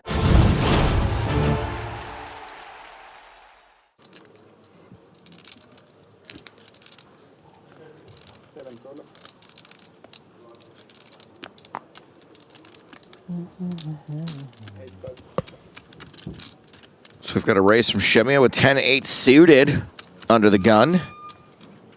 Danchev with a dominating 8, dominating another suit, which is clubs. 2 clubs on the flop and a straight draw, but it's a flopped joint for Shemian. This is very spicy. Joe asked for action, and here it comes. It's too late. We already fired these guys. No matter what they do here, they're not coming back. This is an absurd flop. Yeah, this is nasty. Danchev probably wants to start putting chips in now to the tune of half pot, perhaps. Looks like 4. Looks like a half of half pot. Half of half pot. Yeah, but knowing Danchev, I mean, he's not going to be putting in a third bet on this flop. Probably just be calling the big raise. There's the raise. But you're gonna be Is it to 13,000? 18,000. I don't want it anymore.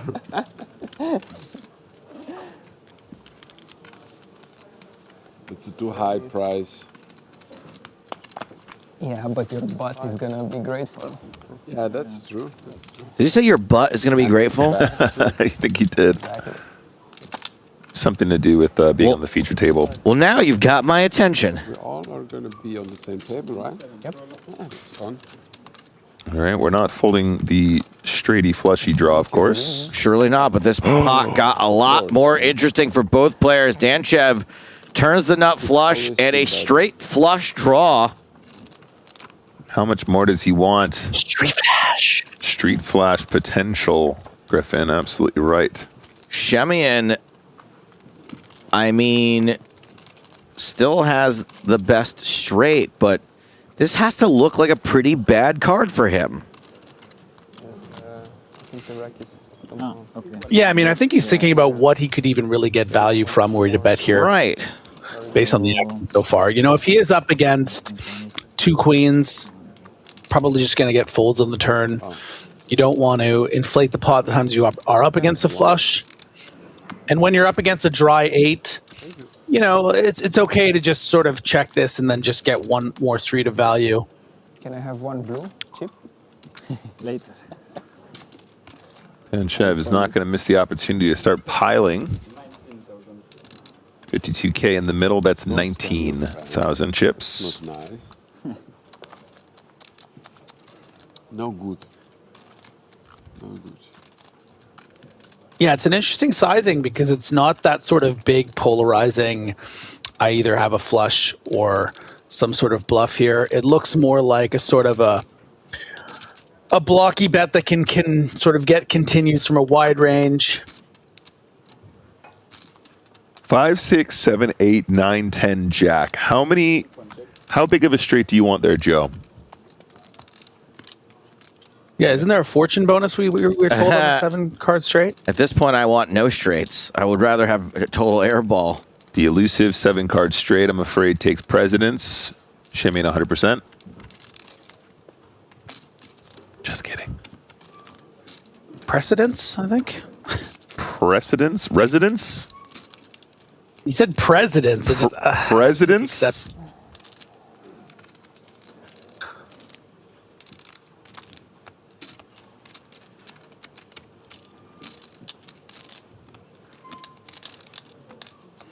Denchev thinking, okay, well, I have an 8 in hand. I got check raise on the flop. It was probably something like a 2 pair. Is there anything? What can I bet to get called by that? And if my opponent does have an 8, I don't want to bet too much to maybe get him to fold because of my flush. That is a lot. Yeah, it's going to be 80,000. Cacao, 80K. KDA. Brutal spot for Shimmy in here. Yeah, and let's talk about what this, 85% pot bet is saying. It's not any old 8 that Shemion is beating with this higher straight. It's going to be flushes, and then the bluffs are going to be like ace 10, ace of clubs, which would c-bet on the flop and take and take a card on the check raise. And Ole sees it. He's like, I feel like I'm just going to be up against a flush so often here, but I flop the bloody nuts. Does pay it off. Yeah. And is going to feel the pain. Could have been a massive one on the phone. Huh? Could have been a massive one on the phone. Yeah, it's still pretty big, my dude. Something like that. When you call it. Danchev picks up a $250,000 chip pot, profiting 128,000 of those chips.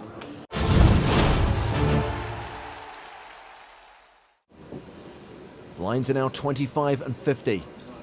King 10 for Dominic Panka. This Panka kid may in fact be the early stages of Skynet. He raises from under the gun +2.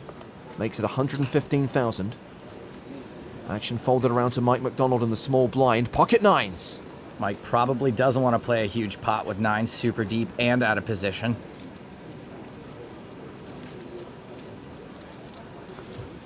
He just calls.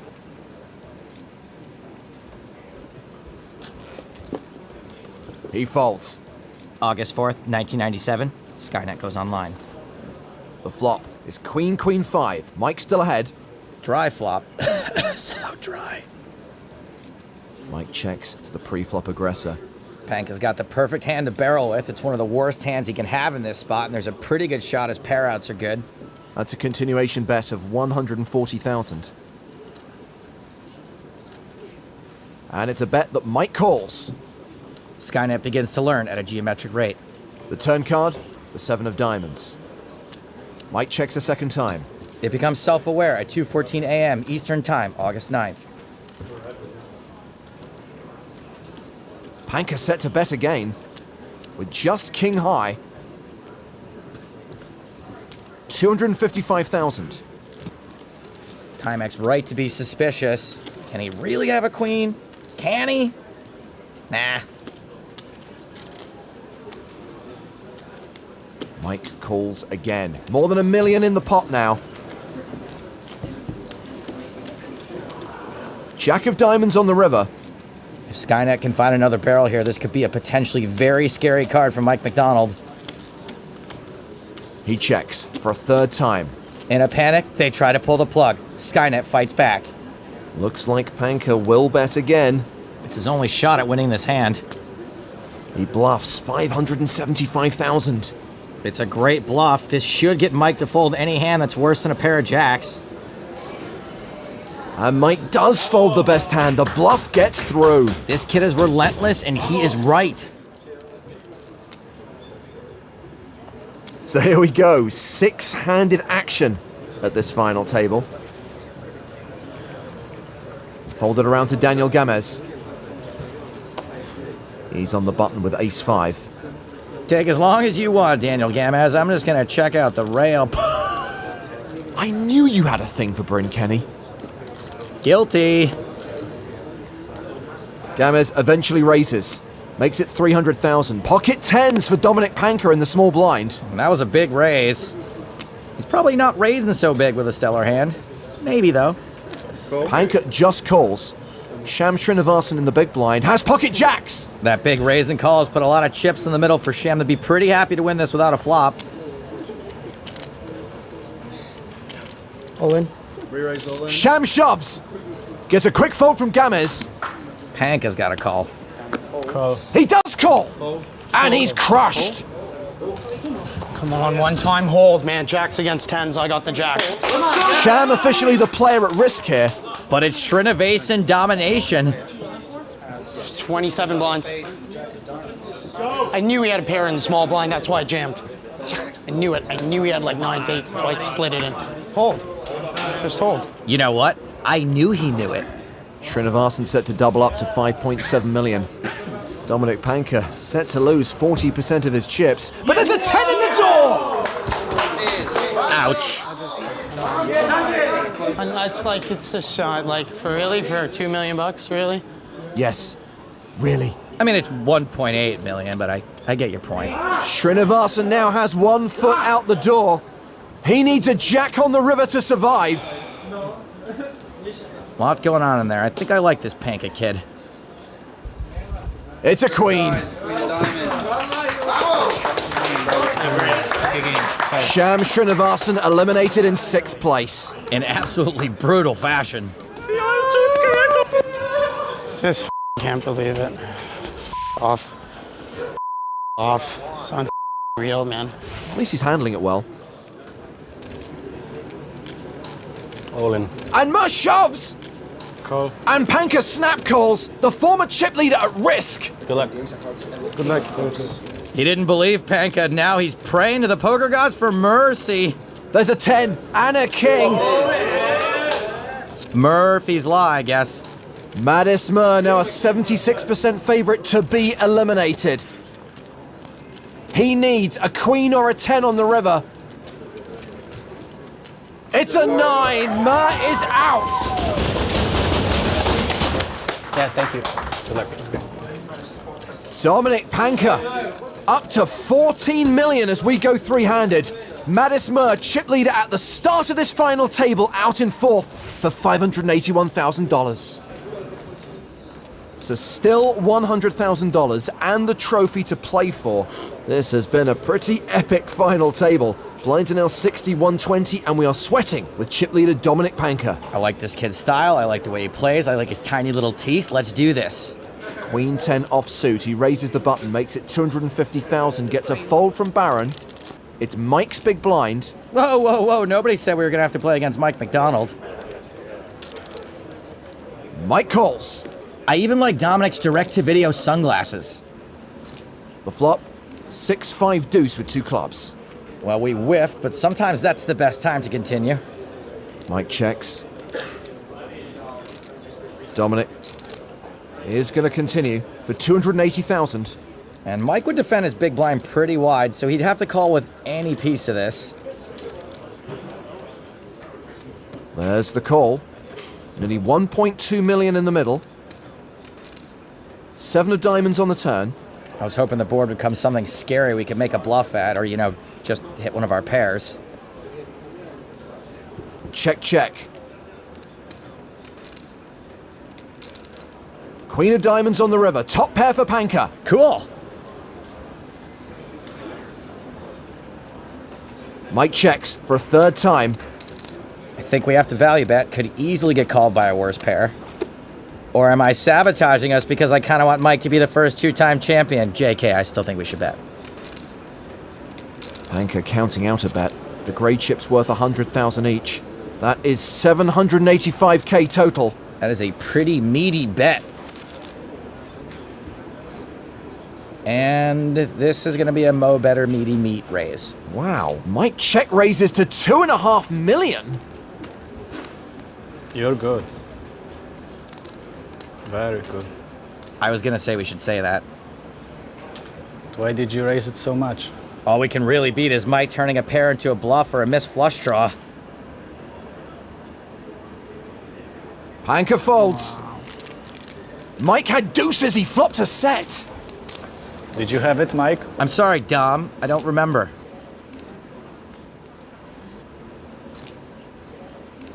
And blinds up again. 81.60 with a 20k ante. Panka, ace-9 suited on the button, raises. Isaac Barron with king-queen in the small blind. All in or fold. I'm all in. He elects for the former option. Mike folds the big blind. And Panka calls. Barron shoved knowing he was ahead of Panka's opening range. Panka called knowing he was ahead of Barron's shoving range. Isaac, a 6-4 underdog. And it's his tournament life that's on the line here. Barron looking to see some paint. And Panka flops him dead. That's pretty decisive. Nut flush. Great game. Great game, man. Yeah, for sure. Always a pleasure. Isaac Barron out in third. Sure, the story's the next PCA champion, but hoorah for Isaac Barron, who is off the tour forever, then all of a sudden comes back and binks third for over a mill ball. So we're down to 2. Both players looking to make history on the tour. Dominic Panka going heads up against Mike McDonald.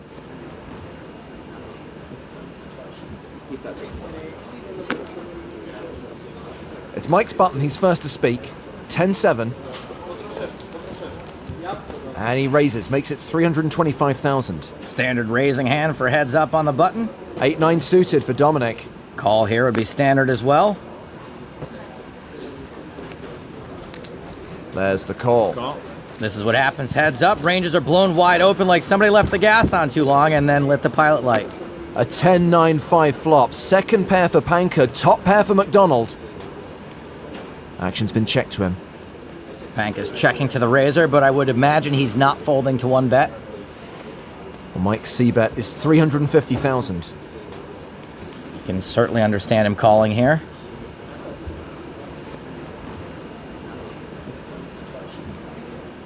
Well, those aren't calling chips. Panka check raises to $1 million. Less understandable. His check raise is mostly only going to fold out worse hands. It's probably okay if he knows Mike has a draw, but even then, it's probably better just to call. Mike calls the raise. And we go to the turn, which is the 6 of diamonds. Both players now with straight draws. Mike's still ahead, an 89% favorite. Once Dominic raises the flop, he probably feels as if he needs to continue here. Kind of like when you tell your partner a lie and then you get called on it, but you got to stick with it.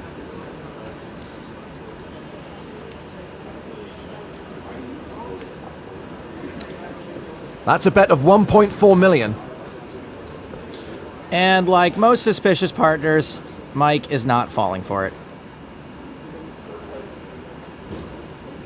McDonald calls. 5.5 million in the pot. The river is an 8. That gives Mike a straight. It gives Panka 2 pair. That card hits Panka, but in his mind, it could have hit Mike even harder. Panka checks. Mike should be value betting this. He checks behind. Interesting check back. Maybe just wants to see Panka's hand, catch him, make him admit the truth. And that will bring about a change in the chip lead. Mike McDonald now has the lead with 16.4 million. Mike has picked up pocket 8s on the button. He raises to 400k. 10-7 offsuit for Panka in the big blind. Again, this would be a very common hand to call and defend the big blind with. Panka, not a fan of this calling business. He raises. It's a 3-bet to 1.2 million. Ambitious 3-bet. Don't think it's going to get a fold. If they were shorter, Mike might shove, but they're still deeper than a Lars von Trier film. Mike calls. He doesn't have the betting lead, but he has the best hand and he's in position. And he flops quads. Dominic Panka about to fire dead like a zombie Alan Sugar. Oh, that is an image I need to remove from my brain. Did you say brains? Panka continues for 900,000. I'd say this is a dream spot for Mike McDonald, but most of us don't even have dreams this good. I'm banking on a smooth call from a smooth operator. Sure enough, just a call. Better part of 4.3 million in the pot. 4 of diamonds on the turn gives Panka a no good flush draw. He now slows down. He checks. Maybe Panka's giving up. I don't mind it in general, and I love it here. With this board texture and Mike calling the flop, he's going to be pretty strong most of the time.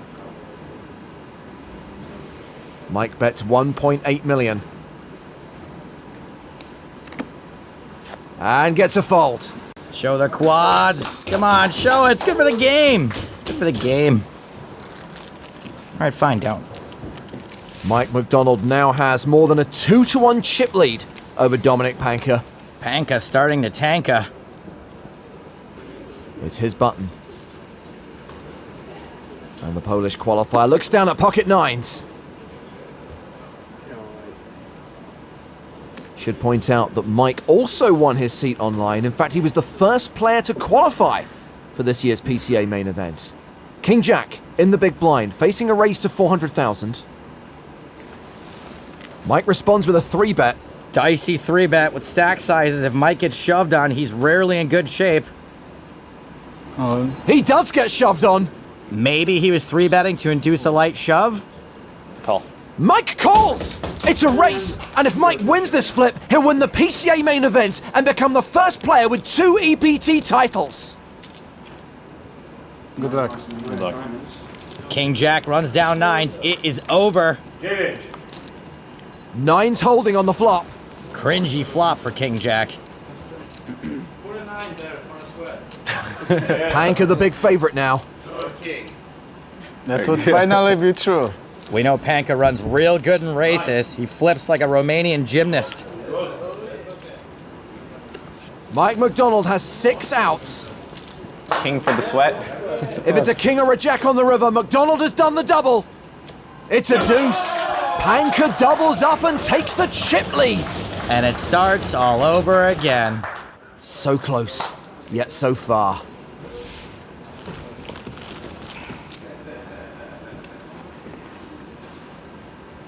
Right now, Dominic Panka has a big chip lead over Mike McDonald. He's first to speak. He has ace-deuce. Pretty good hand, heads up.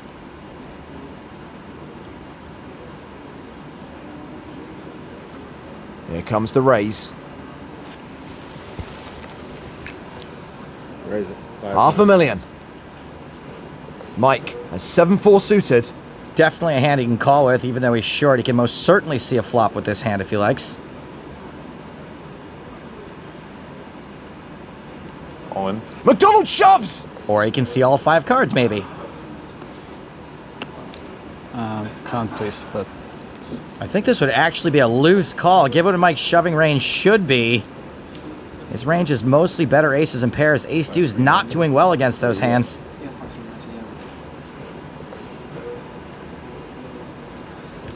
Call. Call. Panka calls! Sorry, I didn't mean to slow. Pardon me? Didn't mean to slow. No, that's perfectly fine. This could be it. It's pretty much a flip. And if Panka wins, he is the 2014 PCA champion. Come on, you better be a lucky dealer. Technically, it'll be lucky for someone. Jack 5 deuce. Panka now a 3-1 favorite. Big whiff for Mikey. Lump in throat time. McDonald looking for a 7 or a 4. There's a 7! Wow, 7 of hearts. Well played. No joking. Do some delivery. Play on, players. Do some delivery. Mike set for a double up unless the river card is an ace or a deuce. Deuce. It's an ace! Dominic Panka is the first ever Polish winner on the tour. Congrats, Dominic, but I am just gutted for Mike McDonald. And Panka now #1 on Poland's all-time money list. Really sick start to this kid's career. Handled himself like he's been there dozens of times before.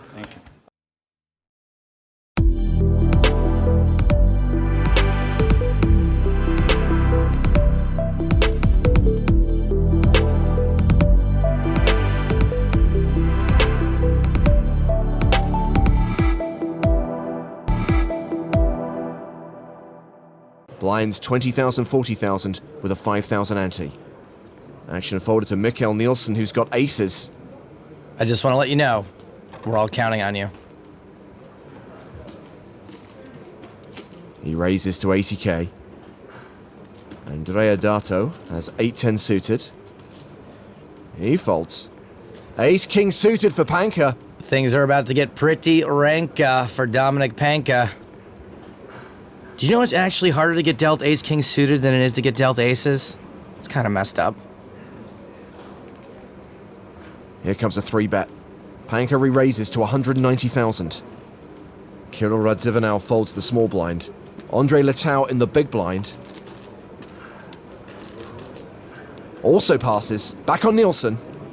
Folks aren't folding much in position, so I would suspect we're going to see a 4-bet.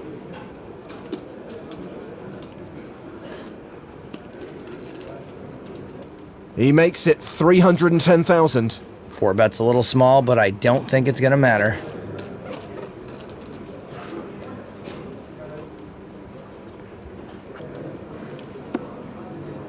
All in. Panka shoves.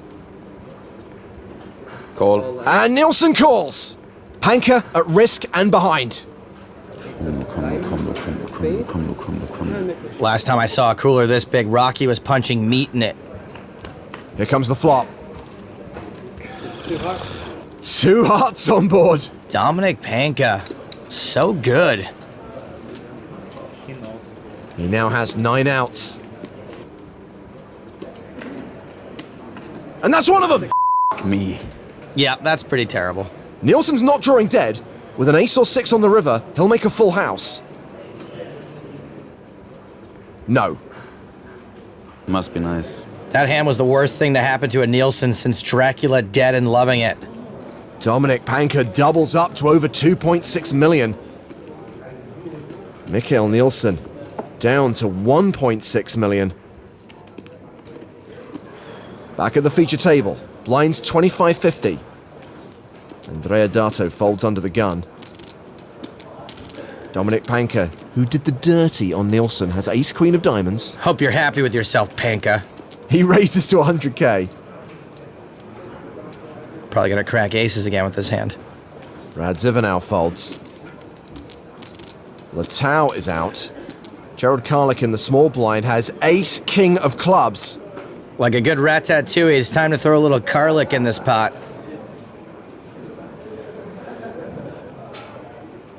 This is a 3-bet to 260,000.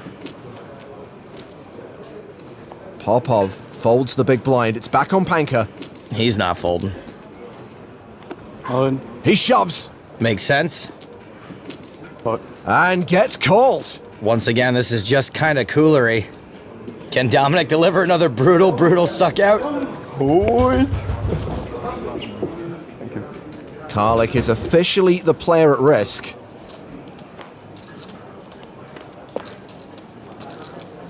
Well, that's a fine and dandy flop for his ace-king. He's set for a double up here.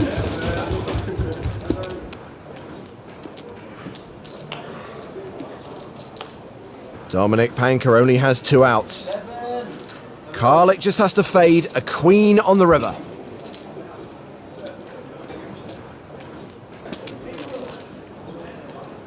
Oh, it's a queen! Dominic Panka not making a lot of friends today. Karlik and Nielsen are going to start a support group. He does it again! Another brutal suck out. Good luck. And this one sends Gerald Karlik to the rail in 18th place. I feel so bad I can't even do another garlic pun. Stinks.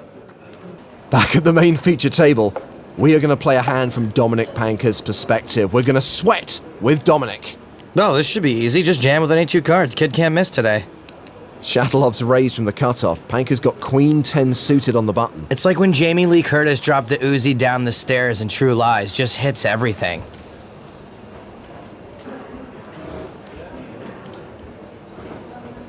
Panka calls in position. Popov folds the small blind. Rudoy in the big blind. His name's Rudoy. I'm always hearing about these Rudoys in South London. Come on, bruv. I think you mean Rude Boy. And for the record, they don't have them in Putney. So Rudoy calls as well, 3-way to the flop. Okay, we're in position. Let's just boot up our button-suited Broadway program. Jack 7 with only 1 spade. Not a great flop for us.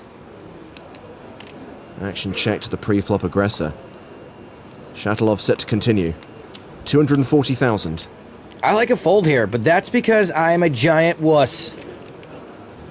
Shatilov isn't likely to have hit this, and if he's got two big cards, he doesn't really even have a draw. So sometimes really good players are going to float here. Panka calls.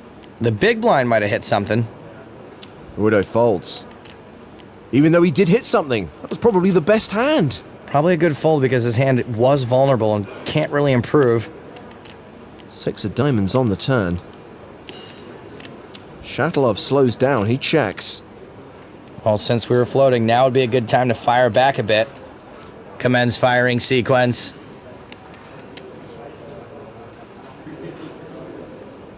Panka bluffs for 375,000. Shatilov can call with pretty much any hand. We're going to have to fire again on the river. Sure enough, he calls.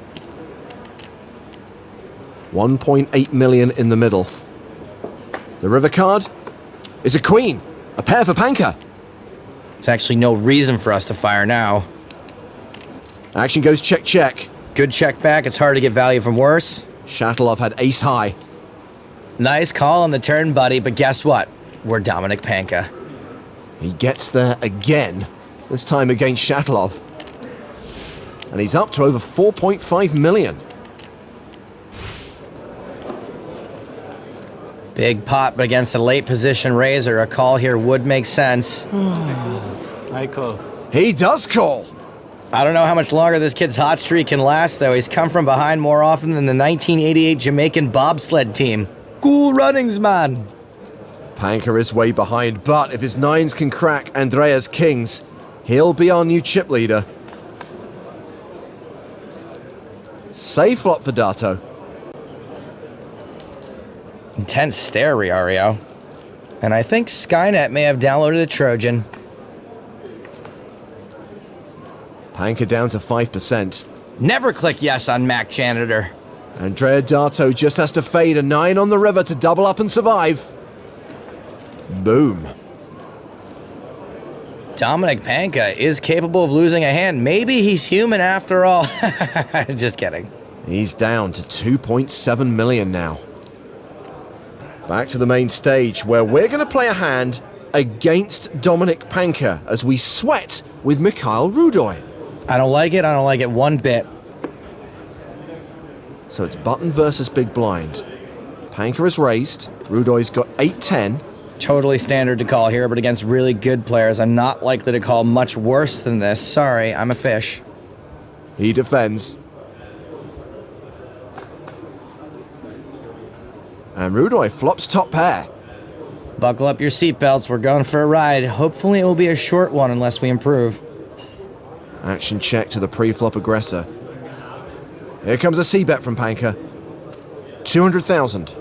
Well, so far we know this ride is lasting one street. We're like TJ Hooker on the hood of a car. No choice but to hold on.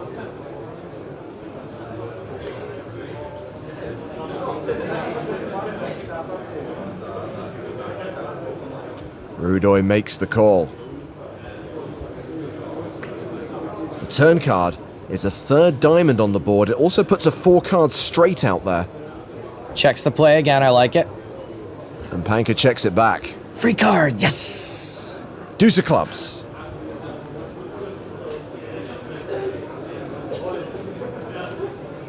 Well, we can't value bet.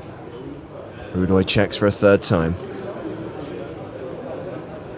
There we go. How much? Well, there's 910,000 in the middle. Panka makes it 325k. This seems like a really bad spot to bluff, which makes me think we're not winning here, but we're getting like 4-1. Rudoy calls. Panka has 8-6 for 2 pair. A lot of folks are bluffing with 2 pair there, but with that sizing, he was probably going for thin value, and he got it. In the words of Mikkel Nielsen, bleeping Panka. He's up to 3.6 million. 11 players remain. They'll continue to play down to the final 8 today. On the feature table, Hussein Ensan has 6-4 of diamonds. He raises. Ace-Jack of diamonds for Andrei Shatilov. He calls in position. Ace-9 of clubs for Dominic Panka. Dominic could very easily shove this. He starts this hand with 25 big blinds. And he's all in. Popov folds the big blind. Ensan's out. That was a nice way to do that. I think for a lot of folks, this is the worst hand they'd call with. 248. Shatilov calls. Domination, termination. Shatilov over Skynet. Count it. Once again, Panka needs to come from behind. A 7-7 deuce flop. So opportunities emerge for Panka. In order to survive, he will need to see an ace, king, 9, 7 or deuce on the river. But has he used up all of his run good today? Yes. The last remaining former champ leaves us in 11th place. Nah, he was living on borrowed time anyway. Good game, good luck. Good luck. Good game.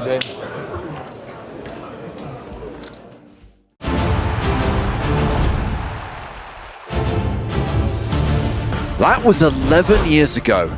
This is the European Poker Tour in 2025, and we are in Prague. Day 2 of the main event, the evening session about to begin. World famous bubble coverage incoming. James Harshkin alongside Joe Stapleton. Hello, my babies. Now, James, I know you said that was 11 years ago, but what I need you to know is that 11 years ago was actually only 8 years ago now. How come? That's just what it feels like. Oh, you're thinking pandemic. Yeah, it was only 8 years ago. Yeah. So we see Terry Jordan is still tournament chip leader, and Ivan Porolyev is still the biggest stack at the feature table. Blinds going up to 2K, 4K with a 4K big blind ante. What will likely be the last level of the day, level 15 of the main event, will play 90 minutes of poker. The only reason we would continue beyond that point would be if we have not yet burst the bubble. We then play into the following level and stop as soon as we are in the money. I think there's a very good chance that we go hand for hand and burst the bubble during 90 minutes of play. Now, a min cash, this is what they're playing for tonight, 8,350 euros. But once we go deep in this thing, once we get to the last 2 days, we're looking at really huge sums of money, with everyone making the official final table locking up a 6-figure score, and the winner of this year's EPT Prague main event earning a 7-figure score, 1,019,300 euros, and of course receiving that shiny shard, that glorious trophy that Anton Vig so desperately wants. He has an EPT title, he has an EPT trophy, but he doesn't have that trophy. When did we make the change from his trophy to that trophy, or is it like a Mandela effect type of thing? Oh, that's a really good question. I want to say it happened probably the better part of 10 years ago, but, you know, Anton won his EPT many years ago. Well, that's why I was confused, because 10 years ago, as you know, was only 6 years ago. So yes, we return from the dinner break, and still with us, live via satellite from Southern California, is Maria Ho. Hello again, Maria. Hi, friends. I guess our dinner break was your lunch break. It was. I mean, I don't know how you guys could have topped last night's dinner, but what did you have? What did you tell her about last night's dinner? I posted a photo of it, but you weren't at it. I was at dinner with you last night. Yeah, but not the crew dinner.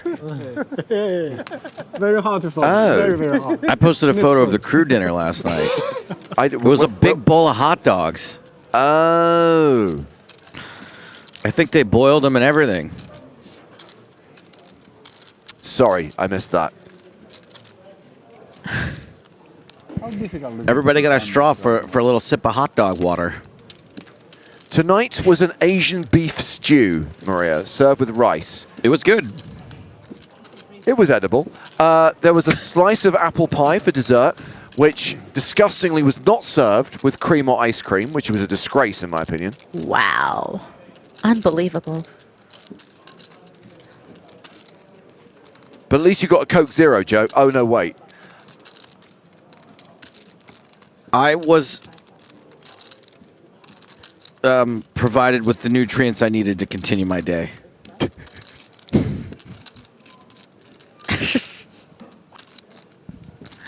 Took me a second. I'm learning how to speak politically through Maria.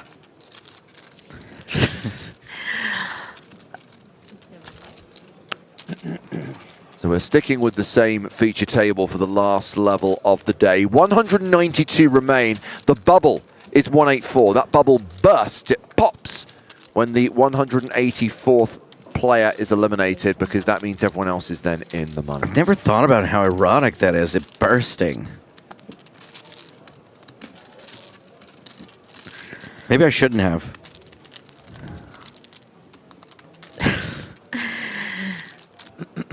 Now you can't stop thinking about it, and now we have a whole 90 minutes of you thinking about it. Yeah, it better burst soon. I don't know if I can handle it if this bubble doesn't burst. All my chips are turning blue. So small blind versus big blind, a raise and a call, 9-3 versus king 10, and of course it's the 9-3 that flops best. Yeah, it was definitely taking an aggressive line here with close to bottom of range, but his opponent had a hand that he can call within the big blind and does turn a better pair now. Yes. So, a little justice. Oh dear. Checks when he's ahead, bets when he's behind. Yo, why is there somebody in my Twitch chat asking for a password? They're trying to hack into your account. Oh, well, they could have just pretended to be Liam Neeson. I'm currently speaking with him on Facebook.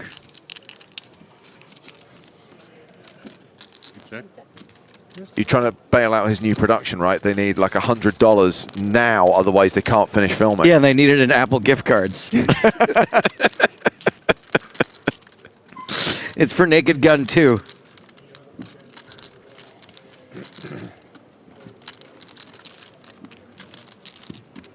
I don't feel like this is a tough river bet for Sokolovsky after it got checked to him, but apparently he does decide to check back. No value, but I guess a little bit of info with seeing what his opponent was willing to raise with out of the small blind. You know, heading into this bubble that has yet to burst, I feel like we should talk a little bit about what we spoke about the last level, James, how this chip distribution at this table is very interesting because, as you had mentioned, same thing as last level, only one player above average stack. That is true. And that is Boreliev. Yeah. And so I think with this type of distribution, he's in prime position, right, to start opening pretty liberally. It's gonna be hard for the 25, 35 big blind stacks to play back at him too much. They're not gonna be able to find too many light 3-bets against him. You know, definitely there's a couple of short stacks that are just praying to be able to hang on to make it into the money. And so that should create kind of this opening for the table chip leader to really step up the aggression and to chip up really, really nicely during this level. And, you know, we've already seen a little bit of aggression from Boreliev. You know, we saw a 3-bet from him with ace deuce getting 9s to fold from under the gun. You know, we've seen that he's willing to get in there and willing to be out of line, but I definitely think that if he recognizes this situation with the chips the way that they are, I would think that he's going to amp it up quite a bit. For sure. So average stack right now is 191k, and yeah, Boreliev's got 283k. Nobody else is average. Absolutely. So Anton Vig, for example, is the second biggest stack of the table, and he's got less than 160k. So it is all about Boreliev versus everyone else. Two shorties at the table as well, by the way. Zakaridis and Fan, both sub 10 big blind stacks, both in the danger zone. Danger zone. Yeah, and even though Anton's second in chips, he has the worst seat position with Boreliev to his direct left. So, again, may or may not be able to find a lot of unreasonably wide opens because of that. So Vigor's opened here with King 10, Sokolovsky, Jack Deuce offsuit in the small blind. Sokolovsky hovering around the 30 big blind mark is gonna fold here. And still 192 players remaining. So we're still 9 off the money. That smile from fan says I'm folding. Let's give him a minute.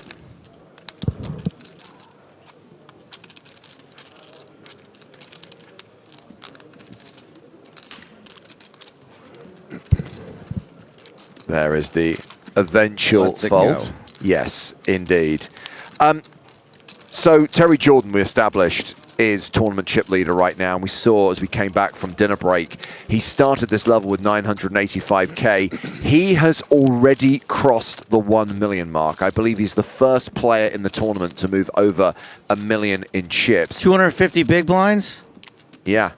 His closest rival is Ricardo Pinto, and Ricardo is one of our Gold Pass winners. He is using a Gold Pass to play this event. He's got around 58K in total live earnings. I'm not saying for 1 second that 58K isn't a lot of money, but in the grand scheme of things, that's not someone with a ton of tournament pedigree.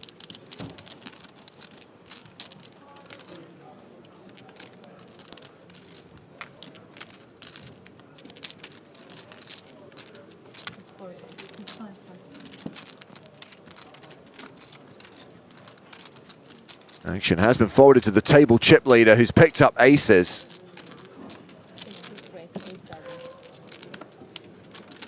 Has raised it to 8,000. We are at the 2-4 blind level.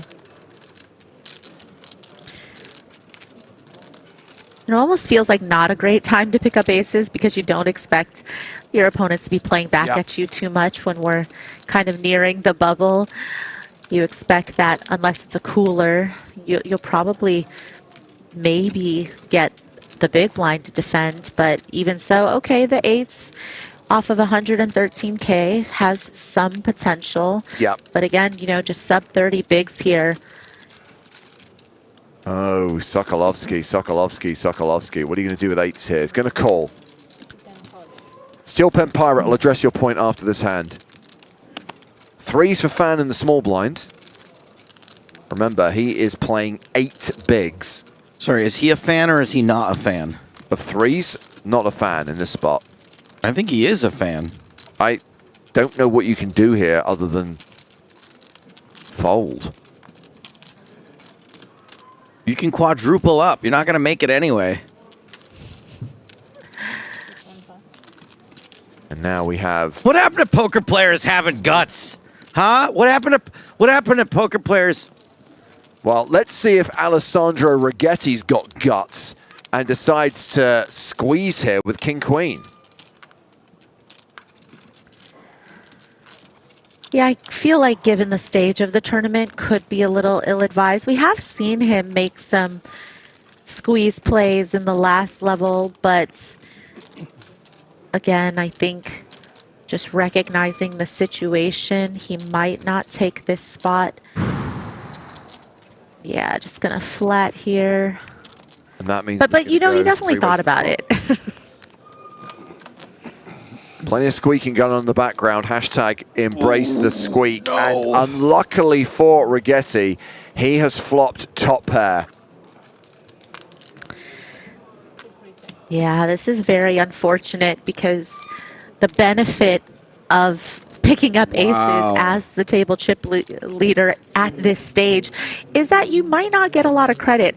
I don't know if I love this check though by Paroliev. I feel like it's such a dry texture as the pre-flop aggressor, as the table chip leader. You're probably going to be expected to be c-betting this with or without a hand, and I think he lost out on quite a bit of action because the 8s probably would have maybe called the C1 not knowing what Righetti was going to do behind him, and then you could have gotten Righetti in there as well on the flop, obviously, and just seems like a missed opportunity there, especially multi-way.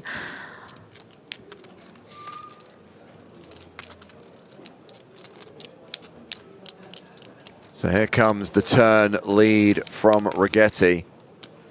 16,000. It's going to go from having 25 big blinds on the bubble to having probably 15, maybe less, maybe broke. I guess that's the good news. You don't have to be short stacked on the bubble if you go broke here. That's an interesting silver lining. Sokolovsky gets out of the way and we are going heads up to the river. And that river card is a king. And Rigetti improves, in inverted commas, to 2-pair, but is losing to aces and sixes. He may not have to be short stacked on the bubble. Goodness gracious. 62K in the pot. Rigetti the effective stack with 80 behind.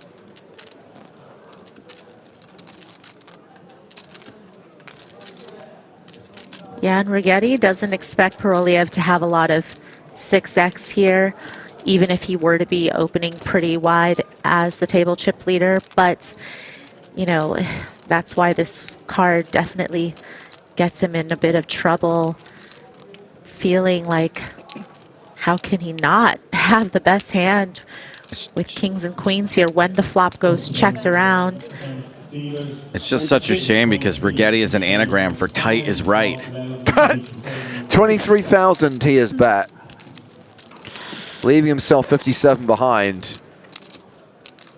I mean, I guess there's a chance Paroliev just calls. I mean, there's always a chance that the big blind shows up here with trip sixes, right? But also you are beating quite a bit of value, but wow, I does guess just call. does get saved. But it's going to leave Rigetti with around 15 bigs, as you predicted, Joe. And I wanted to just quickly address these comments from Steel Pen Pirate, who was assuming that the shot clock would be introduced at the start of the bubble level, because bubble tanking is bad for the viewing experience. There was a time, and bear in mind, shot clocks have been around in poker now for about 5 or 6 years, or to use your math, Joe, 2 years. 3 years. Yeah. Oh, as we see Cesar Garcia exit the arena, we have had an elimination, a few eliminations since we came back from break. We're down to 189 now. The bubble's gone red because we're only 6 away from making the money. But yet, when we first experimented with running the shot clock in an EPT main, it was introduced before the bubble, and guess what? It makes the situation worse. If you give people 30 seconds pre-flop on every decision, they use that full 30 seconds every single time. It actually went slower with a shot clock than without, which is why now the shot clock is not introduced until day 3 when we're in the money. It's based on experience, it's based on results rather than anything else. That's some great PR spin from James, but you really want to know what it is, Maria? Is the line at the border is very long if you're not from the EU, and Bernie the Lizard does not, his papers are dodgy at best. He has been in line, the Lizard line at Prague International Airport stretched all the way to the Rozvadov International Airport. That is the problem, and that's why Bernie will not be here until tomorrow. By the way, Bernie the Lizard has become such a legend in poker that the Sprags named their baby after this lizard. I got to hold Bernie the baby over the weekend. No one holds Bernie the Lizard, though. Well, not since the lawsuit.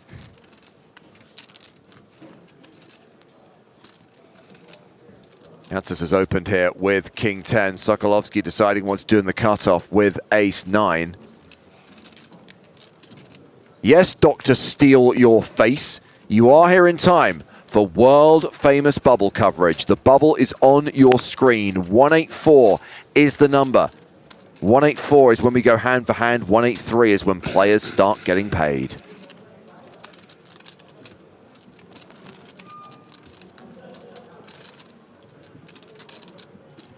Yeah, and of course you expect Fan to be stalling here. You know, feels like it's doable, it's attainable, it's in sight. We've seen people, you know, make it into the money with far less than 8 bigs. It's probably the harder for Ding Fan than anyone else at the table. Harder for him to watch what Rigetti just did with his 25 big blinds. You're just like, oh man, come on.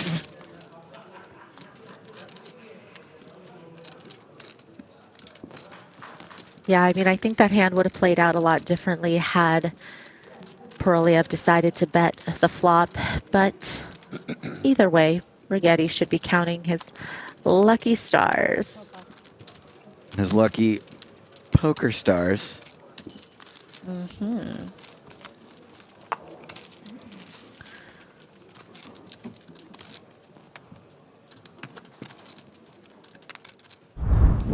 Another player eliminated. Inan Yildiz gone in 189th place. We're down to 188.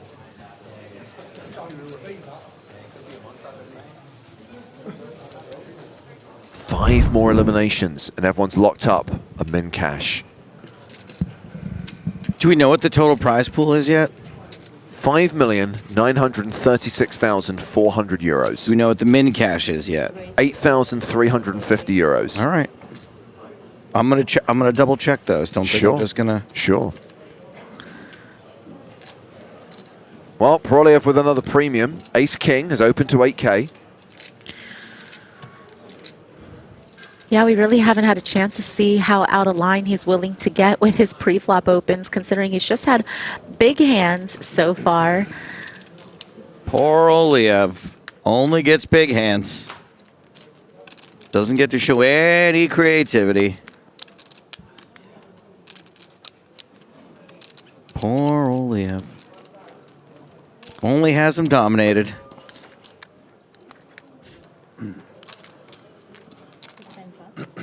Well, it's been folded to Ding Fan, who will take his time to fold 5-4. This poor guy. Can we get Ding Fan a hand?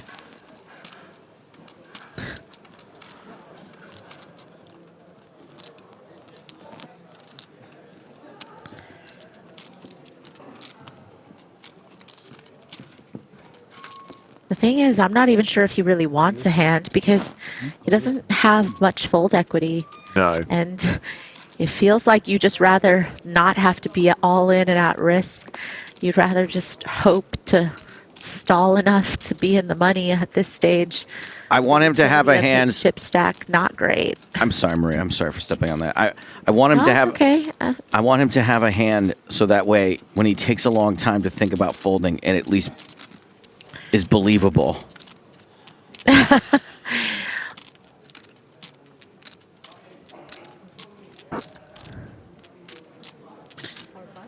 Okay, around to Anton Vig in the big blind, who has ace-3.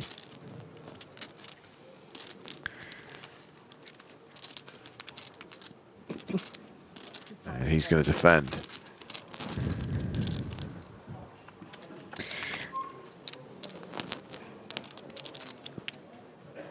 Ooh. Pair of threes and a wheel draw for Anton. That rotates. It is. It dominates. Domination rotation.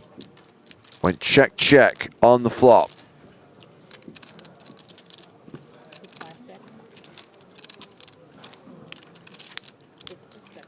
Check, check on the turn.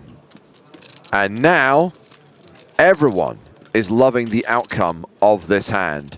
And Maria, you you go immediately. We'll wait for you, but you go immediately. Okay, that's what I did when it was just me and Stapes, and he jumped the gun a bit, but I'm glad that you're back to restore order, James. I wish I could describe the face he's making right now. I can't describe it. Rage. It's just pure rage. I'm pretty incensed right now. Anywho, 13,000 apiece. Gets called. The pot is divided. It's a chop pot. And you know what they say? Everyone loves a chop pot. Almost. Almost got that. So, what Maria said was accurate. I did jump the gun. Okay. But what she gave me bad instructions. She said wait the normal amount of time that you usually wait. Okay. And I went early. Even in addition to that, I went a little early. Okay. But it doubled the mistake. Because I did need to wait a little longer, and then I didn't wait as long as I normally do. So It was real off. How does it feel? We're getting 8s and 9s, by the way. What? Excuse me. What?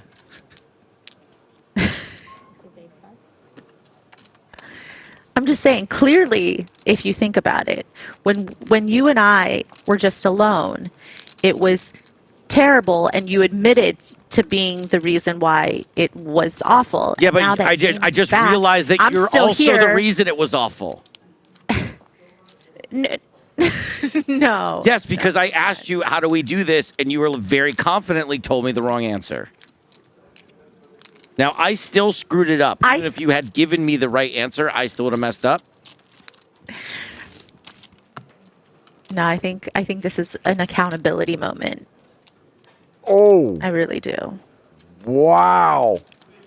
I feel like I'm taking accountability for saying that I did screw it up. I can't work out. No, you're half taking accountability, which is not accountability. I'm not taking accountability for your account. I can't work out at this point in time whether Maria is trying to make legitimate points or is just trying to rage bait you into having a complete breakdown on air. She is... It's working, whatever she's doing. I would say that if... She's succeeding. If the latter option is the intention, absolutely working right now, because Joe is literally out of his chair pacing up and down.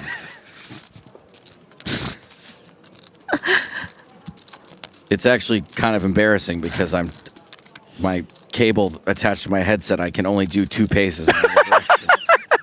It's a lot of spinning. There's a lot of back and forth.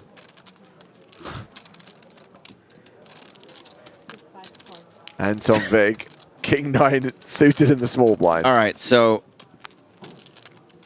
I can't pronounce this name. It says that defense didn't hold up in the Nuremberg trial Stapes. Yes, if we're playing by Nuremberg rules, wow, it's 100% my fault. It doesn't matter that Maria gave me the order. I mean, bringing Nuremberg into it feels a little bit heavy, but anywho, King High was the best hand pre-flop, still the best hand post-flop, and has a monster draw. Monster draw. I do think that, you know, even though we've talked a little bit about how Wig could potentially be a bit handcuffed having Proliev to his left, I think the benefit here is that Wig has seen that I think Proliev does play post a bit weak. You know, it's very clear 9 high doesn't have very much showdown value yet. Proliev's not really willing to even stab at it in position when checked 2 twice. And so I think those things are things that even between not just this level, but the last level, Anton has seen a few of his hands go to showdown and recognize that, yeah, the seating arrangement is probably not preferred, but also when he gets into pots post-flop, I think he feels very comfortable navigating against Proliev post. So there's a little bit of an upside there, which is also why I think he defended ace-3, right? I think when maybe a very experienced or elite player opens under the gun at this bubble stage that has you covered, you might sometimes just fold the ace-3 offsuit from the big blind. But Anton just didn't really have a problem defending it because, again, I think he feels very strong in his post-flop abilities, especially against this particular opponent. Maria, I think that's great analysis. Would you mind analyzing? Would you mind analyzing this comment from YouTube from Steel Pen Pirate, who says, well, someone teed him up by saying, get Joe a big hamster wheel. And then he says, some of his commentary is like he is on a hamster wheel. Can you break that down for me? Can you explain that one to me? Is the implication that you're out of breath? I'm out of breath, or that my poop is next to me? Go around in circles? I don't know. I've got a bit. I don't even have a water bottle here. I'm not really sure. Yeah, James has got one, but mine is like the water bottle you give a hamster. It's even got it's even got a little thing on it. Like,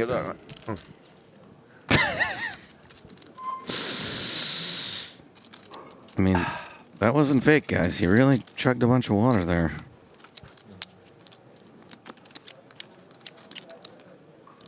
Down to 187, by the way. We join this hand. I'm just surprised Stapes hasn't banned anybody yet in the last, between, I don't know, 60 minutes of commentary, I guess now. Last 45 and then 15 here. Are you feeling okay? I kind of forgot I could do it.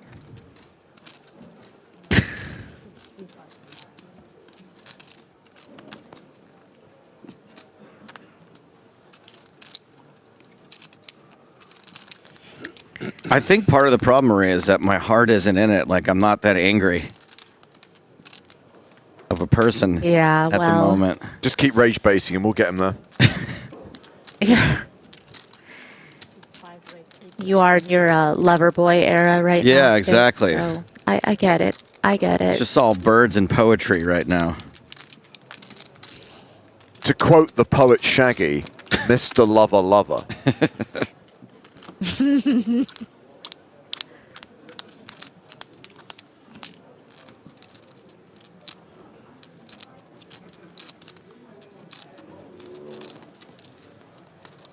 Oh, follow-up is that it was a comment to me going around in circles. That was my read. Right, but that's not what a hamster on a wheel does.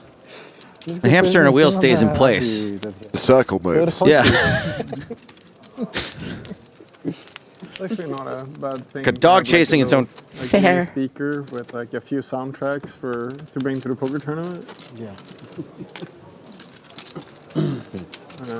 That's like a nice thing to custom make, you know? Like, oh, please, look. Molto bella.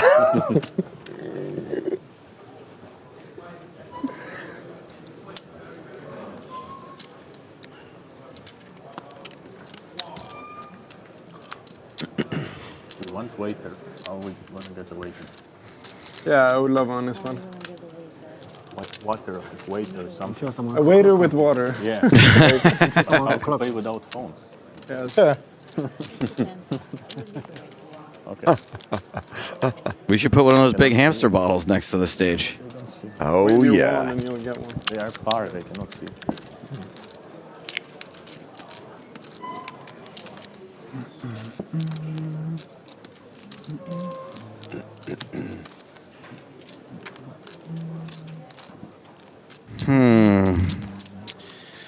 Let's see. Should I play this hand?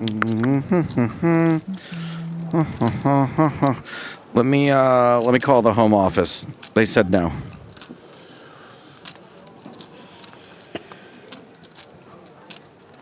Jack do suited for Rigetti.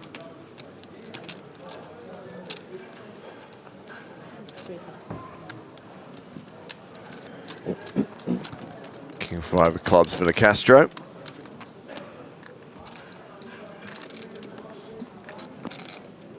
Should I play this hand? Not really sure. Qualified for 25 euros. No incentive to stall. Carry the 1. He is playing it. Oh my goodness. He is. He's going to open. I take it all back. The Castro playing a sub 25 big blind stack, opens to 8K. And it's round to the blinds. I take it all back. Service. There we go. This could be a crucial steal. He's like, no, I don't want to be on TV. He said no. They're not allowed. I don't know. Don't we generally ask that they talk to the stage manager and then the stage manager talks to the waiter? What normally happens, yeah. Sometimes they go rogue. I hope our stage manager's okay. Usually pretty on it. That's all right. You can.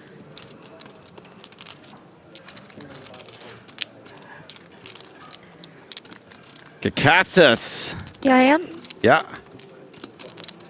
I am surprised to see Castro take this open spot. You know, I would have thought he was going to fold two, just considering he had, you know, two big stacks behind him in Wig and Pereliev. And also he's raising into a pretty decent stack, right? The third largest chip stack at the table. If he was raising into a really short stack where it's almost guaranteed that they're going to fold, I could definitely see that being a little bit better of a spot here. Just really lucky that he had his opponent dominated and flops a piece. Yeah, just asking for two more waters, please. More water, please. 2. Okay. Huge relief to raise with this hand, get called, and flop top pair somehow. And it's going to be a huge relief to get a fold on this flop. Yeah, the qualifier a little bit fearless here with that open. It's on the house. Rakeback is coming. Another elimination to tell you about. Looks like we're down to 186 players because Christos Argyrides has just been eliminated. That means we are now 2 away from going hand for hand, 2 away from the pure bubble, 3 away from being in the money. Hey, look at that. We got him up there.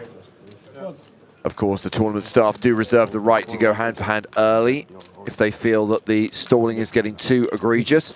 Oh, what is Fan meant to do here with tens, Maria? Yeah. Yeah, I mean, I think it's one of those things, like I said, he almost doesn't want a hand because, you know, he doesn't want to be at risk. If you but, were staying here, you would say the same thing. Just to make sure. Got to do it. He's so uncomfortable. Look at him. He hates it, but he knows he has to. It's the aces of number cards. You got to get it in. That's true. Never thought of it that way. I do love tens. Now every single player here can make him sweat. Wait, can I get a count? Everyone should ask for a count. I mean, the good news is, again, because of the chip distribution at this particular table, it's not nothing for most of these players to call. You know, for some of the shorter stacks, it's half their stack. For the middling stacks, it's like a third of their stack. It's not comfortable, which provides him a little bit more fold equity because of that. Paroliev Cruel moment. should have just called without looking. Cruel moment.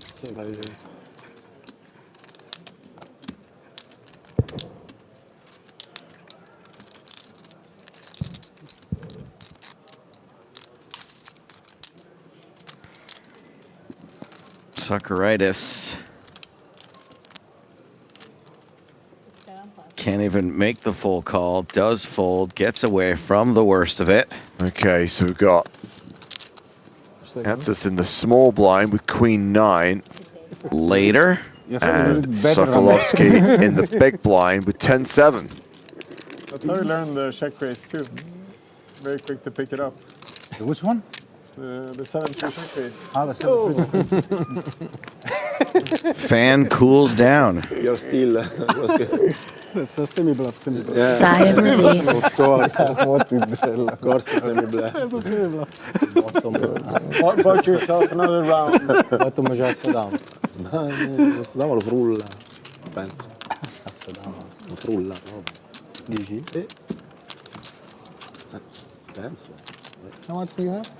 100? 100? How much I have? The second one, 85, 90 something. Yeah, same, buddy.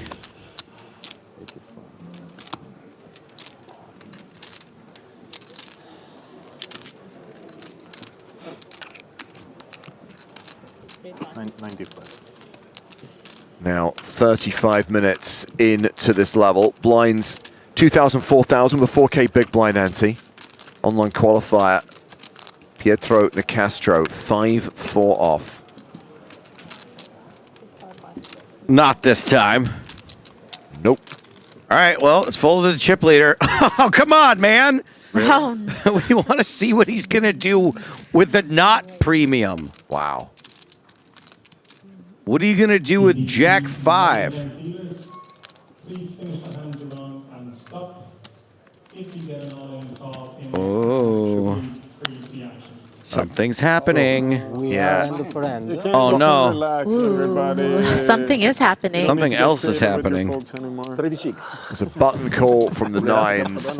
Meanwhile, confirmation that the clock has been paused and dealers have been told to hold the deal, so we'll get clarification on what's happening once this hand is concluded. I'm all for a little. Like, we gotta make it exciting somehow. 100k. 25x. I mean, they had the survey at the beginning of this year, like at the beginning of the main, if we should have a shot clock. And I'm like, yes, of course. You mean during all tournaments? Well, I mean, they should like just having a shot clock is obviously like amazing. But from start, you mean? But from start, and then like I would leave it up to the dealers to say, like, as soon as you feel like someone is like too much, you give them one warning, and then the second one is like your shot clock is half. And then like the next Putting time, a lot of it's power gonna in the be dealer's 5. hand. Because then like it's fair. Like I just want it to be fair for everybody. Yeah. And it sucks when it's like this prisoner's dilemma. Everybody has to do it. Yeah. Some guys, they're like. But if everybody has to do the same thing, then there's no discussion, and it's just okay. Well, Let's play the game. When I say power, by the way, I mean power and responsibility. Sure. I mean, first of all, I don't think you need to introduce a shot clock at the start of the World Series main event. I think you could introduce it during the mid to late stages, fine. Doesn't need to be there from the start. And giving autonomy and power to the dealers in the World Series main event is an atrocious idea. They know. They've seen it a million times. Well, here, yes. In some places, no. Oh, yeah. Yeah, and I don't know how I feel about this raise from Katsas either. I think, again, just given the stage of the tournament you're in, sure, you might want to clarify your situation a bit and see what Poroliev does and how he reacts to a raise on this flop. But again, you know, you have such a good hand where it benefits a lot to just be able to call down in position, and that I'm not so sure you want to be bloating the pot against one of the few stacks that have you covered. Did you hear what Maria just Which is said? unfortunate. It was probably like. It was a fancy really way of saying excited that to do a great job. raising to find out where you're at is kind of coming back.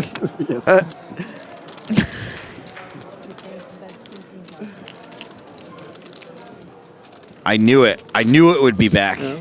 First day at the office.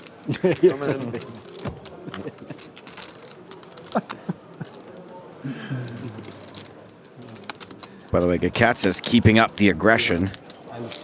Somehow hasn't gotten aces to fold yet. And does not have a super duper stack to pot ratio as the river fills up Poroliev. Hello, Barry Green. I mean, now he's got too much of it. He can't even get paid. Poroliev.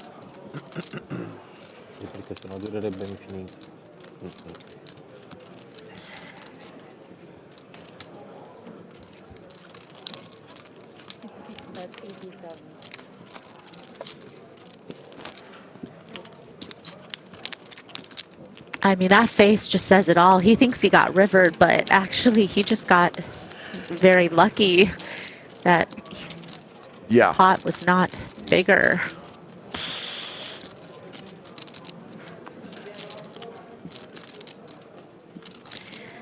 And it's a very small size on the river to, quote unquote, look him up, or, you know, just a crying call basically, but it doesn't necessarily mean he's going to make it. Again, I think that raise size also on the flop from Katsas didn't exactly define the continuing range of Poroliev, because the raise size on the flop was pretty small. You know, if he raised a little bit bigger and Poroliev continued, then I think, you know, it gives Poroliev's hand a lot more, you know, it's going to contain a lot of the stronger hands, but a lot of the ace-X would probably bet call against a raise size of what it was, which is I think 2.4x maybe on the flop. And so because of that, it just feels like you almost want to just call to see it, because it's not that much, but it's also quite a bit of your stack, but you've invested a lot already, considering you raised the flop and you bet the turn. But you obviously hate that river.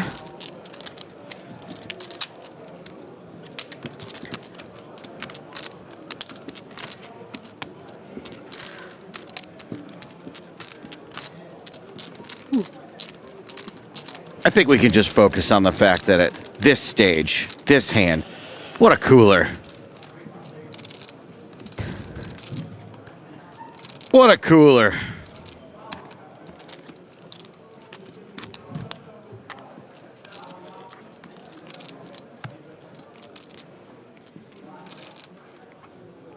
Do you have the discipline to just let this one go, even though you've invested quite a bit? In the words of Maria Ho, as played.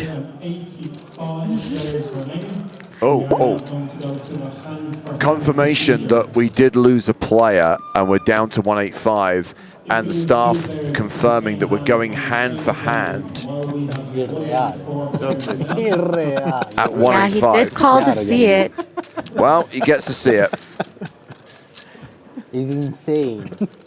That's insane, yeah. How many aces do you have? So here's the question: who did we lose in 186th place? Answer: Umberto Ruggieri. No way. That's how we got down to 185, and we are now going hand for hand. 2 away from the money.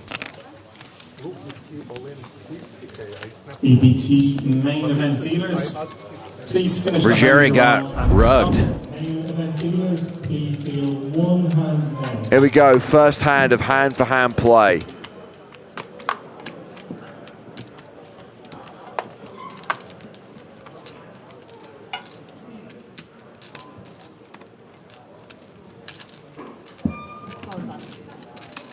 Tech asks, is there a prize for the stone bubble? No, that's the whole point of the bubble. They're the last person to leave with nothing. You don't really get bubble savers or consolation prizes for people who go out in the bubble in EPT main events. It's a paradox. You can't have a prize for the stone bubble. Well, you just move it by 1 spot if you do. Right, so it's no longer the stone bubble. It's impossible. It's like clean coal.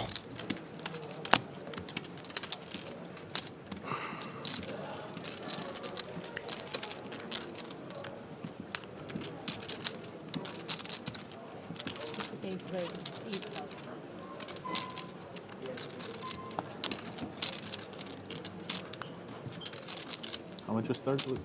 93.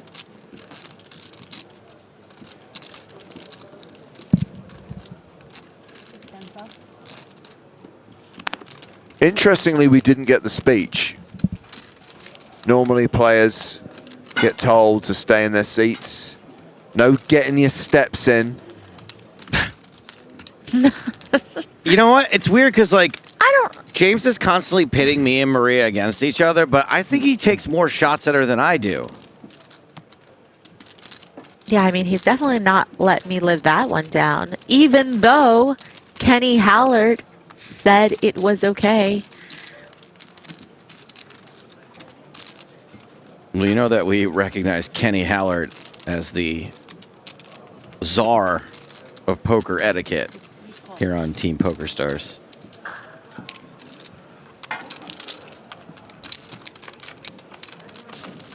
Look at Rigetti. Already irritated with this 2-spade heel flop. He looked like that Ben Affleck smoking meme for a second. Yeah, he's just like...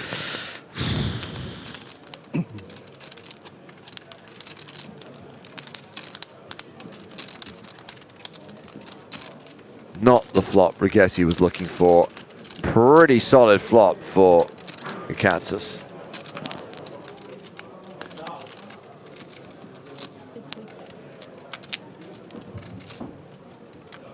You're not getting a showdown for cheap, buddy. No matter how long you wait to check. Bet 5,000.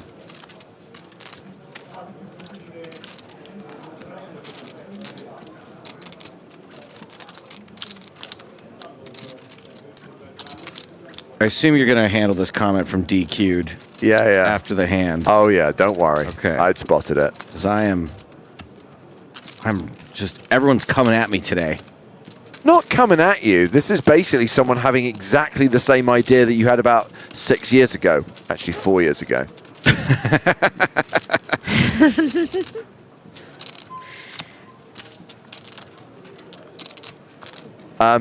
Did Rigetti just raise? Yeah, I think he feels like this flop favors him in the big blind a little bit more, but I don't necessarily agree because at this stage of the tournament, again, you know, we're basically about to, be on the bubble very shortly. I mean, it doesn't make sense that you're going to be defending as wide from the big blind as you would, especially off of a shorter stack, right? You're not really going to be in there, even with 3-4 suited or 3-6 suited. Those hands are probably just going to fold, even though they might have defended at an earlier point with maybe a slightly bigger stack, but just doesn't really, just doesn't really make sense to pick this time to go for it. I think, you're just better off. Even if you were even if it worked, I still don't necessarily think that. I can only think of one reason why I would play this way on the bubble, and that's if I oversold. So DQ'd question on Twitch was, have they ever done a big tournament with a gradual bubble to avoid this stuff? Like, the prizes just start at $100 or whatever, and at some point they ramp up to break even, and then eventually you'd get to a point where you're making a profit. So Joe, you pitched the bubble-less tournament several years ago. I did, yes, where you automatically start off in the money, and it's basically exactly as described here. But then I realized that there's only one way to have a tournament that would have no stalling whatsoever. It's a bubble-less tournament, but the prizes are randomized. Yeah, just like in a mystery bounty. So for example, every prize is randomized. So basically, you get the number that you're eliminated. So say, for example, you go out in 183rd place. You get a card that says 183, and then once the tournament is over, the prizes are all then determined. That's right. So you might win first place money finishing 183rd place. Trust me, this tournament will be over so fast. If you got something to do that day, 5 days, don't need it. Yeah. It would probably only take 4 days. Double checking how many hands we still have in progress. Not 1 minute of stalling. Any all-ins out there? Also, the idea of the bubble-less tournament is everyone gets a flag on Hendon Mob. Everyone gets a cash.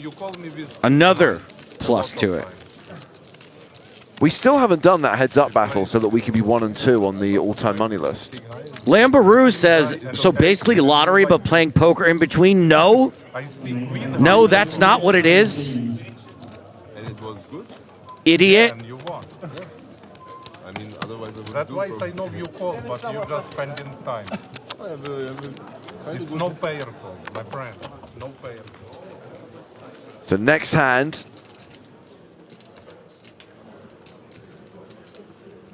Yeah, don't know if you know this, Maria, but Joe and I are going to play a poker tournament which has a $100 billion buy-in. That's right.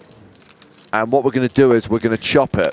Yep. So we cash for $100 billion each, and we are automatically 1 and 2 on the all-time money list. 50 billion each. 50 billion each. No, it's $100 billion. 100 billion each. Yeah, you're right. Yeah. Man, I was shorted you by 50 billion. Please don't short me by 50 billion. You know, I've got to think about my retirement. I mean, would you guys be willing? I want to get in on this. Can we just chop it, play three-handed, chop it 3 ways, and we all are still 1, 2, and 3? I don't know. Yeah, but the problem is you've already got several million. So once they add that, you're automatically going to be number 1. You would have to take less than third place money. Yeah, I'll take. Okay. I would do that just to be on, the top 3. Now, here's the thing. I was a little critical of Rigetti here on the bubble. I really love this move with kings. I think this is one of the best ways to play them. And I think he did a great job of sort of creating an image during this bubble that he can maybe get some action on these kings. I wish every time I created an image at the table, I woke up with kings the next day to capitalize off of my image. That's a part of the game that's a little bit harder to plan for. Plan A is to get there. Didn't you tell me that?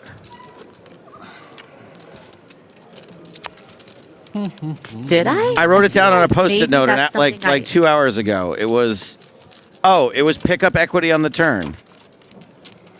Right. Right. Like plan A, get there with the caveat of like get there when you are aggressive in the hand and you have equity. So we are hearing, and I don't think it will surprise you to learn that it's that table over there with like every camera in the room around it. At table 4, there is an all-in and a call. You're rooting for me, right? Player at risk is Severi Palmu, the player in seat 8.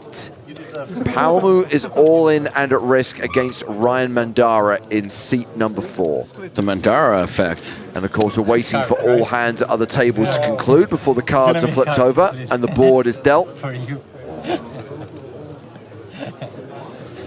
I've been lucky today, though. Me too. Looks like it's Glenn running the bubble today, so he'll make his way over to the table and call out the action. We're just checking how many hands, or rather how many tables, still have hands in progress. Crocker22 says, but then everyone would have the same EV, making the tournament pointless. Again, counterpoint, no. Well, what about this argument from Simon Lynch 5191? Where would the incentive be to play a 4 to 5 day tournament if the first bust gets first place prize money? Sorry guys, just joining the live stream, may have missed some info on this. So where would be the incentive to play a 4 or 5 day tournament with this? Maybe if I have to explain it to you, then you don't even really belong here. How about that? Harsh. I mean, why am I going to take time out of my busy day to explain a genius idea to Simon Lynch?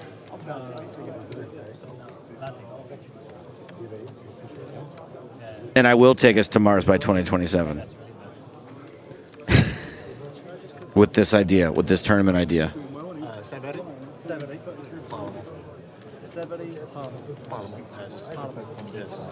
Do these guys know they're mic'd up? Should we be talking over this? They could be talking about God knows anything right now. It's like a 1 in 40 chance it's this poker tournament. Future winner, you know. I think we need more cameras down there. I love the fact, by the way, that we've got like professional broadcast cameras and there's some dude who's filming on his phone.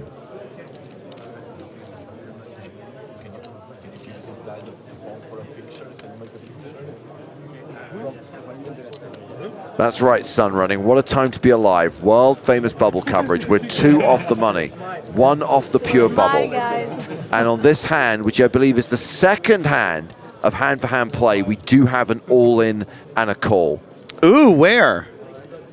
The table we just saw, Severi Palmu, all in and at risk against Ryan Mandara, but we are waiting for hands to conclude at the other tables before we go down there and deal out that all in. Damn, this is a table full of hotties right here. We can stay here for the whole bubble.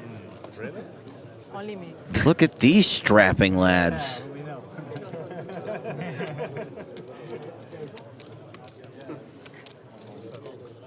Especially this guy. Yeah, I'm fine with everything.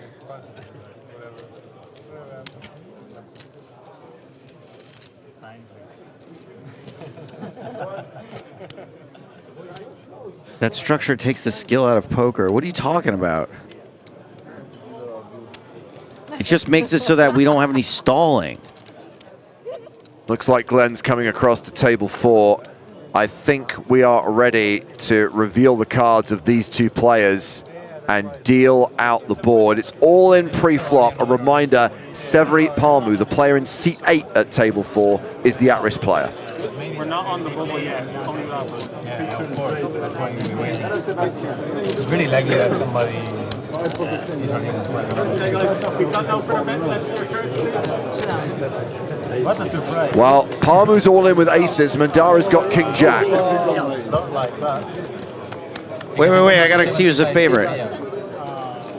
Flop is 3-8-7. 4 on the turn. 8 on the river. That is going to be a double up for Palmu. I just crunched the numbers and aces was the favorite pre-flop there. Just in the nick of time. Yeah. In main event fields, next time, please.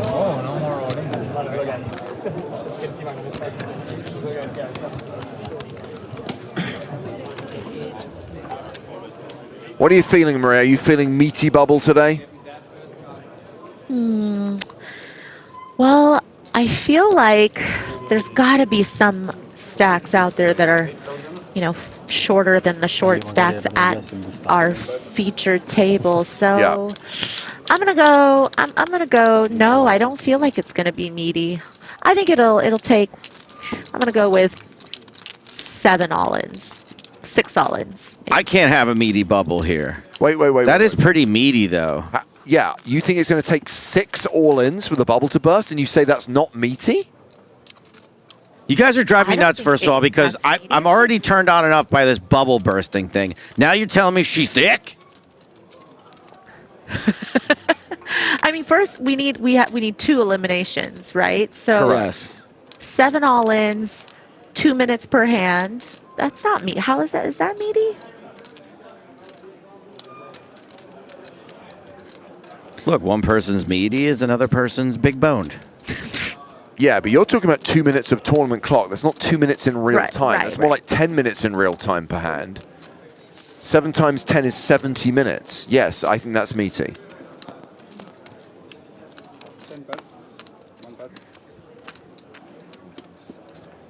I would love to know what the average number of all-ins when we start hand for hand in all the past EPT mains. Like, what is the average number of hands? Sounds like an awesome thing for Stacktrick to spend his entire Christmas vacation doing. Yeah, we're going to need that delivered, Patrick, on January 1st. I think it's interesting too, Maria. I'm curious about that. Well, pair of queens ahead here.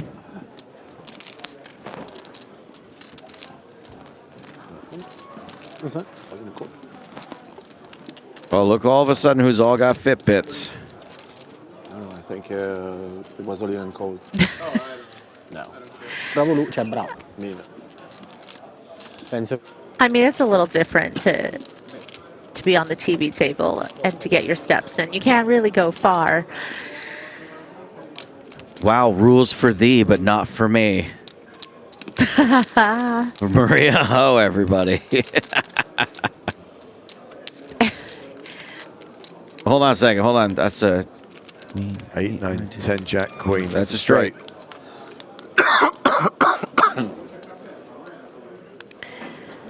Yeah, we've really yet to see Paroliev show us what he's made of with that big stack when he doesn't have much of anything. But listen, that's fine. It's a lot easier this way just to have it every hand and to not have to make bold moves. I mean, it's a little less interesting for us to watch, but I'm sure he would prefer it this way. 50,000. Woo.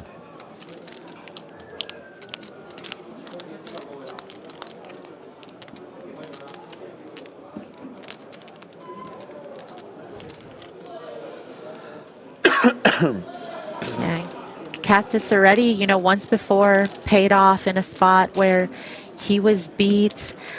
I mean, this is tough because you do block King 10 with your King of Hearts.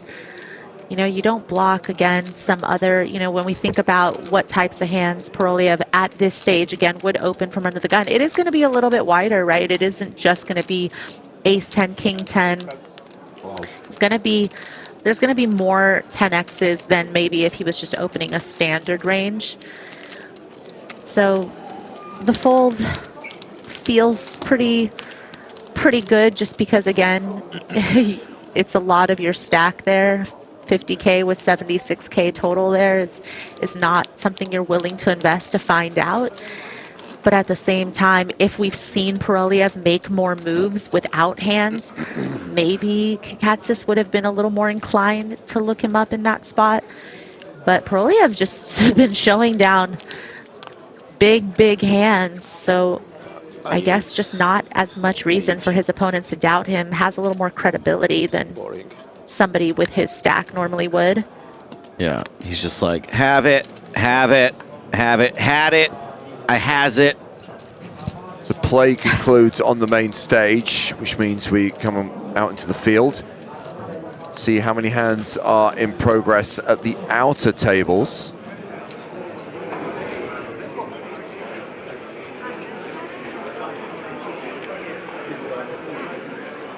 Toby Stone stares wistfully into the distance, dreaming of Paris 2026. We're going to go down to table number 5. We're going to pick up the action in a hand between Matan Krakow and Diogo Moreira. Krakow in seat 3, Moreira in seat 4. Turn's just been dealt. The board is Queen of Spades, 6 of Hearts, 7 of Clubs, 8 of Clubs. There is already 175k in the pot.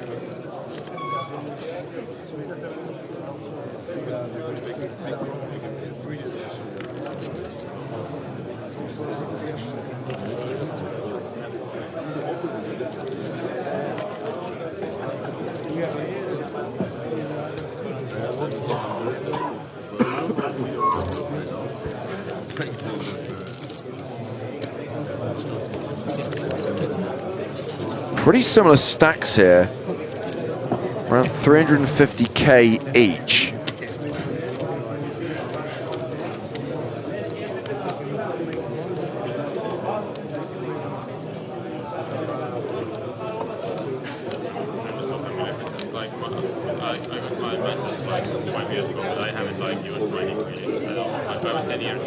All right, so we're looking at a 2-club board.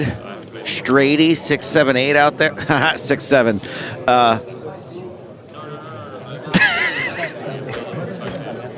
Me and Patrick just both did the thing. That was fun. That was my first time doing it with the hand motion. I kind of see the appeal. Yeah.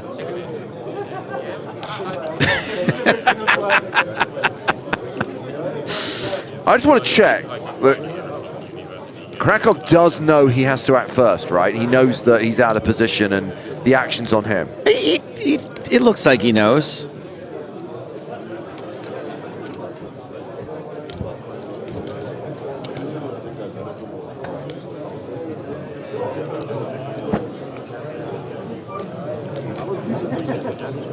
This is some unorthodox tanking. Maria, what's the longest you've ever thought about an under-the-gun decision?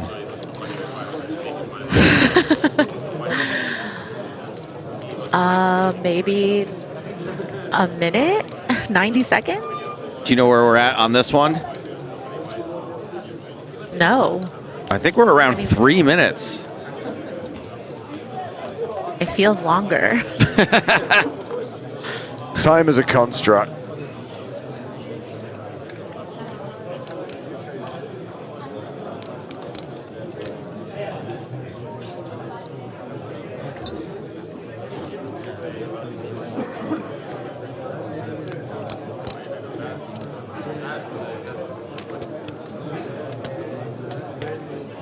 You can call the clock, right? I believe you can.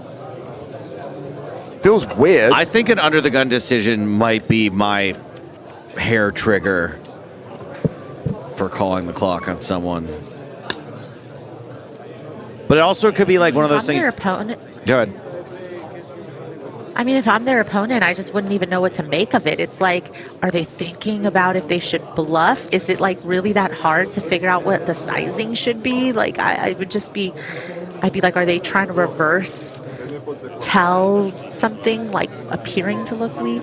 Is somebody that's not even at the table going to call the clock? What's happening? It does really stink to be the opponent here, right? Because like if you say anything, you could end up getting them to do the opposite of what you want them to do. Right. But the other players at the table, I feel like, should be want this to move along. I mean, this has been almost 5 minutes now. I guess it doesn't hurt them because, you know, only a set amount of time comes off the clock anyway per hand, but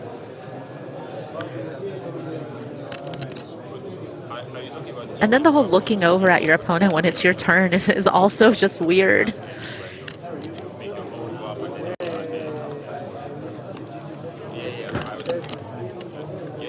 The drama. I'm so confused right now.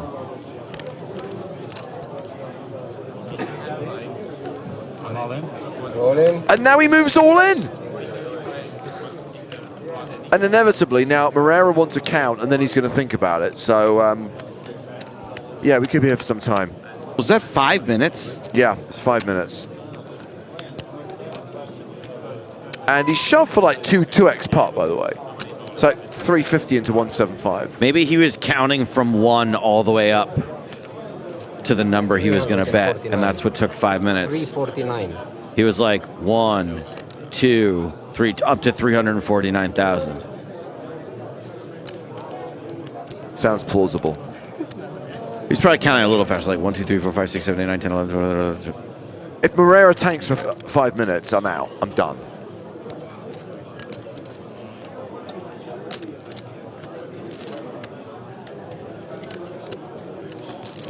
The thing is in the time that it took for Krakow to decide that he wanted to make this bet, I feel like Moreira thought about, okay, I would call for this size, I would fold for this size, but I don't think he thought about this 2.5x pot size.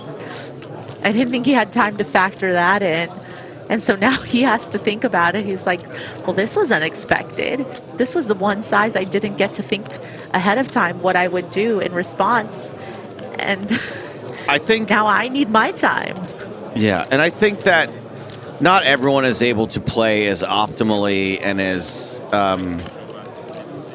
logically as some. And I think there's a lot of emotion right now in double and triple guessing yourself here. Double guessing? That's not the right phrase. What is it? Second guessing? Second guessing yourself here. Second and triple guessing yourself here. Third guessing.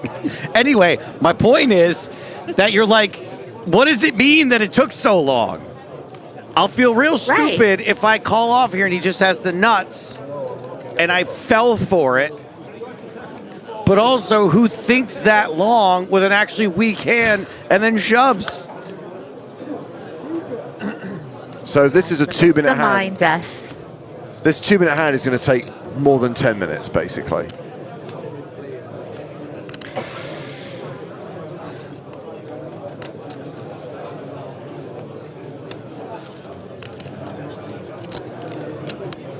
Moreira folds. Show the bluff. Ah, I can't do it. Y'all, that was one hand. One.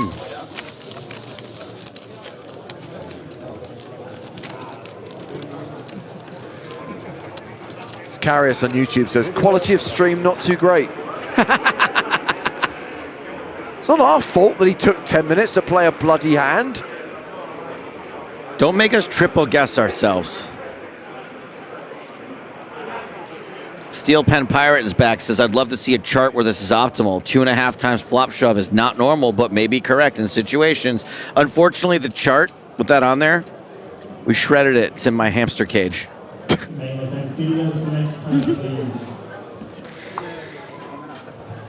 Well, you should come have a look at it.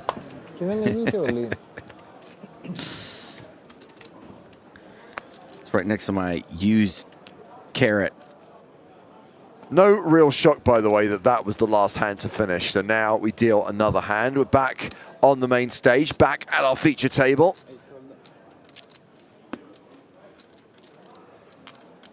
I like when they have already folded and the hand's over by the time we even cut back up here. And then we're like, now what? Yeah.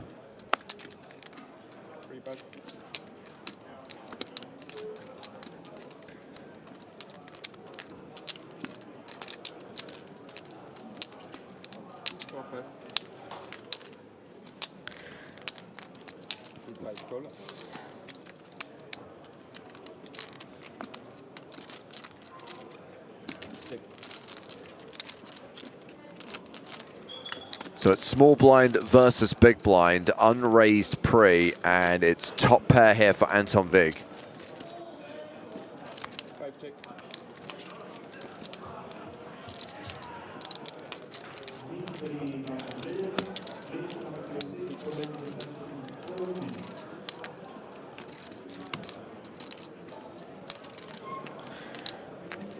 Interesting turn card here. Some equity for Paroliev in the form of a gutter, but Wig's still a top pair, and after it goes check, definitely gonna try to get some value. Also, some draws now to protect from.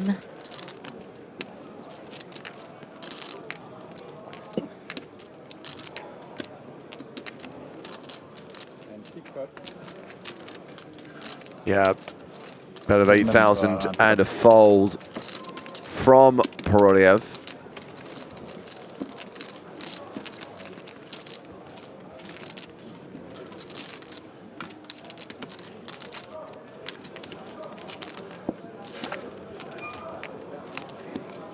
So play concludes at the feature table. Once again, we will see what's happening on the outer tables.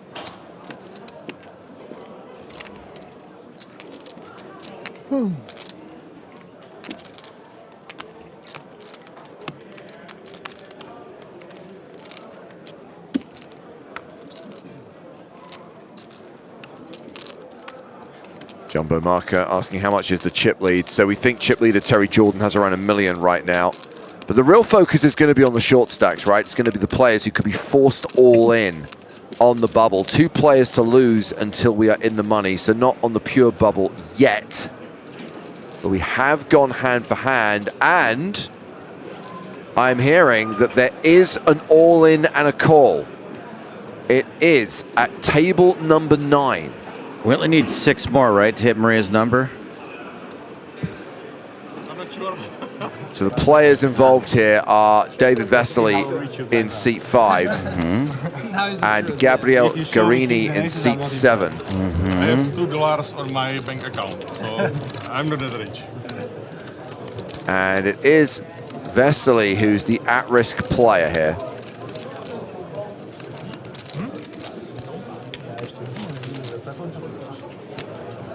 Vesely has the red triangle of death in front of him. Again, it's all in pre. No board cards dealt yet, and we will wait for other hands to conclude before the cards are revealed and the flop, turn, and river are dealt.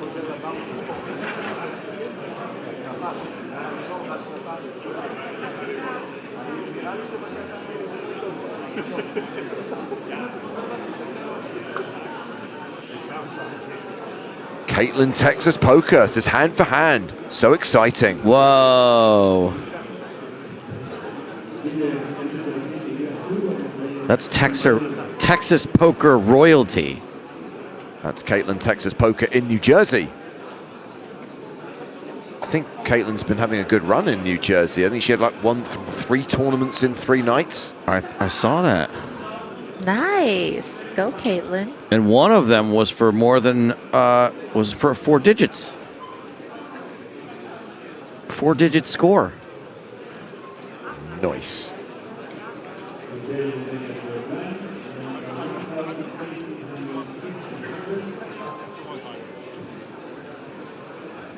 We miss you too, Caitlin. We just look across the room and confirm that we are done on every single table, which means Glenn, one of the senior floor staff on the EPT, who appears to be running the bubble in this main event, is going to make his way back over to table number 9, where we do have an all-in. A reminder, it's David Vesely at risk here, all-in against Gabriel Garini. Do we know the cards yet? We don't. They're about to be revealed. Glenn's going to do his thing. Oh, there we go. It's kings for Vesely, ace-jack for Garini. What is the bubble? You need that. What is ace-jack? I mean, Jack is a good hand. Vesely has a ICM is for poor people shirt, so I don't know why he waited for kings. I would have expected him to go all in king 4 suited. 10-9-7 on the flop. 8 on the turn, that's a straight for Guarini. 9 on the river, kings cracked by ace-jack. And that will see David Vesely eliminated in 185th place. That takes us to the pure bubble. 184 remain, 183 are gonna cash. Wait, that wasn't the bubble? Nope. What are we doing here? We went hand for hand, 2 away off the money. There's only so many times I can say it. Somebody was a little too eager for the hand-for-hand job, in my opinion. So please retake your seats.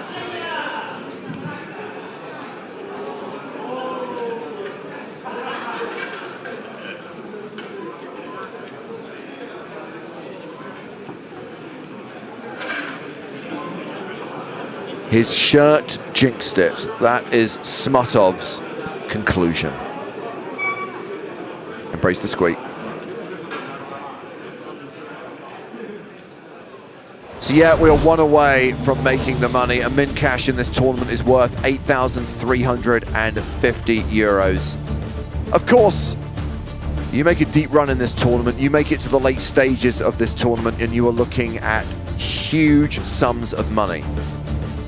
On the final day, when we are down to the last 2 tables, we're looking at nearly 100k for 9th, 122k for 8th, better part of 160k for 7th, more than 200 grand for 6th, more than €250,000 euros will go to 5th place, nearly 350k for 4th, more than 450k for 3rd, 636,400 euros for the runner-up, more than $1 million for the winner. Maria, I know that it's a bit boring and cliched to go over pay jumps, etc., but that jump between 2nd and 1st is pretty big.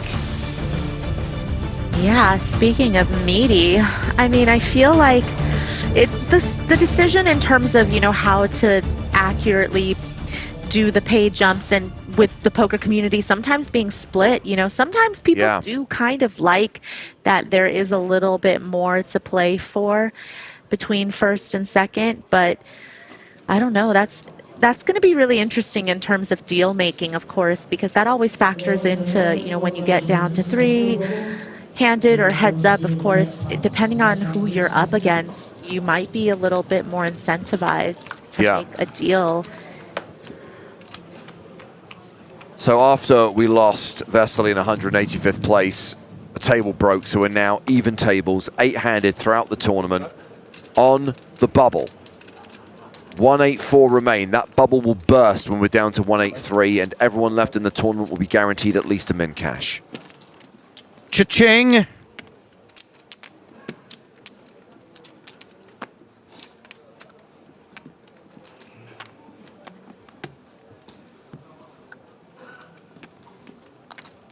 Rigetti, ace-7 suited.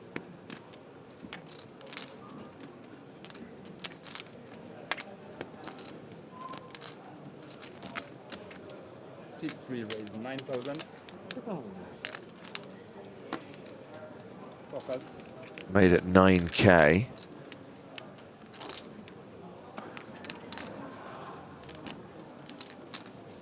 Anton Vig on the button with ace-8.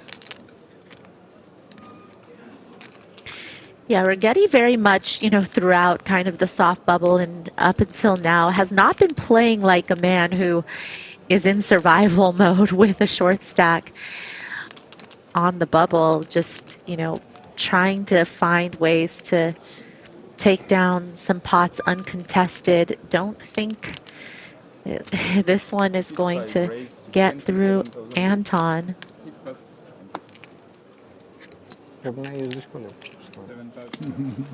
I got a hand to raise fault.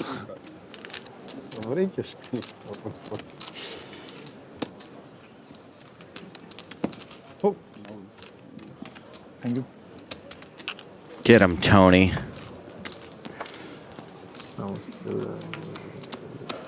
Ding Fan's getting his steps in.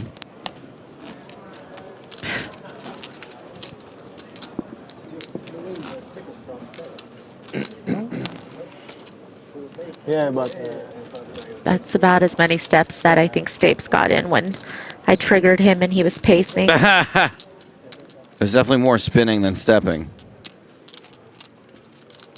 I only don't know how to play poker. Do you remember? No. No. Okay. Yeah. You had 80K. So again, we're in a situation where play has finished on the main stage and we're waiting for play to conclude at the outer tables. Did he win the seller? Did he win? Okay. The last edition of world famous bubble coverage in 2025. Of course, the first two stops of EPT 2026 have been announced and confirmed. The season starts in Paris in February 18th through March 1st. And then we'll be returning to Monte Carlo in the spring, April 30th through May 10th. Further EPTs for next year still to be announced. Of course, you can register for an EPT main event using a gold Power Pass, with Power Pass running every single day. And for more details on the EPT and other PokerStars live events, make sure you check out the PokerStars Live app. Any players out of their seats, please go back to your seats, please. We'll be announcing action, so you won't miss anything. Any media... Sounds like Toby's done with people getting their steps in. He's had it. Sit down or you'll have me to deal with. That, he didn't say that, but it was implicit. And not hearing of any all-ins yet. So I think what we'll do is just take the cameras over to a table where there is still a hand in progress and see how that hand plays out. Looks like our guys are down at table number 3. That's the chip leaders table. Terry Jordan is at that table, as is Roland Rakita, who we watched in action earlier on. He was at a previous feature table. He was. And funnily enough, Rakita and Jordan are in this hand. It's gone to the river. Looks like Terry's bet. And Roland's deciding what to do. The board, 8 of spades, 10 of hearts, king of clubs, 9 of diamonds. Jordan showing jack of diamonds, 7 of diamonds. This guy is running hotter than a ghost pepper. Rivered the straight and will win that pot and will boost his chip lead. Yeah. River Jordan on the bubble. The River Jordan, I like it. That's pretty good, actually. A little irritated. I mean, it is his name and everything, but I probably should have got there. I would have got there eventually.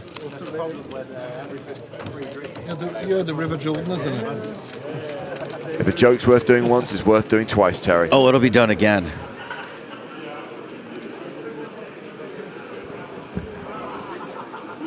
So apparently there's still one more hand in progress. Again, not an all-in, just a hand that's being played through the streets.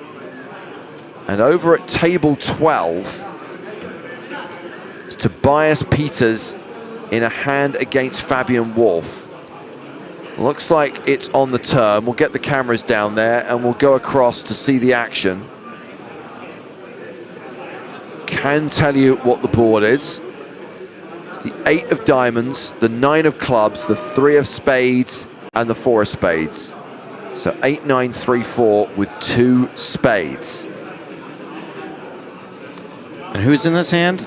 Tobias Peters and Fabian Wolf. And looks like Peters has bet here. 121K. Who was it recently complaining that they were letting Wolves into poker tournaments? Were they talking about this guy? Well, Wolf has called. And that is going to take us to the river. 3 of diamonds. Pairs the board.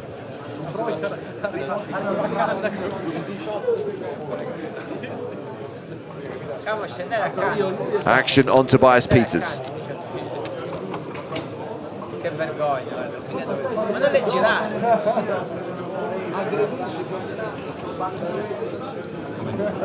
All you can eat. And I think this is all into call. Peters looks like he has a pretty big stack, and I think he really wants to call. He's got Wolf covered. He really wants to call. But if he calls and he's wrong, he is KO'd and he bubbles the EPT Prague main event. Yeah, these are the spots that you hate to run into is, you know, you have a decent stack on the bubble, but then you just get into a huge pot against a player that has you covered and is putting you to a decision. You know that if you were to fold, you'll make it into the money pretty easily, but you also know that you have chips invested in this pot already, and you know that the player that has you covered might be leveraging this particular situation with the bubble looming to make a play and get you to fold the best hand. So it's just kind of a nightmare situation that you never really want to be involved in.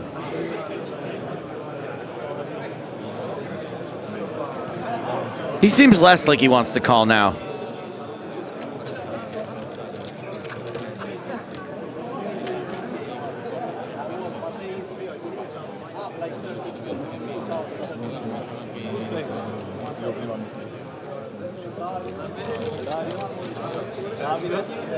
You definitely don't want to level yourself too, because of course, even though in this spot Peters has him covered, he could also just have a hand. He could have it, and you know, really wants you to think that because this is the stone bubble, that maybe you'll just call feeling like he's trying to take advantage of the situation. And so what's worse, calling and being wrong here, or getting it in real bad pre-flop? Well, neither's great. Which way would you rather go out? Neither. I'd probably. You're not allowed to say neither, I'd James. I'm rather sorry. call. Sorry, Maria. Go on. I'd probably rather call and be wrong post than to get it in really badly pre. I think so too. But if you get it in bad pre, you can still win. You could still suck out. If you call on a wrong. No, losing, getting it in bad pre. Oh, I see. Sorry, I thought there was the option that I No. could still. All right. No. No, you have to go out one way or the other. Yeah. I would rather call here because at least I could look like a boss. Heroing with bottom pair here. Up against quads. That's right. Oh, clock's been called. The rest of the table have decided that Wolf needs to come to a decision sooner rather than later. Skunky on YouTube says Wolf is a hero caller. He loves the call, and I know that for a fact. Ooh. A hashtag fun fact. Yeah, it was Peters who called the clock. 10 seconds. 10 seconds. 5, 4, 3, 2, 1, 0. And is dead. That was interesting. I mean, one of the best acting jobs ever, or genuinely, it's always weird to me, Maria, when I see someone get their hand timed out. What do you make of when your opponent who put you all in calls the clock on you? You know, then I'm like, oh wait, maybe he wants me to call because he thinks that me calling the clock is going to look weak. I don't know. There's a lot of leveling That is going on. poker. Yeah. Yeah. Well, on to the next hand. Meta.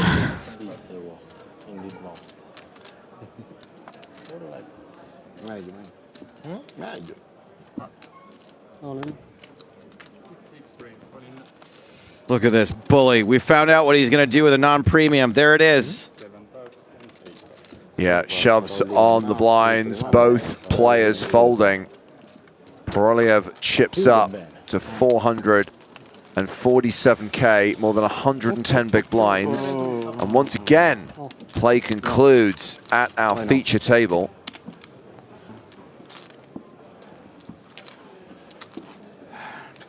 If anyone should be able to get up, I think it's the feature table because, you know, there's some drawbacks to playing at the feature table. And if You want to take the space around the table Sure. to walk around. It's basically a racetrack. I say go for it. Just don't go down on the floor. And don't use your bird's eye view as a way to look at things that other players can't see. So a reminder that PokerStars Live League is concluding very soon. This has been running throughout 2025 with players earning points in the high, medium, and low leaderboards. Now, if you finish in the top 3 in each table, you win cash prizes, and the top 10 in each table are going to be considered to be the next team pro. Now, the league concludes in Cannes. That's the last PokerStars event of 2025, but I believe there are no high buy-in events in Cannes. So that means one of the 3 leaderboards will be decided this week. By Sunday, we will know who the top 10 are in the high leaderboard, and this is how it is looking right now. I would highlight Clemens Reuter has been #1 since the summer. He has held on to that #1 position, but Enrico Kamoshi is closing in. Enrico has won 2 titles in Prague this week, including the Super High Roller, and Enrico is making a deep run in the main event. So that could still change at the top. But otherwise, this is pretty much locked. And I think the top 3 are probably pretty much decided. Reuter, Kamoshi, and Ponakovs are probably going to win those top 3 prizes. Jesse Lonas, for example, not here in Prague. Do you think that if I went to Cannes, I could make a run at this? No. Wow, I don't you didn't even think about it. Well, I don't think it's possible to earn enough points in a single series. Still hands in progress, by the way.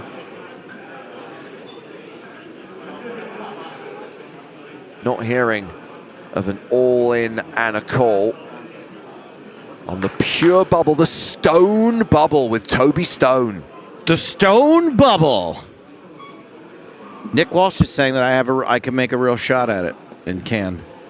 You know, Nick's a really positive person. He likes to hype you up, but he's also BSing you. So he's the Jimmy Fallon of poker. He's like, that's so great, man. That's great. That's great. Yeah. Yeah. Ken, man, sounds great. Yeah.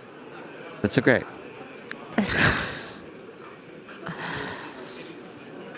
Well, listen, if you try to, Stapes, don't forget to take all your Post-it notes, okay? Don't forget to hit up my occasional backer. Wink, wink, wink, wink. You want some action? You want a little of this juice? Well, you know, I feel like since you've been just such a mellow, butterfly rainbows kind of person lately, that actually might help your poker mindset. Oh. So... a counter argument. There is a surefire way of changing his mindset, and that's him playing poker again. I will say that the 2 of us in this relationship have been running real hot at life since meeting each other too. So I think I'm a good investment at this point. We're going to go down to table number 12. This is the last hand in progress. Vasil Pedruzny in seat 1 against Tamer Kamel in seat 3. Tamer Camel? 3 of diamonds, 6 of diamonds, deuce of clubs, 7 of clubs on the board. And Vasil has bet 80K on the turn.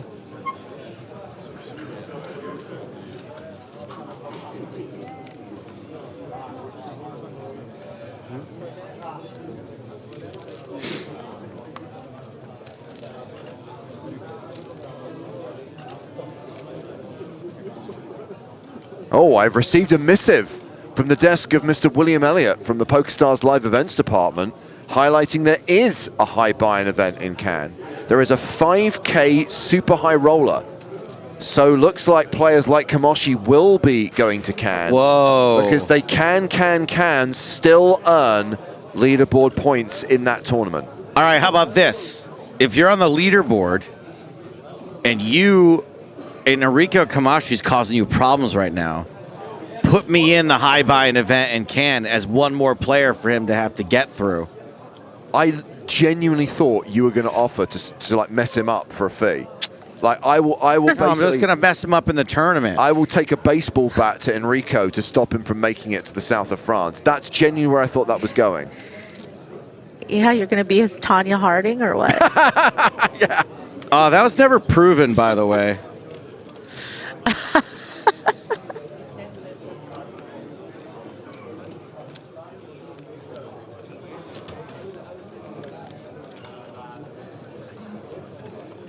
The only beatings I'll be administering are bad ones. I mean, not at poker. I really thought that was going somewhere else, and I was really worried.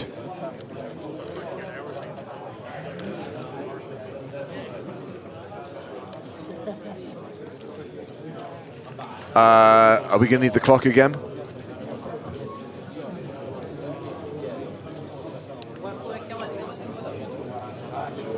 Look at that, beautiful. What a shot.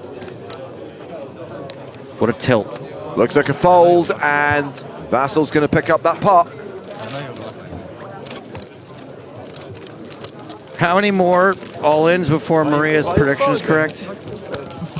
To be fair, there's only been 2. I feel like yeah. 4? Yeah, 4 more. Oh. Yeah.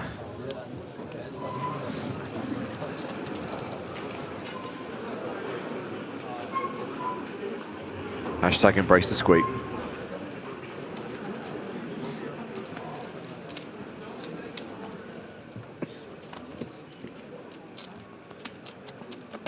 The question is, and I don't know the answer to this question, but I'm sure all will be revealed soon. Is the PokerStars Live League going to return in 2026? I guess it doesn't. Yeah, I don't know. I don't know either. It probably depends who wins this time around. Because if it's people we don't like, why would we do it again? You know what I mean?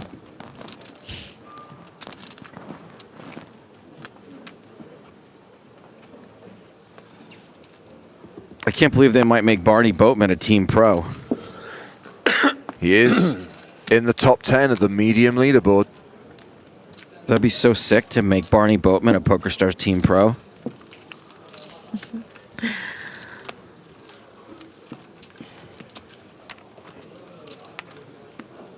Barney is timeless. By the way, Maria, I kind of feel you've manifested this. Why can you say 2 all-ins?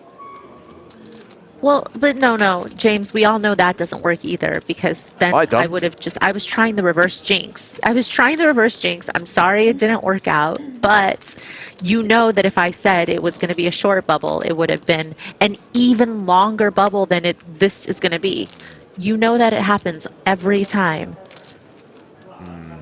I can't win. That's true. Sorry, is that referring to your history as being my backer? Yeah, it was a sub comment. Mike on YouTube says, has the bubble ever burst at the main feature table? It has a couple of times, I think, we've had the bubble hand be at the feature table. Can't give you a specific example, but it's definitely happened. I also think that if we didn't go hand for hand 2 from the money today, and we did it 1 from the money, I would have changed my number of all-ins. Okay. It would have been different. It would have been fewer than 7. I was trying to be realistic, and just, being on stream with you guys, I feel like we've definitely seen longer bubbles than 7 all-ins. So I thought that it was, a prediction that could have been plausible, but also not too frustrating. Yeah. So at the start of the day, we kind of discuss possibilities and when we think today's going to end. And one of the issues we always face when we're streaming a day of tournament poker is YouTube has a streaming limit, right, of 12 hours. So if we get close to half midnight, we're in trouble. We're gonna have to start a new stream. And I believe I said this morning, there is no chance in hell that we're still on air at half midnight. Ooh. And now I'm not so sure. Wait, we're 2 hours from that. Yeah, but the way this is, the pace of play, the way this is going, I mean, that clock is pausing like So every it's your 30 fault. seconds. Whoa, whoa, whoa, whoa, whoa. Oh, Let's, whoa, whoa, let's, whoa, let's whoa. not point fingers.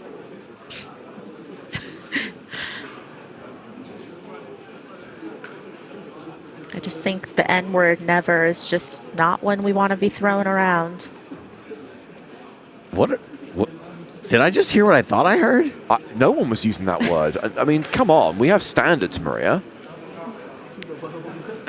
Did Maria just do a racy bit? Emphasis on race?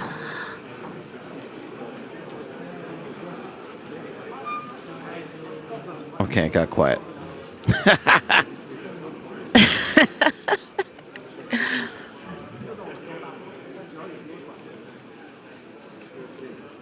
Is this a good time to bring up your Ice Cube impersonation or no?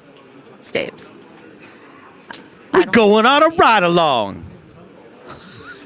Oh, God, I'm going to have to go to the bathroom in a minute. I'm not sure I can cope with much more of this. Next hand has been announced.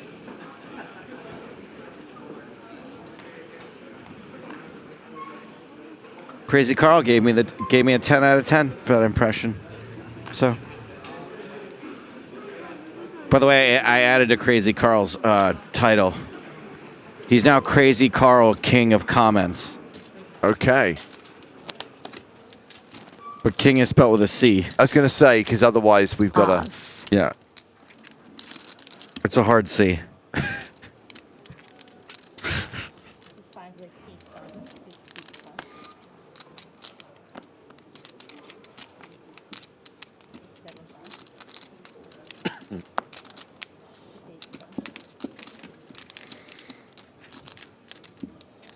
Look at Anton get a little out of line, knowing that he can get away with a little something here. Sorry.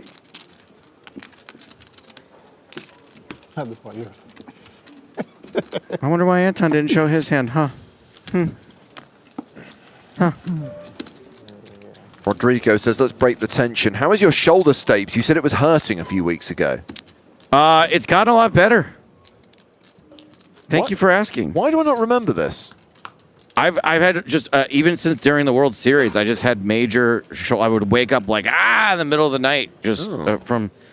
I think someone said it was maybe something called frozen shoulder once, whatever. But think it comes from sleeping in weird positions, or no? I think I injured it somehow, and just it was injured so badly that even sleeping on it the wrong way was hurting it. But I think it's mostly better. Thank you for asking.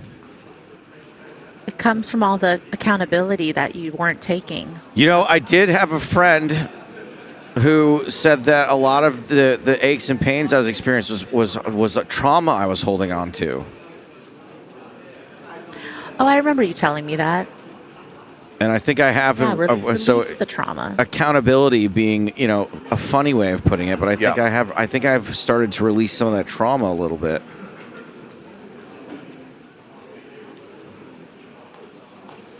So we are going to go across to table number 17, where there has been an all-in and a call. That's why the crowd's gathering. That's why the cameras are in place. Juho Sutari in seat 3 has moved all in and been called by Jae-Hung Park in seat 1. Sutari has the red triangle. He's the all-in player here. But again, the all-in will not be dealt, the cards will not be revealed until players concluded at every other table. Oh, I'm done with the bubble. First player's not order. Drag him in order.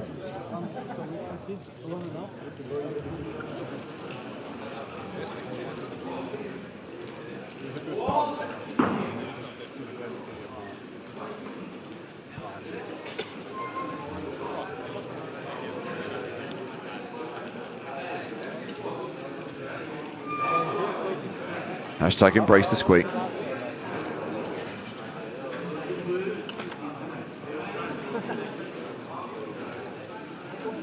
So while everyone is gathered around table 17 waiting for that all-in to be eventually dealt, we're trying to find out where there are still other hands in progress, whether there's anything meaty that we should be getting our teeth into.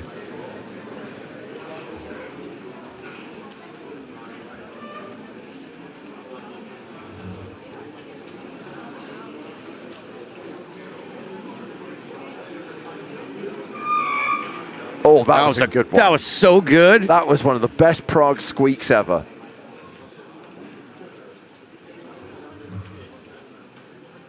Okay, let's try and move across to table number 2. Okay, I'm really going to pay attention to what the details are here. Go ahead, James. What's happening at table 2? So this is table Shemian. Okay. And apparently Shemian is in a hand against Mengshi Tian. So Shemian is in seat 6. Tian is in seat 8. And I believe the hand has gone to the turn. Shemian and Tian on the turn.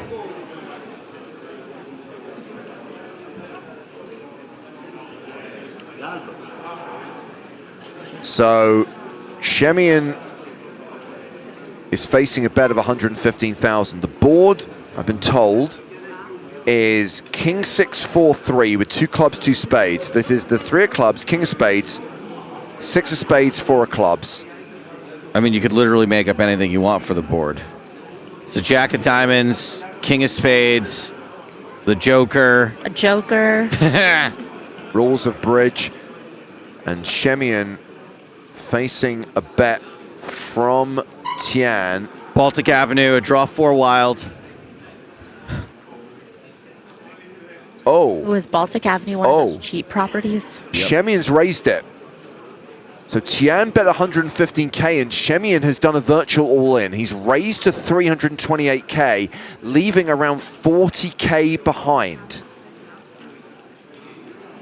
Well, at least it's not just one chip.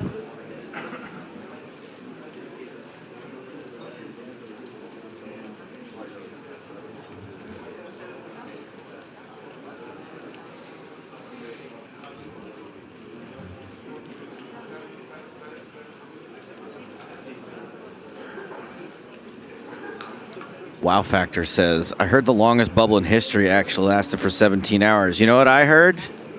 You banned.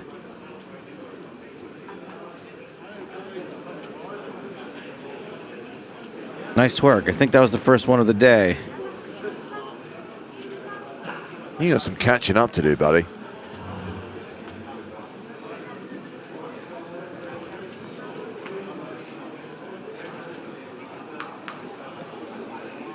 Well, if this bubble goes as long as you think it will, James, with us having to start another stream, then he'll have the opportunity.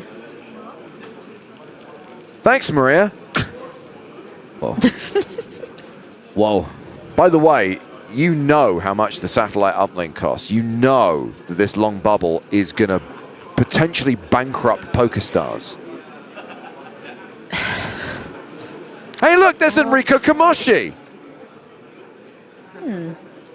Well, oh, wow, look at that. Is, Clear the jib, will ya? Fun.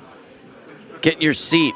He had no problem staying in his seat at my comedy show while he slept through the second half of it.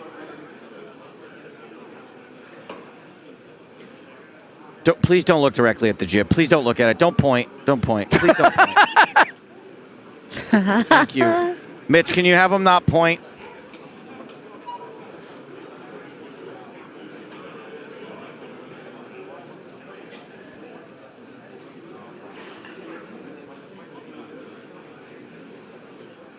Yes, James? It's the perspective. It's the lamp head. What, that he's got like a bubble on his forehead? It looks like the lamp's on his head. Okay, guys, we've lost it. We've officially lost it. Earlier than I would have thought. It's only 11:15 here.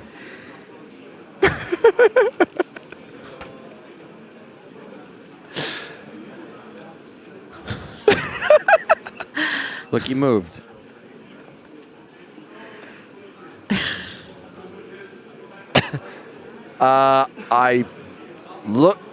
That's a fold. That's a fold. Tian's folded. Shemian wins the pot. So, another all-in and a call. So there are 2 all-ins right now. There's the one at table 17 that we told you about already, and there is another all-in as well. I believe we're going to go to table 17 first. So this is the hand we checked in on a moment ago. It's where the crowd is gathered. This is Juho Sutari who is the at-risk player. The other player in the hand is Jae-Hung Park. Let's listen to Toby. Right, EPT players, we have 2 all-in calls, so we're going to go table by table. We're currently on table 17. We have an all-in in the call, there's no board, there's no flop. Park has ace and jack, ace of spades, jack of hearts, and Yuho, our all-in player, has ace of diamonds and the queen of clubs. Once again, Yuho is our all-in player with ace queen, and Park has ace jack. That's an insane number of chips out there. Let's see the flop, please. Domination situation. Flop is 10, 5, 3. Sutari set for a double up. 10 card, please. Turn is a 6. Hij moet even holden, is maatje. Ja, moet Final card, please. Queen. That's decisive. So Yuho Satori doubles up through Jae-Hung Park. And we are going to move across to the other table where there is an all-in, which is table number 9. Number 9, that's my lucky number. Well, the player at risk is Jaromir Hanel, and he's up against Gabriel Guarini. You might remember Guarini is the player who KO'd Vasily, turned the straight with ace-jack, and cracked Vasily's kings. So Guarini could do it again. Yeah. If he busts Jaromir Hanel, and if Hanel goes out here, Hanel will bubble. Full board is out on this hand. We're going to join it on the river. If there's any players around this table, please go back to your seats. We're not going to announce the all-in call until players are back in their seats. Any media? Oh, nobody is moving. Okay, there's. No, Toby said he's not going to say anything until people get out of the way.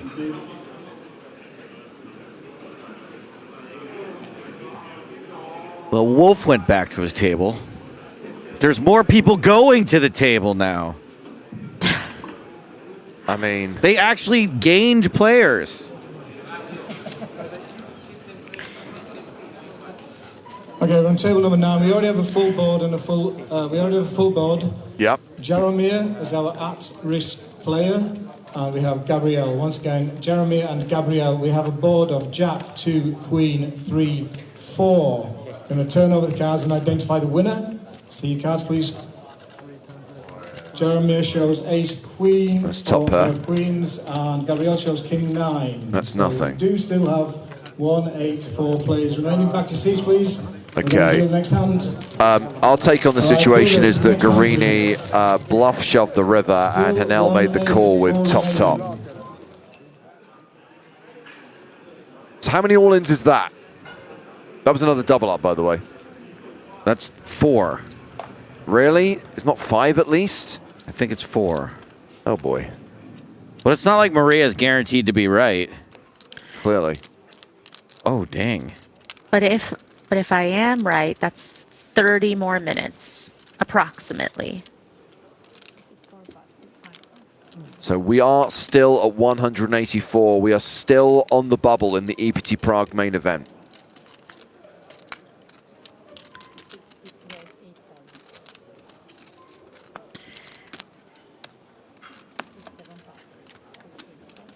Will James have another giggle fit in the next 30 minutes? Will he lose the plot It depends. Will it look like someone's foot is a trash can? Maybe. Just the thought of it is tickling me. 6-7. Oh, it's so fun. No, it's really not anymore.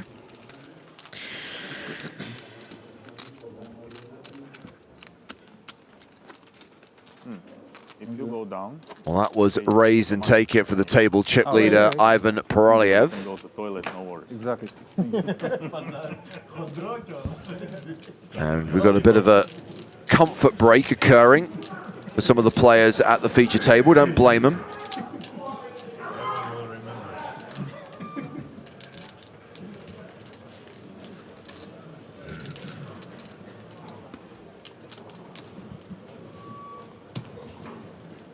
Miles asks, how many players are left? 184, as it has been for the last 2 hours. We're on the bubble. That red bubble that says 184 will burst when we lose another player. We'll be at 183. Everyone will be guaranteed at least a min cash. And we will play on to the end of this level. There's about, what, 22 minutes left on the clock? Yeah.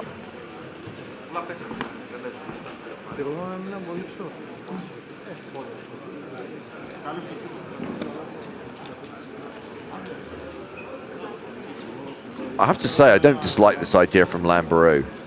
I mean, it screws with game integrity, but I don't care.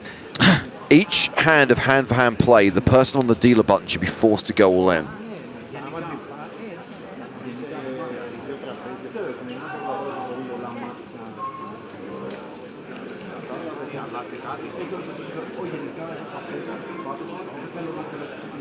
How about if folded to the button has to go all in? I like it.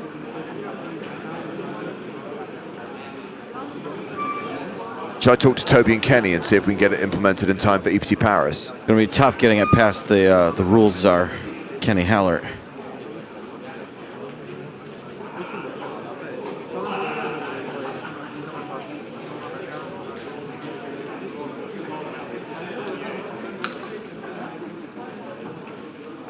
Oh wow, we've got 2 all-ins already. There is an all-in at table 21, which is the table in front of us right now. And there is also an all-in at table 6.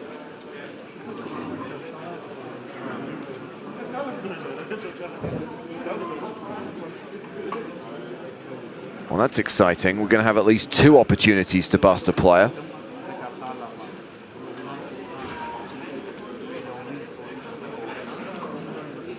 And that'll be all-ins 5 and 6. And that's table 21. Table 6 is over the other side of the room. It's where this crowd is gathered here, right? Where there are cameras, where there's a boom mic, you know there is action.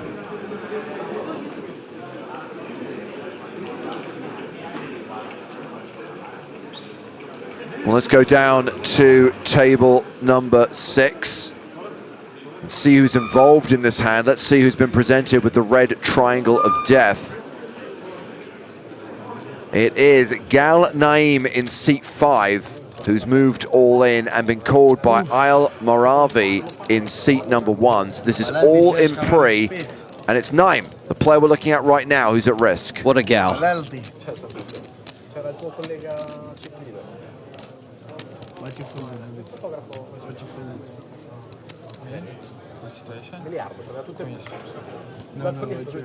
Oz Method asks, what happens if they both bust? If there is an all-in at different tables where players bust in this hand, they will split a min cash. If there are 2 eliminations from the same table, it's the highest chip stack that gets the min cash. It's all about the tables. I don't want to hear any more questions about tables. Okay.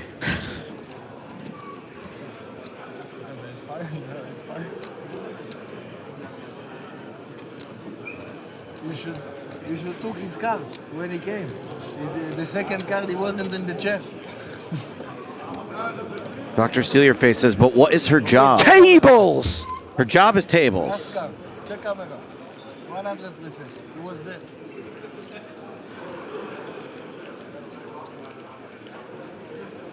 Still hands in progress, by the way. And hold on a sec.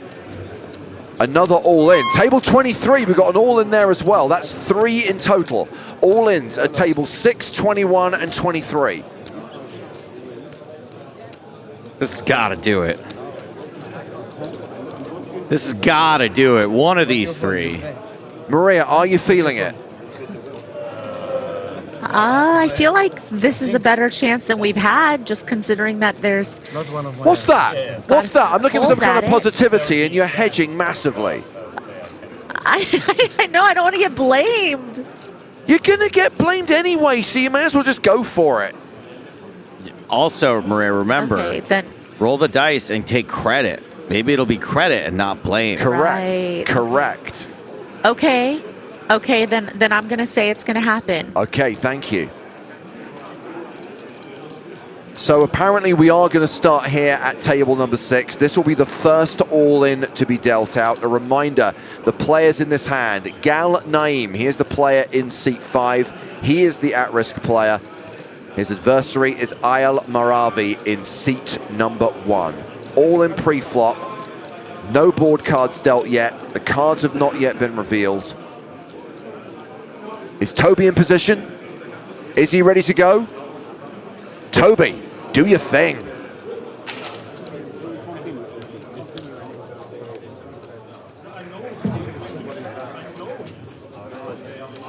Players, we have 3 all-in calls. So yeah, please stay in your seats if you are eliminated. The 3 all-in calls, we're going to start with table number 6. We have no flop at the moment. We have Ayal and Gal. And Gal is our at-risk player. So turn over your cards, please. Ayal shows 2 kings, and Gal, our at-risk player, shows 2 jacks. So once again, Gal, our at-risk player with 2 jacks, and Ayal has 2 kings. Statistically, this should be it. Flop is 4, 8, 2. Bubbling with jacks. This is as cliche as it gets. Turn is an ace. Final card. Final card is a 3. That will do it. Please stay here for a moment. Thank you. Oh, you feel that release? It depends on what? So wait, Naim could split them in cash if there are 2 more eliminations. That's a hot, wet bubble exploding. Yes, the bubble has definitely burst. We are definitely in the money with Naim going out, but there is the opportunity for him to walk away with a saver if more players are eliminated in what is effectively the same hand. There are still 2 all-ins to be dealt, and we're making our way across the room to deal out the second of those all-ins, and we're going to be at table 21, where it is Nusrat Atmaka in seat 6. Who is at risk against Javier Fernandez, the player in seat 5. Again, this is all in, pre, no community cards dealt yet. It is Nusret. Nusret, yes. Oh, sorry.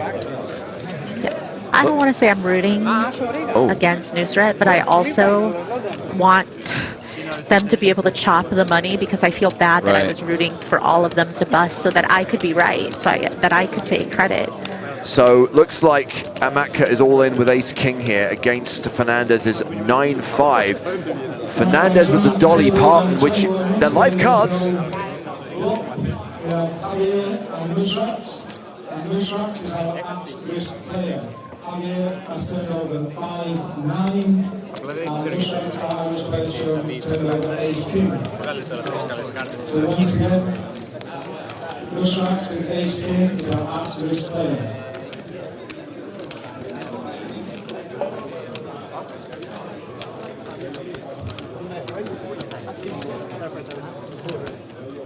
Let's do it, Toby.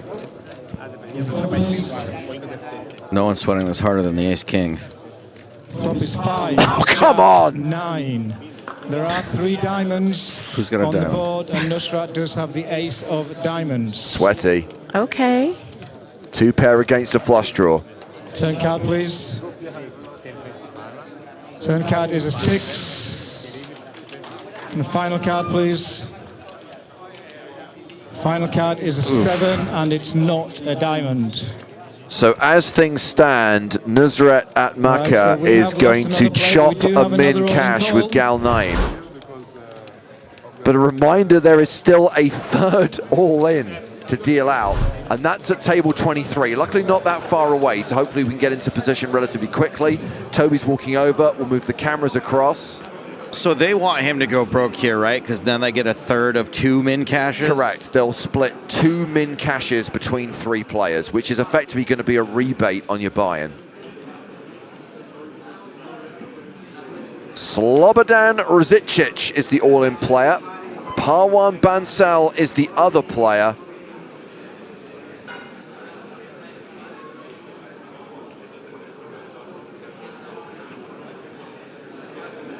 Again, it's all in pre. Don't know the hands. We haven't dealt the board.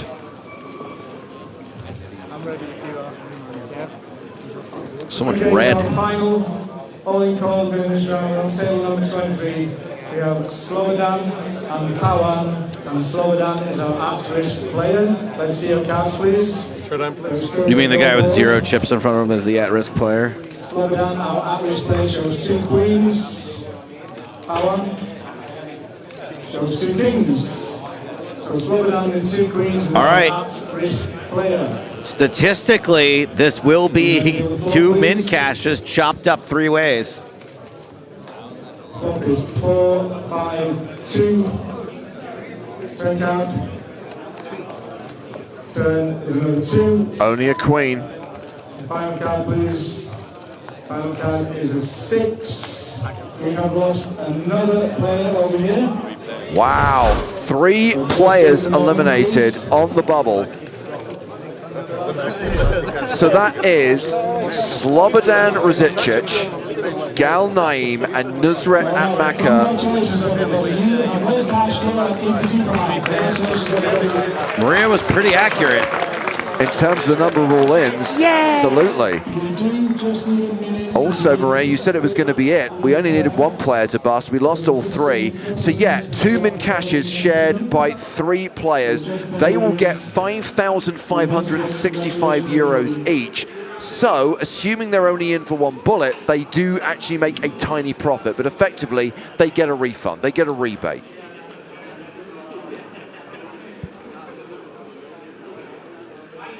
Big assumption that they're only in for 1 bullet.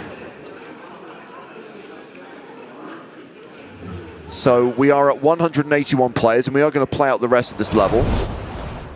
A reminder of the top money finishes. Now it's going to be a few days before we get to the big cash money.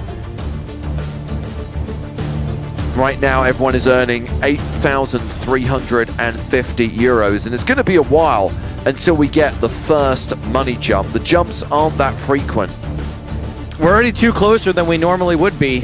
143 we need to get to before there is the first money jump. So I think tonight it's going to be min caches paid to eliminated players.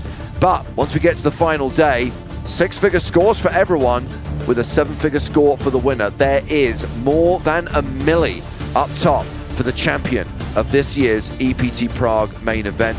But again, I'm going to highlight the gap between second and first. It's a big jump, and we were talking about this earlier, Maria. I do think it makes the prospect of a deal more likely. A 400,000 euro difference in prize money. Effectively, the difference between second and first is 3rd place prize money. Absolutely. I mean, could you imagine if the 2 qualifiers that we have on the TV table right now got a heads up? They would be so happy to make a deal at that point. For sure.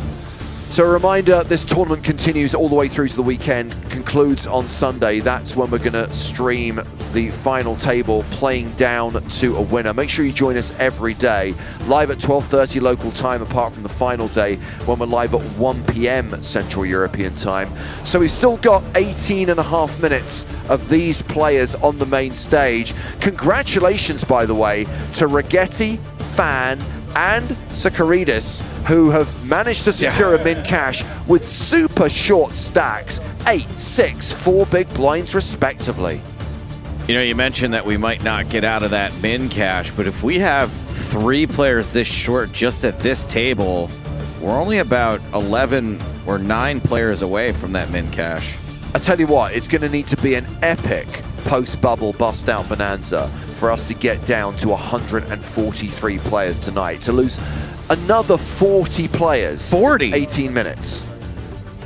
Oh. I was looking at the wrong thing. I was looking at the wrong thing.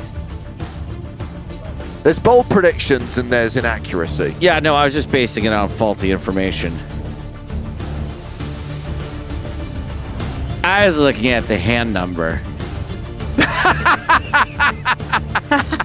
Which is a lot closer to 143. How many years have you been doing this job now? I'm still learning. So cards back in the air. Of course, the clock will run for another 10 minutes or so, and then we will pause the clock and draw for the final number of hands to be played.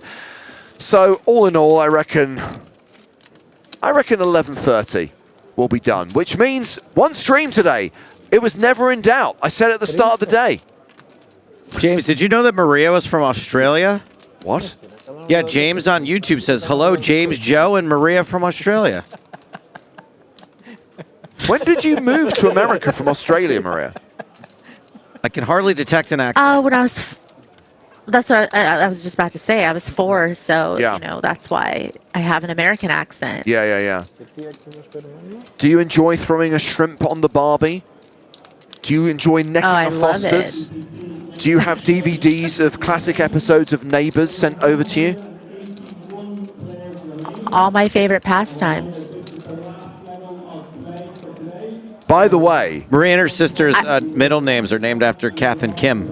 By the way, Maria, at some point, and I appreciate we might have to wait until the new year, you and I need to have a major catch-up about the most recent seasons of both Selling Sunset and Selling the OC. I binge selling the OC in, I think, 3 days. It was crazy. I prefer Selling the OC to Selling Sunset. There's so much more drama, and there's so much to talk about. Maria, one of your favorite cast members from Selling Sunset is now part of my outer circle. You know Maxim Lykov is? No. He's old PokerStars pro. You could... I have a couple of favorites. Who? The Maxim Lykov, right? The main character. Right? Yeah. Get back to me when you can introduce me to Alex He used to Hall. be more darker. Yes, right? a little I'll bit. see what I can do. Yes. Oh, Yes, you right, guys because could be, of Boston Rob, right? Boston Rob is also friends with Used to be a Chriselle. That's PokerStars true. Okay, and I gotcha. Well, that's what I'm saying. Well, you actually have the putts, so now you look even more like Maxim Lykov with the putts. You guys can play the tag team together. Bearing in mind we just had the incident with the hand number versus the number of people who are going to get a min plus cash, I'm still going to trust you and leave you in charge because that bubble took so long, I need to go to the bathroom. Well, look who needs stapes all of a sudden. Everyone. Fan gets a dominating hand to fold. Not this time. He's a fan.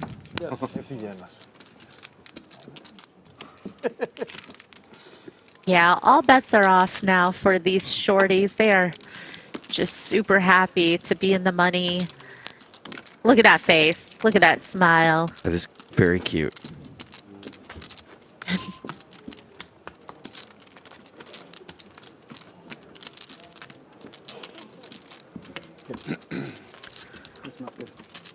Will we lose any of these shorties at this table before the end of the night? Suckeritis, 4 big blinds. Rigetti, 7 big blinds. Dig Fan now has 8. Heaps.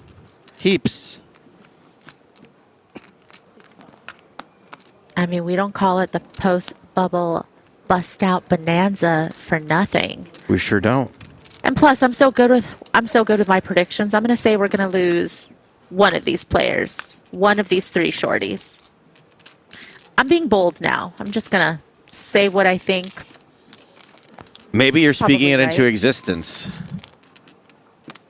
Ooh, manifestation. Maybe you are the center of the universe. Maybe you are an all-powerful, omnipotent God.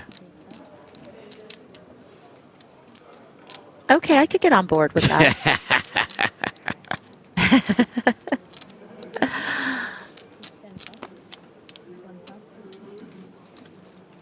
That could explain. It's probably the only explanation as to why good things happen to me.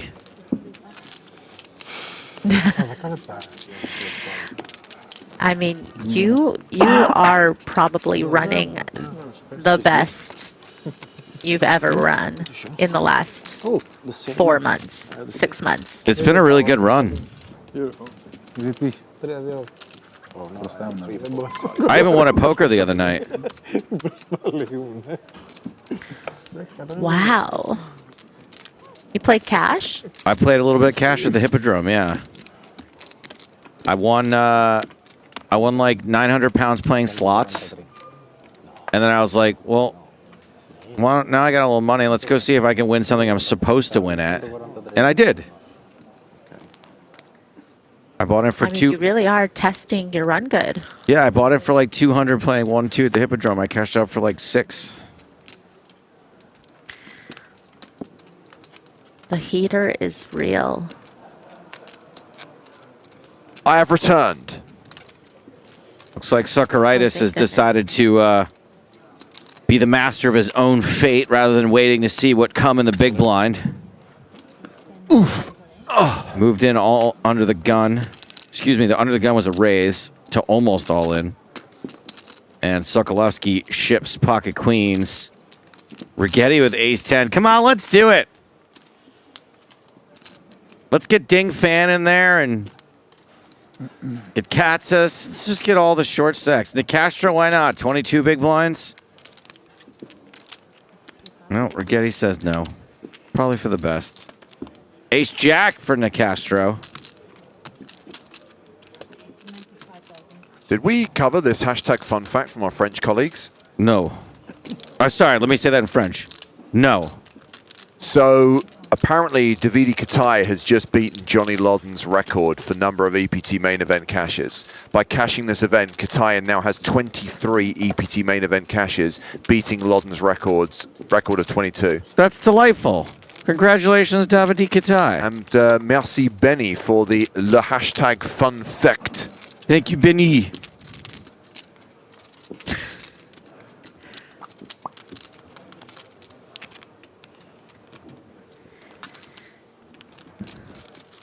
I'll take a chop.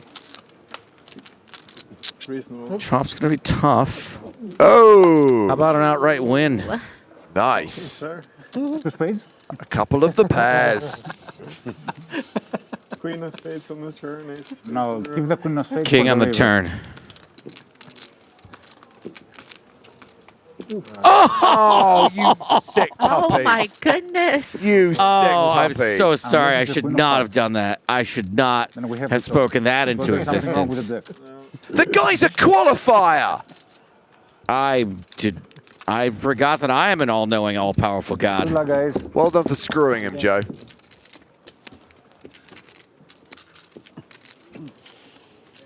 I wish I could do that when I'm playing. A 530 euro investment and 8,350 euro cash. Why? Sarius asks, when is the stream starting tomorrow? Yes, tomorrow. Thank you for your question. 13 hours and 15 minutes from now, 12:30 p.m. Central European Time. Bye. I don't want to gloat over his demise, especially because he's a qualifier, but I did say we were going to see one of the shorties bust before the day's over. I mean, that was, again, it was a really bold prediction, Maria. I mean, I can't believe you would stake your I know. reputation on something so unlikely that like a 4 big blind stack wouldn't survive the day. I'm feeling really bold and very confident today. James, what can I say? Maria Nostradamus Ho. That is the nickname that Jauku on YouTube's given you. You didn't go for Nostradamus? It's just weird. Hostradamus? Nostradamus. That's pretty good. Love it. I mean, they were right there. Low-hanging fruit, like I Maria's just predictions. wanted to tee you up. Yeah, maybe. Oh. No, come on. The seven all-ins when we were, That was clutch. what, an hour No, that was away awesome. from- Yeah. No, you get the credit for that one. Thank you. But that's why you need to go out on a high and not just make ridiculous predictions like, oh, I think this day is going to end soon. I think this day is going to end in the next 10 minutes or so. After the bubble burst, they don't draw for hands, right? They just let the clock run out? No, there's a redraw overnight, so we are going to pause the clock in 2 minutes and draw for number of hands. Oh, come on! Sorry, was that out loud? Busto says, do you stream to a winner? I mean, strictly speaking, yes, because we're going to follow this through to its conclusion on Sunday. But it's not going to be a continuous stream. There's like 4 days to run on this tournament.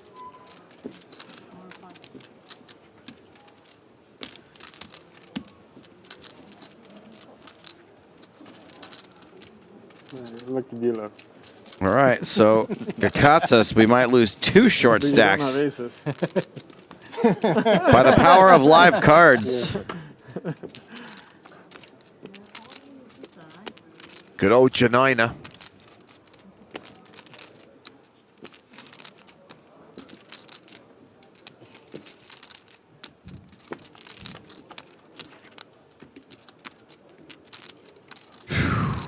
Ace King holding, but 7 outs for Ivan Poroliev. Can you fly, Bobby?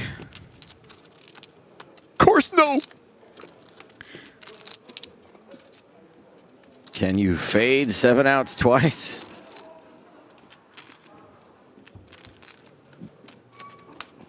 Yes, he can. Ace King holds. Here we go, clock's paused. Let's find out how many hands we're going to play.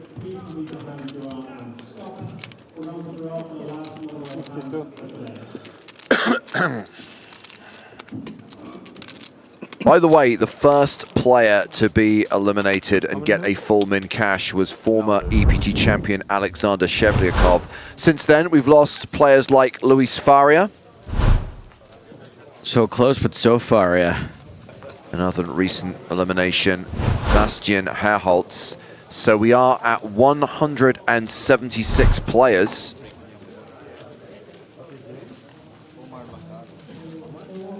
And they have drawn 4 hands. How many more are we going to play? The number is 4 hands. Isn't that the most? No, I think 5's the most. For huge super. For huge super, 4 pounds. Yeah, but max 5, I think. Maximum? Yeah, yeah. It's okay.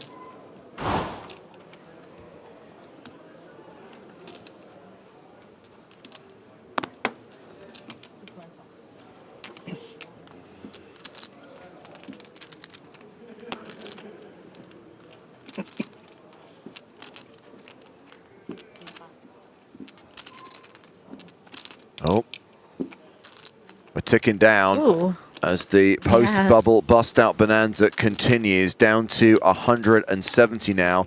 And Nicastro raising ace-7 suited.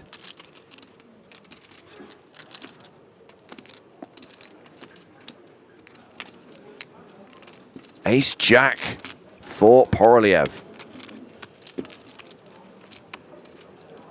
I really feel like I should have got more credit for calling for that king.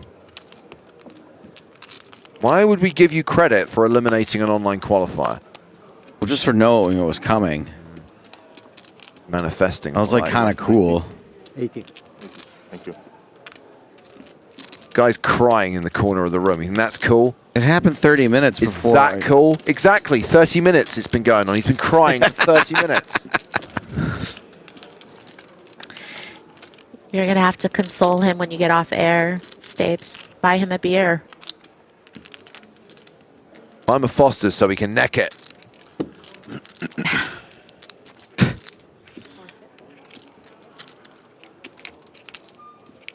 Poroliev decided to just flat here versus 3-betting. You know, I think that was certainly an option pre, and now a free card gives Nicastro the nut flush draw, which is pretty fun for him. And considering there wasn't a bet on the flop from Poroliev, you know, you wonder if he's just going to go for a delayed C-bet here now with this additional equity.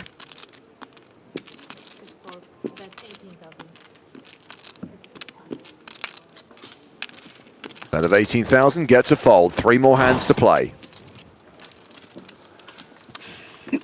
So we might as well just play another level. We will tomorrow.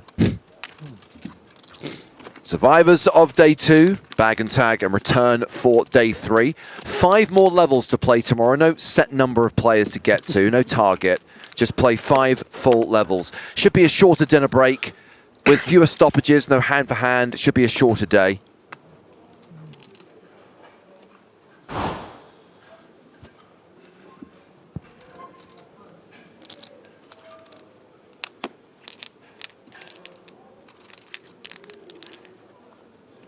Nine, 7 of clubs for Rigetti. James, do you remember how when Anton was taking his survey, he asked, how did people get started playing poker? And someone at the table answered that it was because he got married and he was trying to get away from his wife. You think that was Rigetti with his Game Over shirt? I'm just putting 2 and 2 together now. Who was tanking the longest? Maybe that's the person trying to stay out of the house. He's regretting some of his life choices, clearly.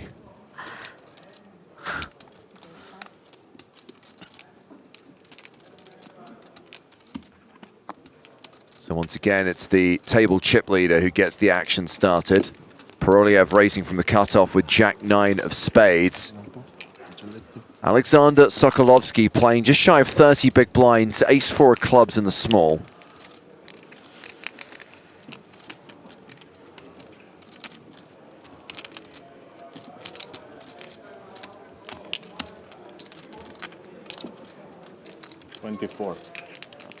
Oh, he's going to re-raise. Ace-Queen of spades. For Ding Fan, who is all in, and Sokolovsky's priced in. Whoops. And it is a domination situation. Fan set for a near triple up here.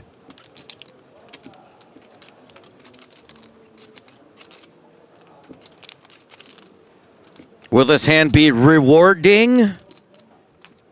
Or will it be disappointing? Oof. Looking pretty good with 2 spades on the flop. Of course, opportunities with the paired board.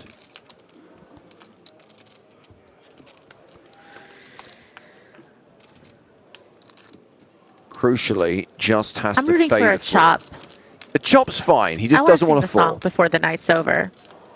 You want another crack at it? Oh, me. You're not going to get it. Fan does win the pot. Let's go. Okay. And that's great for Fan. He's going to have around 18 bigs now. As we play the penultimate hand of the day. Down to 166 players. Nobody needs a stack that's 18 big blinds. That's too many big blinds. Too many mistakes can be made. Give me in that 6-7 big blind range. Hard to mess it up.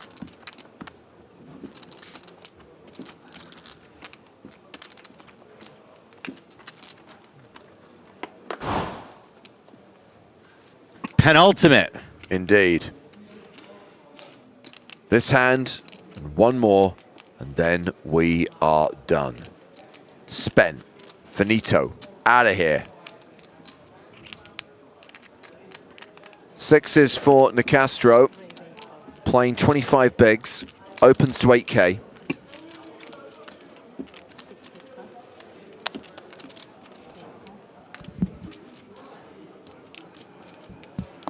It's going to be folded to the blinds. Fans folds the small. Rigetti, who is super short, a 7-6. He's got 5 bigs behind. And he folds. And that's going to take us to the final hand of the day. So 165 players remaining. It's not really been much of a bust-out bonanza, really. No. I mean, granted, we only had like 15, 20 minutes, but we've lost fewer than 20 players. Last game? Yep. Do you think that when the bubble happens this late at night, that people hang on a little bit more than they would if it was like it's the level artificial 2 of the day target, the artificial achievement of making day 3, and we'll see probably more of a bonanza when we kick off the action tomorrow.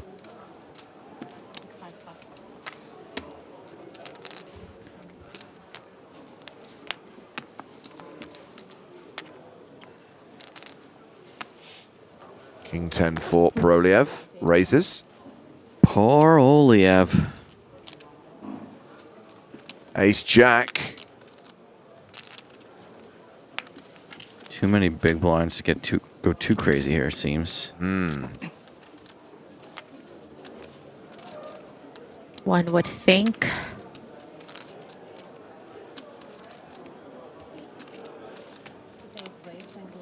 Just a little crazy. 3 bets to 21,000.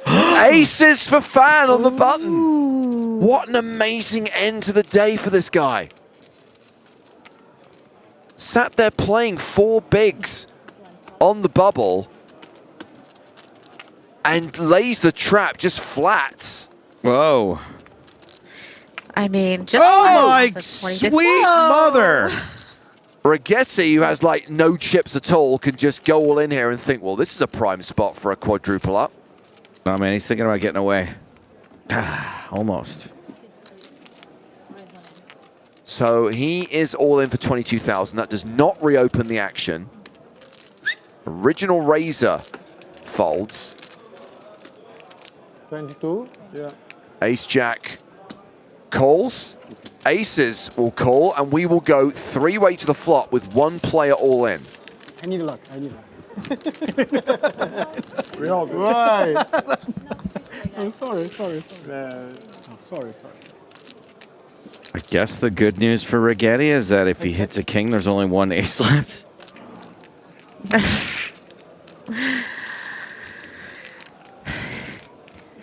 Yeah, Fan just flatting that 3-bet off of 20 bigs is already highly sus.